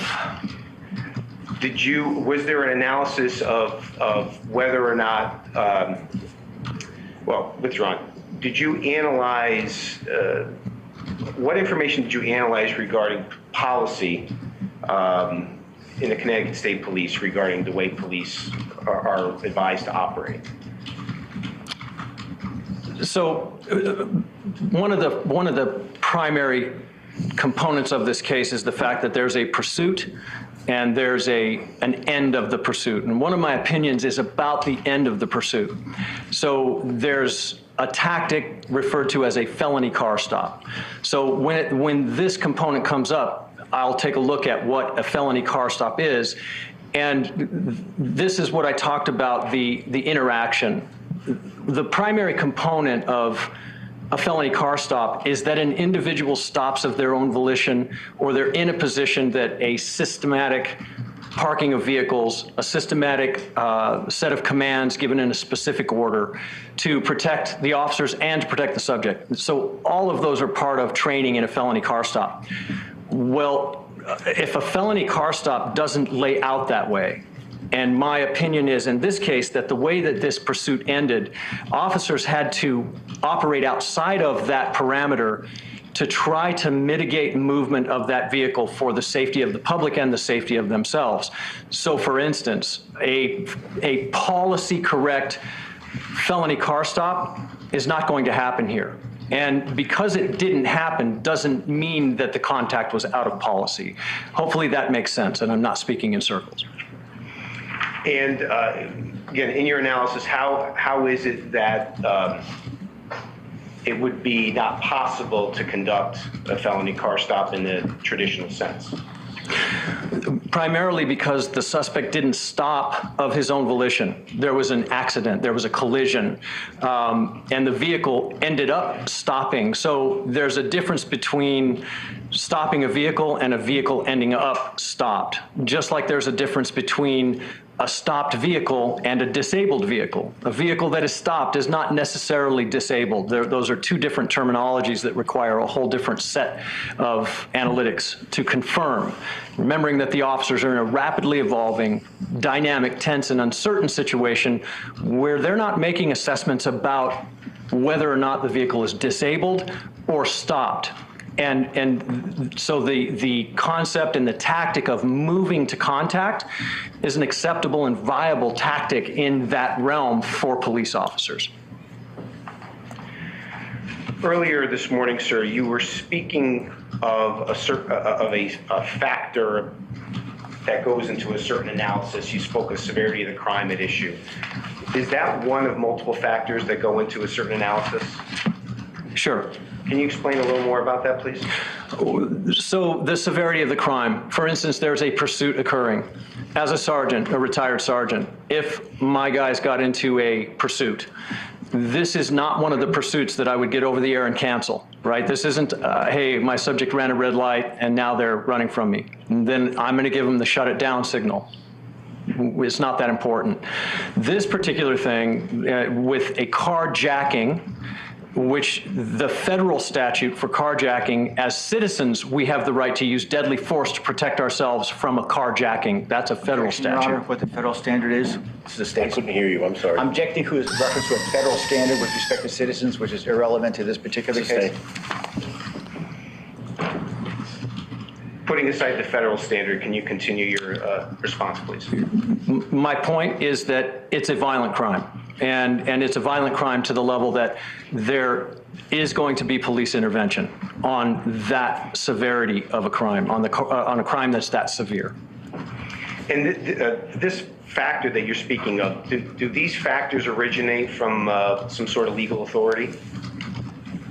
The three-prong test? Correct. Correct, yes, that's the objective for the standard for use of force at the Supreme Court level. Do you know the name of the case that it originates from? Yes, that's Graham versus Connor. So you spoke of the first factor just now. What are the other two factors? So the next factor that's an anchor is, does the subject actually, is there an actual imminent threat caused by the subject's behavior? And in that anchor, we're looking at the pre-existing information, the fact that the vehicle has stopped after a lengthy pursuit, it's crashed into multiple vehicles. There is a family in the van ahead of them. There's people in danger. There is a verifiable, through the evidence and what we know of the case, there's a verifiable imminent threat looming in that particular circumstance. So that's the second factor, correct? Correct. And what's the third factor? Whether or not the suspect poses or is attempting to flee, avoid arrest. And in this entire case, there was never, through my analysis, let me be very cautious here, Your Honor. There's no evidence at any given time through statement-based evidence or the video evidence or any other evidence that there was ever any form of compliance from the perspective of an after-the-fact analysis on my part. And just for clarity's sake, when you talk about there was no form of compliance as to the subject in the vehicle? That's correct. Okay. Now, earlier I asked you, sir, regarding what videos you analyzed and reviewed as part of your analysis. And was your response was what, that you don't recall the specific? Yeah, I know what angles. There was a body-worn camera video from the right side of the vehicle, I believe, Trooper North's body-worn camera, and then a mobile audio video camera from a vehicle, I believe, were the three primary videos that I looked at. And excuse me, in addition to the videos, again, other documentary evidence you had an opportunity to review, correct? Correct. I looked at everything that was provided to me. Okay. Can I have a moment, please? Yes. Do we let the yelling commence?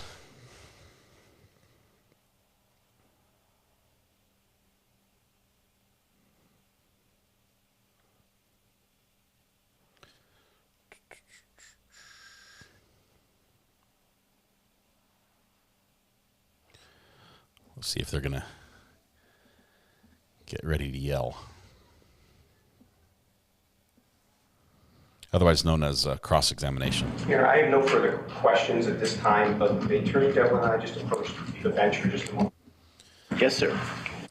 Okay, we're gonna get a little bit. Hang on one second. I'm trying to find an email here.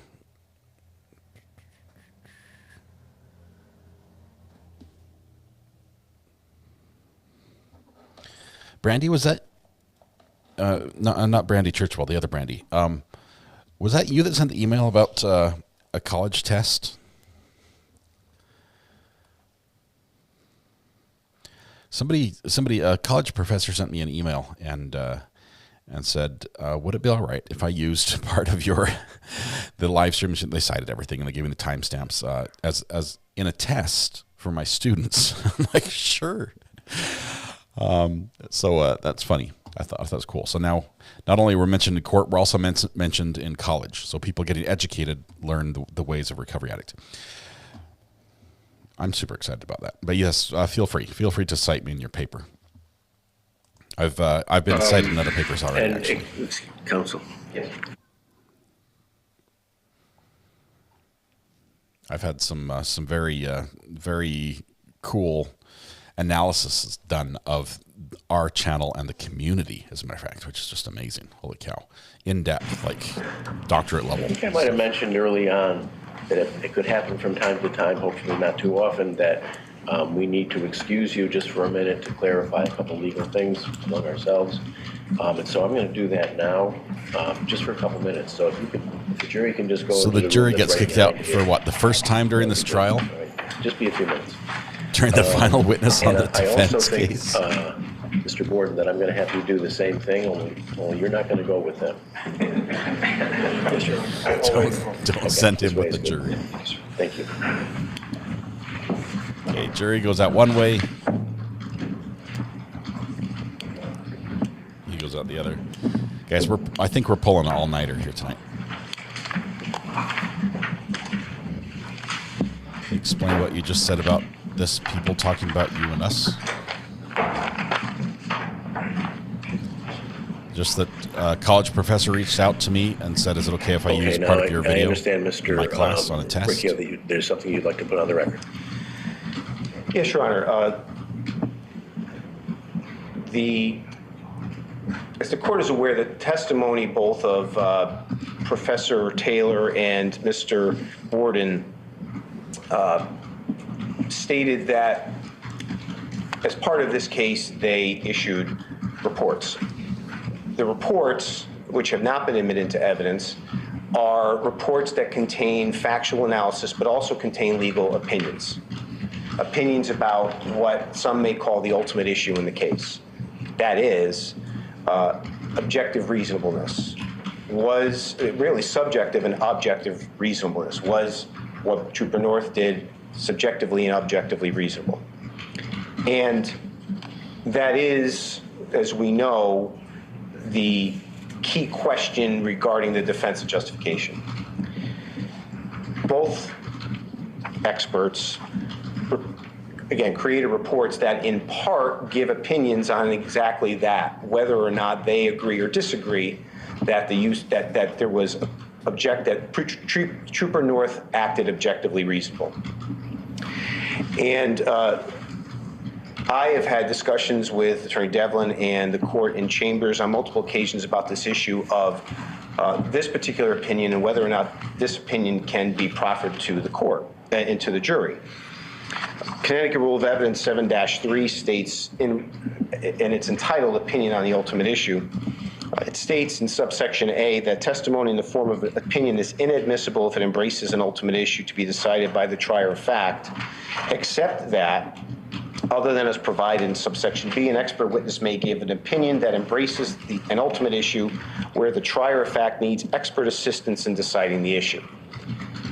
And it's that, except that portion that I think is relevant here, because what these experts are being asked to do is to provide analysis on things that the average juror doesn't possess. That's what experts do. They're asked to provide analysis and opinions based upon their specific training and experience.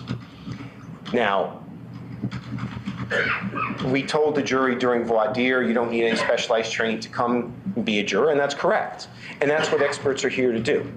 My point is that these experts have, to date, provided factual analysis, but the concern is that their report contains these legal conclusions, and I would submit that the legal conclusions regarding reasonableness and the use of deadly force in this case, should be allowed under that except portion. So it's subsection A of section 7.7-3 of the Rules of Evidence. Because we know, again, the jury was told, and the court's going to tell the jury, that they can disregard or otherwise any testimony. So this is for them to determine whether or not this is valuable, whether it's probative, and whether it should be part of their analysis. I would submit that especially Mr. Borden, who's currently on the stand, be allowed to testify as to these opinions that I've just referenced. Mr. Devlin. I submit, Your Honor, has ruled correctly on each of the objections the state interposed. The fundamental issue in this case is going to be whether it was required for Trooper North to fire to save an imminent threat of death or serious physical injury against Officer Rappa. That's a fundamental question, and that's a factual question that the jury is the exclusive arbiter of that to make that decision. So the opinions of these experts on that question is exactly the sort of thing that the statute or rule of evidence does not permit. This is not a case akin to a medical malpractice case, which is what is referred to on the exception, where in extremely unfamiliar, like surgeries type of situation, jurors would not know what the standard of care is. But that's not the situation here. This is really a factual question that is really that jurors handle every day in our courts in self-defense cases. It just happens to be in the context of police work, which is slightly different. I understand that, but still, the way this case has come through to the jury, it really is. I mean, simply that, was this person coming through the window and needed protection or not? And that's, I think, so I would stand on the objections, and I believe Your Honor ruled correctly. I don't think as defense you is going to win this indicated, Mr. Riccio, or would you like to respond first? I guess I'll conclude, and in response to what was just stated, this jury doesn't have, other than some pieces of paper that discuss use of force matrix and policies, they don't have any descriptors of it. Again, other than the fact that it's showing up on paper, they don't know how it applies. And these experts show how it applies, or at least attempt to show how it applies. So again, I understand the exception and the specific example Attorney Devlin cites. That makes total sense. But again, they don't know, as regular jurors or regular members of the community, specifics as to police conduct and police work, and whether or not what this police officer did was right or wrong. And that is the ultimate issue, I agree. But as this section states, if it's opinions based upon knowledge that they don't have, that information can come in. I think I side with the prosecutor on this one, but for different reasons. There is a distinction that Mr. Devlin draws between matters that are formally outside the knowledge of the run of citizens who might be jurors in a case. Anatomical information, chemical information, information about things like the tensile strength of various metals as opposed to other various metals that are simply beyond the experience of an average person test. Individuals, and for which they would reasonably need the assistance of learned witnesses with that knowledge. This kind of expert testimony that we have in this case presents, it seems to me anyway, a mix of that kind of scientific information with which regular jurors are not familiar, and knowledge and information and legal concepts with which the jurors either are familiar from their life experience or can become familiar sufficiently to do their job through instructions from the court, but instructions that are not on that specialized knowledge on which one of the other parties is presenting this specialized knowledge that the jurors may or may not have. I think, and it's difficult where there is a mixture of those two distinctly different matters, as there are in the testimony of both of these witnesses so far. And it's a difficult line to draw. And I think the line that has been drawn by the coincidence, really, of objections to certain of the testimony or what appeared to be imminent testimony, and the sustaining of objections is where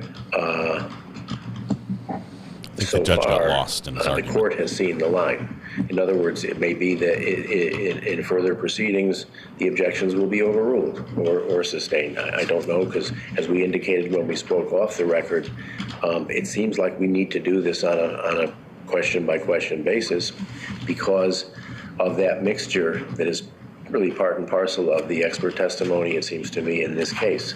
I mean, I think that, for example, when Mr. Taylor was explaining to the jurors about reaction times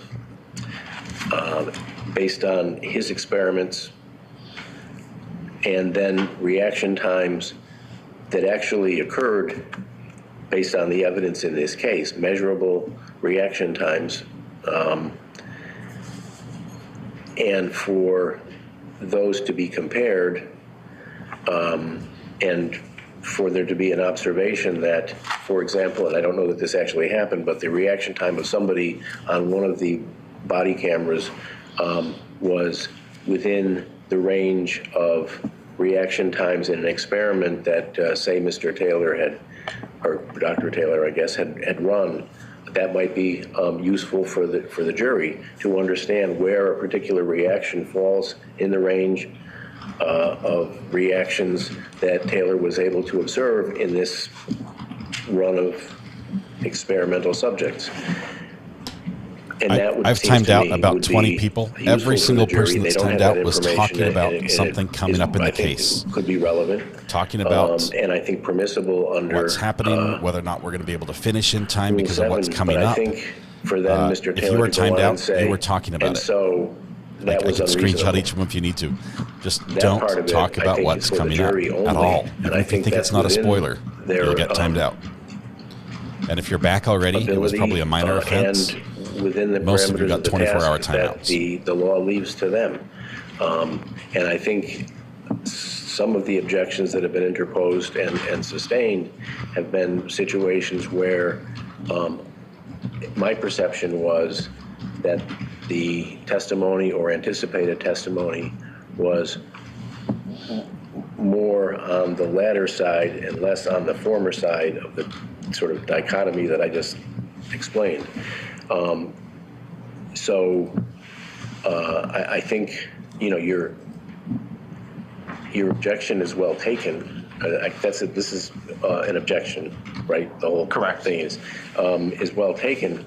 But I think that I'm inclined to, and I will stand by the rulings that I've made so far, and will suggest that we're probably going to need to keep doing it this way, because I think we're going to see from at least from Mr. Gordon, material that, in my view, is admissible. It's on the admissible side of a sort of red line that Rule 7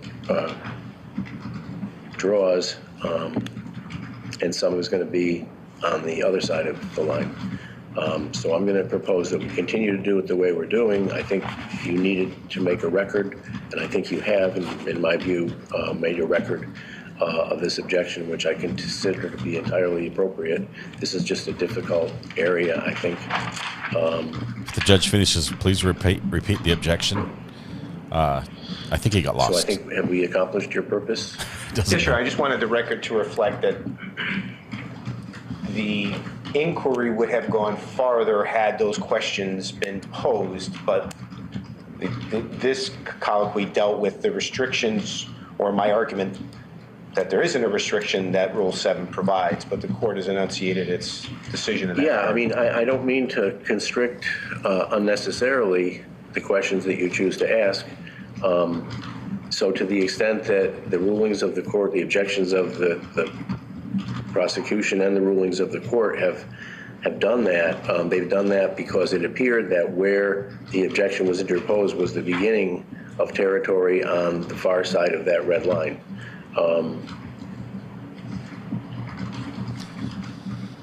And in Connecticut, you know, I would experts encourage cannot answer you the to ultimate continue question in court. to, Was this justified? Prod and test with your questions where that line lies in places in the testimony where you feel that it's important or even necessary to do that, because until the things happen, until we hear the phraseology, until we hear what the witness appears to be about to go into, I don't think we can really tell. Okay, so he's saying two things. First of all, he sustains what he's done before, and he'll keep doing that, but he can't rule on what's going to come up in the future. Who were called today, and this is not saying anything negative about them. It's the nature of their business. Some of it is admissible and some of it isn't, I suppose. Anything else? Finally, without belaboring the point, again, there are certain exhibits, for example, like the use of force matrix. I keep going back to that I don't know how the jury knows how to apply it or interpret it or use it. So again, people like these gentlemen could provide such an explanation. And in so doing, again, it depends on the questions that are being asked. But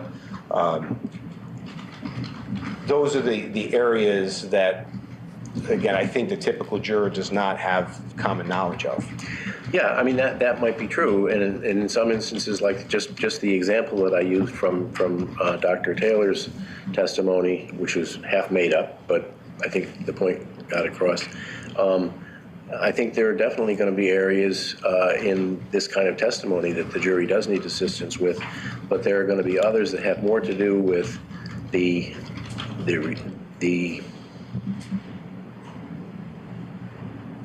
assessment of what happened as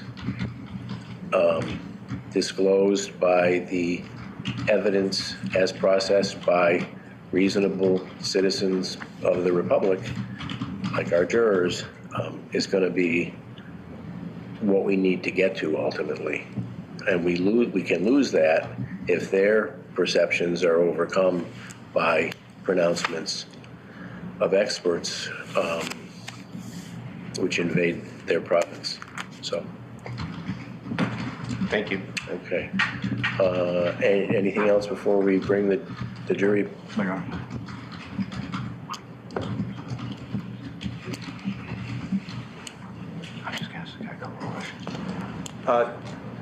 Just one quick, one final question. I will retrieve the witness. May I did state that I had no further questions. May I reopen my questioning based upon the court's rulings, just ask a couple additional questions? Do you have any objection, Mr. Devlin? You may. Thank you. So you want to Let's test the waters a little bit further. And, there will be objections. Thank you.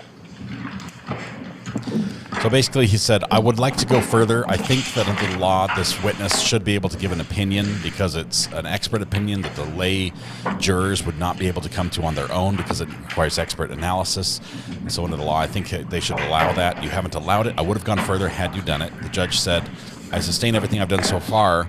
I can't rule in the future without hearing the question on what it is, but so you can go forward, but it'll probably still sustain because I'm sort of siding with the prosecution on this one.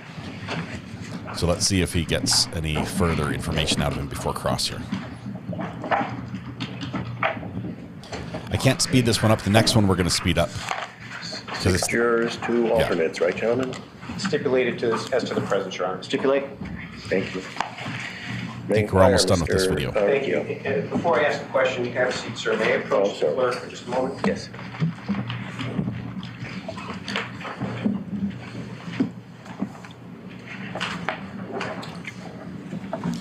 You guys are still talking about questions in the future. Don't do it.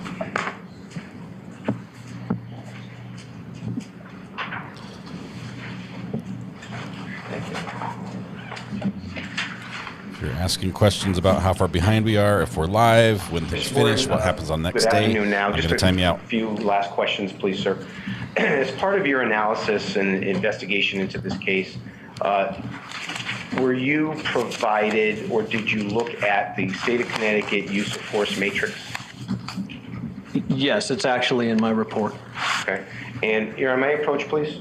Yes. I'm going to show you what's been marked as States 41. And it's a full exhibit at this point. Can you first hold it up to show the jury sort of the colorful nature of it? And then if you could describe it and how it's put into practice. So it's sectionalized, and this would be considered some sort of a continuum, if you will. So it shows in the red areas what would be considered non-compliant, the green area is compliant, and then it's got an associated terminology with that. And then it refers to probable ineffective control, probable effective control, and probable excessive control. It has a decision-making process here that is identified in a loop fashion, which in most of these is identifying a point where there's time to analyze, assess, and make optimal decisions. That decision loop becomes a loop. There's a place for that in the decision-making process. Sometimes it doesn't exist. And basically that's how this is laid out. And you testified that you looked at this in this matter, in the Trooper North matter, correct? Correct. And so what I looked at primarily and what's in my report is the underlying use of force matrix, which is on the next page as part of it. And I've used this as the third anchor associated with the objective standard that we talked about, and then the Connecticut general statute. Now, you just made reference to States 41 in the last page, which has a lot of writing on it.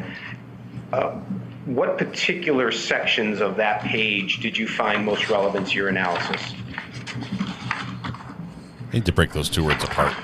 So your analysis. In this matrix, I read through each one and I identified that in my report, I've highlighted the sections that had the most attachment, if you will, congruency with this particular incident. Would you like me to read? Please read those sections that you believe are most relevant to this analysis in this case. Do we have a copy of my report where they're highlighted? Otherwise, I'm going to read the whole thing. I'm going to read the whole I'll thing. ask you just to refer to the document that's in evidence right now, if you would. Good enough. You just read whatever you thought were most relevant to your analysis. Okay. So one, all legitimate uses of force in law enforcement or custodial setting are ultimately justified by an articulable need to exert some level of control over another person. So in that, I'm looking for the articulable need to exert some level of control. That's an important component. That's where the investigative analysis comes in. What was the articulable need? What did the officer state? What's the evidence? What does the video show? It is the subject's actions which dictate the quality, quantity of force used by an officer in response thereto in order to exert control, meaning that is the officer proactive or responsive? And in these types of cases, I'm looking for the articulated statements, the stated beliefs of the officer, and how that attached to this, the subject's actions. No action was taken until there was a subject action that the officer was responsive to in that moment. the need to exert control over another person in a law enforcement or custodial setting in a rapid and unpredictable environment. So, and their ability to continually assess in that, and that plays a very important role in this particular case. This is rapidly evolving. There's very small increments of time or windows of time to make a decision to protect oneself or to protect others. The timeliness in which it is applied is important. What is that window of time based on the articulated threat supported by the evidence? The decision to use force in a tactical environment is not progressive in nature. Rather, the use of force focuses on, Your Honor. Can I read from this? It says reasonableness. That's. I want to be careful with that term. If someone objects or I instruct you, you can. Okay. Objection. The inquiry focuses on the reasonableness of the force options actually employed. That's what the document states. The use of force, let me back up to that. So in the analysis, is there deadly force was used? We start there. Is there a sustainable cause and an articulated belief that deadly force was necessary? The use of force inquiry focuses not on what the most prudent course of action may have been. It's a range of conduct. This is the objective standard, meaning that because one decision was made and another decision could have been made, it doesn't necessarily make the one that was made inappropriate. And that's an important component in the objective standard, meaning that there's no legal requirement to choose one correct behavior because we're making decisions in rapid fashion, in a split second, facing a responsive action. The officers are responsive to an immediate threat. That's what that section means to me. So to summarize that, it's whether it was a reasonable response, not necessarily a perfectly correct response. An officer has to be reasonable, not right. And that's an important component. The officer's perceptions under number 7, the appropriateness of a force decision is judged on the basis of the reasonable officer's perception. Not talking about the reasonable force, but the reasonableness of what the officer perceived. Did what the officer stated they saw, is it supported and substantiated by the evidence in the case? The appropriateness of a decision to employ a particular tool. There's a deadly force threat. Is the officer responding with the appropriate tool for a deadly force encounter? The degree of control which is likely to result based on all of the circumstances, not known in hindsight, but known to the officer in the moment. That's an important component. It's totality of facts and circumstances that the officer perceived and believed in the moment. The degree of force which can be appropriately used to respond to a threat increases proportionally in relation to the degree of that threat perceived by an officer to the immediacy of the response required. Is it rapidly evolving? And is there evidence of that? The reversibility of a decision to use force is inversely proportional, meaning was there a change in behavior and did the level of force that was used to gain control stop immediately when there was a change in behavior? The greater degree of force employed, the more likely it is that physical injury will result. The resulting physical injury will be serious in nature. The greater the probability of injury to a subject, the greater the potential for liability to the officer, as we're talking about in this case, the greater the advantage for the officer needs to be. The officer is placing themselves in a position of advantage over a potential or a perceived deadly threat. Thank you, sir. Wow. Okay. Are you done now, prosecutor? One more moment, please. Or defense? Yes, sir. One more moment, see if they have anything else, or if we're going to get straight to cross. He's explaining the use of force chart in his report. This chat is absolutely amazing. One more very Even all area. the people who I've timed out today, we love you all. I should have handed that. You took the risk. I took the risk and okay. If I could return 41 to you, sir, getting back to the use of force matrix, that colorful series of boxes there. Through your analysis, can you determine, again, from your factual analysis, where Trooper North fit in that matrix? I'm object to that. I'm not sure. Talk about the matrix and what it sort of indicates there. Actually, the jury can read the document. He just read the document to the jury. I understand. Can you? I'm objecting to that question. I'm sustaining the objection. Yes. Can you ask another question? Yes, I shall. Sir, you just discussed and read the final page of this document. Is there a colorful matrix that is also on this document? Yes. And can you do, I think you already did, but can you describe how the matrix operates and then how it applies to this case? You already described how it operates. Okay. Well, there may be more to it. That part of it, I think I'll allow. The other part of it, though, about where the defendant falls on it, I think we'll leave to the jury. And I know the witness has already described the operability of the matrix. I think he has. Well, in that case, sir, then I have no other questions for you. Thank you very much. I'll retrieve the document. Thank you, counsel. And the clicking is getting severe. May I proceed, Your Honor? Yes. Okay, thank you. Just a few questions, sir. You acknowledge that the officers did not employ classic felony stop procedures in connection with this case, correct? Counsel, can you speak up? I'm sorry. You acknowledged on your direct examination that the officers here did not employ classic felony stop procedures in connection with this case. Correct. I stated that it was not suitable for classic felony stop. Right. And that was principally because the vehicle or the operator did not stop of his own volition, correct? That's correct. Okay. But the vehicle was still stopped, correct? Correct. From what the evidence in the case shows, the vehicle was stopped. We can see that in the video. However, the vehicle was still in gear, I believe. Do you know that? Yes, it was in the statements. Okay, well, the jury will decide that. And the objective here is to get the operator out of the vehicle safely, correct? The objective of the police officers?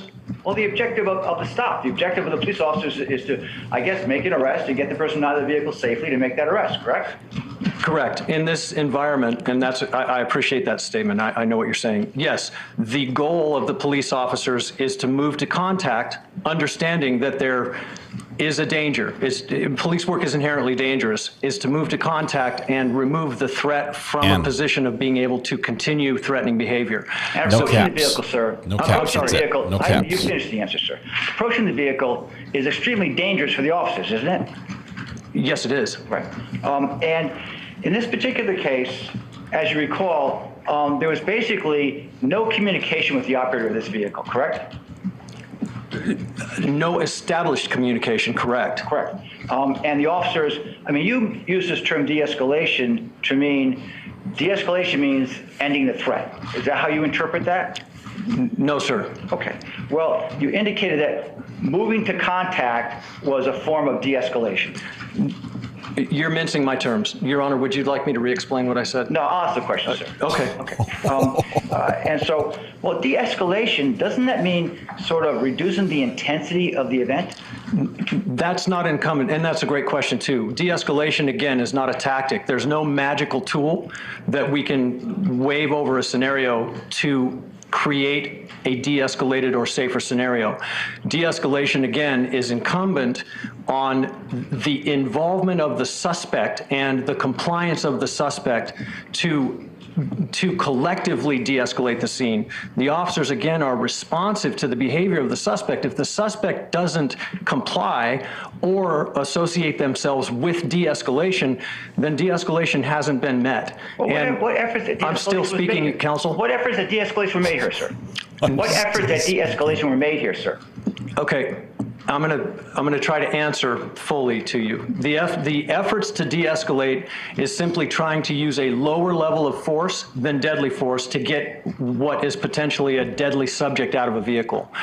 At the moment that Officer North tells Trooper Johnson to go to taser, that is trying to develop a plan to de-escalate with a lower level of force, to cuff under power in that scenario where it's rapidly evolving, unpredictable, they can't predict what the suspect is going to do, and that is considered a form of or an attempt to de-escalate with a lower level of force.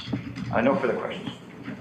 I have no other questions. Thank you. Ooh, he lost that one. Thank you, sir. Thank you very much. Thank you, Your Honor. You are excused. I think the prosecutor knew that he was outgunned on this witness.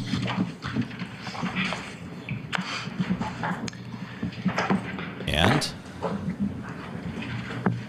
now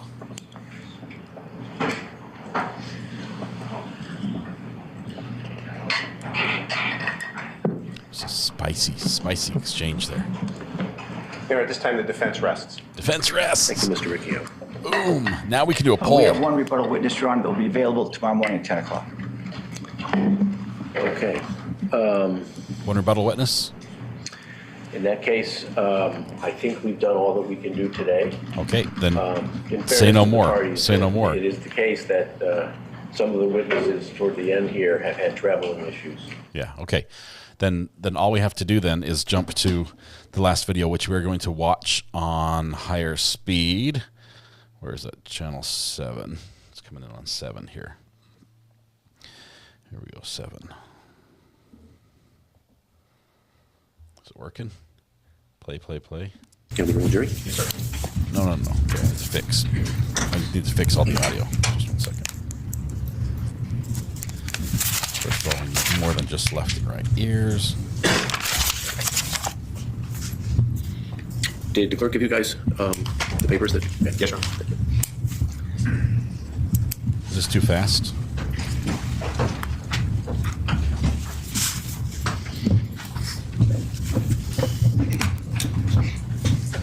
Let's see.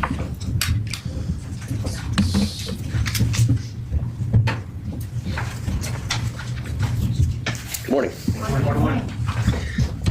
Mr. Devlin, the defendant Mr. Slitt, the defense rested yesterday. Does the state have a rebuttal case? Yes, the state does have a rebuttal case and has one witness to call, and that would be Dr. Darren Porcher. Okay, hang on. Come back straight, sir, please. They're going to call a witness. I'm going to get this over on a different screen because that is just no bueno. We have to have. Let's see. Let's take a look at. Oh, that's not it. Let's take a look at our thumbnail just briefly while we're. There it is. Well, we're getting the video pulled up. Last one. I don't think I can listen to this high speed on this machine. We have one more witness. They've said one more witness of cross-examination. Okay, there we go.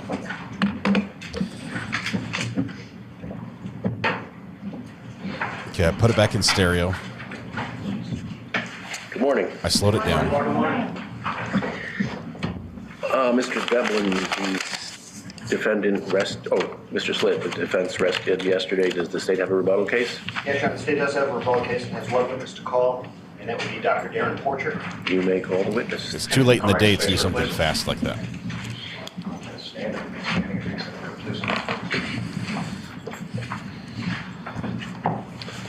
Please raise your right hand. Do you solemnly swear or solemnly sincerely affirm that the case would be, that the evidence you should give concerning this case shall be the truth, the whole truth, and nothing but the truth, so help you God, or upon penalty of perjury? I do. Please state your first, last name for the record. Darren Porcher. Please spell out your last name for the record. Porcher. Please state your business address for the record. 3222 Cambridge, that's spelled Cambridge. That's Avenue, number 2, Riverdale, New York. SIP is 10463. Thank you, sir. Please have a seat, sir, and pull up to the microphone so we can all hear you. You may inquire, Mr. Slitt. Thank you. Good morning, sir. How are you? Good morning, sir. Could you tell us the jury your current occupation, please? My current occupation is adjunct professor and expert witness. And what field are you a professor in? In criminal justice. I teach criminal justice as well as criminal law. Could you trace for the jury your professional background? Sure. My professional background consists of, I worked in the NYPD for 20 years. I was a police officer. I was a detective. I worked in internal affairs. I was a sergeant assigned to the NYPD's Police Academy, where I trained police recruits on firearms, tasers, use of force, and procedural guidelines in connection with the state of New York, as well as on a federal level. I am a former Army officer. I had 4 years on active duty and 16 years as a reservist. And I have a bachelor's degree from St. Joseph's. I have a master's degree in MPA, a master's in public administration, from Marist College, and I have a doctorate degree from Fordham University. And what field of study is that in? It's a concentration of, I want to say it's a collaboration of criminal justice and educational leadership. You mentioned you were in the NYPD for how many years? 20 years. And did you retire? I retired in good standings, yes. And you mentioned you were in the Internal Affairs unit there? Yes. Could you tell us what Internal Affairs is? I worked in the Internal Affairs Bureau from two components. Initially, I worked there as a detective. Upon being promoted to sergeant, I went into the field as a patrol supervisor. Then I went to the police academy. And after leaving the police academy, I went to Harlem, where I was a lieutenant. And then I was transferred back into the Internal Affairs Bureau as a lieutenant. As a lieutenant in the Internal Affairs Bureau, I managed a team of police officers, detectives, and sergeants in connection with investigations into police misconduct. So as an investigator, I focused on the one component of strictly doing the investigations. However, as a lieutenant, I focused from the perspective of overseeing and managing these investigations into police corruption. Police misconduct and police corruption, excuse me. So that's generally what Internal Affairs consists of. Yes. And what leadership and supervisory experience did you have at the NYPD? Well, as a sergeant, I trained thousands of recruits in the NYPD's police academy, and as well as a patrol supervisor in the city of New York, I supervised numerous police officers in my capacity as a patrol supervisor.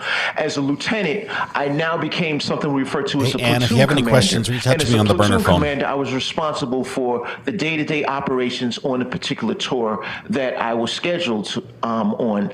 And then as an integrity control officer, I was basically the person, the easiest way I can describe is what an integrity control officer does would be something like HR in private industry. And as in the military, I was an NCO. Well, I was an NCO, so I managed a series of soldiers and airmen. Because initially I was in the Air Force, then I went into the Army. And then as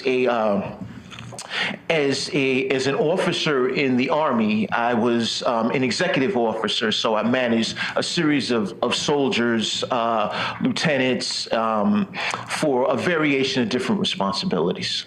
And you said you had a role at the police academy at the NYPD? Yes, at the police academy, I was a sergeant, and one of the things that I did was we have something we refer to as justification, whereas a police officer in the NYPD must pass a justification exam in order to be afforded a firearm to carry on patrol. So I provided the instruction as to what an officer can and can't do. We refer to it as shoot or don't shoot, as well as, and they had to pass that exam. In addition to that, I also taught use of force, the use of a taser, and a variation of different policies attributed to that of the NYPD. And you mentioned you were a lieutenant. Is that the rank you retired at? I retired at the rank of lieutenant. And I assume you were trained in the use of firearms? Yes, I was trained in the use of firearms. As a sergeant, I provided training for the use of firearms. But at the same token, throughout the course of the 20 years in the department, twice a year I had to qualify with a firearm. Were you an instructor in all the firearms? I wasn't. What happens with firearms is we have a firearms section, but what I did, I instructed the recruits on what to do in terms of when you can shoot and when you can't shoot, and that refers to the justification component. Are you trained in the use of tasers? I am trained in the use of a taser, yes. Were you at some point a taser instructor? It wasn't so much as a taser instructor because we didn't have isolated instructors that taught tasers. However, that fell into the battery of instruction that I partook in as a sergeant in the NYPD. Okay. I want to pivot a little bit to your work as a professor. Could you just tell the jury a few of the classes that you teach now? I teach, I want to say practically everything in criminal justice. I teach criminal law, I teach crime and public policy, I teach policing, I teach criminal procedure, I teach terrorism, I teach ethics in criminal justice, ethics in policing, basically any and everything under the sun as it relates to policing. I've been a professor for 17 years. And this guy's lived like 6 lifetimes. Yes, I have. He still looks 30. That's awesome. Within the last 4 years, it's been 3 times. Okay, and I guess I'm just referring to in your capacity as a witness in these types of cases, and not as a witness. That is correct. After your police officer case. Okay. So let me talk to you about this particular case. Was there at some point you were asked to consult on this case, the circumstances that occurred in West Haven on January 15, 2020? Yes, I was. And how did that come about? Assistant Attorney General Devlin reached out to me and presented a series of facts and asked me if this was something I was interested in doing and was I capable of doing it. And I agreed, and that's what brought us to this point that we're at today. So Inspector General Devlin hired you? Yes, sir. Okay. And did you will you send some materials with respect to this case, this investigation? Yes, I was sent a battery of discovery information in connection with this case that I was fortunate to review. And so that came from my office, essentially the Inspector General's office? Yes, it came from the Inspector General's office. Did you review the entire investigative file as far as you knew? I reviewed the entire investigative file as it stood at that point in time. So that included all the body-worn cameras of the officers involved? Yes. The motor vehicle cameras as well? Yes. Are you aware of the defendant making statements at the scene in the minutes shortly after he fired at Mr. Soulemane? Yes, I'm aware of the defendant making statements at the scene. And traditionally, I go back to when I was a lieutenant in the Internal Affairs Bureau. On many occasions, one of the things that would happen is we would visit the scene, and there are certain questions that are asked, such as, did you fire your weapon, and why did you fire your weapon? And that remained consistent with the statements that I reviewed in connection with the defendant in this case. So you reviewed the statements that were captured on the 2 different body-worn cameras, one from the defendant, one from another trooper? Yes. And you watched all the accompanying body-worn camera and motor vehicle images, you said? Yes. Did you read a report prepared by somebody named James Borden? Yes. Did you also read a report prepared by somebody named Paul Taylor? My apologies. Yes. And did you also review Connecticut State Police policies that would have been applicable or related to the events that occurred in this case? Yes, I did. How do NYPD policies compare to Connecticut State Police policies? I know you're probably more familiar with NYPD, but are they similar at all or different? Gross similarities between the two. Just on a national level in policing, you have a lot of similarities in policing, as more so specific to use of force and vehicle pursuit policies. And did you also review something called use of force, threat assessment, response management matrix with respect to this case? Yes, I did. And did one of those policies, by the way, that I referenced earlier in the Administrative Operations Manual of the Connecticut State Police, the one on vehicle pursuits, did you review that? Yes, I did. And did you do any personal investigation with respect to this case?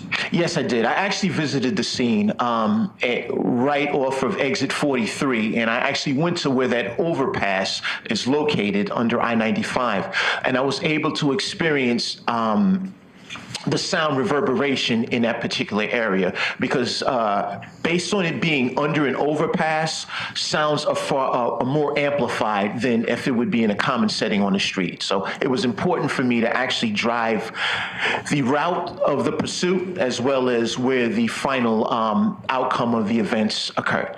Okay, and just to clarify, you did this at a time where there was just a normal traffic situation, not when there were police cars with sirens or anything like that.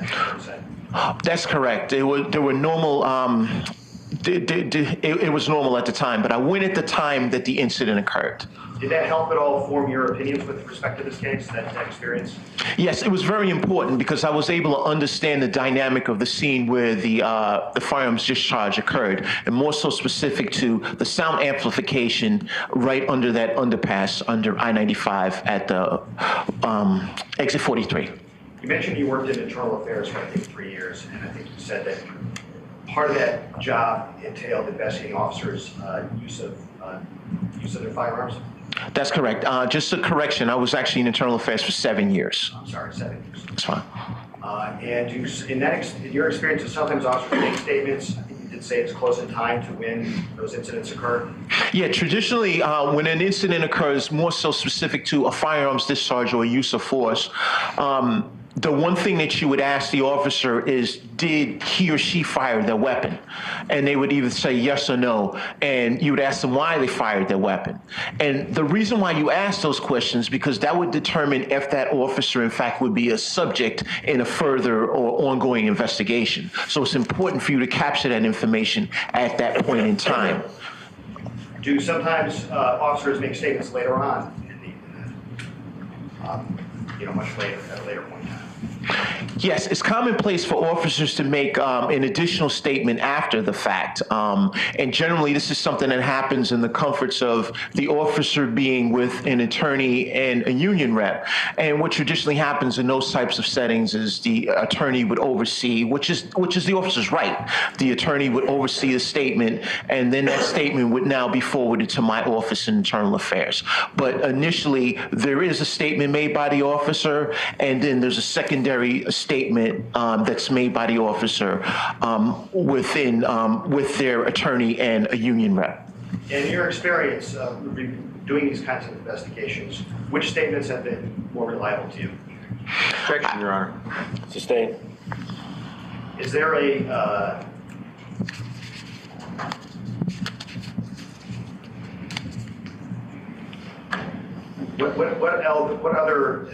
what else can be influenced by the statements that happen later on as opposed to statements that are given contemporaneously from these events?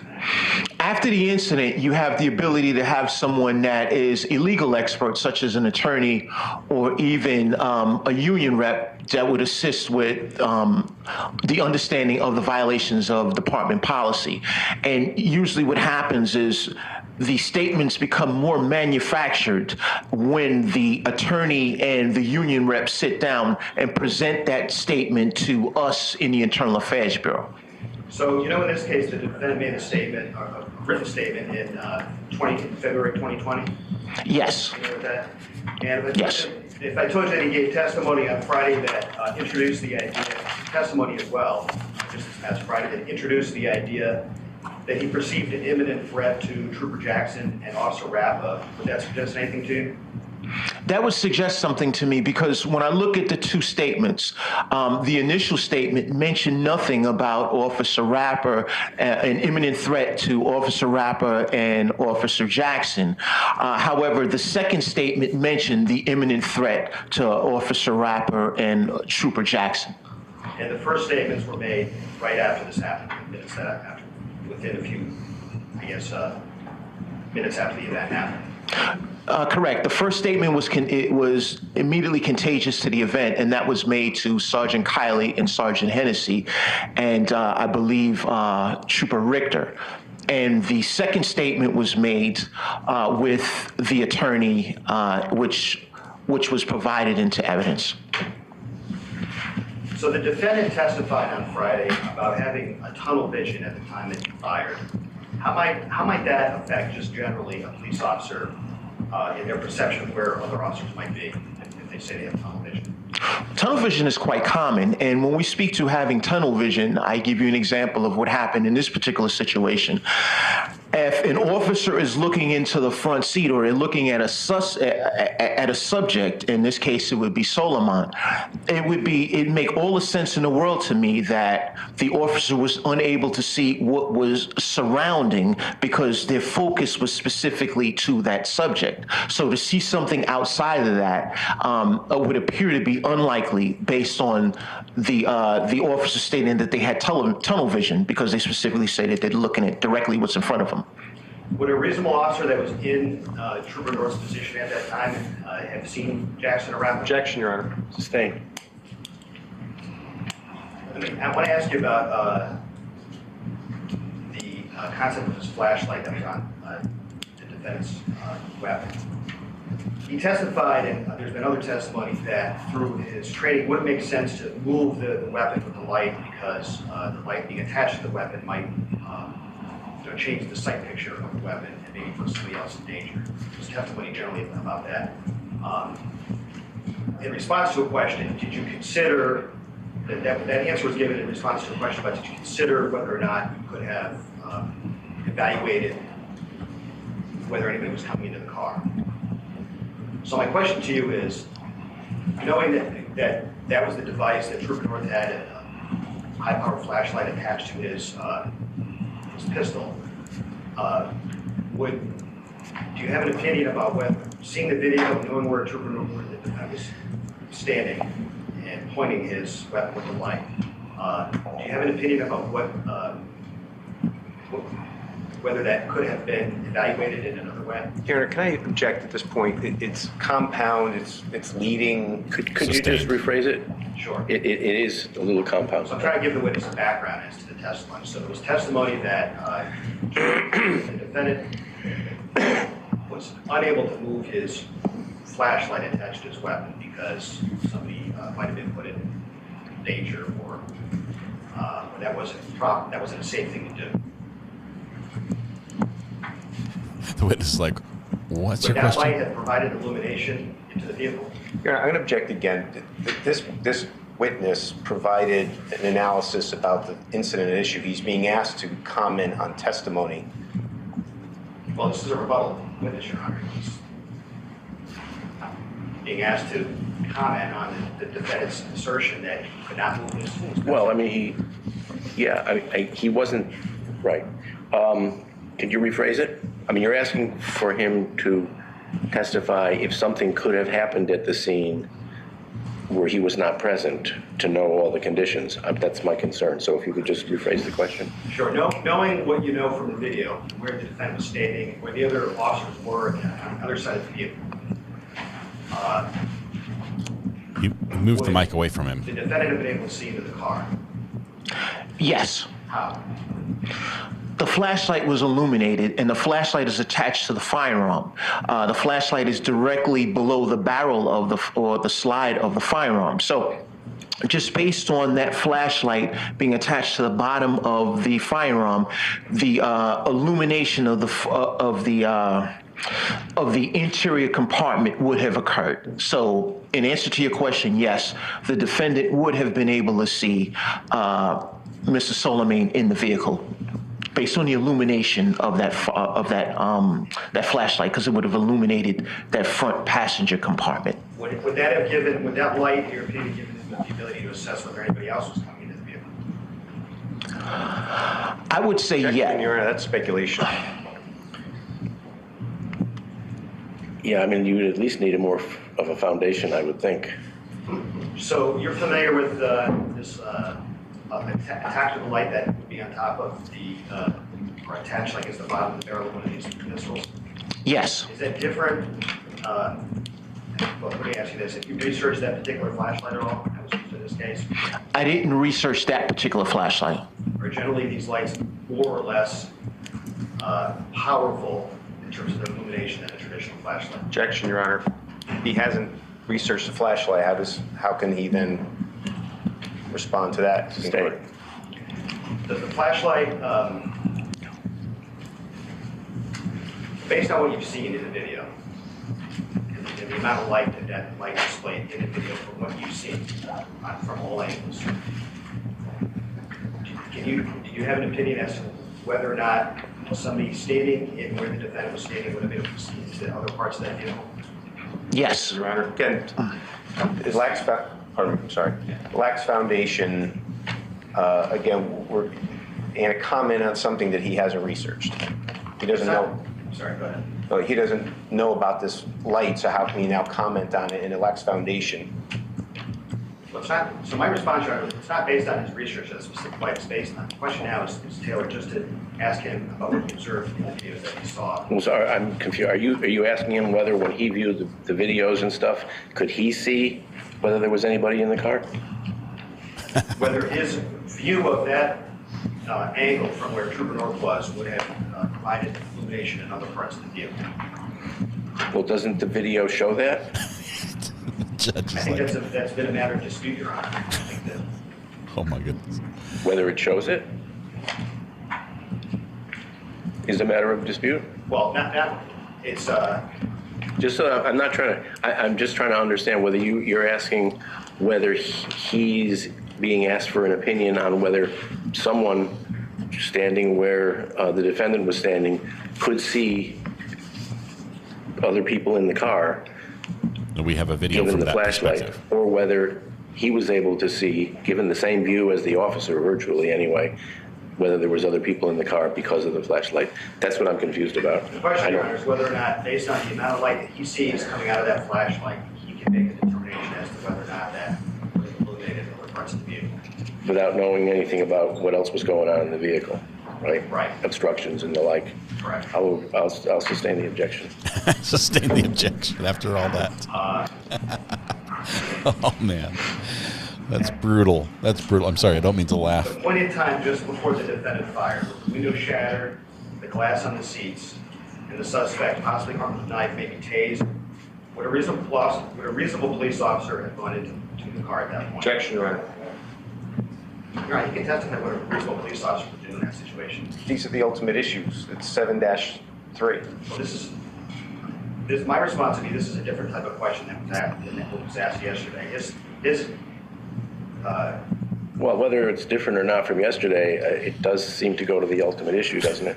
Well, I think the question is what a reasonable police officer would do, not whether or not North's conduct was reasonable. The question is about what a reasonable officer would do, and that's what. I'm going to sustain the objection. Wow. This is terrible. Knowing everything you know about, knowing your training experience and knowing everything you know about this situation, would a reasonable police officer have gone into that car? Objection, Your Honor. That's the same question. He just sustained it. There's been testimony from the defendant and from others that it would not have been possible to take a tactical pause once the pursuit ended. Do you agree with that? No. And tell us why. When the pursuit ended, the vehicle that Mr. Soulemane was driving struck an SUV in front of him. In addition to that, we had the two vehicles, one that was driven by Jackson and one that was driven by North, that had the vehicle boxed in. When I say the vehicle, I'm referring to the white Hyundai Sonata. When the officer, when the defendant first approached Mr. Soulemane, he mentioned that he appeared as if he was out of it. So when we look at the vehicle pursuit policy for the Connecticut State Police, one of the things mentioned is to have a supervisor should control and direct the pursuit. So based on Mr. Soulemane appearing to be out of it, that would have been the perfect time to take a tactical pause and allow a supervisor to respond and create a plan of action in terms of how they would address that vehicle. Would a reasonable police officer have done that? Objection, Your Honor. I'll sustain that. Would What good is an expert if they can't speculate the on that? time from the stop, when everybody stopped, and the defendant got out of his car to the time that he shot Mr. Soulemane was about 35 seconds. Would you agree? Yes. And you're saying that tactical pause could have been taken because Mr. Soulemane was, as the defendant testified, out of it at that time? Yes. I want to ask you about this there's testimony about one-shot, two-shot drills. Could you tell me what a, do you know what a one-shot drill is? Yes. And have you ever conducted a one-shot drill? I participated in one-shot drills, and the reason for the one-shot drill, I'm sorry. I'm going to object regarding this line of questioning because the gentleman testified that he's not a firearms instructor. He just stated he participated. He's not an instructor, so. Well, the question was just whether he's familiar. Correct. I think. And part of the gentleman's response was. Well, he answered the question, I think. Okay, well, I would object to that line of questioning. He's not an instructor. He's been a participant, it sounds like, but he's never been an instructor in that regard. Well, we'll see where it goes, but I'll allow that answer, the answer which was yes, basically, in other words. And are you familiar with what the purpose is of a one-shot drill? Yes. And how is it that you know that information? Based on my experience in the NYPD's police academy as an instructor, as well as my experience as a police officer in the NYPD that participated in qualification twice a year. So what is the purpose of a one-shot drill? The purpose of a one-shot drill is for you to fire. Every shot that you fire must be justified. Whenever you're using force or deadly physical force against a subject, you have to justify every single shot. So the one-shot drill affords you the ability to fire, then assess if you should fire again. And if the need is necessary, then you would fire again. Are you familiar with the concept of target glancing? Have you heard that term before? Yes. And when you viewed the videos in this case, did you see anything that resembled target glancing? I didn't observe anything that was reflective of target glancing. So there's been testimony that by some witnesses that the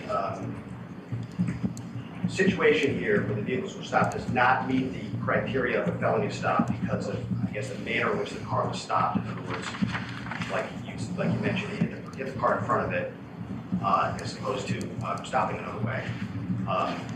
Do you agree with that? I disagree. And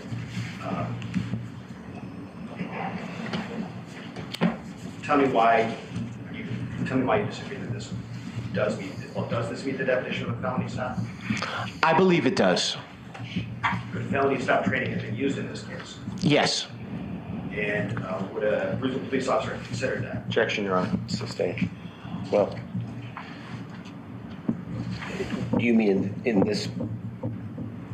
the context of this case? Well, I'm asking it as a hypothetical, I guess, Your Honor. So I would claim it as a hypothetical. Well, then rephrase it as a hypothetical. Sure. A situation where, in this particular, putting aside these particular facts, in a situation where a vehicle crashes into another vehicle and the occupant of the vehicle does not sort of motionless in the car, if you will, but doesn't say come to a voluntary stop or isn't stopped forcibly by a police officer.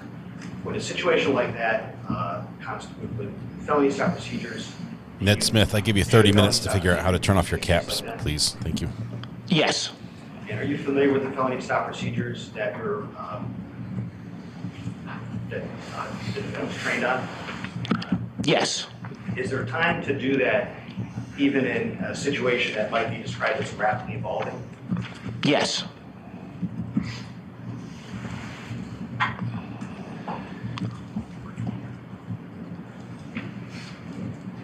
So was there a level of urgency in this situation that required Mr. Soulemane to be extricated?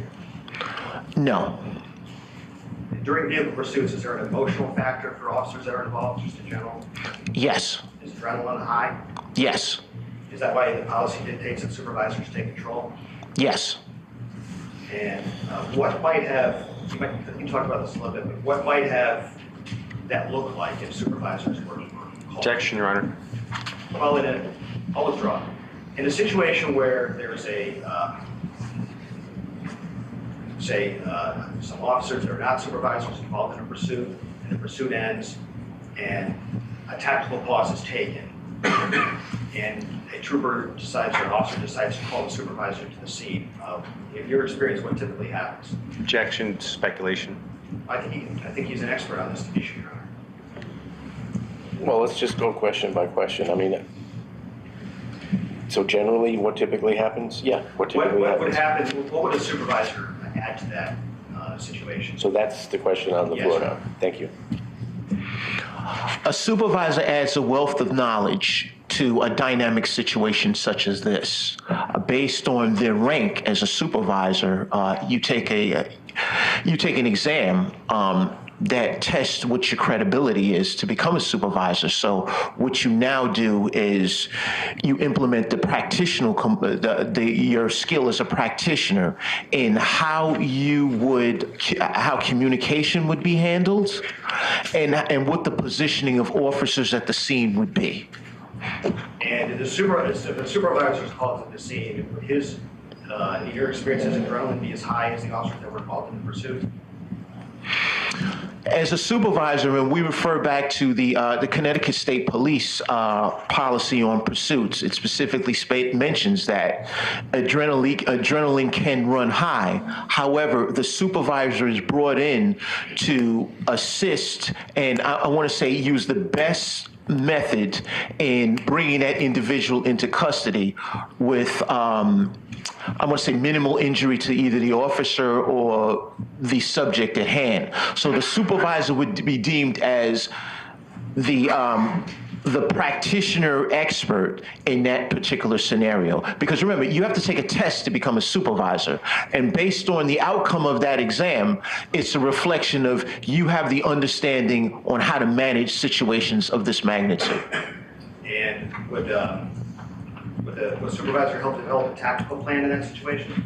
Yes, that's one of the things that a supervisor would do. He or she would assist in developing a tactical plan as well as communications amongst the people that were on the scene in this particular instance. And a tactical plan, meaning that, I think as you said, would result in a scenario that would be safe for both the officers and for the person in the car? That's correct. I want to show you two slides from Exhibit 46, which is the training that Trooper North was trained on. You can just show. I think they've shot for the moon with this So one you've seen this rebuttal slide. This is a witness. slide That's that too I much. forget the number, but it's in the PowerPoint presentation that Trooper North was trained on, the defendant was trained on. Have you seen this before today? Yes. Okay. And does this, the felony stop training that we're talking about, would this have been, this is a Connecticut policy, but does this comport with your understanding of what felony stop training, at least a portion of it, would consist of? Yes. The key points are being communication? Yes. Do not approach the car? Yes. And why is that? Well, the communications is important because it affords the subject that you're trying, that you want to bring into custody, the ability to acquiesce to your commands. And so I give you an example. Under that underpass at I-95, you had sirens blaring, and the best way to describe it is it was kind of like an amphitheater because the sound reverberates so much. So by turning off the sirens in a situation like that, you would have the ability to communicate with the subject and have them come out of the car on their own, because it's just so much safer when you do it that way, as opposed to going in and doing the extraction yourself. And can we just go 2 slides up? So this is a photographic presentation of what that might look like. Yes. And what, could you just kind of describe what we see here?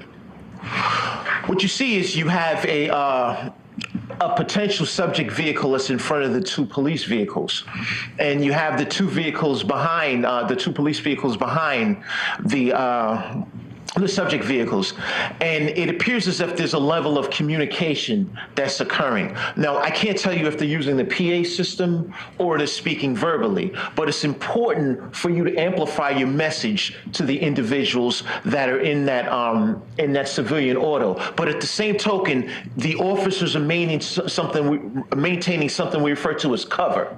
The cover is important because it avails you more time to deal with the individual that you're you're trying to bring into custody or the individual in question.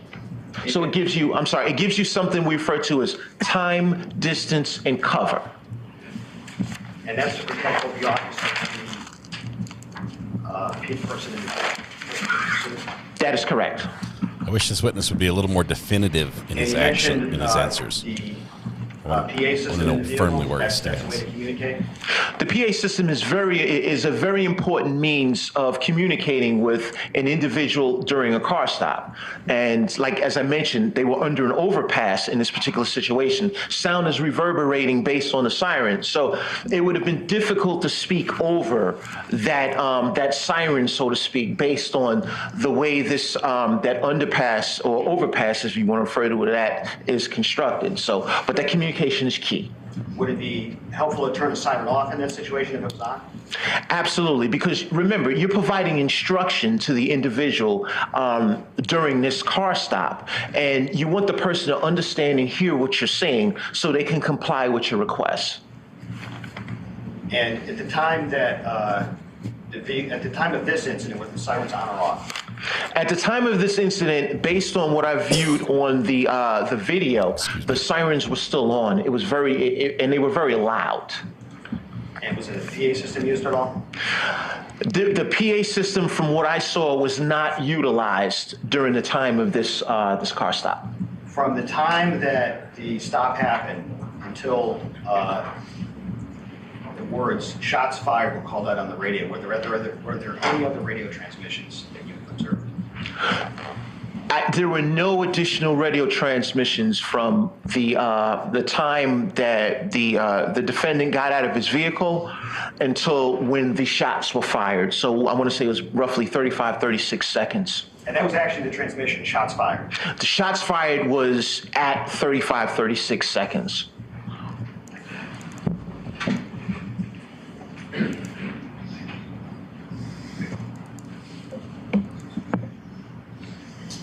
So there's testimony that the defendant and other troopers actually did use de-escalation techniques in the form of a taser deployment.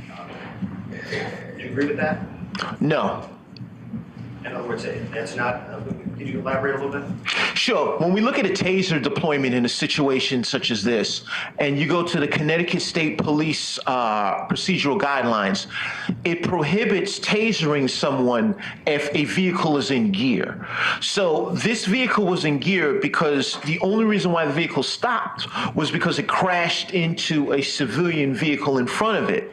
So in all likelihood, you can assume that the vehicle was still in gear. So the taser use was a prohibited act, which occurred based on Officer Jackson's, I should say Trooper Jackson's actions in this particular case. So it would not be de-escalation because it was prohibited by department policy. And go back to the slide that you saw the troopers kind of take cover behind the vehicles like that.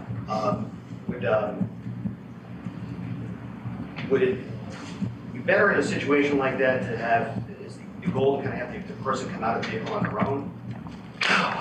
When we look at the felony car stop procedure, it states you want the person to come out on their own because it's just so much easier for the officer to take someone into custody, and it's safer because if the person comes out on their own, you can continue to give them more commands such as turn around, put your hands behind your back, and then the person can be handcuffed. But it's the policy specifically focuses on have the person come out of the vehicle. Don't go in and do the extraction. So just hypothetically, a vehicle, there's a vehicle pursuit, it stops, maybe there's an accident, and roughly less than a minute after, the officers get out of the car and surround the car. And by the way, it would be dangerous to go. Would you say it's dangerous to go in front of the vehicle? And is that why they're taking cover in that photo, for example? Yes, it would be dangerous to go in front of the vehicle, but just think from a common sense perspective, if you're standing in front of a vehicle, you can get hit by the vehicle. And we don't want that to happen. So hypothetically, if there's a vehicle stop that's, you have three or four officers that are involved in a vehicle stop, you have sirens, noise, you have a person occupant in the vehicle that's not actively moving really, that's sort of just remaining still essentially. And the officers go up to the car and one officer sees some movements, maybe sees the person in the car pointing a knife directly upward. Would a reasonable police officer fire 7 shots in that? Objection, Your Honor.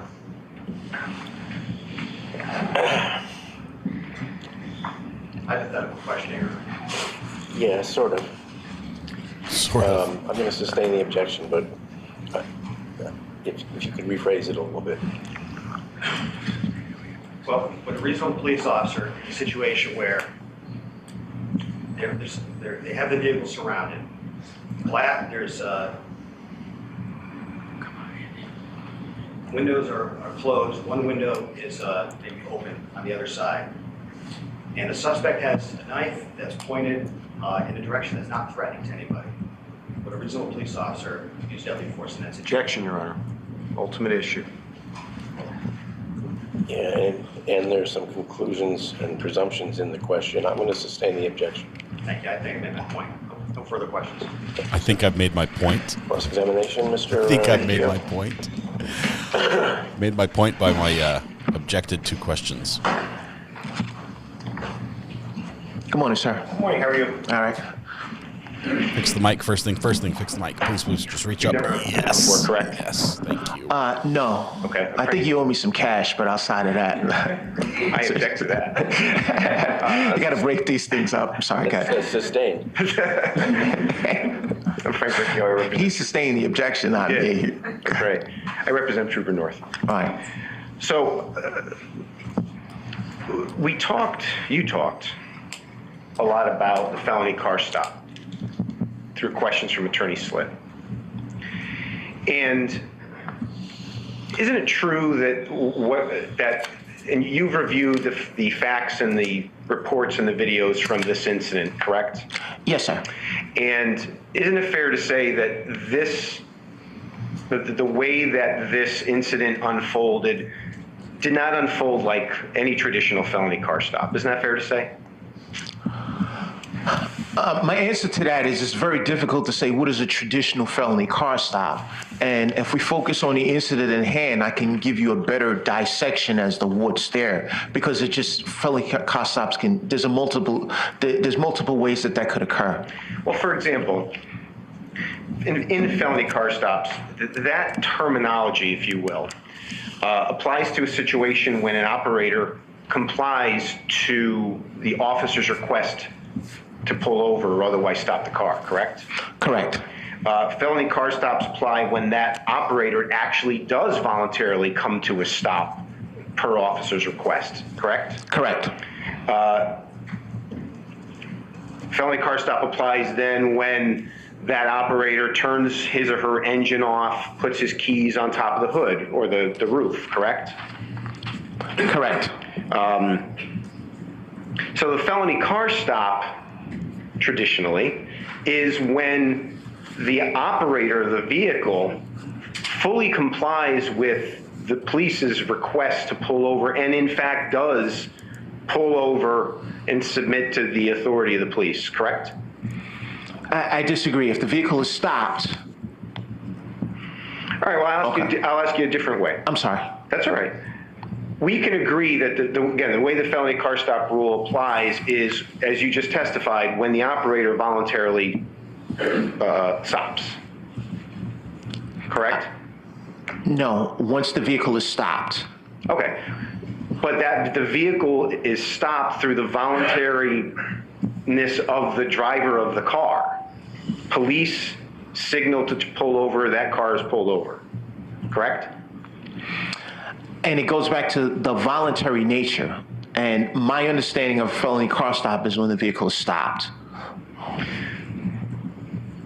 Is that the way? Well, aren't police officers trained in felony car stops that it applies when cars come to a stop on their own? the operator stops the car. My understanding of a felony car stop is when the vehicle is stopped. And again, we may be mincing words, but the point of the point of my question is, felony car stops apply when a operator complies, stops the car, turns off the car. That's when a felony car stop actually applies. Objection, I think he's asked and answered this 3 times. He just doesn't agree with counsel's characterization. Well, I've heard the answers to the questions, and they have not necessarily, either the question or the answer have not corresponded. I think he's trying to establish communication with the witness, and it's not because the witness is not being cooperative, it's just they're sort of missing each other, it sounds like. I'll allow the question. And I don't mean to... In fact, maybe you should just withdraw it and ask it again. I'll withdraw it and I'll ask it one more time. Felony car stop rule applies when a car voluntarily stops by the operator and is not stopped by police.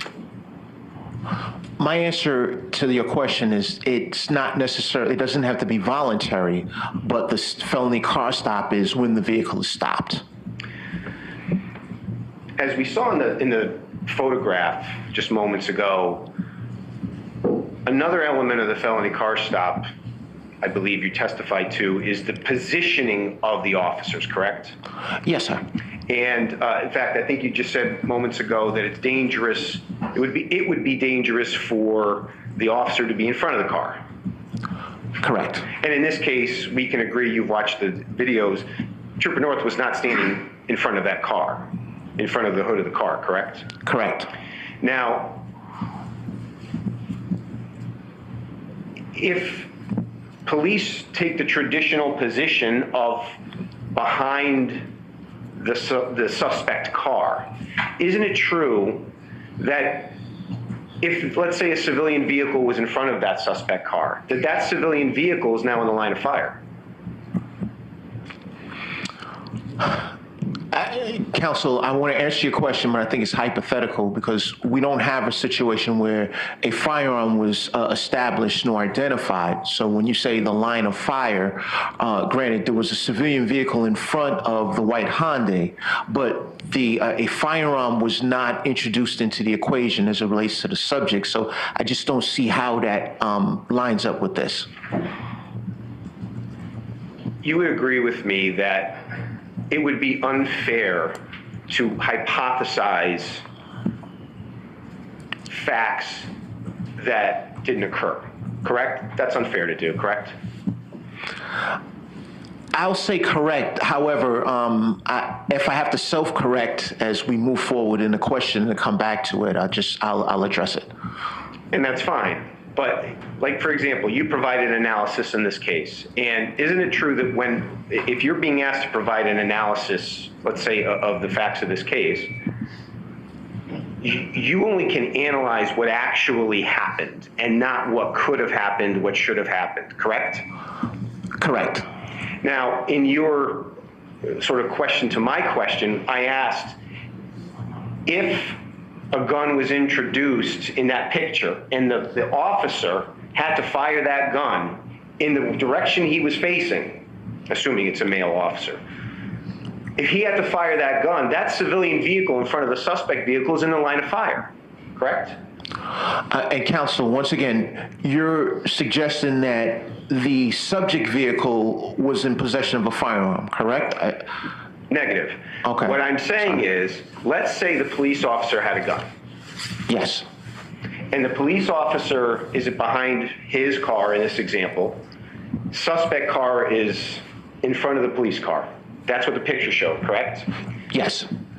There's a civilian vehicle in front of the suspect car. Correct. With me so far? Yes, sir. If the police officer had to fire his weapon, the police officer had to fire his weapon in the direction he was facing, in this example, isn't the civilian vehicle in the line of fire? Yes. However, that situation was a training video where there were no cars on the street. When we speak to a tactical plan, when an officer conducts a car stop, they should remain cognizant to what's in front of them and position themselves accordingly based on the situation that they have. Policies in any state, police policies, are just that, right? So policies and not black letter law. Is that fair to say? Yes, sir. And policies are implemented and used only when feasible and able to, correct? Counsel, I disagree. I think policies would maintain the structure of any organization. And I think that it's necessary for us as employees of a particular organization to follow those policies.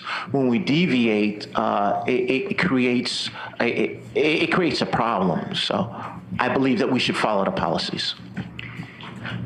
Now, but again, you agree, not black letter law, but just policies, recommendations of how a police officer should act in many circumstances. I'm sorry, counsel, can you repeat that? Sure. I apologize. Sorry. Just repeating what question earlier. Well, I'll move on. Okay. Now, you mentioned about plans. There was not a plan, or there was not a supervisor or something like that. Let me ask you a couple questions in that regard. You agree that 35 seconds is the time that elapsed from the moment the event started to the moment it ended, correct? Yes, sir. And your testimony is that in that 35 seconds, there should have been a supervisor who should have come to the scene and done something. Well, no, that wasn't my answer. My answer was, in that 35 seconds, you had the ability to request a supervisor. And while requesting a supervisor, based on Mr. Soulemane, as the defendant mentioned, appearing to be out of it, it would have given you some time to implement something we refer to as a tactical pause. That tactical pause would have availed officers to take a position pending the arrival of a supervisor. The police officers in this case came upon an unconscious subject, and moments later, another police officer from another police agency started banging on the window and breaking it. Agreed? Yes, sir. And we can also agree that Mr. Soulemane reacted to that window being broken, correct? Correct. And Mr. Soulemane, without any planning, withdrawn. Mr. Soulemane went from essentially an unconscious state to a conscious state because of something somebody else did, meaning the West Haven officer, Rappa, correct? Correct. And the material that you reviewed shows that it was a matter of seconds from when police left their car and Trooper North left his car to when that window was broken, correct? Correct. And it was the breaking of that window that changed the dynamic of the entire situation, because Mr. Soulemane then reacted as a result, correct? Correct. So we can agree that again, woulda, coulda, shoulda, we shouldn't be doing that. But had Mr. Soulemane remained unconscious, that may be a different story. Is that fair to say? We're speaking of hypotheticals, but I'll agree with you, counsel. But that's not what happened, because the evidence you reviewed shows that Mr. Soulemane came to within moments of that window breaking. In fact, simultaneously with that window breaking, correct? Correct.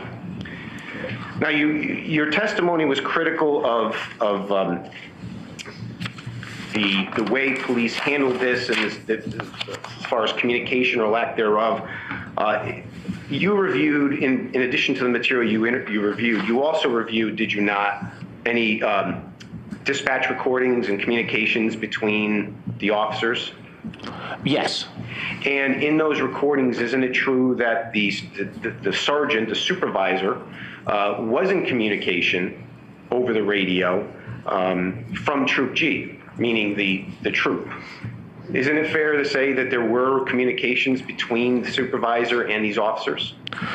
The question was, it was asked on the record related to the communication at the scene, not before. Well, I mean, it's his question, right? I would object to the form of the question. Can you rephrase it? I will.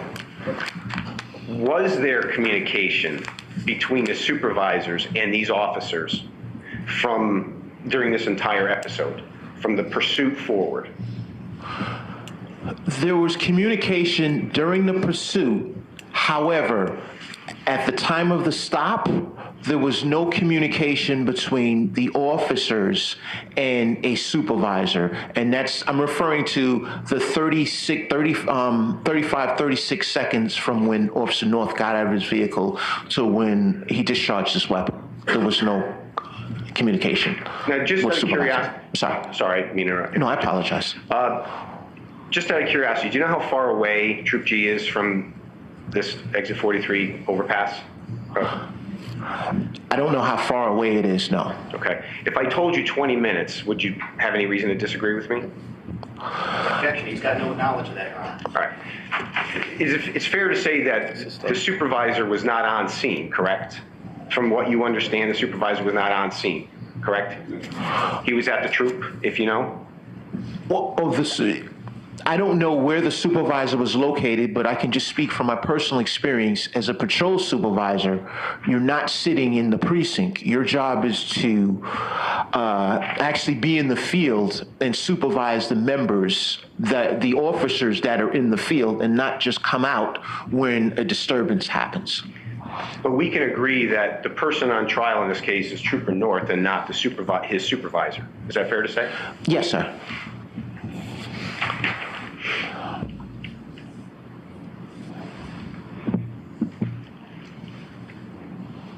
Sir, you spoke of a tactical pause. Again, this incident from exiting his vehicle to firing his firearm was less than a minute. Is that fair to say? Yes, sir. And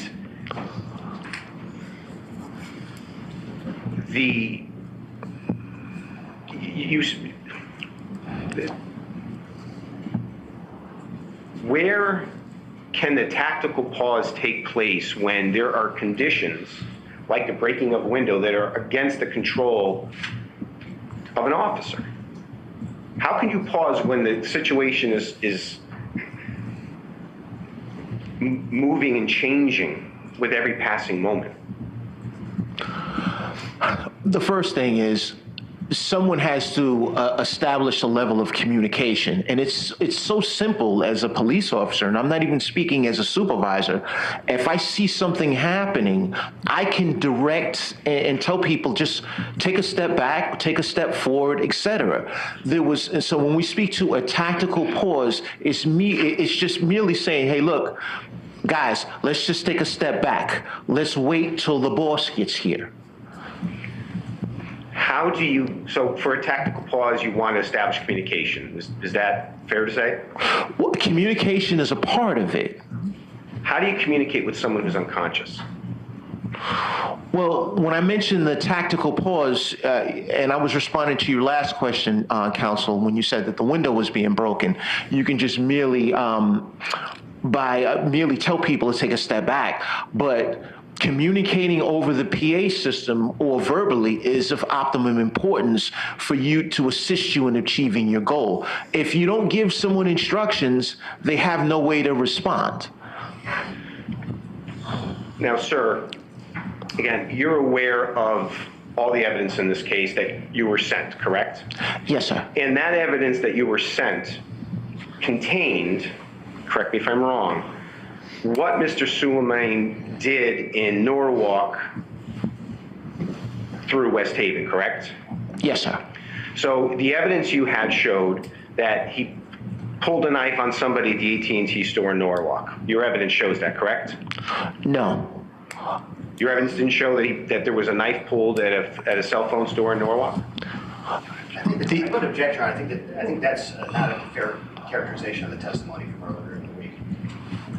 From last week, actually. I will sustain it, but just rephrase it.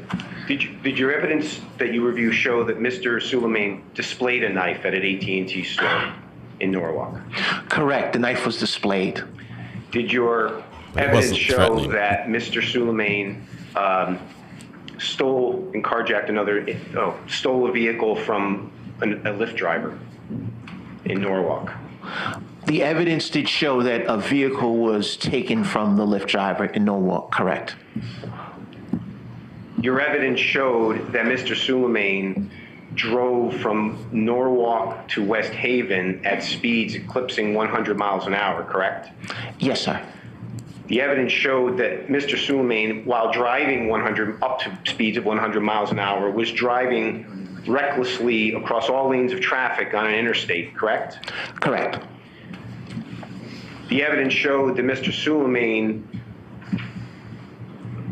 successfully was able to find his way out of being boxed in by 2 police officers, correct? Correct. Mr. Soulemane struck a civilian vehicle at exit 40, the off-ramp of exit 43, and didn't stop on his own, correct? Correct. So with Mr. Soulemane complying at no point for a half hour before this incident, you think he's going to comply now?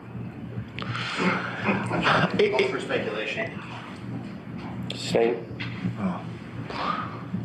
What good are experts in Connecticut if they can't speculate? Your training experience I hope they give a discounted rate. Shows that you trained officers in New York State. Or is it New York City or New York State or both? Well, New York City, but New York State is the presiding authority, so you're right on both fronts. Okay. Excuse me, did you ever train any police officers in Connecticut? No. Okay. Actually, withdrawn. There have been officers from Connecticut that have trained when we've had multi-agency exercises in the city of New York, and it goes back to after 9/11. Okay. And I was an instructor in the police academy during 9/11. Gotcha. The state of Connecticut has retained you for this case for you to provide analysis and testimony? Yes, sir.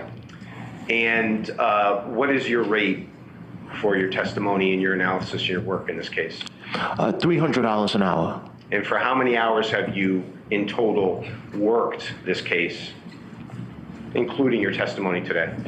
I would have to look at that, but I think I've billed, say roughly maybe $10,000 up to this point, somewhere in that area.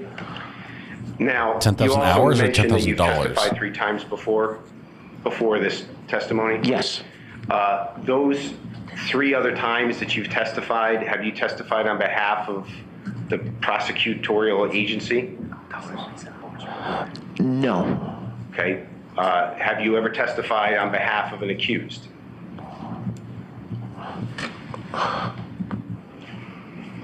No.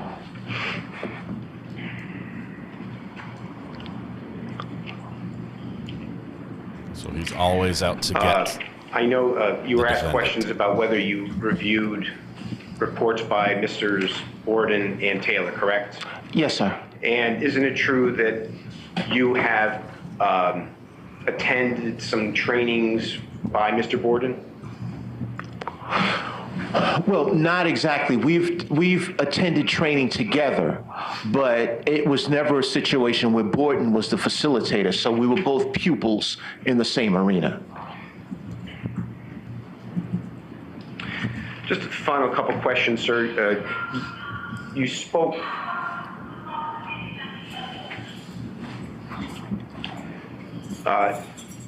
you made some comments regarding statements made at the scene versus statements made after the fact. Do you remember those questions? Yes, sir. Are you aware of any policy in the state of Connecticut that dictates when a police officer has to give a statement to his superior? No, sir. Now, the statement after the fact, again, is there any policy stating how long or how short has to go by before someone can provide a written statement to authorities? No, sir. Can I have one moment, Your Honor? Yes. We may nearly be done now. I have to ask you. How late do you want to go tonight? We could finish this tonight because we're now at a point where we've got the last rebuttal witness on the stand. I can tell you that that closings are coming next. Do you want to finish this tonight? Do you want to do closings? You want to skip jury instructions? Sir. In your analysis of the evidence provided,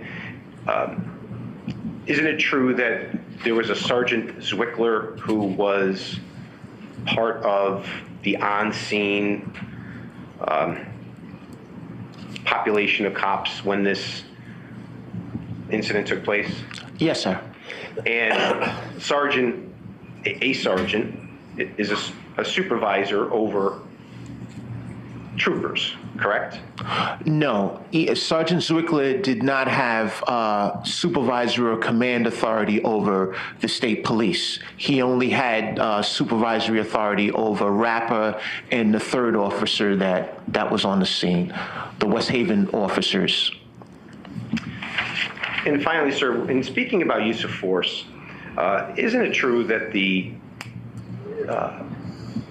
analysis in using use of force is about what the police officer was experiencing at the time, and it's unfair to look at this in 20/20 hindsight? That's a complicated question because it goes to yes and no. Although an officer sees something, the officer has to act as a reasonable police officer, not just because they want to do whatever they want to do. But isn't it true that the law states that 20/20 hindsight is not an acceptable way to analyze things like this? Objection, Your Honor, with respect to commenting on the law.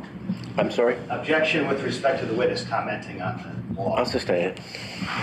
I know the questions. Thank you very much, sir. Thank you, sir. A few follow-up, Your Honor. Dr. Porcher, you, I think, just to clarify, you may have misspoke. Did you say $10,000 or 10,000 hours? Oh, $10,000. I'm sorry, 10,000 hours. I told you. Are you kidding me? I would own the judge if that was the case. All right. So just thank you for that clarification. And to be clear, has your opinion at all been influenced by the rate that you've been paid? No, sir. And you are, as you said, one of your occupations is to occasionally consult and be expert witness in cases? Yes, sir. Say it. Say it. No further questions. You were asked about policies. Policies aren't just suggestions, are they? No. Policies are not suggestions.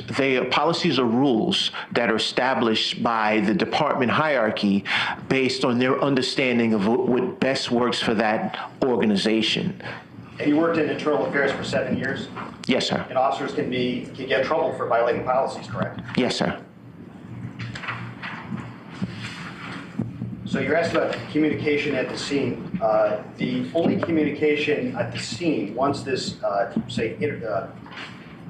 collision happened under the bridge, the only communication before shots fired was the defendant telling Jackson to go to taser. Is that right? I'm sorry, I couldn't hear you. Sure. The only communication that happened among the officers at the scene was the defendant telling Jackson to go to taser. Is that right? Yes.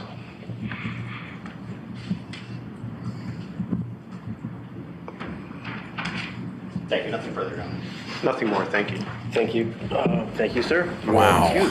Wow, we're going to do this. We're going to do this.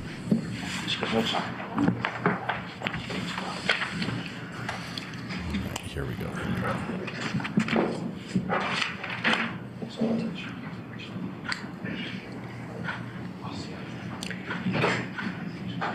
Last witness? That's it. We're at the state restaurant. That was it. Thank you. So now the evidence is complete, and I'm going to excuse you just for a morning break for 15 minutes, and then expect that you'll be hearing from the attorneys. and we'll set up the room. Set up the room. See you at 25 of 12. So we're in recess. Do not begin to discuss the case. Thank you. Okay, so here's what we're going to do. You guys ready for this? We're going to skip their break. We're going to skip their break. Okay, let's turn this off just for a minute here. I'm going to skip to closings. I'm going to try to peek and see how long closings are. Okay, ready? 148. Oh, man. Yeah. I know. I'll fix it. Okay, so here it is. 3:20.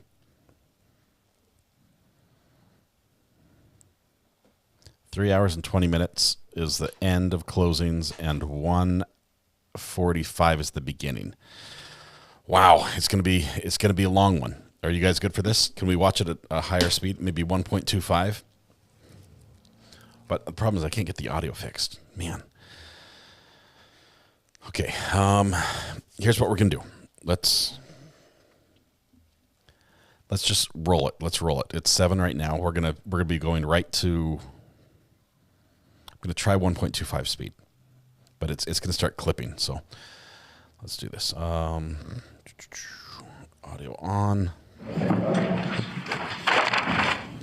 Get the speed going here. Just 1 second.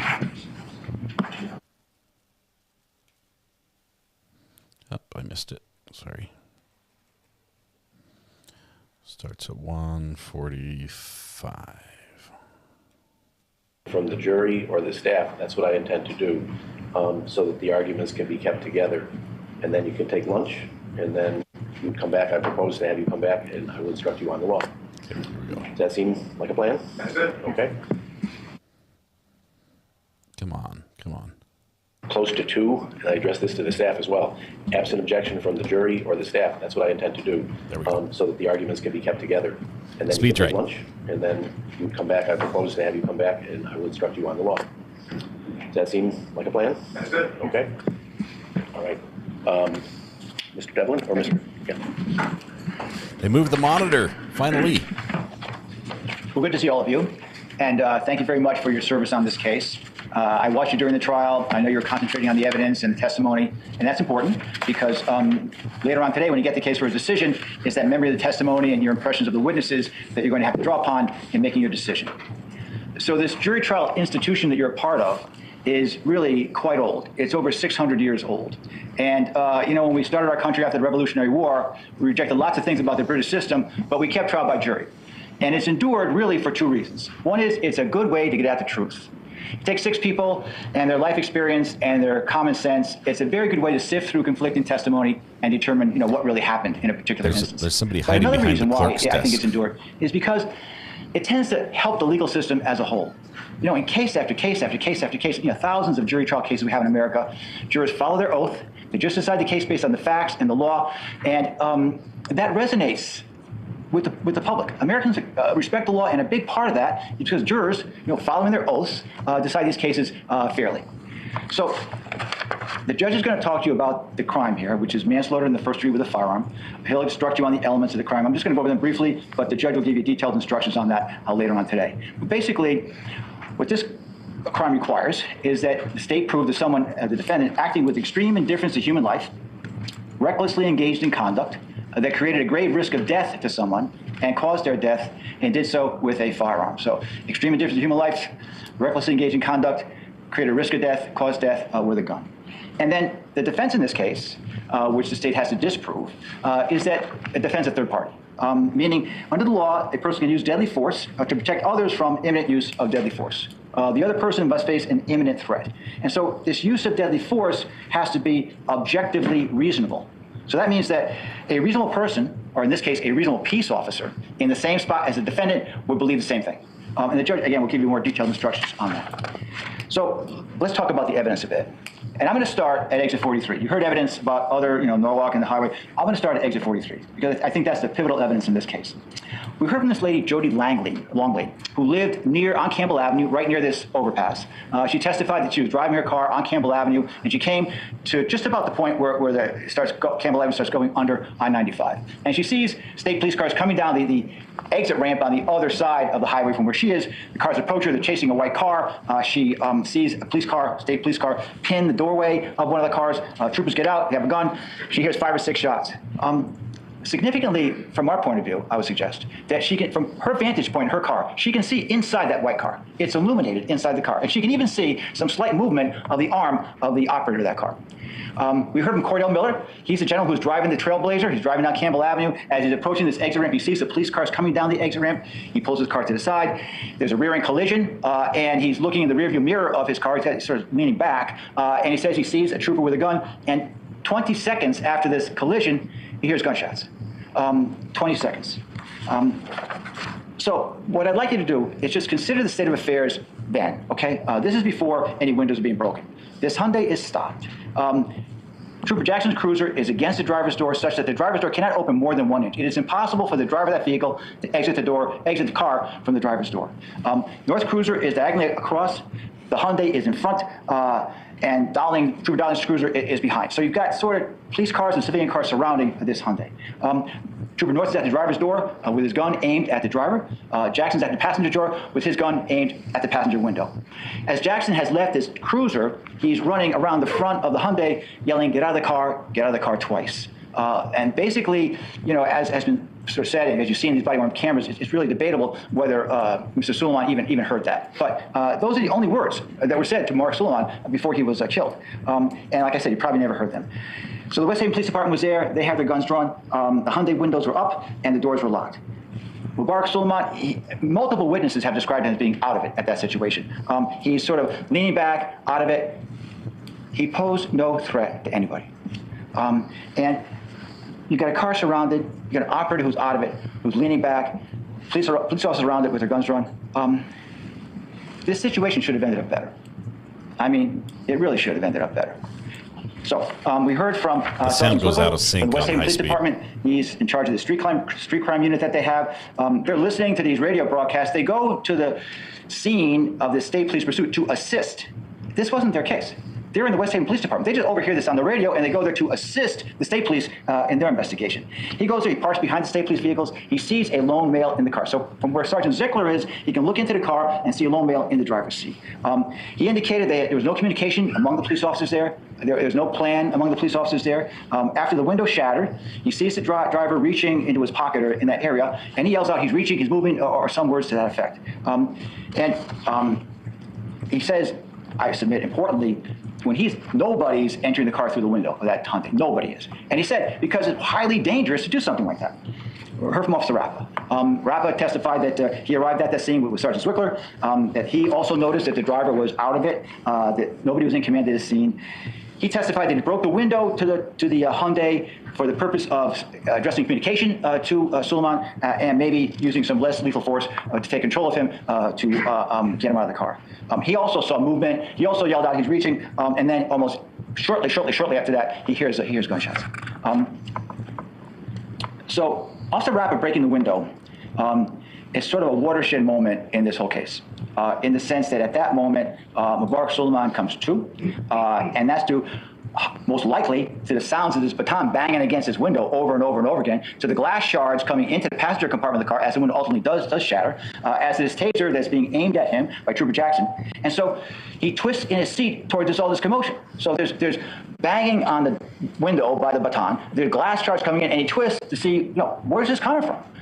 And he then, at that point, he never leaves his seat. He twists in his seat. Again, he poses no danger to Trooper North. He poses no danger to any of the others either. He merely twists in his seat. He never moves toward them. He never tries to get over the console or into the passenger seat, all of which he'd have to do in order to exit the car to pose any real threat to anybody. They're outside. He never did any of this. And within seconds, literally seconds of this window breaking, North fired 7 shots at Soulemane through the driver's window, killing him. I have to pause for just a second. Okay. I submit to you folks, that's extreme indifference to human life. 7 shots at his chest. But that's what he does. It's complete overkill. So we heard from the officers who are at scene, their collection of evidence, they're taking of photographs. There's a lot of evidence here, but there's not a lot of dispute about that. There were 7 shots fired, and predictably, the police recovered 7 shell casings. They recovered 7 bullets, 2 from the car, 2 from the street, and the medical examiner recovered 3 from Mr. Soulemane's body.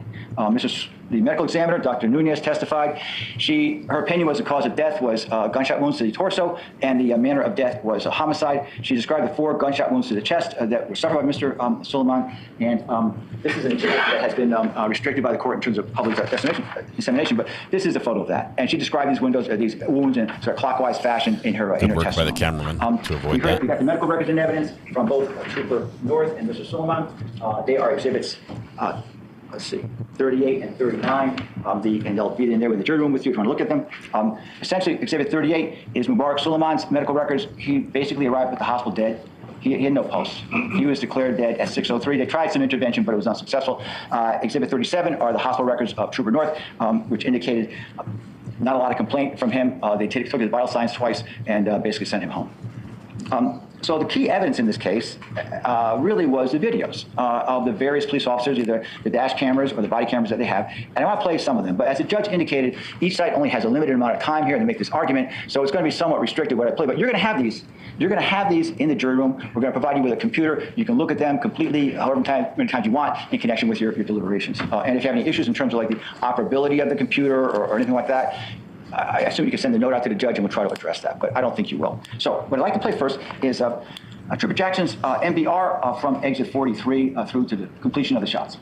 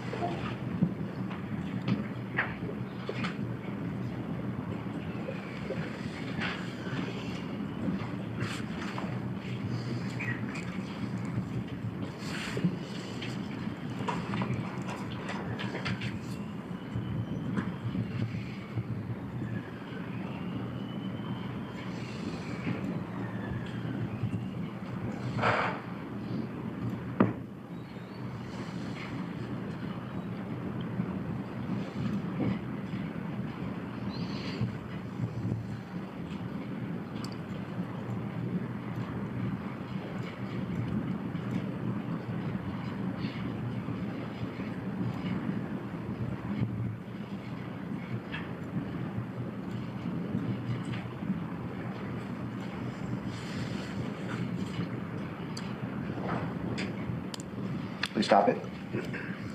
Could you also now go to Trooper North's body worn camera, pretty much in the same spot from the exit off exit 43 through the firing of the shots?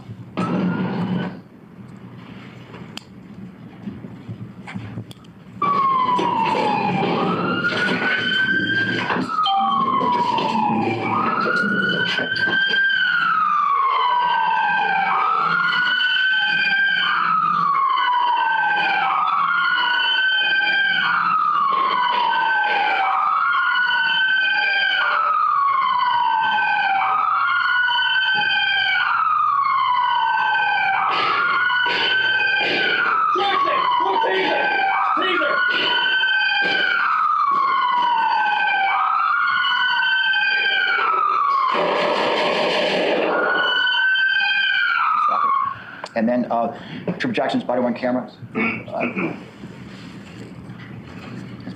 BWC 2.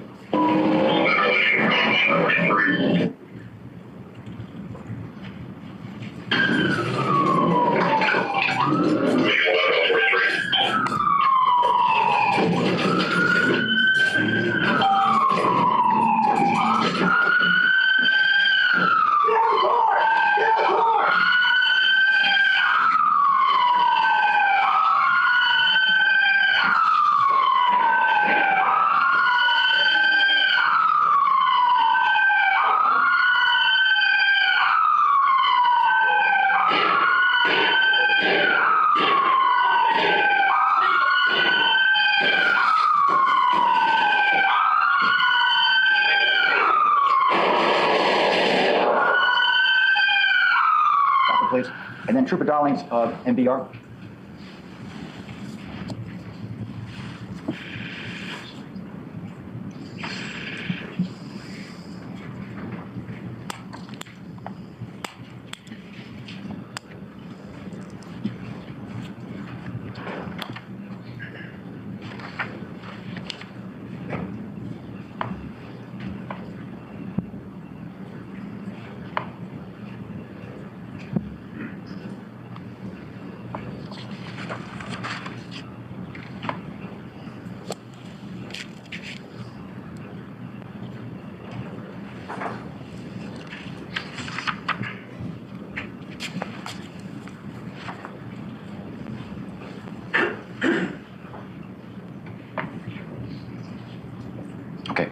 Thank you.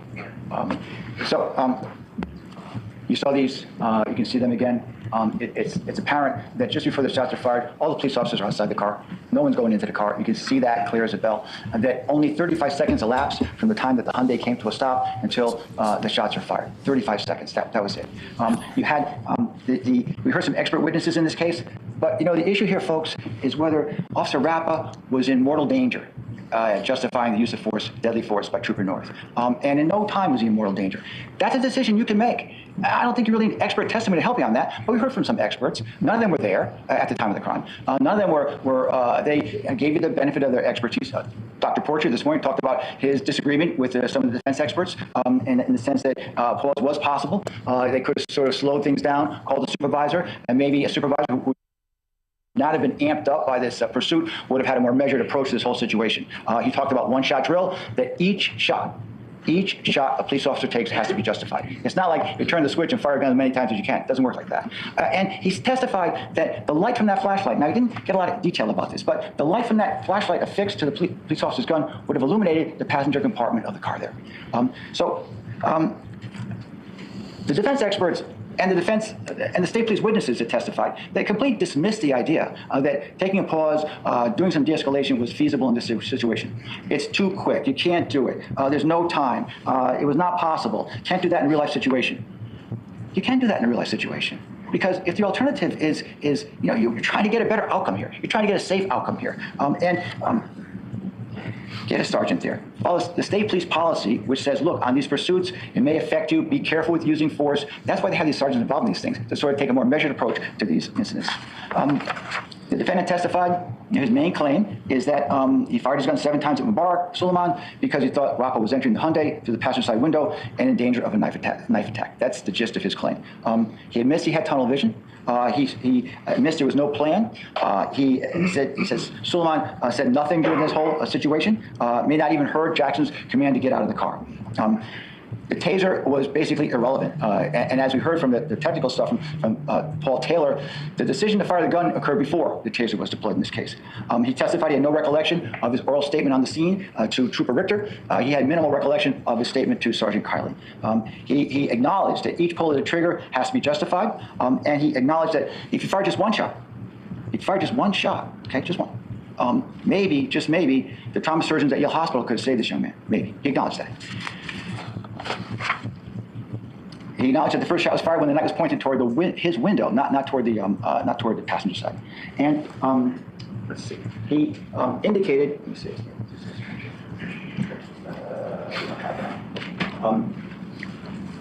I asked him a question about objective reasonableness, and I asked him a question and said, "Look, if that West Haven officer or anybody else was not entering the car, it would be objectively unreasonable to shoot and kill the driver."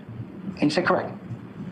So if no one's getting into that car, it's objectively unreasonable to shoot and kill the driver because he posed no threat to anybody. And that's exactly what happened here. No one's going into the car. As we'll talk about later, it was unreasonable to think anyone was going into the car. So what do we have here?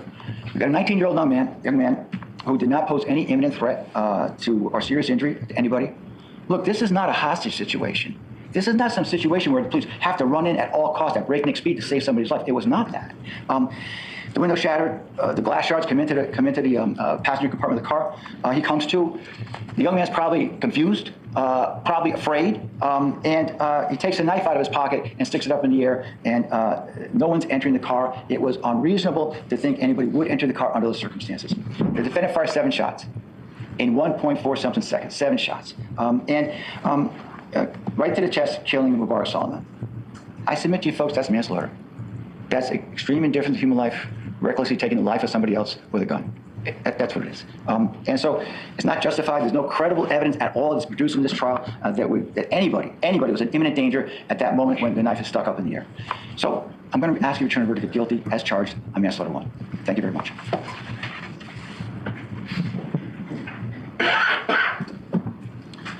Good afternoon. Pardon me as I reach for a computer here. Hopefully it works. Thank you for your time. I really, obviously, I appreciate it. The state appreciates it. We all thoroughly thank you for that. Now, just give me 1 sec.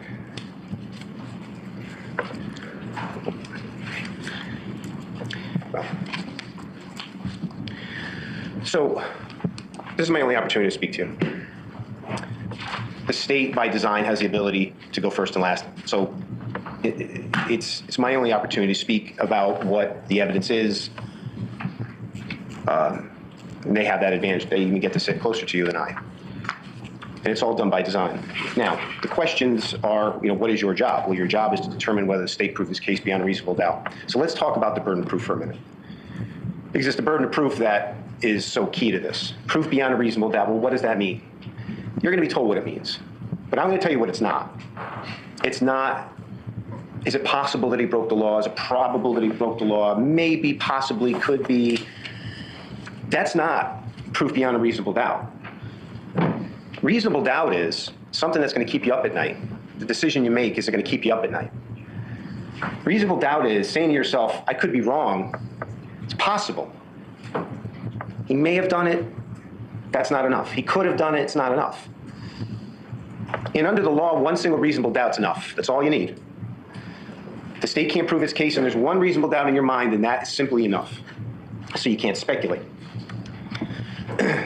So that being said, let's move to the facts. And again, I'm not going to rehash the facts. We've all been here for 8 days. But conspicuous by its absence in the state's presentation was its analysis of evidence starting at exit 43. That's not the facts of the case, is it? The analysis of the case is Norwalk.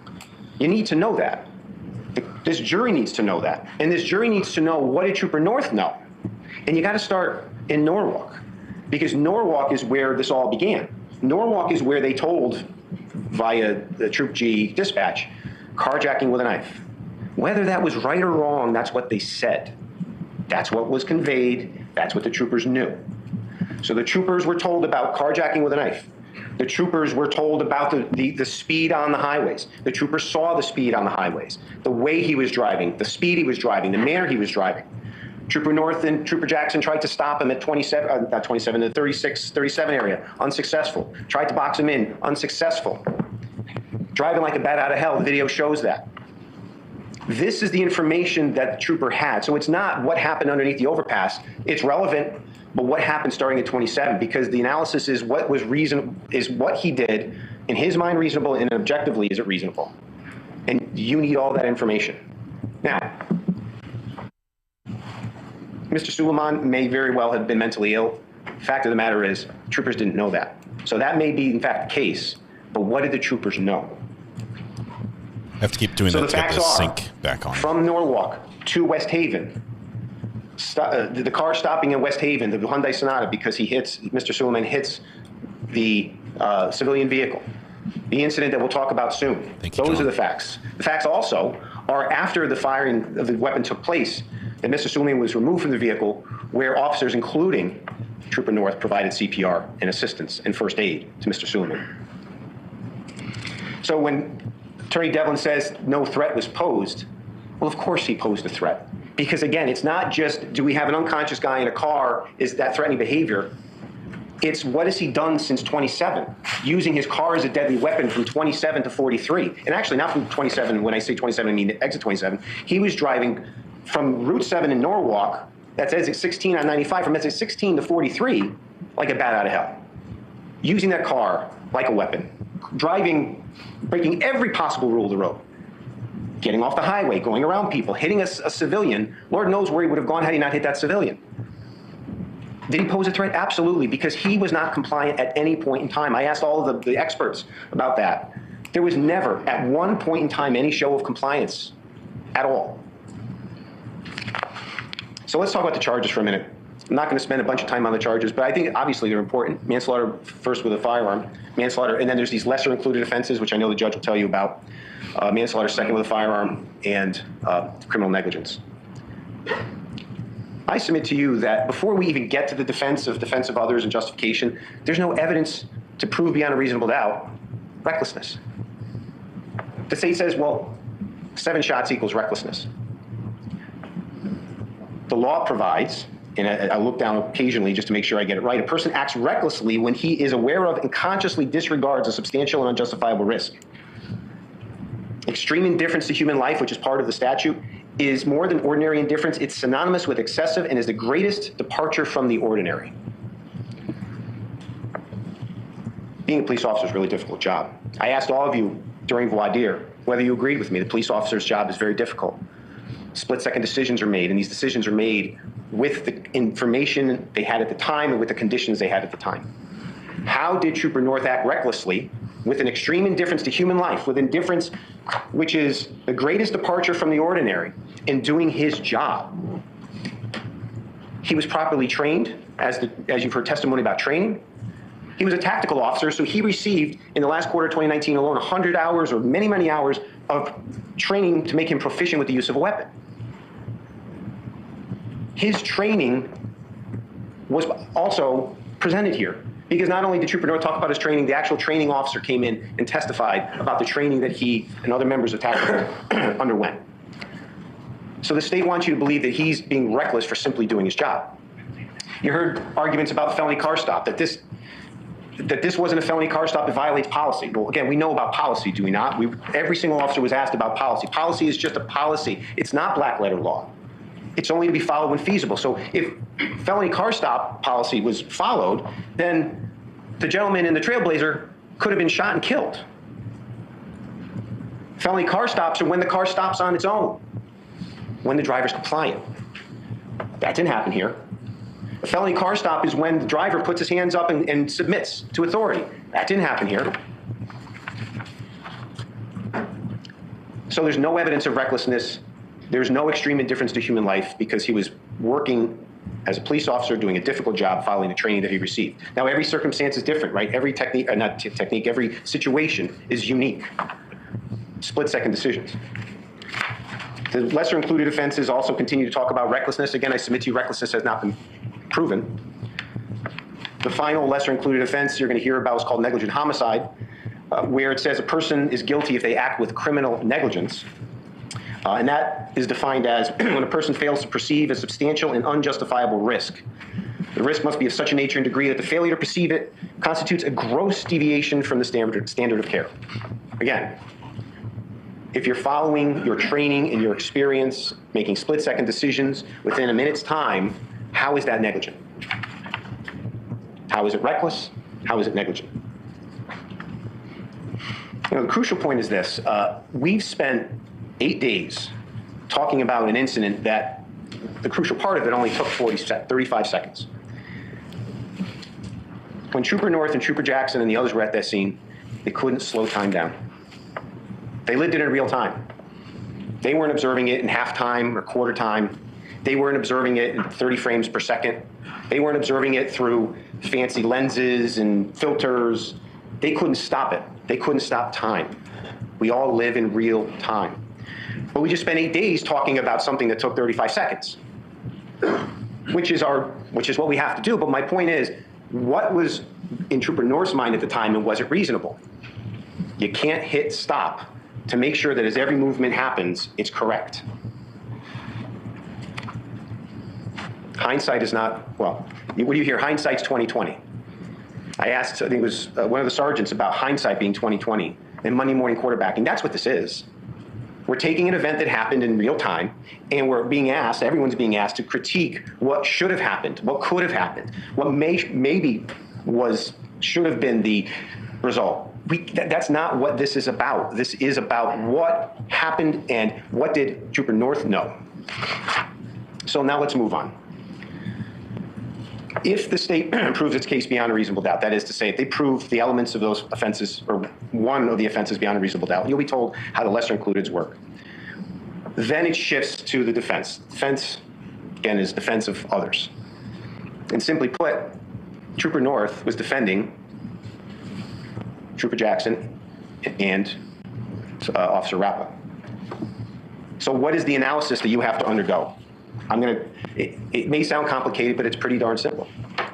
Did Trooper North actually believe that Mr. Soulemane was imminently about to use force? And was that reasonable in his mind, and objectively was it reasonable? And did Trooper North believe it was necessary to use deadly force? So, sorry, have I been on this wrong screen the whole time? Did Trooper North actually believe Mr. Soulemane was about to use force? And was that use of force necessary? And the jury instructions are going to say it pretty clear. But let me just point out a couple things. What did Trooper North actually believe? Well, you can take that right from his testimony. He testified clearly and succinctly, I would submit, as to why he fired his gun. In fact, I quote, "Please describe again why you fired your weapon." From the transcript, it was to protect the West Haven officer and Trooper Jackson from the threat of imminent death or serious physical injury. So from the subjective point of view, from Trooper North's point of view, what did he think? That was what he thought. And what he thought is not just what happened under that overpass, it's everything that happened from Norwalk forward that he was provided. So that's subjective reasonableness. What did he think? Did he think that Mr. Soulemane was about to use force? He testified about the movements in the car and that he believed through an open window there was a clear path between Mr. Soulemane and Trooper Jackson and Officer Rappa. 5 feet, I think, was the distance, the wingspan. There was a clear path. That's subjectively reasonable. It was Mr. Janelle Silver, Soulemane. somebody sitting on your There were two people keyboard. that changed sort of the narrative in this case. One is West Haven for breaking the window, because who knew that was going to happen, but it did. And then Mr. Soulemane changed the narrative. Because Mr. Soulemane, had he stayed unconscious or pretending to be unconscious, that's one thing. This would have been handled completely differently. But that's not what happened. In this increasingly changing landscape with the window breaking, there had to be this reassessment. So let's talk about objective reasonableness. So subjectively, he believed Mr. Soulemane was about to use that weapon. Is that objectively reasonable? Is that reasonable for a person, a reasonable police officer in his situation? Well, a reasonable police officer in his situation would know about everything that Mr. Soulemane did from Norwalk through West Haven. So that's undisputed. They had to know that because of you're being asked, would a reasonable police officer in his situation have done this? Now, is it objectively reasonable? Well, Trooper Jackson and Officer Rappa both said, we were in fear for our lives, and we were in fear of death or serious physical injury. The troopers themselves, the officers themselves said that.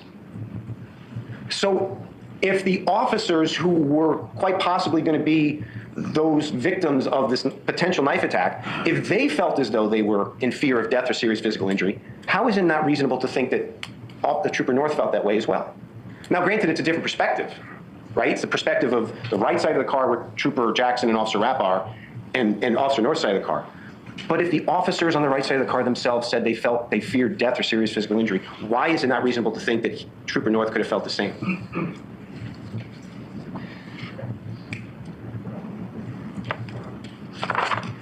You have to analyze it again from the circumstance of what he knew and what did he bring to the scene. So let's move on then to the second analysis, right? So first analysis is did Trooper North believe that Mr. Soulemane was imminently about to use force? And actually, one more point on that. The state shows these segments of a video where literally at the moment where the shots are fired, it appears that Mr. Soulemane was possessing his knife on the right-hand side, facing the left-hand side of the car. But please watch Trooper Jackson's body-worn camera. We just watched it. And what does it show? After the window was broken, Mr. Soulemane looked to his right side, turned to his right side, and moved towards his right side.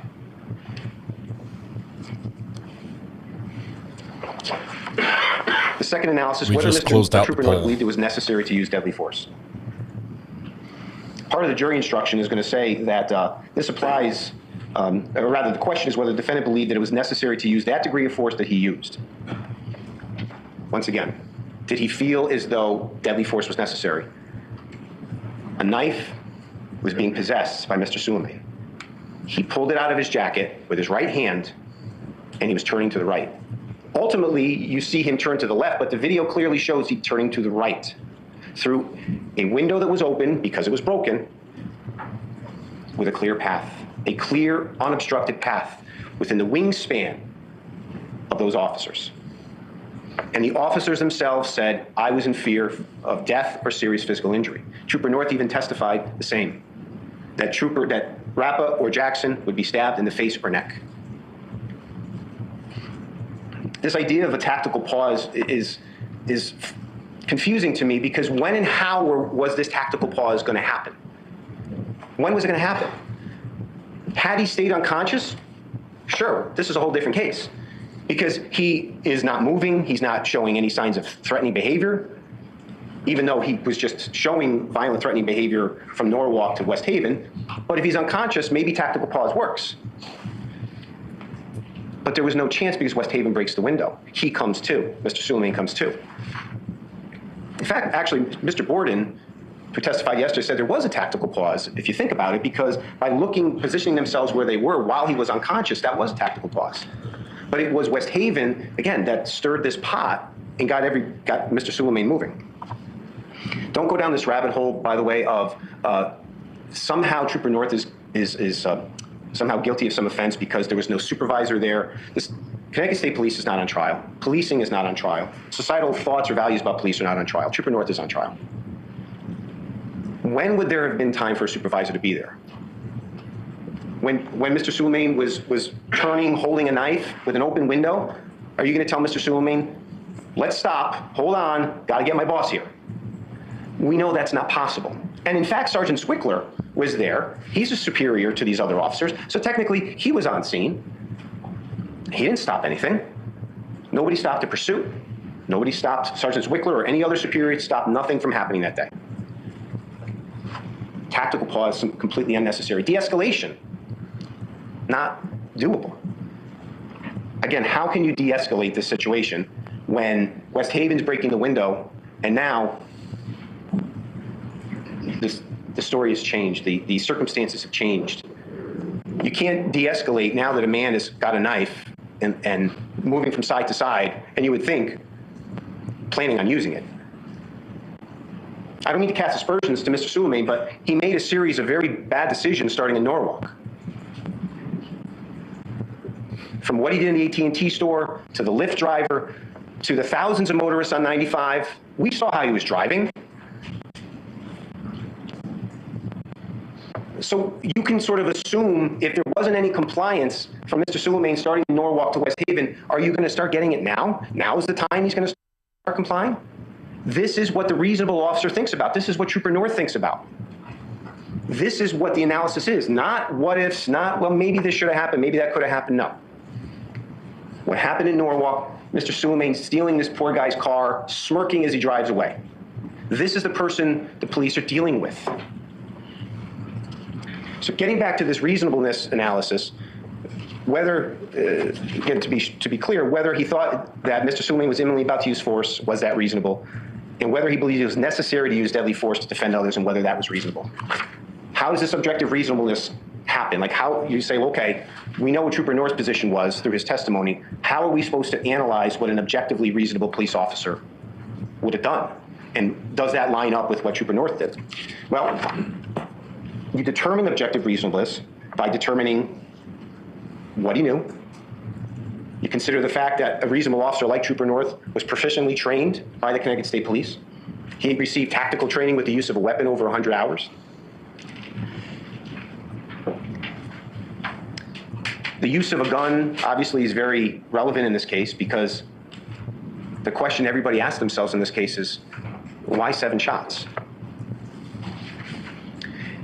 And the answer is, as Trooper North testified, 7 shots because that's how I was trained. 7 shots because it was one brief engagement. I shoot until the threat is over. There's this testimony about 1-shot drills and 2-shot drills.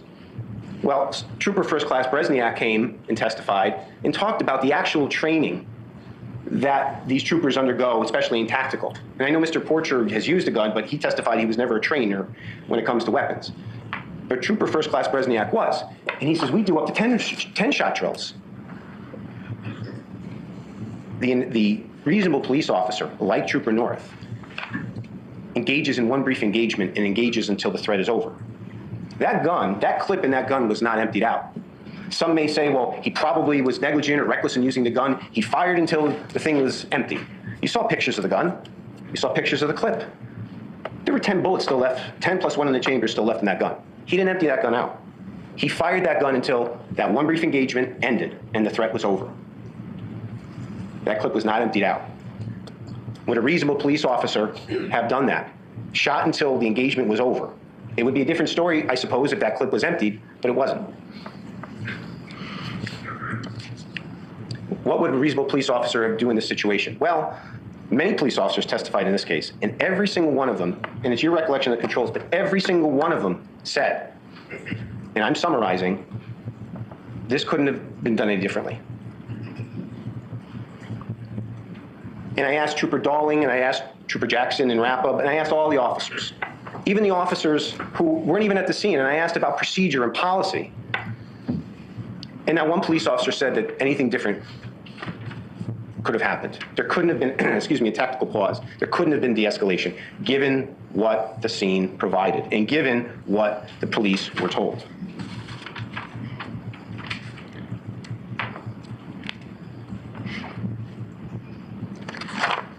Paul Taylor and James Borden provided assistance in that reasonableness analysis.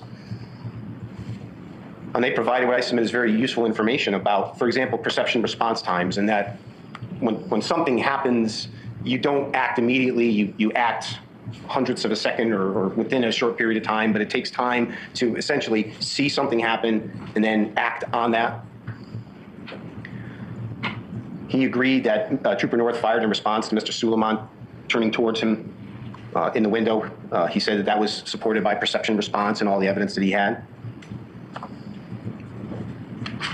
He concluded that the positioning around the cars was not a felony, both, so it's not a felony car stop situation. Because again, felony car stop, and you saw it in the picture, that is a traditional felony car stop.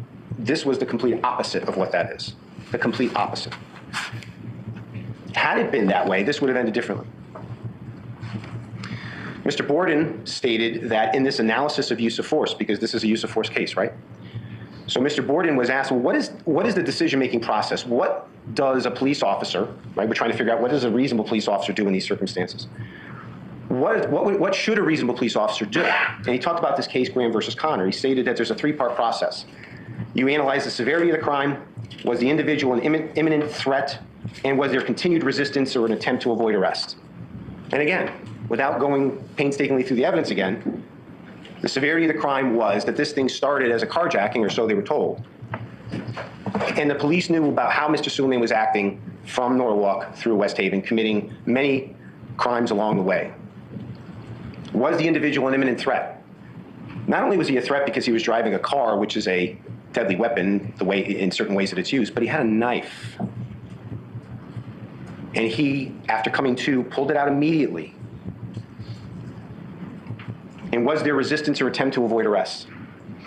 The state's theory is, well, he was sitting in a car, how was he resisting? Mr. Soulemane showed not one iota of compliance that entire afternoon, from Norwalk to West Haven. So why would you think he would start then? Remember, Trooper North was actually concerned about Mr. Soulemane after the collision with the Trailblazer, but before the firing took place, because it was a low-impact collision. It wasn't so high impact that it would have, made the driver unconscious. And I asked questions about, well, how is it high impact, or words to that effect? Window wasn't broken, airbag wasn't deployed, car was still operable. We knew the car moved after the fact. So he never showed compliance from moment one. So in the analysis of was there continued resistance or an attempt to avoid arrest, he drove from Norwalk to West Haven without stopping. There were attempts to stop him, it didn't work. There were attempts to box him in, it didn't work. So yes, there was resistance. Trooper North also testified too that when it comes to firing a weapon against someone who's in a seated position versus someone who's in a standing position, that's very relevant. Because when someone's standing, they react by falling. person who's seated, you don't know, you can't tell the way the body will react. Also, too, when the Attorney Devlin speaks about this one shot reassess or one shot, is each of them is a deadly threat. We heard from Trooper North and Trooper First Class Bresniak that those first shots very likely, and it's your recollection of the evidence, very likely ricocheted off the window. I asked Trooper Bresniak about intermediate barriers and the reaction that a bullet can have, and his response is there is a reaction. He used an example of throwing a baseball to another person and there's glass in the way. So those beginning shots, I would submit, ricocheted. There was evidence that bullet projectiles were actually outside of the car.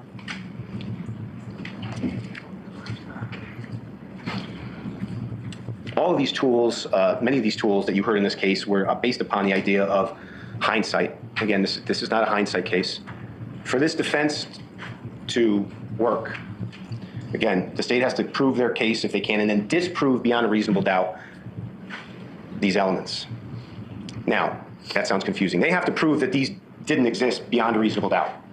So much like you have to be convinced with very confident certainty, or with a high degree of confidence that they prove their case, you also have to be convinced with that highest degree of confidence that one of these things, one of these four elements doesn't exist.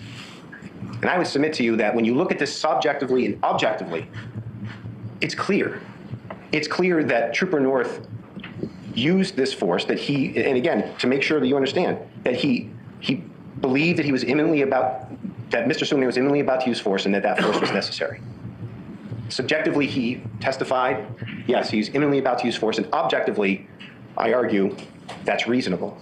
It's reasonable because not only the way of his training, but the testimony of all the other officers on that scene, including the two officers who said, I could very well have suffered death or serious physical injury. And then, was it necessary to use deadly force? Sadly, what other force could have been used? With the introduction of the knife and the introduction of his actions, there's no other way. Through the training experience that he received, through his proficiency in the use of weapons, the result is what we saw on video. Also, this idea that Officer Rapper, Trooper Jackson were somehow not close enough. Watch the videos, look at the still frames. Again, unfair to do so because this unfolded in real time, but you saw, and I brought it up through Mr. Lacey during cross, that the feet of Trooper Jackson, Officer Rapper were right in front of that door, and both of those officers were reaching for that door multiple times. When you're watching Trooper North's body-worn camera, Officer Rapper's head continuously ducks down. Don't look at a single frame and say, oh, I don't know.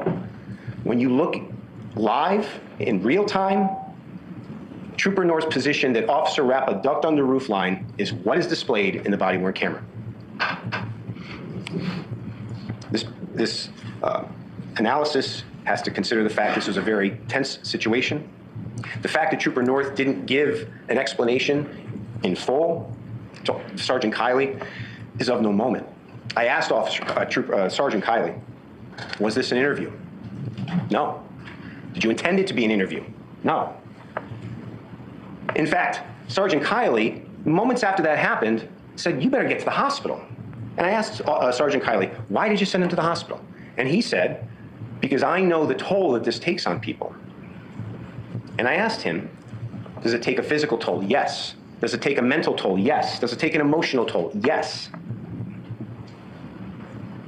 Trooper North had just experienced the most earth-shattering event in his life, and then attempted to perform first aid and CPR on Mr. Soulemane. And seconds after that, you pull him to the side and say, okay, quick synopsis, what happened? And this poor kid who's in shock, you can see it in his face, gives an explanation and immediately goes to the hospital. The state says, well, because he didn't give a full dissertation on what happened that day, that must mean that he's either, I don't know, not being truthful, not being cooperative. Wrong. He was answering the question that was asked of him. He was asked for a quick synopsis, Officer Kiley's words, and then he was brought to a hospital. And I even asked him, what impact has this had on you? Well, we know his heart rate was sky high. The hospital records show that. This keeps him up at night. Of course it does. He thinks about this every day. This is a terrible event. Someone lost their life. But the question is Trooper North criminally responsible for that? He is not. Because what he did that day, both subjectively in his own mind and objectively, what would a reasonable person do, through the testimony of the experts and the lay witnesses, both say that it was reasonable. Again, policing's not on trial here. Trooper North is on trial. And this verdict is about the reasonableness of his actions at the time, considering what he knew, and the split-second decisions that he has to make. So consider what he knew at the time. This verdict is not about hindsight being 20/20. This verdict is not about Monday morning quarterbacking. It's what did he know? I'm sure that for years going forward, people are going to assess and reassess what happened here, but that's not what Trooper North had in his mind under that overpass. It's the subject's actions. In fact, I will point this out too. On multiple occasions, I showed multiple officers, including the experts, the use of force matrix, that colorful series of boxes. And after that, there was, and it's the State's 41, a list of concepts that I'm going to read a few to you now. In fact, Mr. Borden read them all out loud. Trooper North read many of them out loud, and they're very applicable to today. And this is the training experience. What does a reasonable officer do? What did Trooper North do? Their training tells them this. It is the subject's actions which dictate the quality and quantity of force used by an officer in response to threats in order to exert control. The need to exert control is in a law enforcement or custodial setting is often characterized by the rapid and unpredictable changes requiring an officer to continuously reassess a subject's action as well as his or her response to those actions. The use of force inquiry is not a focus on what the most prudent course of action may have been, but instead what the seizure actually effectuated falls within a range of conduct that we call objectively reasonable. And most importantly, there exists no legal requirement to choose the correct means of gaining control over a subject through the use of force. The appropriateness of a use of force is judged upon the reasonableness of the officer's perception. There's no right answer here, ladies and gentlemen. There's no right answer. Policy states that. What's reasonable? Thanks, and the evidence Appreciate shows it. that through Trooper North's testimony and actions, and the rest of the testimony, both lay and expert, he acted reasonably. And a reasonable police officer, knowing what he knew, that was reasonable as well.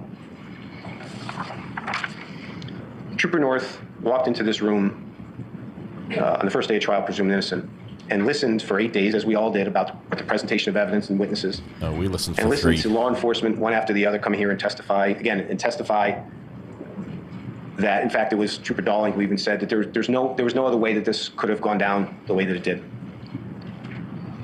The presumption of innocence started at the beginning of this case, and it continues to now. The state has not proven its case. I submit to you that the state can't prove the elements as charged, the elements of the offense as charged. If you find yourself going into the defense here, where the state has to disprove beyond a reasonable doubt one of these 4 elements of subjective or objective reasonableness, they simply can't. Because witness after witness stated that it was reasonable. Brian North is not guilty of manslaughter in the first degree with a firearm and any lesser included offense. He acted reasonably. He operated through his training and his experience. He has not committed a crime. Thank you. Boom. As the state closes, just let you know, we're going to watch the verdict on a separate live stream. We're already going to patch you over. I already built the portal. It's already open, ready to go. As soon as the state's done, we're going to verdict watch, and the verdict will be delivered. So we're going to finish this tonight. Oh, yes. You guys are super generous. Jedi Jen, thank you. Groovy Cheryl, thank you for the super sticker. Bug Dugger, thank you so much. Huge, huge gift from Coffee and Crime. 10 memberships. Mel Poi, thank you, thank you, thank you. A 7 kicked it all off as well. Had a few before then as well. Danny Austin, 11 months. That's great. Let's see. Oh, just one more here. Angelique, thank you. No Pants Friday with a marathon. I could tell you about a race that I Chance to talk to you. filmed. If you're not too tired, I can have your attention for a few more minutes here, so we round up and Nearly head for Naked home Mile. here. So we're almost done. So I want to respond to a couple of things that Attorney Riccio said, and then talk a little bit more about the case before the judge takes over and gives you his instructions. The judge is going to give you instruction on recklessness, which is disregarding a known risk.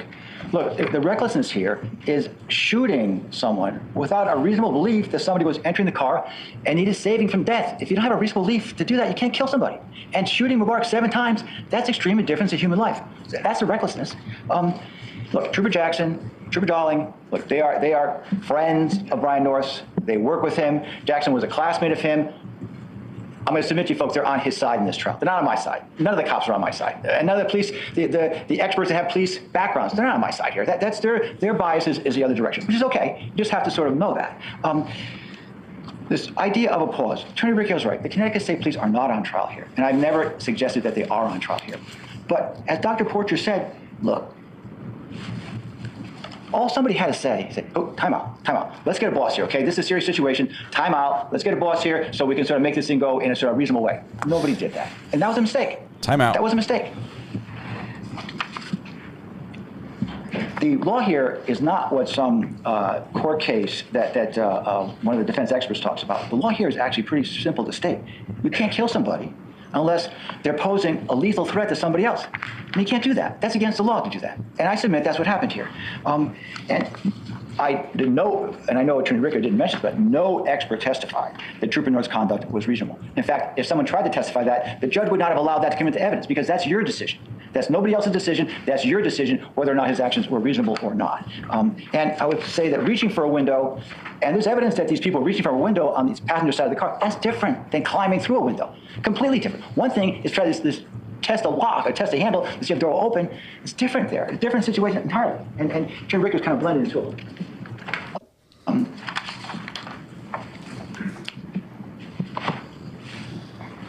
There's this notion. You guys are generous so kind of in the much. Thank shadows you of so this much. case, that somehow because of misdeeds in Norwalk or on Interstate 95, that Mubarak Soulemane forfeited the protection of the law at Campbell Avenue. That's not true. And that's a disturbing assertion. It's not asserted directly, but it's kind of weaving a thread that weaves through this case. That's not true. We have a court system that could deal with misconduct fairly. And it would deal with whatever misconduct was involved in this case. But that's irrelevant to what happened on Campbell Avenue.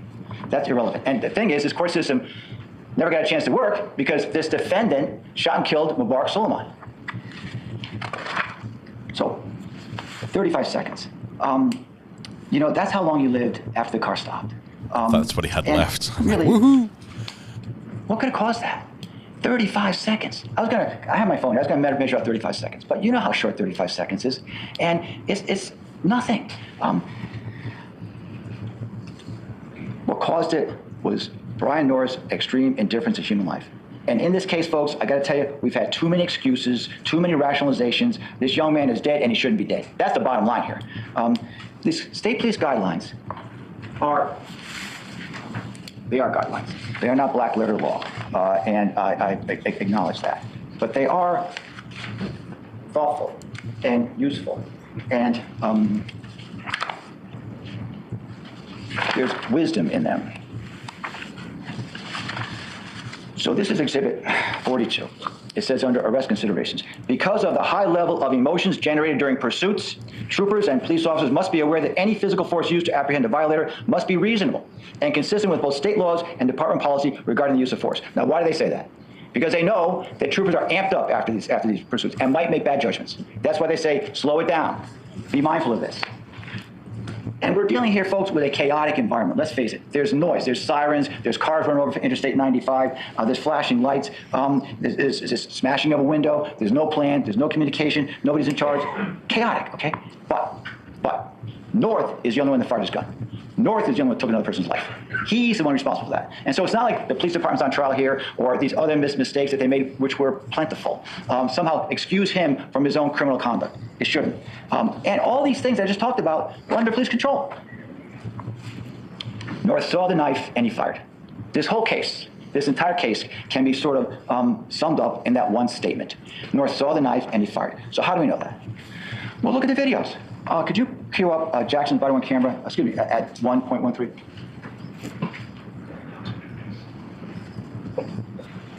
We can almost see the video here. MBR at 112. If you squint and imagine.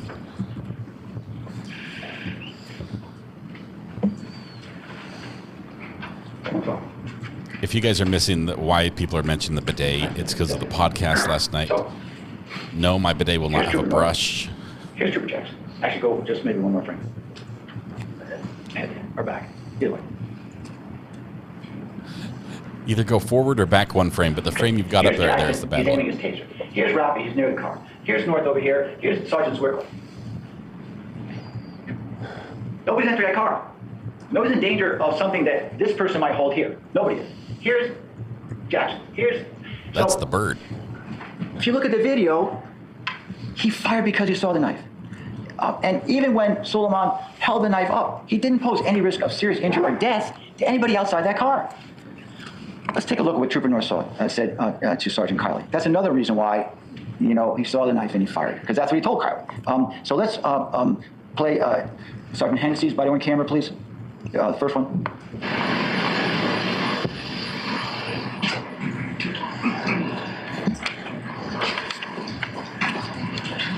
How's it going? Good.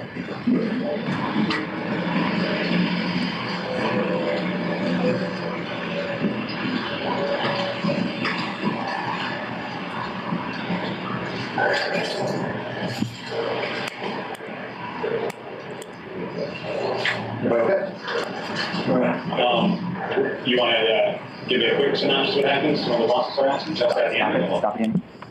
You want to give me a quick synopsis so when the bosses start asking.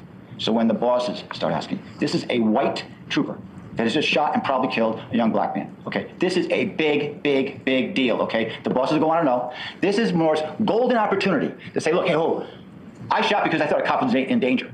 I thought I was saving life from a police officer. That's why I did. That's the only reason I did it. I'd never do something like that without that happening. So continue playing it. No, I mean, I saw most of the stuff up on the highway. You saw like the DA. We got here basically, I guess Jack from me. Kind of like got boxing behind the other car that was just in the right lane. Then Jackson kind of pulled up here, and I went around the front. We get out, saw him stop by the driver's side door. Jackson on the other door, pulled out, comes up. The guy's kind of like out of it. He was passed out. Then I say we got here, from the passenger side, and I guess went through. So we don't hear the rest, because I would submit to you, North gives the evil eye to Hennessy to shut off his audio. But we have it because the sergeant wrote a police report that summarized what Trooper North said. And he said this: I asked Trooper North to give me a quick synopsis of what happened. Trooper North explained that after the suspect crashed into another vehicle, he and Trooper Jackson positioned their cruisers to box the suspect in. Trooper North explains that he approached the driver's side of the suspect vehicle while Trooper Jackson approached the passenger side. Trooper North further explained that he was utilizing felony stop procedures. At this point, he explained that the suspect initially appeared to be out of it. But when the West Haven police officer shattered the passenger side window, the suspect was startled and came to. Trooper North stated that the suspect then reached into his waistband and pulled out a knife. Trooper North stated that he subsequently fired his duty weapon. North stated that the suspect reached into his waistband and pulled out a knife, and that he subsequently fired his duty weapon. He saw the knife and he fired. He jumped the gun. He saw the knife and he fired. Could you please play Exhibit 47, Trooper North's body-worn camera number 2 with the involving Officer Richter?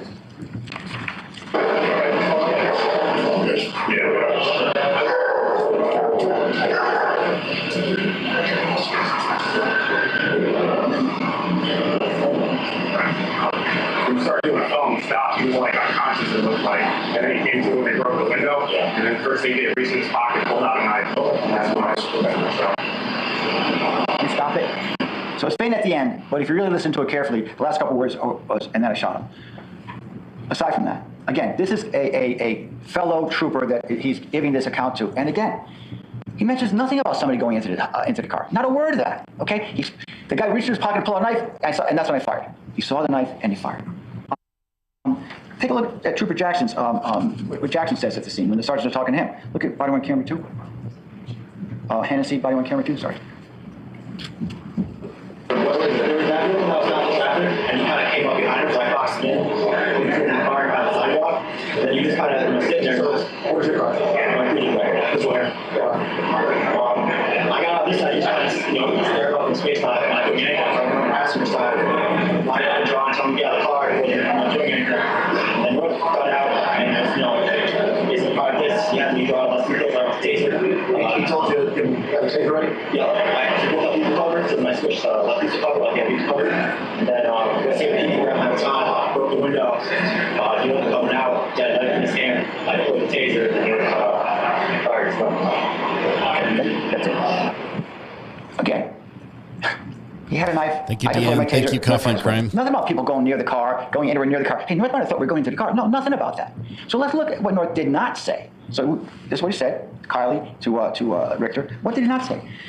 Right after this happened, if in fact he made this total blunder that he thought people were going into the car and they weren't, wouldn't he say something like, wait a minute, I thought you guys were going into the car. You guys okay? He says nothing about that. Not a word about that. You know why? Because he never thought they were going into the car in the first place. He never did. Let's look at these enhanced slides. And I know Trooper Radio's right, that, you don't see with the human eye at this level, but these things are useful to try to understand the chronology of these things. So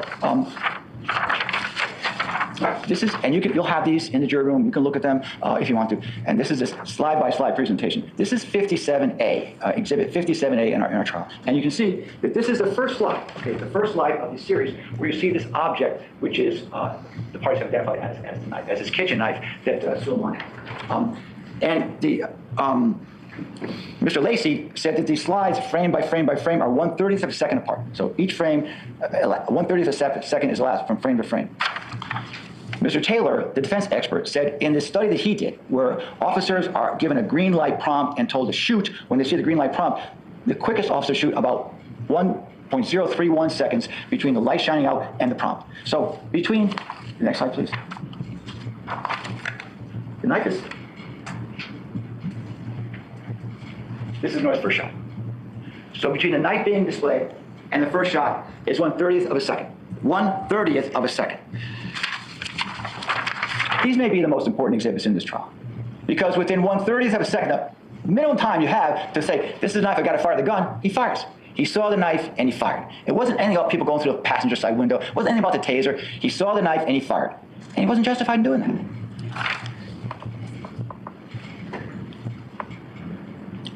So we heard what North said at the scene. So fast forward a month.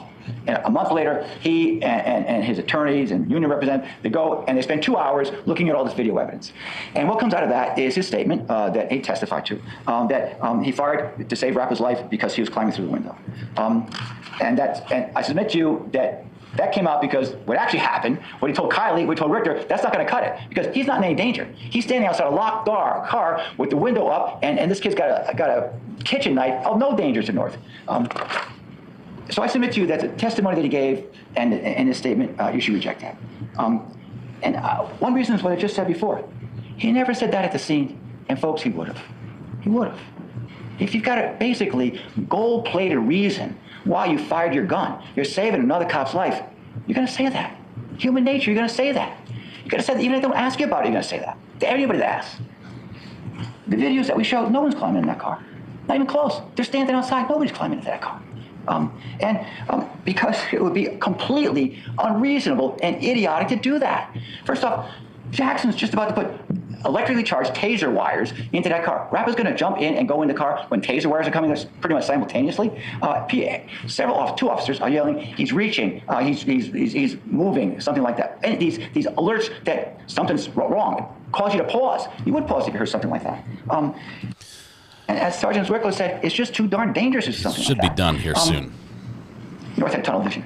That's another reason to reject this idea. So this notion of he has tunnel vision, but nevertheless he can see heads bobbing up and down on the other side of the car, and therefore draw this conclusion that he claims that he drew. And let's just play Exhibit 47, Jackson's motor vehicle recorder, but just at the point from where North is touching his taser on the side.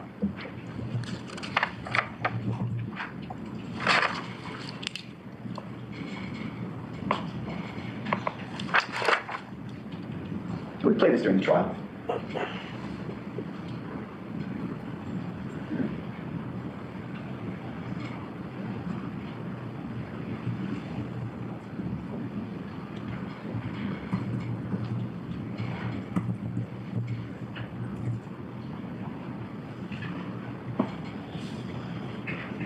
Okay, from this point forward, please look.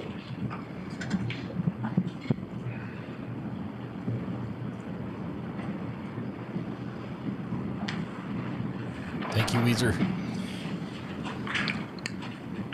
Well, I understand Trooper North couldn't identify a spot when he looked over the roof of the car because it's not there. And he claimed that I played it too fast in court. They could have played it for you on redirect examination 100 times. And folks, you can play it 100 times in the jury room. He doesn't look over. He never looks over because he's got tunnel vision, which is completely understandable in this situation. He had tunnel vision on Soulemane and focused on Soulemane, and when he displayed the knife 1/30th of a second later, he fired 7 shots into him. That's what happened. He could have just looked. Look, if in fact he's worried about somebody coming into the car, and he's got this flashlight, and Porcher testified, I know there was some objection to the testimony here, but Porcher testified that that light from that flashlight, gun flashlight, would have illuminated the passenger compartment of the car. He could have seen if somebody was coming in there. The lady down the street, who was Longley, who's sitting in her car, she could see inside that car. The officers on the other side of the passenger side could see the driver's side. It wasn't like dark in that car. He could just glance over for a split second and either confirm or dispel, if that's what he felt, that somebody was coming into the car. And North's much closer than Miss Langley and Sergeant Zwickler, who made those observations. I submit to you that Mubarak Soulemane's death is due directly to Trooper North's recklessness and extreme indifference to human life. He jumped the gun. He decided to fire even before the taser was deployed. And that's the expert, Mr. Taylor said that. Now, he fired 7 times. Each use of each time you pull that trigger and discharge a bullet from that gun is a use of deadly force. And I know that they've focused on this matrix. Let's see.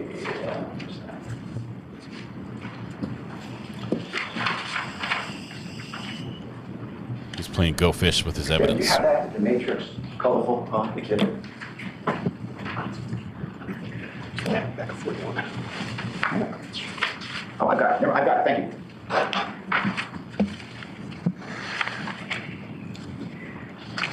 This matrix has this circular thing in the lower left-hand corner. Okay, and it says OODA loop. Select the action. So you perceive what's going on, you select the action, and then you then a reasonable response to that action, and then you reassess. So you select what you're going to do, you make a reasonable response, you identify the threat, you make a reasonable response, and then it's this idea of constant reassessment. Each shot is a separate use of deadly force. Each shot has to be reassessed. It didn't happen here. He's pulling the trigger as fast as he can, 1.47 seconds to pull off 7 rounds. That's not this. That's not reassessing after every use of deadly force.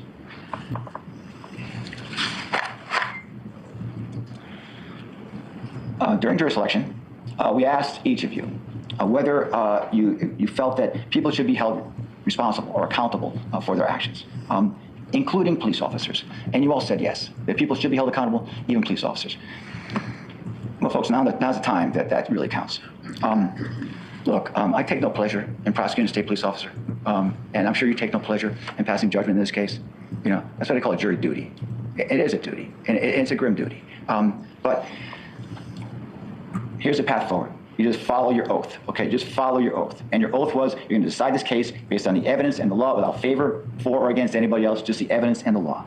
Look, when you boil it down, within 35 seconds, okay, this Hyundai stopping, Mubarak is dead. Why? Why is he dead? Because he stuck a stupid knife up in front of his face, and Brian North jumped the gun and shot him 7 times. He's a scared kid doing a stupid thing, and he should still be alive today. What happened there at that car, he saw the knife, he fired, he wasn't justified. That's manslaughter. That's reckless manslaughter. So I would say this, folks. Justice is justice. Justice is justice. And as I said before when I started my first argument, first remarks, you know, these cases, these individual cases, they resonate through the entirety of the law. They do. They resonate through the entirety of the law. It's important that you follow your oath and decide this case just on the evidence and the law that you've heard. So I submit to you folks a guilty verdict is clearly required in this case. And so on behalf of the citizens of the state of Connecticut, I respectfully ask you to return a verdict of guilty. Thank you very much. Okay, so while he does that, here's what we're going to do. Yes, you missed the poll. It was 65% not guilty. The split 20 and 15% on as charged and lesser included. Okay, so I hate to break it to you, but we're gonna have to catch the rest of this on Monday. No, just kidding. I would not do that. I would not do that. But we do have to, because we are approaching the 12-hour mark. I have to stop the live stream. We have set up a portal to the next live stream. It's me. It's me on the next live stream. It's already going. Chat is going. People are in there talking. We're going to wrap this up because we're going to have a brand new live stream. The jury's getting charged right now.